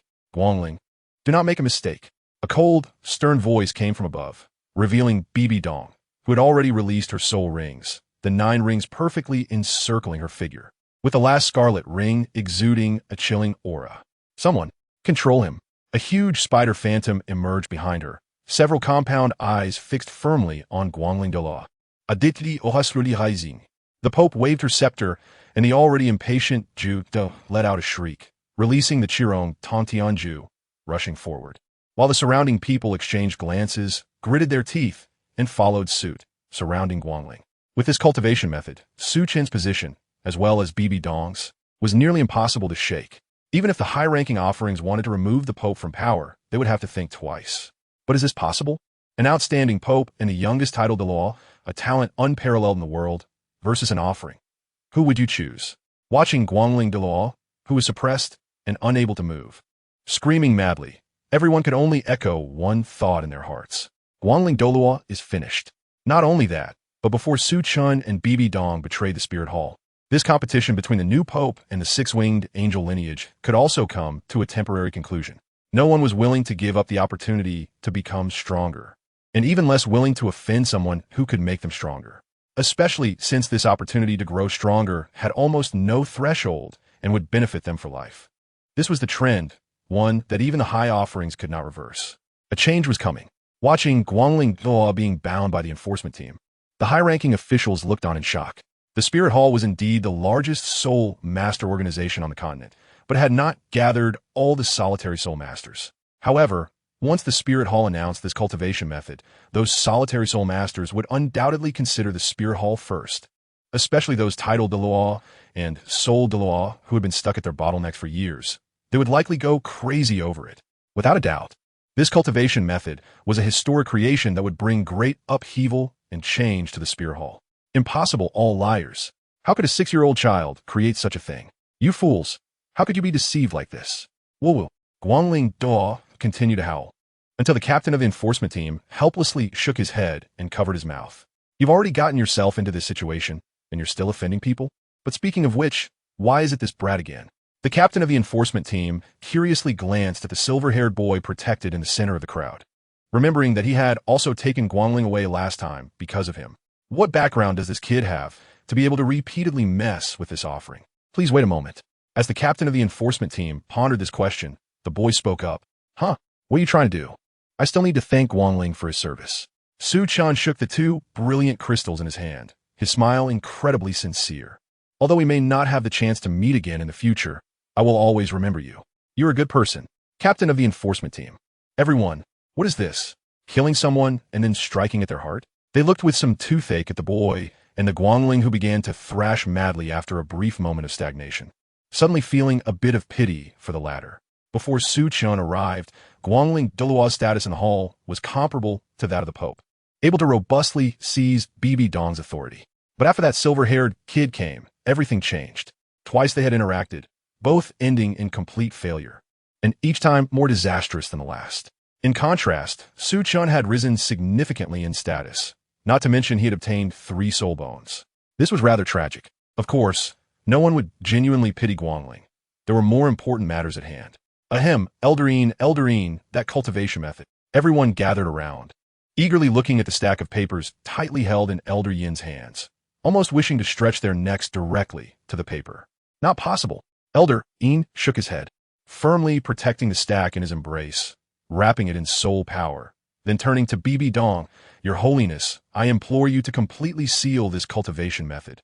Who can cultivate, who is qualified to practice, must be decided through discussion. Damn you, old man, you're really devious. Wanted to eat by yourself, but flip the pot. The other high-ranking officials glared at Elder Yin with grim faces, ready to start arguing. In addition, Elder Yin scanned the crowd, his gaze sharp. I request that the mental-type soul masters erase my and others' memories of the contents. Damn, you're ruthless. The crowd reluctantly retreated.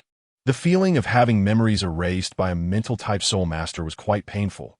A careless move could even injure the brain, and it wouldn't be an exaggeration to call it a form of torture. What could they say? Elder Yin, isn't this unnecessary? Bibi Dong frowned, in my opinion. Even if we need to discuss, you all absolutely have the qualifications to use the cultivation method. No, your holiness. Elder Een shook his head seriously. You underestimate the impact this cultivation method will have on the spirit hall? No, on the entire continent. Low threshold, easy to grasp. Also means that confidentiality will be extremely difficult to maintain. If the spirit hall leaks this cultivation method before gaining the upper hand, what will follow 1 TB dominance? But destruction. All right, then we will proceed as you say. After a moment of contemplation, Bibi Dong nodded. She also recognized the seriousness of the situation. Then, let us work overtime tonight and establish some regulations for this matter. The Pope turned back to sit down, and the crowd stood in order, waiting for her to issue orders. In their eyes, there was no longer the doubt and disdain of the past, but rather filled with anticipation and urgency. Bibi Dong was taken aback. Such a decisive scene had never occurred since Bibi Dong ascended to the throne. It was as if she waved her hand, and people executed her commands without question, without refusal, and without the oppression of the six-winged angel lineage. Bibi Dong suddenly felt a relaxation throughout her body, as the urgency and oppression from her soul dissipated significantly. It was as if today she had truly become the Pope, the one who holds power. This feeling. A charming blush surged on the Pope's stunning face. Her breathing quickened, and in her wine-red eyes, the intense heat seemed ready to consume the silver-haired youth in the distance. Calm down, calm down. She forcibly suppressed the emotions surging within her, raised her scepter, and faced the crowd. Then let us begin. In chapter 57, the Grand Priest is in trouble, and the fifth priest has been taken away by the law enforcement team. Tonight, the Pope's palace is brightly lit, and a radius of several dozen miles has been forcibly sealed off. The fluctuations of soul power and mental energy envelop it like a filter, preventing even a fly from escaping. However, the culprit behind all this, Chen, is protected by 3 titled Douluos in the center and has already left the Pope's palace early. The moon is bright and the stars are few, and the night wind blows gently. The silver-haired youth is surrounded by 3 people as he walks along the stone path towards the Pope's garden. I mean, is this really necessary? Chen looks at the 3 who are closely following him, feeling both amused and helpless. This path is less than a few hundred meters long, and it's right behind the Pope's palace. The effectiveness of the cultivation method is somewhat unexpected, but it's good that it clears some obstacles in advance. At least there won't be any annoying disputes in the future. However, it seems a bit excessive. When Chen expressed his desire to go back to sleep, Elder Een firmly insisted that the 3 titled Douluos escort him closely, and shockingly, no one opposed. Bye-bye Dong need not be mentioned. If she could, she would personally see him off. Your Highness, you must understand your importance now. The middle-aged man with a square face shook his head seriously. He is the serpent spear Douluo. Yes, Your Highness, it's better to be cautious. The red-haired, middle-aged man nodded as well. He is the spiked porcupine Douluo. Then, both of them turned to look at the third person who hadn't spoken. I think it should be fine. Well, you're right. The chrysanthemum Douluo scratched his head, meeting the serious gazes of his 2 colleagues, and conceded. I'm not even the Holy Son yet, and it's really not that exaggerated. The silver-haired youth spread his hands helplessly. This is well known. I don't think there will be another Holy Son in the Spirit Hall, nor will anyone be like you.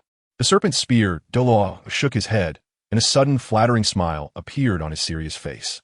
Your Highness, could that cultivation method? Yes. I completely agree. That Holy Son, I also. The spiked porcupine Douluo swallowed hard, looking at him eagerly. No, are you serious?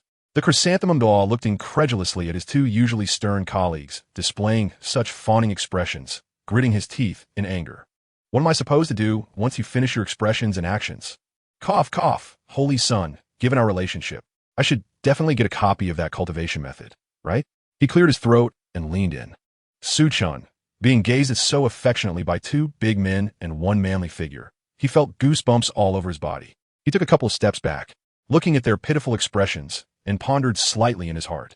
In the original work, both the spiked porcupine and serpent spear Douluos were among those who fought until the last moment for the Spirit Empire. Their loyalty is not in question, and giving them the cultivation method is also not a problem. However, this move seems somewhat suspect in terms of winning people as hearts, especially since Bai Dong is gaining significant power today, and it's hard to say whether her mindset has changed. The boy's black eyes flickered as he pondered for a moment and smiled. Of course, no problem. However, the original manuscript of the cultivation method is with Elder Een, and I can't explain it clearly verbally. I'll rewrite it tomorrow and give it to Elder Chrysanthemum. You can ask him for it. Good. Thank you, Your Highness. The spiked porcupine Douluo and serpent spear Douluo nodded excitedly, their attitudes growing more respectful. Only the chrysanthemum Douluo seemed to realize something and looked at the boy with a hint of gratitude. This child is really considerate. Yuan was almost moved to tears. At this moment, his resolve to be loyal to Su Chen strengthened significantly. All right, I've arrived. You can go back now. As he spoke, they had reached the Pope's garden. Breathing in the familiar fragrance, Su Chen felt inexplicably relaxed. He waved goodbye, and after the three expressed their gratitude repeatedly, they finally left. Back in the laboratory's resting area, the boy submerged himself in the hot spring, comfortably closing his eyes. The gains from today were indeed tremendous. Including the fragment from Qian Rinshue, he acquired 3 soul bones, deepened his relationship with Qian Rinshue, and cleared most obstacles for Bai Dong in the Spirit Hall. While his own position rose significantly, the Spirit Hall should have no problems in the short term.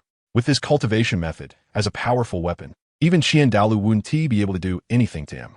This person could forgive the grudge of killing his child for the prosperity of the Spirit Hall, let alone a priest. Next, in addition to continuing the research on natural energy, external arrangements must also begin.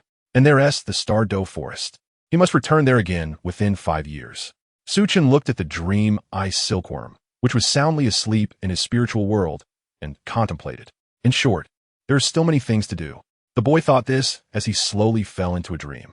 Under the moonlight, in front of a slightly smaller hall behind the magnificent Pope's palace, Qian Rinshue gazed at the gleaming words Elder Hall, her delicate face filled with hesitation.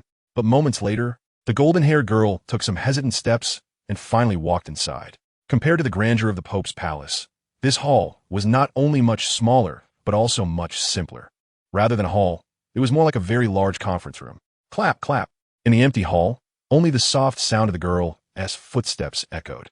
Despite the dim lighting, the girl seemed to have been here many times, skillfully navigating around the huge conference table that occupied 1/3 of the hall's area. Making her way to the back, in front of a towering statue of a 6-winged angel, the wings spread gracefully, the figure slender, hands crossed over her chest, and a face of exquisite beauty radiating a sense of divine compassion. Qian Rinshue stopped in front of the statue, staring intently at the 6-winged angel that exuded a sacred aura at all times. A rare hint of confusion flickered in her golden eyes. What's wrong, Schwer? An old voice, tinged with a hint of kindness, pulled the girl from her thoughts.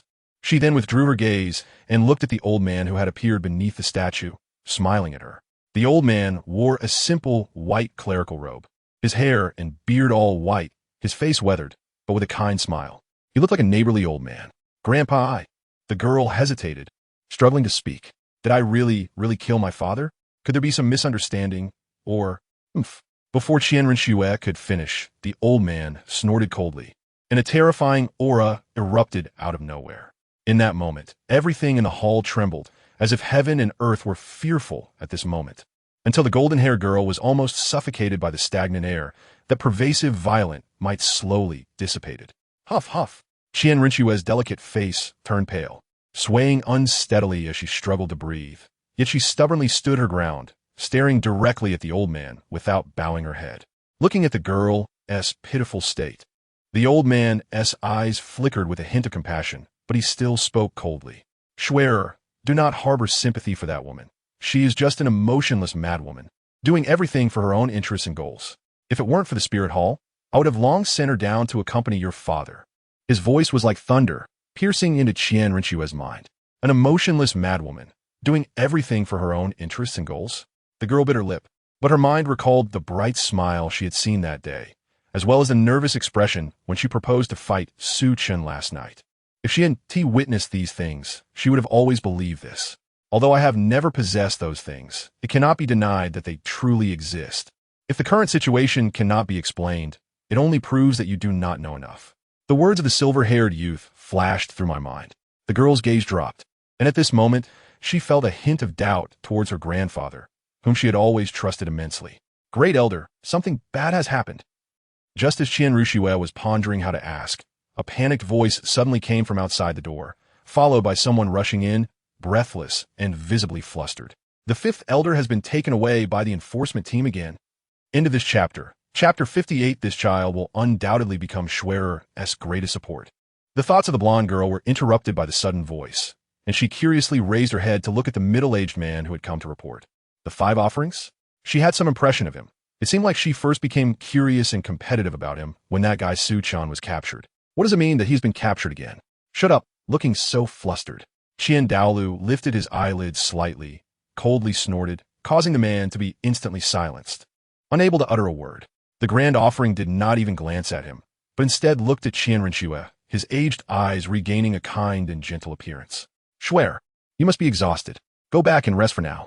You need to think carefully about what Grandpa said tonight. Although that face was still the familiar one to Rinnegan, the girl felt that the warmth of the past had developed some cracks. Rinnegan did not doubt her grandfather-esque goodness towards her, but she needed a truth that she had longed for. The girl bit her lip tightly and silently nodded her head. She knew that perhaps she would not get anything useful from her grandfather. It might be better to ask him if he had any solutions. The image of the silver-haired boy appeared in Rinnegan's mind. Although he was not very old, he understood these matters much better than she did. She really wasn't good at thinking about these things. Speak, what happened to that waist? Seeing Rinnegan leave, the grand offering-esque expression of kindness suddenly vanished, returning to a cold demeanor. He turned his back to the man and said lightly, "It's Su-chan." The middle-aged man swallowed hard, recalling the scene in the Pope's hall, his eyes filled with disbelief. The blonde girl stopped in her tracks.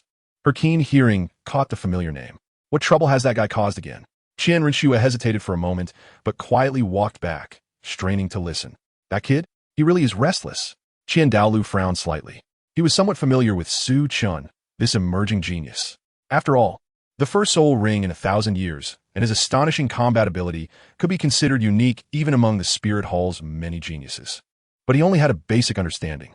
As the peak of Douluo Continent and the earthly agent of the deities, matters like the first 1,000-year ring did not attract much of his attention, since Bibi Dong seemed to value it as if she had found a treasure. Douluo was happy to have another handle to restrain her, while also sending Guangling back. It served as a warning for her to behave. And as for whether Su-chan would follow Bibi Dong wholeheartedly, Douluo never cared about that. No one could escape his control. It was just letting that woman cultivate the next generation for the Spirit Hall. He didn't expect that just after sending Guangling back, trouble would arise again.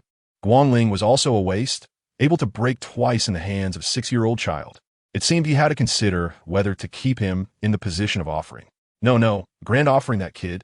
That kid has developed a training method that can increase the training speed of soul masters of all levels by 30%.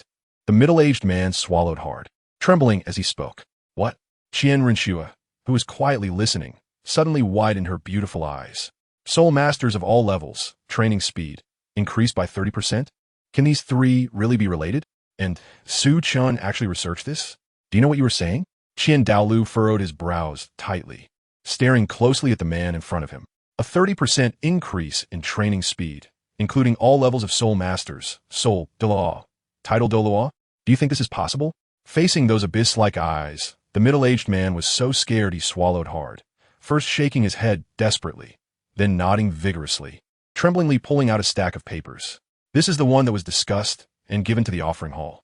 I brought it back. You can see for yourself. The latter's brows furrowed even tighter, and as he glanced at the stack of papers, his pupils instantly constricted. This is real. With his strength, he could see at a glance the innovation and terror of this training method. Good.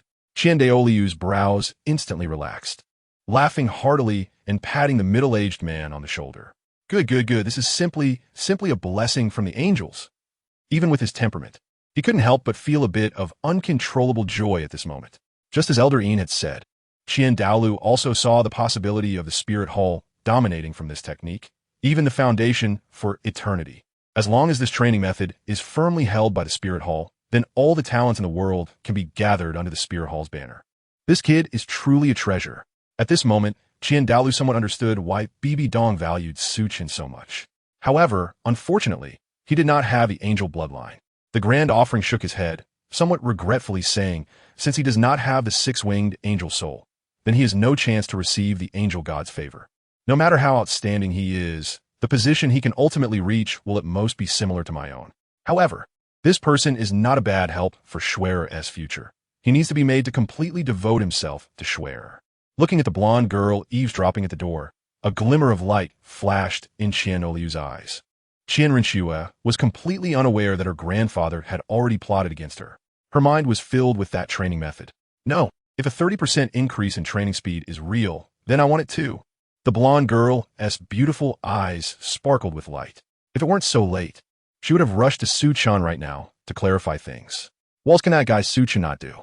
In a good mood, Rinnegan walked out of the Douluo hall with long strides, thinking about what excuse to use to find Su-chan tomorrow for another copy of the training method. I helped him a few times?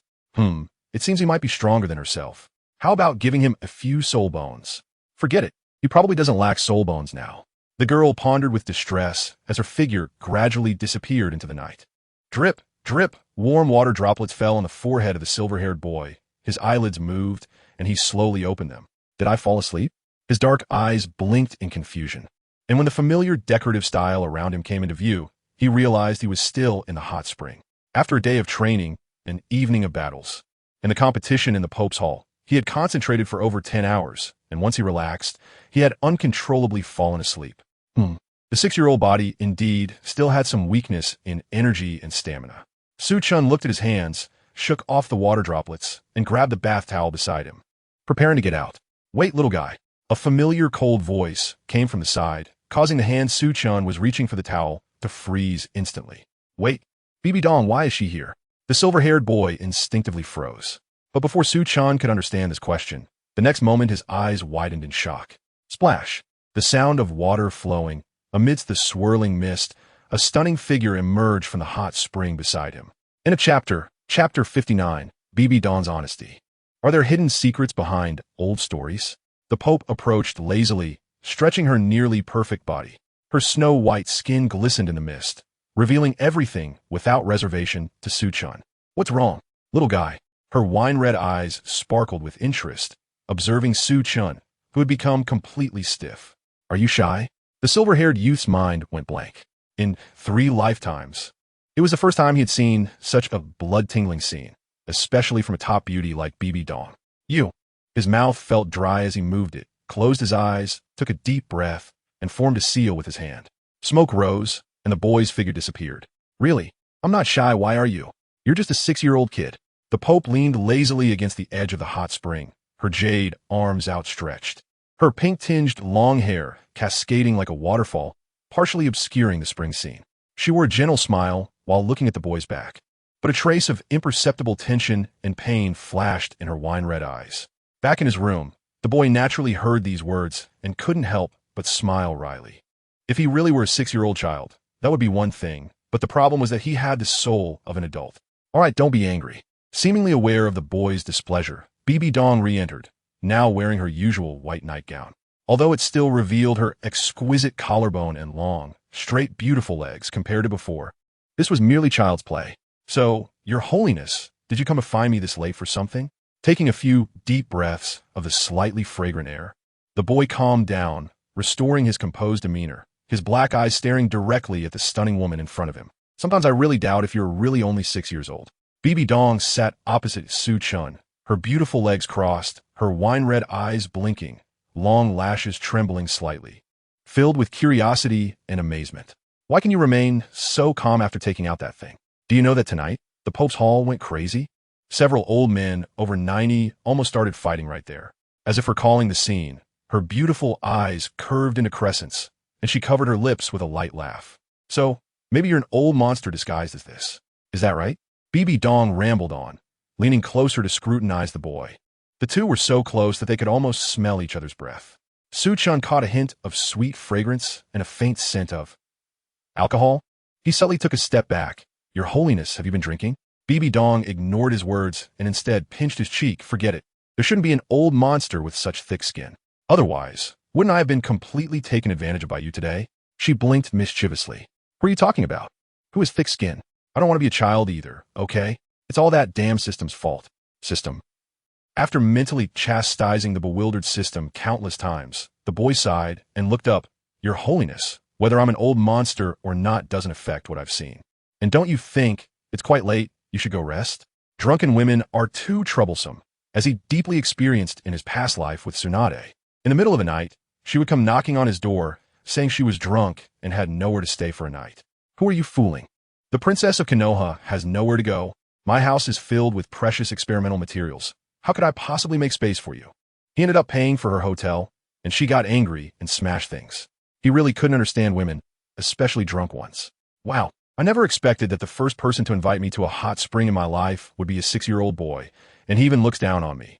BB Dong's beautiful eyes curved slightly, smiling brightly. After a long while, she finally calmed down, her eyes still glistening with tears of laughter. You. BB Dong wiped her eyes, her expression suddenly complex. Couldn't you have appeared earlier? The room fell silent for a moment, the air filled with an indescribable emotion. Suchen Diman silent.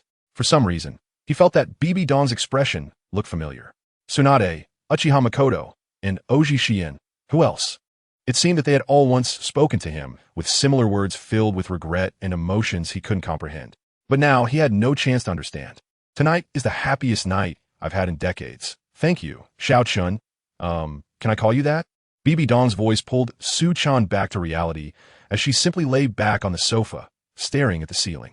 You probably don't know, Xiao Chun, what your appearance and actions represent to me. Her voice was like a dream, gazing at the boy, her eyes no longer filled with ambition and madness, but instead filled with infinite tenderness and clarity. So, there are some things I think I should be honest about with you. Suchin was still wondering when he agreed to such a ridiculous nickname as Xiao Chan when he heard BB Dong's words, unable to help but feel a bit bewildered. What does this mean? Honesty, is there anything we need to be honest about? I am an orphan, raised by the Wuhuan Temple since childhood. Due to my decent talent, I was taken as a disciple by the previous pope, Qin Xuanji, and named as the Saintess. Before the boy could respond, she continued speaking. At that time, I was very happy, practicing hard every day, hoping to be of help to my master soon, until I met you, Xiao Jiang. Yes, that's right. The person you look down upon, Xiao Chen. But at that time, I thought he was the smartest person in the world. Even when the martial soul mutation failed, it didn't affect him at all, so I believed everything he said, and whatever he wanted to do, I helped him with my identity as the Saintess. How about it? BB Dong turned to look at the silent boy, chuckling lightly. Do you think I'm foolish and stupid? Isn't that obvious? Su Chan shook his head in his heart, but sighed inwardly. However, thinking from her perspective, it seemed quite reasonable. A rich young lady could be deceived by a charming young man, and school beauties often prefer social types and rappers. Such stories were common in Su Chen's first life. Is it because they're foolish? Not really, it's just that things unattainable for ordinary people seem like everyday occurrences to them, while those they could never encounter spark their curiosity even more. Yes, I also think I'm very foolish, utterly foolish, so foolish that I actually believed his nonsense. Believed his promises. BB Dong's voice suddenly rose, her aura becoming unstable, exuding a dangerous vibe. Huh? Su Chan was taken aback by her words. Could it be that there are hidden secrets in this matter? End of this chapter. Chapter 60. Everything, sooner or later, will be yours. Looking at BB Dong, who was exuding a strong killing intent, Su Chan felt somewhat bewildered. Although Yu Xiaojiang indeed lacked responsibility and was extremely timid, it seemed that this situation was largely influenced by her romantic feelings. Otherwise, how could she say something like wanting to leave the spear hall? Wait a minute. Even when BB Dong was almost crazy at the end, she had never done anything ungrateful. How could she say this when she was younger? Suchin realized something. No matter how infatuated she was, BB Dong was already 17 or 18 at that time, with her own ability to think. Yu Xiaojiang's significance could not possibly outweigh that of the Spirit Hall, her mentors, classmates, and friends she grew up with. After a long time, BB Dong finally calmed down, and a deep-seated hatred flashed in her wine-red eyes. At that time, we had just returned in defeat from Sea God Island, and it was then that Yu Xiaojiang proposed the idea of wanting to marry me. Perhaps it was the first time in her life to encounter such a devastating defeat, which hit her hard, so when her lover actively requested to tie the knot, the younger didn't think much and happily agreed. Nothing could be more inspiring than an eternal vow. However, before I could tell my teacher this good news, he said that the Pope would never agree to me being with a waste who could never break through level 30, and, if possible, could I withdraw from the Spirit Hall for him? He was willing to take me to see all the beautiful scenery on the continent. Things that I would never be able to see within the Spirit Hall. What the hell? So this was initiated by Yu Xiaojiang? Su Chun was shocked. However, speaking of which, Yu Xiaojiang's words had a tremendous impact on an inexperienced girl. Walking hand in hand with her lover across the horizon is a scene that many girls dream of. You agreed? Su Chen couldn't help but ask.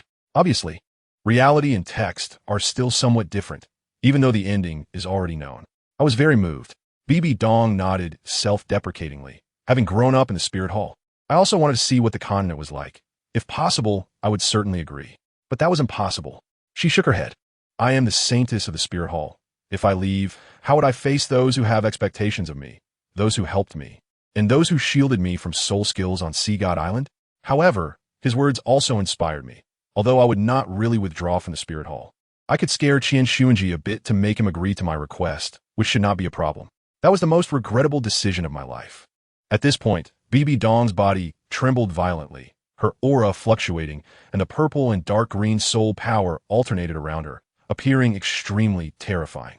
My teacher, the previous Pope Chen Xuanji, violated me, claiming it was to keep me forever and force me to break up with Yu Xiaojiang. Otherwise, he would kill him.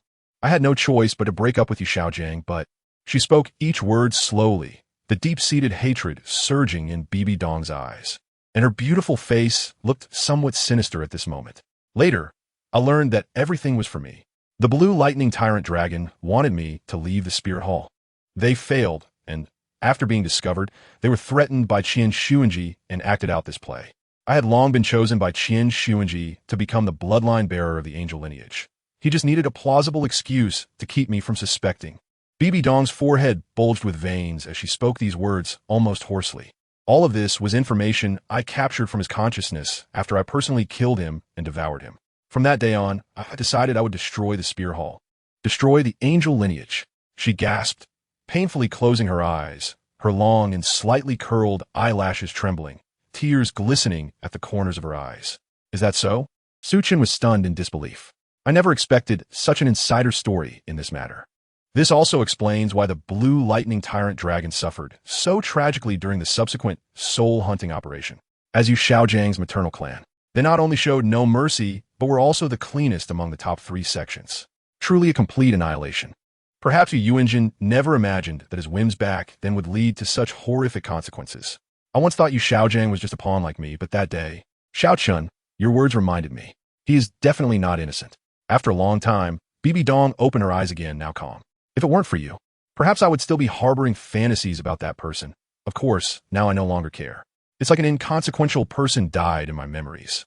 If he never appears again, that would be fine. Otherwise, the current Pope of the Spirit Hall wouldn't mind letting him taste the pain. How about it, Xiao Chun? Do you now know what kind of person I am? I am not the Pope you imagined. I am just a madwoman who wants revenge, who wants to destroy the Spirit Hall and the angel lineage. Knowing all this, do you still want to follow me, still want to help me? After doing so much for me, do you have any regrets? The Pope leaned closer, her beautiful face adorned with a stunning smile, her red lips slightly parted.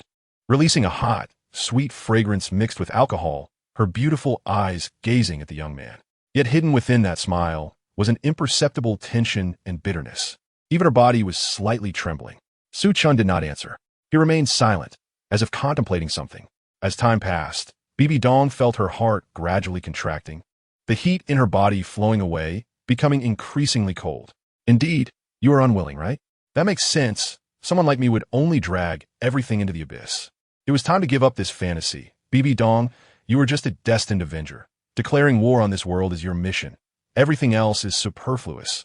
All is. Just as everything before her grew increasingly blurry, a hand gently rested on her shoulder. The burning temperature instinctively made BB Dong look up. Since you want to sleep here, I'll go to another room. He gently pushed the stunned BB Dong onto the bed and pulled a quilt over her. Get some rest, Your Holiness. Tomorrow you still have a meeting, and I need to train and study. The silver-haired boy yawned, waved his hand, and prepared to leave. Wait. Just as Su Chun reached the door, BB Dong spoke up. He turned back and met a pair of wine-red eyes filled with tears. Elder Een suggested that you become the Holy Son. I refused. Would you be unhappy? The boy paused. Huh. He scratched the back of his head and smiled. It's only a matter of time, isn't it? After saying that, he gently closed the door and walked out. The light in the room dimmed. But BB Dong still stared at the door, lost in thought. After an unknown amount of time, she suddenly began to laugh. And the laughter grew louder and more exaggerated until tears streamed down her face. She tightly clutched the quilt that carried a somewhat familiar scent and then took off her nightgown, wrapping herself up completely. Yes, sooner or later, everything will be yours. His Holiness, the Pope revealed a beautiful smile, reminiscent of pear blossoms drenched in rain, as he peacefully drifted into slumber. Yet, no matter how one looked at that smile, There was an air of morbidity to it. End of chapter. Chapter 61. The competition for the Ascension Ceremony. 3 soul bones? In another room, Su Chen suddenly realized the problem. Was the secret he heard tonight a bit too big and too much? There was no doubt that Bibi Dong had almost revealed all her secrets to him, including the assassination of the Pope and her future plans. Su Chen sighed, feeling a bit of a headache. Indeed, a drunken woman is troublesome. He hoped she wouldn't regret it when she woke up. The young man shook his head and lay down on the bed. The night passed without incident. The next morning, in Su Chen's original room, the long, slightly curled eyelashes trembled gently as His Holiness the Pope slowly opened her eyes. Looking at the unfamiliar ceiling, Bibi Dong's wine-red eyes flashed a hint of confusion. And then she remembered that she seemed to be in Su Chen's room. Thinking about her actions last night, her pretty face blushed slightly. She had been a bit too bold. After all, Xiao Chen was still a boy and would grow up eventually. However, Bibi Dong thought of something, and the corners of her lips curled into a pleasant arc. She should go to the council. Yawning, she reluctantly let go of the quilt filled with the scent of the young man, stretched her body to showcase her perfect figure that could drive anyone crazy, and felt relaxed all over. It had been a long time since she had slept so soundly and peacefully. It seemed she would have to come here more often in the future. His Holiness, the Pope, chuckled lightly, casually draping a nightgown over herself to cover her alluring figure. Humming an unknown tune, she walked out. Boom! The training dummy made of ironheart would shattered instantly under the blue light. A spiral pit the size of a soccer ball appeared in its chest, penetrating through and smashing the several dummies behind it that had pounced forward. Crack! More dummies surrounded him, but the silver-haired boy in the encirclement was unhurried as he threw punches and kicked, although the movements looked simple and unpretentious. Each strike sent a dummy flying, crashing hard against the wall. If one looked closely, they would see that most of the training dummies had their hearts or joints shattered, dying from a precise hit. Before long, only he remained standing in the area. Bang! Throwing the metal weights off his waist and legs. The hard black stone floor was smashed with clear cracks. Damn it, I forgot to add weight today. Su Chen slapped his head in frustration. No worries. I'll find someone to repair it. A familiar light laugh came from nearby. The boy looked up and saw Bibi Dong watching him from a distance. His Holiness examined the damaged dummy, then glanced at the several metal ingots that could crush an ordinary soul master to death, her beautiful eyes glinting with curiosity. Do you train like this every day? For battle soul masters, the benefits brought by their martial souls were enough to make their physiques very strong. Usually, only support-type soul masters deliberately train their bodies to increase their survival capabilities. But Su Chen's training intensity, let alone support-type, even battle soul masters known for their physical strength would probably find it hard to endure. Yeah, about 3 hours a day, Su Chen nodded, putting away the equipment. The strength of his body was crucial for his chakra extraction and the use of the 8 gates, so it had to be trained, if possible. He even wanted to train for over 6 hours a day. But unfortunately, that was impossible. Cultivating soul power and chakra, researching natural energy, and reviewing and developing other ninjutsu also required a lot of time. Su Chen wished he could split a second in half to use. Just remember not to hurt yourself. Bibi Dong stared at the boy, directly tearing off a corner of her nightgown at the chest and handing it to him, while Su Chen looked on in confusion. Wipe your sweat. Come up for a meal later. I have something to discuss with you. She leisurely covered her exposed figure, turned, and left, leaving behind a graceful silhouette. Wait, what does this mean? I have a towel, you know. Forget it. I've more or less gotten used to it. This woman occasionally has her moments. Su Chen shook his head helplessly, looking at the warm and fragrant piece of fabric in his hand. He initially intended to toss it aside, but thought better of it and put it into his storage soul tool. He felt that throwing it away would lead to something terrible happening. What? You want me to go to the Soul Master Academy in Wuhuan City for further studies? While eating a bun, Su Chen looked dumbfounded at Bibi Dong across from him. That's right. His Holiness had already changed into her noble papal robe, elegantly sipping tea and nodding lightly. Only in this way can you represent the Wuhuan Hall in the Pope's Ascension competition. No, I'm not going. Su Chen refused without hesitation. To put it bluntly, not to mention the Wuhuan City Soul Master Academy, no one in the entire Douluo Continent understood the martial soul system better than he did.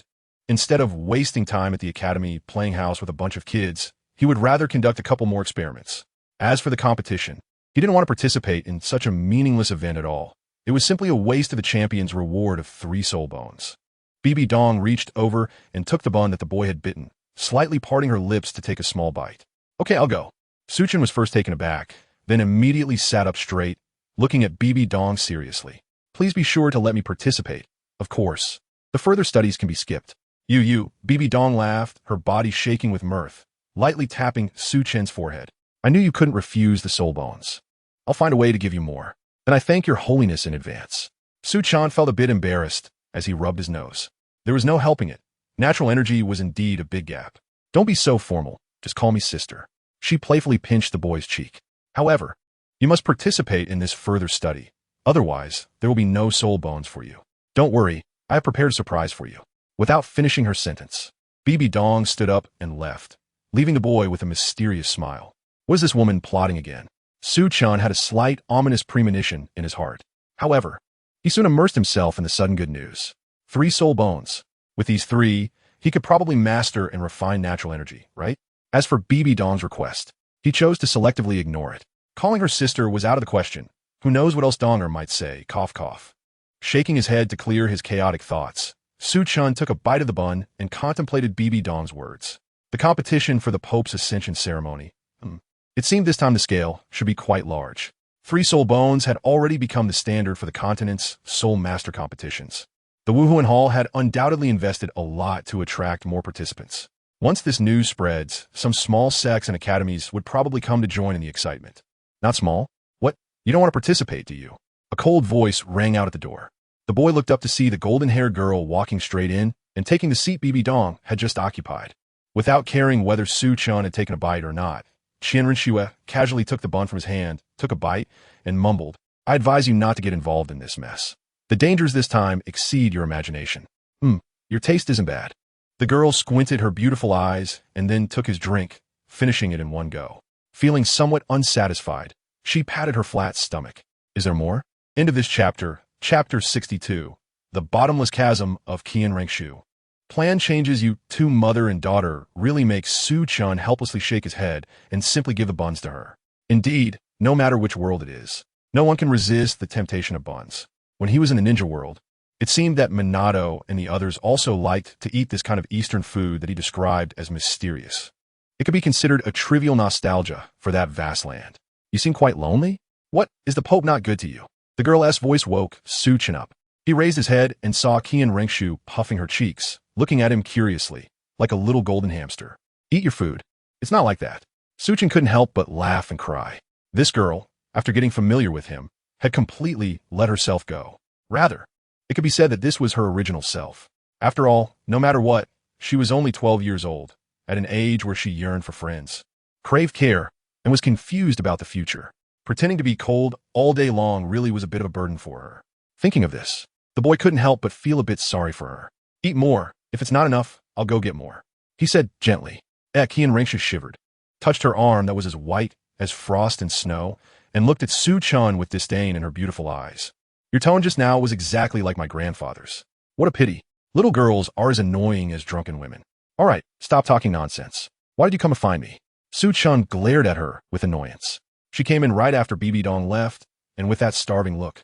It was clear that she had been waiting outside for quite a while. That is to say, when it came to this, Qian Rengshu's gaze wandered, and her little face gradually flushed red. Even though she had rehearsed it many times from last night until now, when it really came to this moment, she felt a bit at a loss for words. Such a precious thing. Even though they were friends, they had only known each other for a short time. Rashly speaking it out might hurt their feelings. Although she didn't feel any barriers between her and the boy. Otherwise, she wouldn't have been able to muster the courage to act so familiar with Chen. Here for you. Before the girl could think about how to speak, a stack of paper was handed to her. Qian Rengshu looked up and met Chen's smiling black eyes.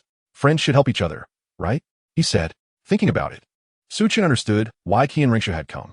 The only thing he had that could help her was the cultivation method, but this information was quite well informed. Was it from the Qiandao flow? It seemed that there were quite a few people from the Qiandao flow in the Pope's palace.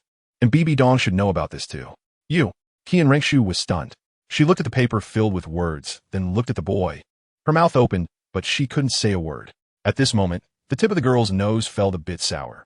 She carefully tucked the paper away, took a deep breath, and looked at Chen with utmost seriousness in her beautiful eyes. Yes, you're right. Friends should help each other. You are my best and only friend. Qian Rengshu silently added in her heart. Looking at the girl's eyes filled with various emotions, Su Chun felt a bit complicated. Compared to BB Dong, Qian Rengshu's childhood environment was also extremely harsh. Otherwise, how could she trust him so much over a cultivation method and their friendship? This thing, even if you don't want it, probably tomorrow, the Qin Dao flow would directly give it to you, right? Well, anyway, thank you. By the way, I actually have. The golden-haired girl seemed to remember something and started to hesitate. However, this time was obviously not because of Su Chun, but the topic she was about to bring up seemed to make her a bit nervous. You can say it. I'll help if I can. Su Chun took the drink from the girl, took a sip, and raised his hand to signal her to speak. Well, I have a friend. The boy couldn't help but spray it out, but fortunately, he turned to the side in time and didn't spray it on Qian Rengshu. Even so, it still startled the girl. Are you okay? She exclaimed and hurried over to try to support Su Chun, but the boy waved his hand to refuse. I'm fine. I just couldn't hold back for a moment. Continue. This phrase about making friends out of nowhere was something he hadn't heard in a long time. Su Chun wiped his mouth, wanted to laugh, but felt it was a bit impolite. Okay, so I have a friend. Qian Rengshu looked worriedly at Su Chun, but still sat back down, nodded, and took a deep breath. My friend, her mother killed her father. Puffed. Su Chun, who had just taken another sip, sprayed it out again, but this time it was purely out of shock. What? No. You two mother and daughter agreed to come find me to blow the lid off this? Is this something I can hear? Su Chun was dumbfounded. BB Dong is fine. But you came too? I know this sounds unbelievable, but according to what my friend's grandfather said, along with her own analysis, it seems that this is true. Qian Rengshu said, her beautiful eyes dimming a bit. My friend's grandfather said that it's because my friend's mother is inherently evil, doing things only for herself, never considering the feelings of others. I used to think so too, until recently my friend discovered something different. She found that her mother might not be as bad or evil as her grandfather said. Perhaps there are other hidden circumstances. She looked hopefully at the thoughtful boy, but her mother is unlikely to communicate with her, and her grandfather still sticks to the same old rhetoric. What do you think my friend should do? Even though they had known each other for a short time, Qian Rengshu still felt an inexplicable sense of reassurance with him. In front of the boy, she couldn't pretend or be strong. Perhaps it was his strength, his composure, his thoughts that penetrated into her heart. Well, let me think.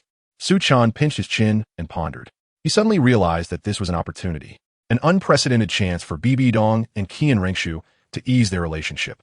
No, he had to seize this opportunity. Otherwise, once Qian Rengshu left the Soul Master City, it would be too late. Originally, Su Chun just wanted to secretly reach a deal with Qian Rengshu to lay out a plan in the Tiando Empire. But now the plan had to change. There are indeed ways. After thinking for a moment, the boy snapped his fingers and looked at the girl. However, it might be a bit embarrassing. Don't worry. Qian Rengshu firmly shook her head. I just want to know the truth of this matter. For this, I'd be willing to pay any price, even if it means losing face. This twisted relationship had lingered in her mind for years, and now it had reached a point where she could no longer endure it. How embarrassing could it be? End of this chapter, chapter 63. The forces gathered, the papal ascension ceremony about to begin. Qian Rengshu returned home, feeling quite satisfied. The naive girl was still unaware of the social death she would soon face. But for now, she had received a reassuring promise from Su Chun. This is truly. Su Chun shook his head and rose to head towards the underground base. With his current relationship with BB Dong, he could indeed intervene in this matter. However, everything must be approached slowly. There was no need to rush. With this thought in mind, the young man began his experiments and training. A month passed in the blink of an eye. During this month, the Wuhuan Temple experienced significant upheaval. As Elder Enid said, the emergence of the cultivation method not only impacted the Wuhuan Temple, but also shook the entire cultivation system of the Douluo Continent. No soul master could refuse the enhancement of their strength. This move even attracted a number of titled Douluos who had long since retired and hidden away. Both the Offering Hall and the Elder Hall mobilized to seek out BB Dong and investigate the details of the cultivation method. BB Dong did not miss this opportunity. Leveraging the momentum of the cultivation method, she aggressively purged the high-ranking officials of the neutral factions and the angel lineage, holding some accountable and reassessing others. Before Qian Daolu could react, she disseminated modified information to the lower and middle ranks, causing a huge uproar. With the support and backing of mid-level soul masters, she rallied many offerings from the Elder Hall and the Offering Hall around this core. In a short time, BB Dong's power and prestige reached their peak. This future empress of the Wuhuan Empire showcased for the first time not only her unparalleled cultivation talent, but also her bloody decisiveness and formidable political acumen. As one of the central figures of the event, Su Chen, the inventor of the cultivation method, enjoyed a rare period of tranquility. He followed a routine of practicing, conducting experiments, training in ninjutsu, conversing with Tianming, and occasionally going out with Qian Rinxue to take Su Xiao for some physical conditioning. Since that night, Bibi Dong had been extremely busy, rarely returning to the garden. When she occasionally came back, it was only to quietly stand at the entrance of the base for a while. Once Su Chen noticed the fatigue in her wine-red eyes, she would silently disappear. At first, Su Chen felt a bit awkward about this, but he gradually got used to it. However, this calm did not last long and was soon shattered by unexpected news. The forces have all gathered. The boy, dressed in a white lab coat and wearing black-rimmed glasses, paused his movements, looking up in surprise. Yes, it should be said that the major forces gathered a few days ago. Qian Rinxue nodded, sitting gracefully on the sofa, curiously examining the items in the boy's hands. Today, she wore a simple white long dress that covered her knees, revealing a fair and slender calf. Is this how Su Chen researched the cultivation method? It's amazing. Looking at the unfamiliar instruments and experimental items, the girl displayed a look of admiration. Major forces? Su Chen's movements slightly paused as he placed the solution on the rack, using tweezers to put a crystal into it. A faint, strange fluctuation quickly spread out, then disappeared after a moment. Another failure. Forget it. Let's call it a day. The boy shook his head in disappointment, placing the measuring cup on the rack, taking off his glasses and lab coat to reveal a simple training outfit underneath. He washed his hands, picked up the teapot, poured 2 cups, and handed one to Qian Rinxue. You can continue speaking. He was still very interested in this, since he might have to go into battle later. It's always good to gather more intelligence. As far as I know, the upper 3 sects and the lower 4 sects, except for the Haoyan sect, have all sent people, along with 2 major empires, 5 academies, and some lesser-known forces. Qian Rinxue withdrew her curious gaze, taking a sip from her teacup, and continued. In any case, if you participate in the competition, you might have to face those students who are much older than you, and they are all geniuses. The reward of 3 soul bones is enough to attract the attention of all forces, coupled with the age limit consistent with the Soul Master competition. Even the Tiano royal family has changed their mind and temporarily formed a team to try their luck. If that's the case, it will indeed be quite challenging. Su Chen pondered, stroking his chin. He didn't want to expose his soul rings in a competition filled with mixed talents. The first 1,000 years could be barely explained, but 10,000 years would be too shocking. So far, only Bibi Dong and Zhu Guai heir Douluo knew the secret. In a competition of this continental level, one careless move could easily attract the attention of the divine realm. That would be troublesome. After all, the place he was currently living in had divine representatives existing on the human plane. It was indeed a headache to think of not using his martial soul to defeat the genius teams formed by all the forces. Right? Also, I heard that the competition format has changed this time, and later on, there will be a big free-for-all. Qian Rinxue added, if you need any information, I can have someone send it to you later. Knock, knock, knock. Just as Su Chen was about to say something, a knock on the door interrupted him. Su Xiao peeked in. Son, Elder Zhu is here. Seems like she is looking for you. Do you want to? His gaze lingered on the slightly anxious, beautiful blonde girl for a moment, then turned to the boy, secretly winking. How about we pause for a bit? Sorry, I've taken too long. We'll meet again. Qian Rinxue stood up awkwardly, a hint of blush rising on her delicate face. She hurriedly bowed and rushed out before the boy could stop her. Dad, you really? Su Chen looked helplessly at Su Xiao. Can you not tease the young lady all the time? Due to the need to discuss some plans, Qian Rinxue often came to find Su Chen. For convenience, he simply moved his subsequent experiments home. After all, the preliminary research had basically been completed. What remained was mainly to repeat simple practices. However, he did not expect that as time passed, perhaps because the 2 often had private talks, Su Xiao misunderstood something. Since then, he had treated Qian Rinxue as a potential daughter-in-law. Poor Qian Rinxue had never experienced such situations, especially since this was the father of her only friend. She couldn't hit or scold him, let alone say anything. Furthermore, he had no malicious intent and cared for her even more.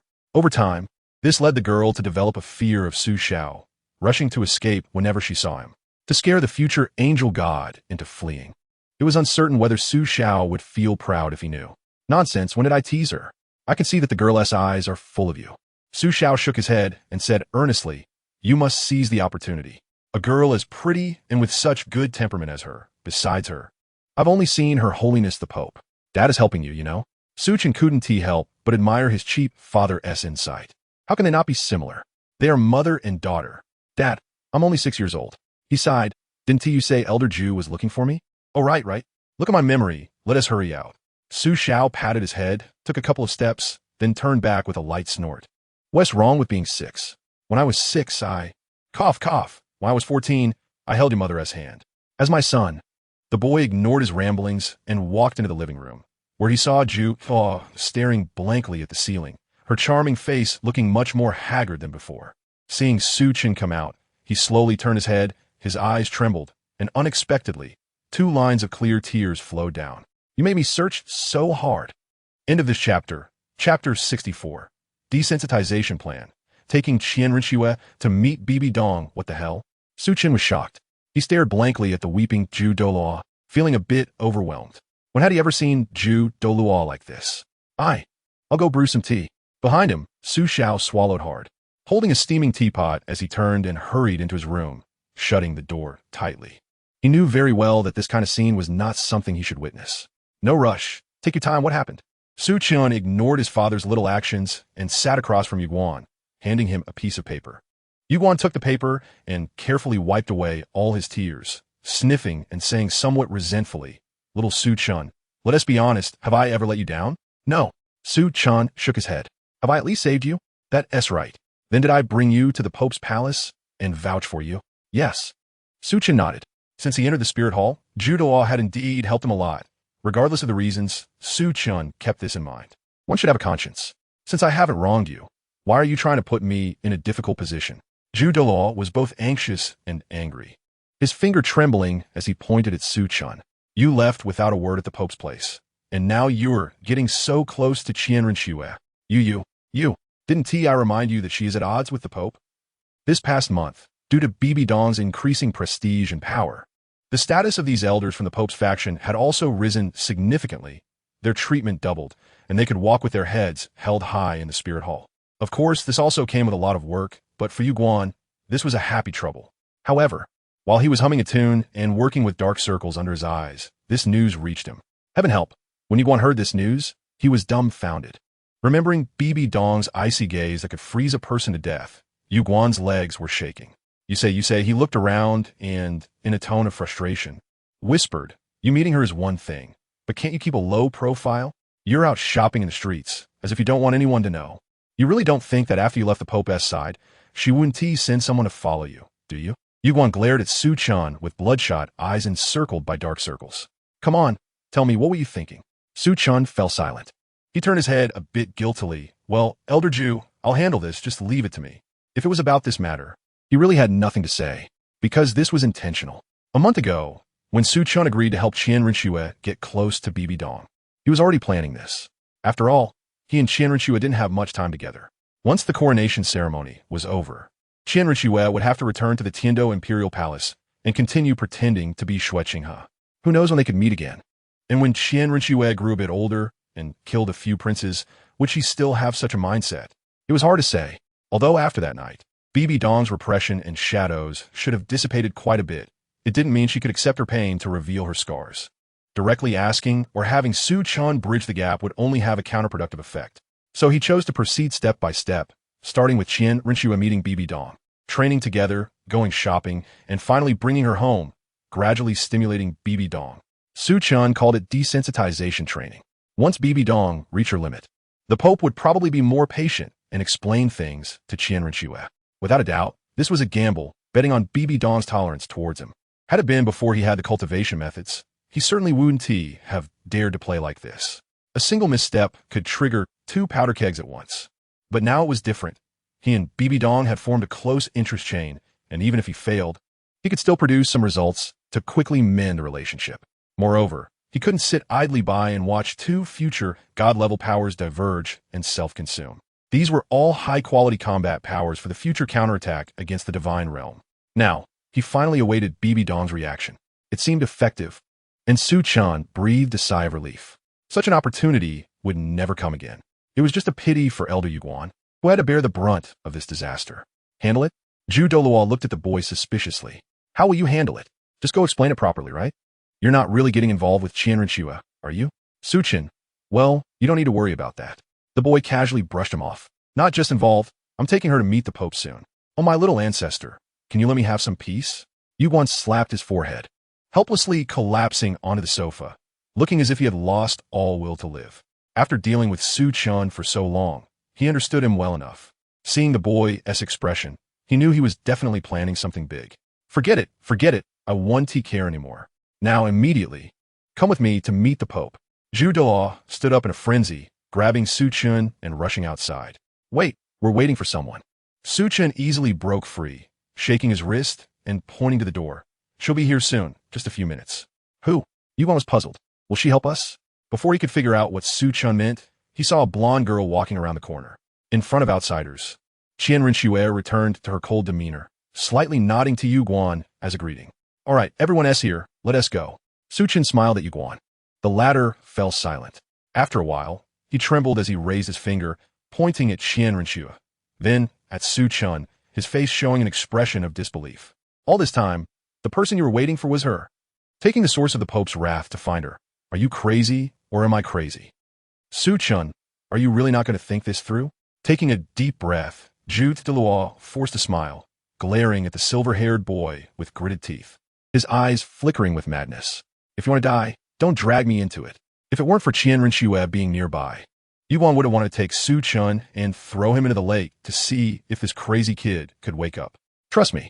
Su-Chen smiled and patted Yuguan's arm, waving his hand, and the blonde girl followed. Ah, I'm definitely going to be doomed because of you. Seeing the two walk away, Yuguan painfully tugged at his hair and quickly followed. Wait for me. End of chapter 65. Zhu Duo, is this all I can know? In the Spirit City, inside the Pope's palace. Today, this magnificent hall seemed somewhat empty, with only 4 figures faintly visible. Bibi Dong remained in her noble and elegant Pope robe, perfectly outlining her graceful figure, her flawless face showing no expression. Her wine-red eyes coldly gazing at the 3 individuals below. The smiling silver-haired youth, the trembling Yuguan, and Qianren, staring at the face that resembled her own but was even younger. An unnamed flame continuously surged in Bibi Dong's heart, causing her to instinctively grip her scepter tighter, her delicate white hand revealing a few blue veins. It could be said that this flame had begun to ignite ever since the boy moved out, but seeing them standing together at this moment made it soar to its peak. As the saying goes, extreme emotions can lead to a reversal. The intense anger did not cause this Pope to lose her composure, nor did her expression change in the slightest. She calmly swept her gaze over the 3, pausing for a moment on the girl's hand. The golden-haired girl appeared calm, but her slightly trembling hand was keenly noticed by Bibi Dong. Ha! The corner of the Pope's lips curled into a mocking arc, and for some reason, the anger in her heart suddenly lessened a bit. Her bright eyes fixed on the silver-haired youth. Xiao-Chun, do you have anything to explain to me? And then she tilted her chin towards the golden-haired girl. Do you know who she is? As her words fell, it felt as if the air in the hall had frozen. Gulp! Yuguan's Adam's apple bobbed up and down, too scared to breathe, wishing he could bury his head into his neck. I'm going to die. I'm going to die. I'm going to die. Why did I get involved in this? Yes, I know. Qianren, granddaughter of the Grand Priest. The boy maintained a smile, nodding as he looked at the woman before him. In just 1 month, Bibi Dong's aura had undergone a significant change. The faintly oppressive madness and restlessness had almost completely disappeared, replaced by nobility, elegance, and tranquility. Su-Chen could already see a glimpse of the future empress of the Spirit Empire, the god of slaughter. The speed of her growth was astonishing. Perhaps Qian Oliu's failure was because he thought he controlled everything, but he could never have imagined that the silly girl from years ago could grow into such a colossal figure in just a few years, one that could restrain him at every turn. However, the more this was the case, the more important what needed to be done now became. The boy smiled slightly, staring directly into those wine-red eyes, or should I say, your daughter? Bang! As his words fell, Yuguan collapsed directly to the ground, his eyes nearly popping out of their sockets, trembling all over as he looked at Su-Chen. What did he just hear? Daughter? The Pope's daughter is Qianren, the Grand Priest's granddaughter? What the hell? This shocking news nearly shattered his mind, leaving him dazed and unable to react. Did she tell you? Bibi Dong closed her beautiful eyes, taking a deep breath, her hand gripping the scepter trembling. A cold, deathly aura slowly emerged, causing the already frozen air to fall into a freezing point. Chen Rinshua stared dumbfounded at the smiling youth. She didn't say that. I was talking about my friend. My friend, not me. No, your holiness, I guessed it myself. Su Chen's smile gradually faded, letting out a sigh as he looked at Bibi Dong, whose aura was unstable. It wasn't hard to guess, was it? Crack, crack. The floor split with the surging aura, gradually spreading towards the boy. But after a moment of swelling, it stopped. So this past month, you have. She kept taking deep breaths, suppressing the anger and pain within her. Her eyes filled with a hint of incredulous sorrow. Yes, I did it on purpose. The boy nodded. Boom! A green light burst forth, and a huge pillar instantly exploded into fragments, countless bricks flying in all directions, smoke rising. Bibi Dong's delicate body trembled as she slowly retracted her hand, her chest heaving violently, and a layer of abnormal redness appeared on her beautiful face. Yuguan, you go out first, she murmured. Your holiness, I think. Get out. Zhu Douluo hurriedly nodded, crawling out in a panic, leaving behind a self-seeking expression for Su Chen. I tried hard, really. Damn it. Can't that brat let me say something before I leave? Is this something I should be hearing? Ugh, I knew today wouldn't be good. Am I going to be silenced? Bang. The door closed tightly, leaving only the three people in the hall. You clearly know. Once Zhu left, Bibi Dong could no longer restrain herself. Collapsing onto the Pope's throne, tears streaming down her face, a flicker of madness igniting in her eyes. Chen Rinshua looked pale as she witnessed all of this. It was the first time she had seen her nominal mother so fragile and out of control. All because Su Chen brought her here. Is my hatred for her that deep? The golden-haired girl opened her mouth, wanting to ask something, but not a single word came out. At this moment, she just wanted to turn and run away. Yes, I know. She is the root of your pain. Your bloody scar, but, Sister Dong, do you think this is your fault? Su Chen sighed, slowly stepping forward and gently taking Bibi Dong's hand. Slap. The latter slapped his hand away, her bloodshot eyes staring fiercely at the boy, her whole aura surging, a massive spider illusion appearing, opening its gaping mouth full of fangs as if to swallow him whole. The dangerous warning signals stimulated every cell in Su Chen's body, and the dream of spirit in his mental sea was already trembling in fear, the intense killing intent and madness nearly overwhelming him, causing his bones to creak under the pressure. But even so, the boy's expression remained unchanged. He stubbornly grasped Bibi Dong's hand again. That hand was delicate and white, as smooth as cream, but it had no warmth at all, cold as if it were a piece of solid ice. Let go of yourself, the boy said softly. The victim is innocent. The illusion shattered like a mirror, and the killing intent instantly disappeared. Bibi Dong was stunned. The silver-haired youth's words echoed in her mind, like a drop of clear spring water falling into raging fire and dead silence, not evaporating, but rather falling strongly, slowly soaking in her already tortured and scarred heart, allowing it to gradually regenerate fresh flesh and blood. Ugh! At this moment, the endless grievances accumulated over the years surged to her heart, erupting uncontrollably. She disregarded everything and embraced the boy before her, crying out loud. And Chen Rinshua, who was about to turn and leave, was also stunned. Not only because of her mother's utterly unkempt appearance, but more importantly, she heard a word she had never thought of before, appearing in connection with her mother. Victim. End of chapter. Chapter 66 Mother-Daughter Reconciliation. Bibi Dong had many halos since childhood. A peerless genius with innate, full soul power, the only disciple of the Pope. The most beautiful woman on the continent, and later the youngest Pope in history, and so on. Chen Rinshua had heard many evaluations of her, with admirers, jealous rivals, and those who respected her. But she had never heard the word victim associated with Bibi Dong. She had a strong premonition that the truth she was seeking was closely related to this word. After a long time, the Pope finally stopped crying, her beautiful eyes red and swollen as she turned away from Su Chen, feeling a bit embarrassed. I'm sorry, Xiao Chen. Su Chen's mouth twitched as he felt the dampness of his upper body. Was this woman made of water? It's fine. He waved his hand, and a milky white chakra floated up, guiding the moisture from Su Chen's body, gradually condensing into a water ball and tossing it aside. Do you feel better now? He asked with concern. Much better, thank you, Xiao Chen. Bibi Dong nodded. She looked at the boy, her wine-red eyes shining with an unprecedented luster, as if she wanted to engrave him deep in her heart. At that moment, Bibi Dong felt a sense of rebirth. That's why I think that sometimes it might just be a simple communication issue. Su Chen clapped his hands and turned to the silent Chen Rinshua. Why don't you share your concerns?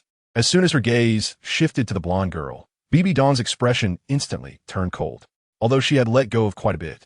This process would not be quick, and the issue between Qian Rinxue and her was not solely about their backgrounds. She wanted to throw Qian Rinxue out directly, but since this was what Su Chen wanted to do, BB Dong didn't want to disappoint him. You better have something important to say, otherwise, you can go back to the Tiando Empire's delegation right now. Don't let me see you within 10 years, the Pope said coldly. The latter, however, was not bothered by BB Dong's tone, or perhaps she had already gotten used to it. The girl bit her lip, took a deep breath, and looked at the wine-red eyes, asking, "Did you kill my father?" Under her somewhat hopeful gaze, BB Dong revealed a beautiful yet cruel smile and nodded vigorously. "That's right. I killed him. Not only did I kill him, but I also pulled out his soul bones one by one, devoured his flesh and blood, and gnawed at his soul. I made him completely and utterly disappear from this world." A sickly blush appeared on the Pope's delicate face as she looked at the pale, trembling blonde girl. "So, do you want to take revenge for him? You?" Qian Rinxue clenched her fists in anger, staring fiercely at the laughing BB Dong, her silver teeth nearly crushed. "Grandpa was right. You really are cold-hearted." Suddenly, a slender and delicate jade hand shot out like lightning, and in an instant, it grasped the girl's neck, lifting her up. The Pope's gaze was icy, filled with an intense, killing intent. "I warn you, if I hear that old man's name from your mouth again, you can't forget about ever returning to the Spear Hall in this lifetime." Bang! With that, she threw Qian Rinxue to the ground. Coughing, Qian Rinxue's pretty face flushed red as she awkwardly got up from the ground, still glaring at BB Dong with hatred. Undoubtedly, lacking maternal love since childhood, Qian Xuanji was the person she respected the most. The girl had once held a glimmer of hope, but upon hearing BB Dong's admission, she was completely disheartened. "What about me?" she asked. Tears welled up in her eyes, sliding down her cheeks as she shouted softly, "Am I not your daughter?" Hearing the girl's hysterical scream, BB Dong's eyes flickered for a moment, and a complex expression flashed across her delicate face. After a long silence, she took a deep breath and slowly nodded. "Although I really don't want to admit it, you do share half of my blood."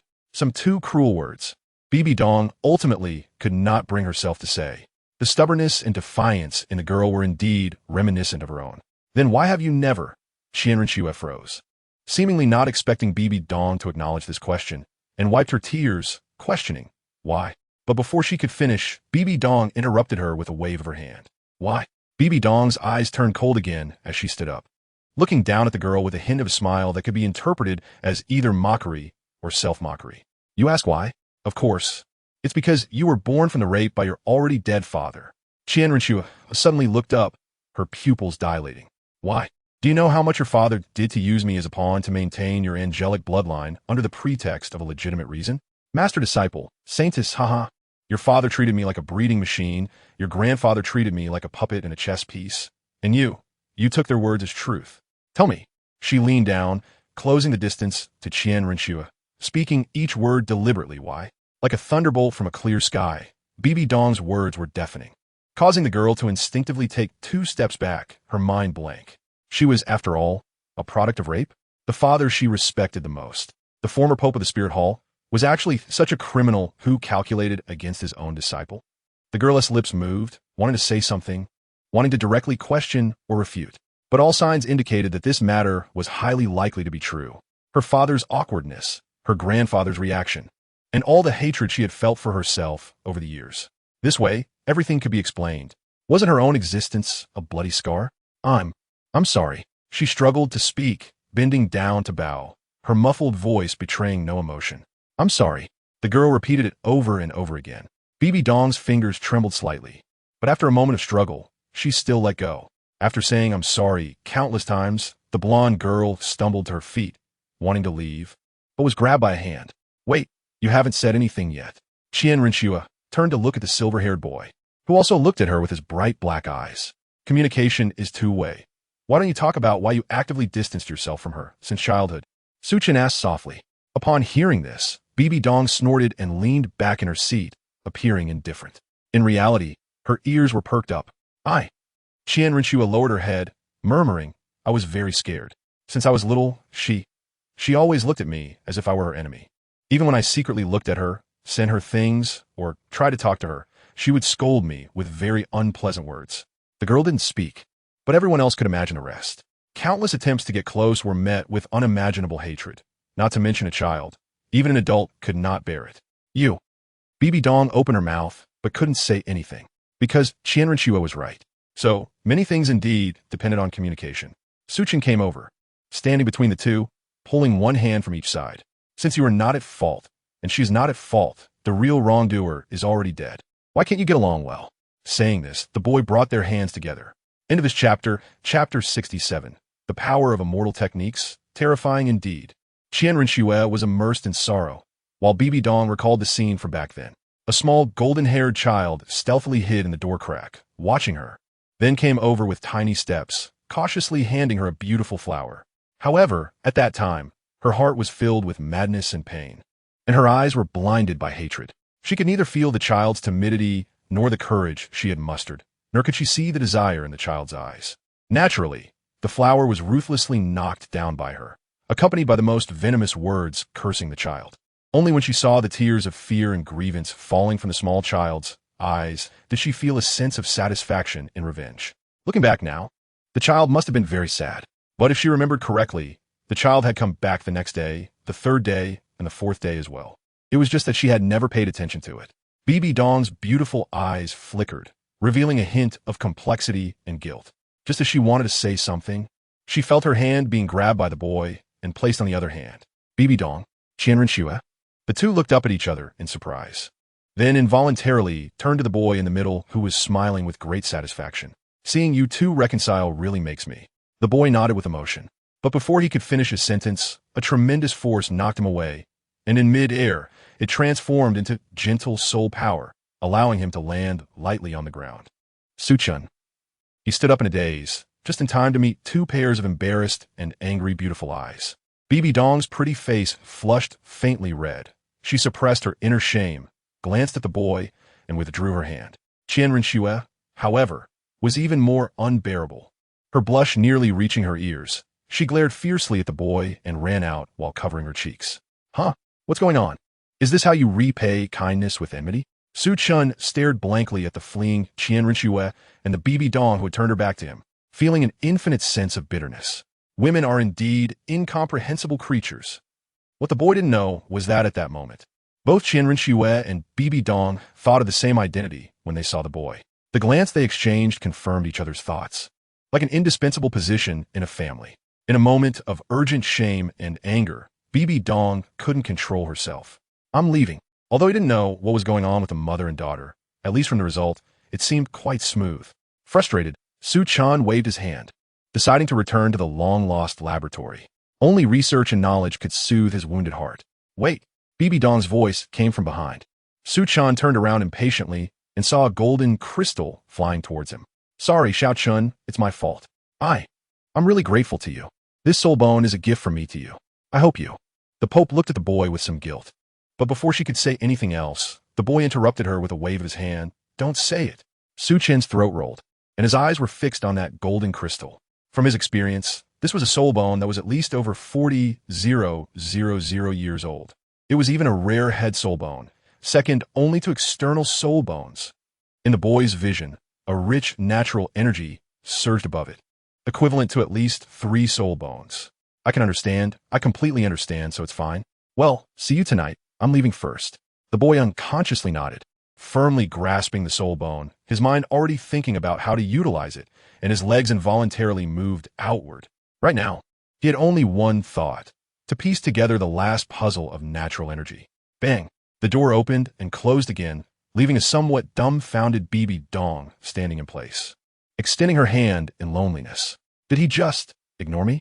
Why does this kid need so many soul bones? You can just live with the soul bones in the future. But speaking of which, he really is reliable. And does that child trust her so much? The wine-red, beautiful eyes flickered as the Pope recalled the feeling from just now, the dissipating blush rising again. A family, huh? Boom!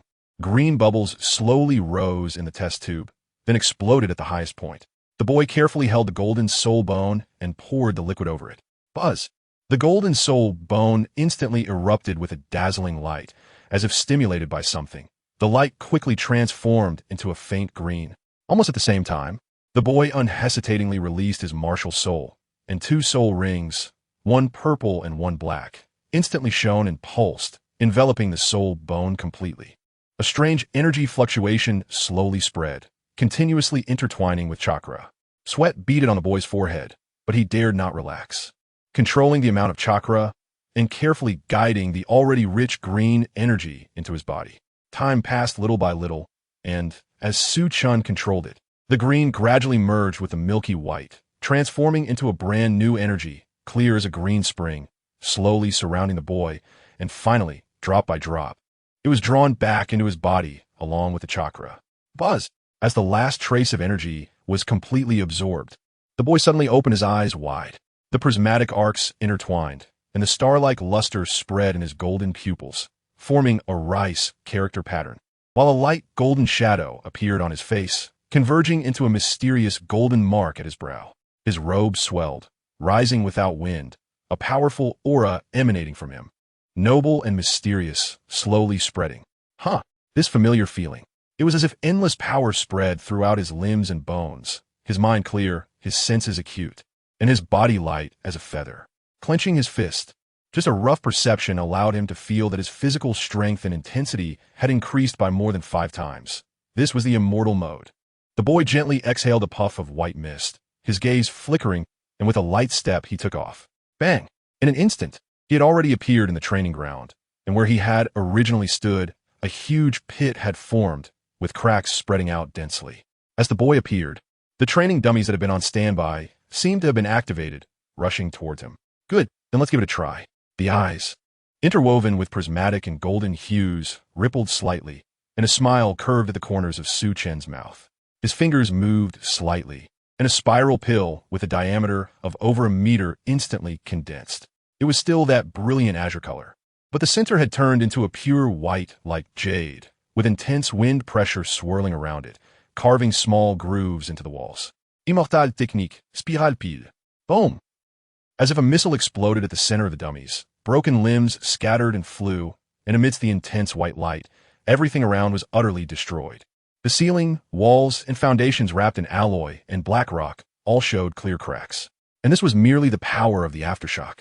As the smoke cleared, a nearly 10-meter-wide massive pit appeared before the boy's eyes. End of chapter. Chapter 68. Dragon Sage Mode. Requirements of the competition. Drip. Fragments of black rock fell from the ceiling. Looking around, the vast training ground was already in ruins. Debris from the training dummies was scattered everywhere, and the area around the large pit was filled with dense cracks. Even the adjacent laboratory was affected. No one would have thought that such immense destructive power was caused by just one Grand Soul Master, right? Ha ha ha ha. The boy looked at his hands, feeling the familiar power surging within him, and began to laugh heartily.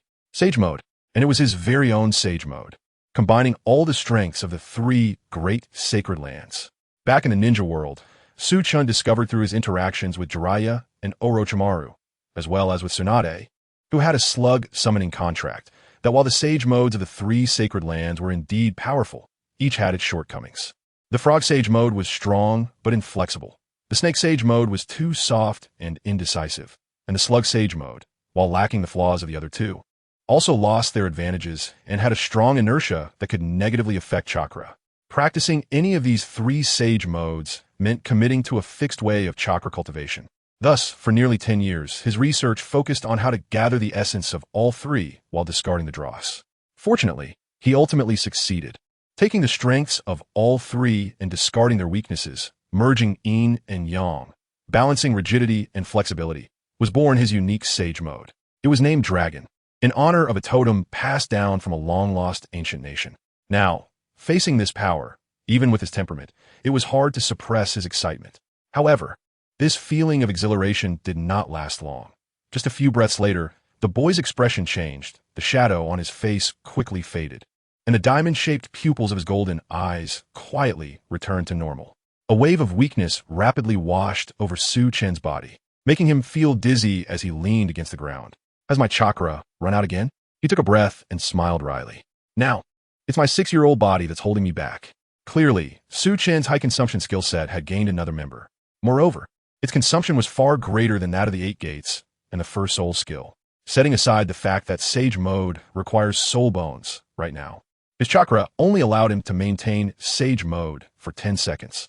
If he used soul skills or ninjutsu during that time, it would further shorten. But the boost it provided was unimaginable. In Sage mode, he could almost instantly defeat all the opponents he had previously encountered, whether it was that Soul Master or the Silk Moth, even the fully powered Qianren. Oh no, now I really am a 10-second man.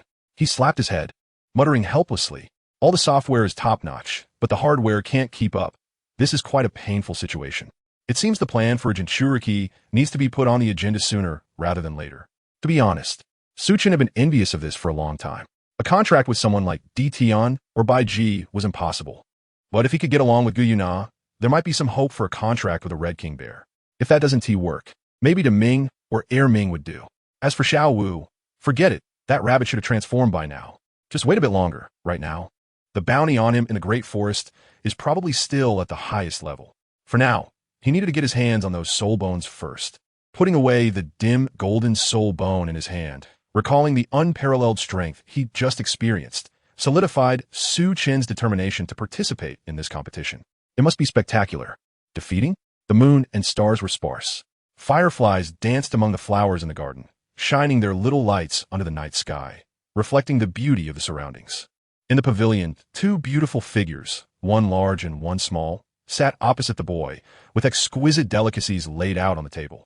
They were discussing Chen's participation in the Pope's succession competition. The silver-haired boy leaned back in his chair, frowning as he looked at the stunning woman across from him.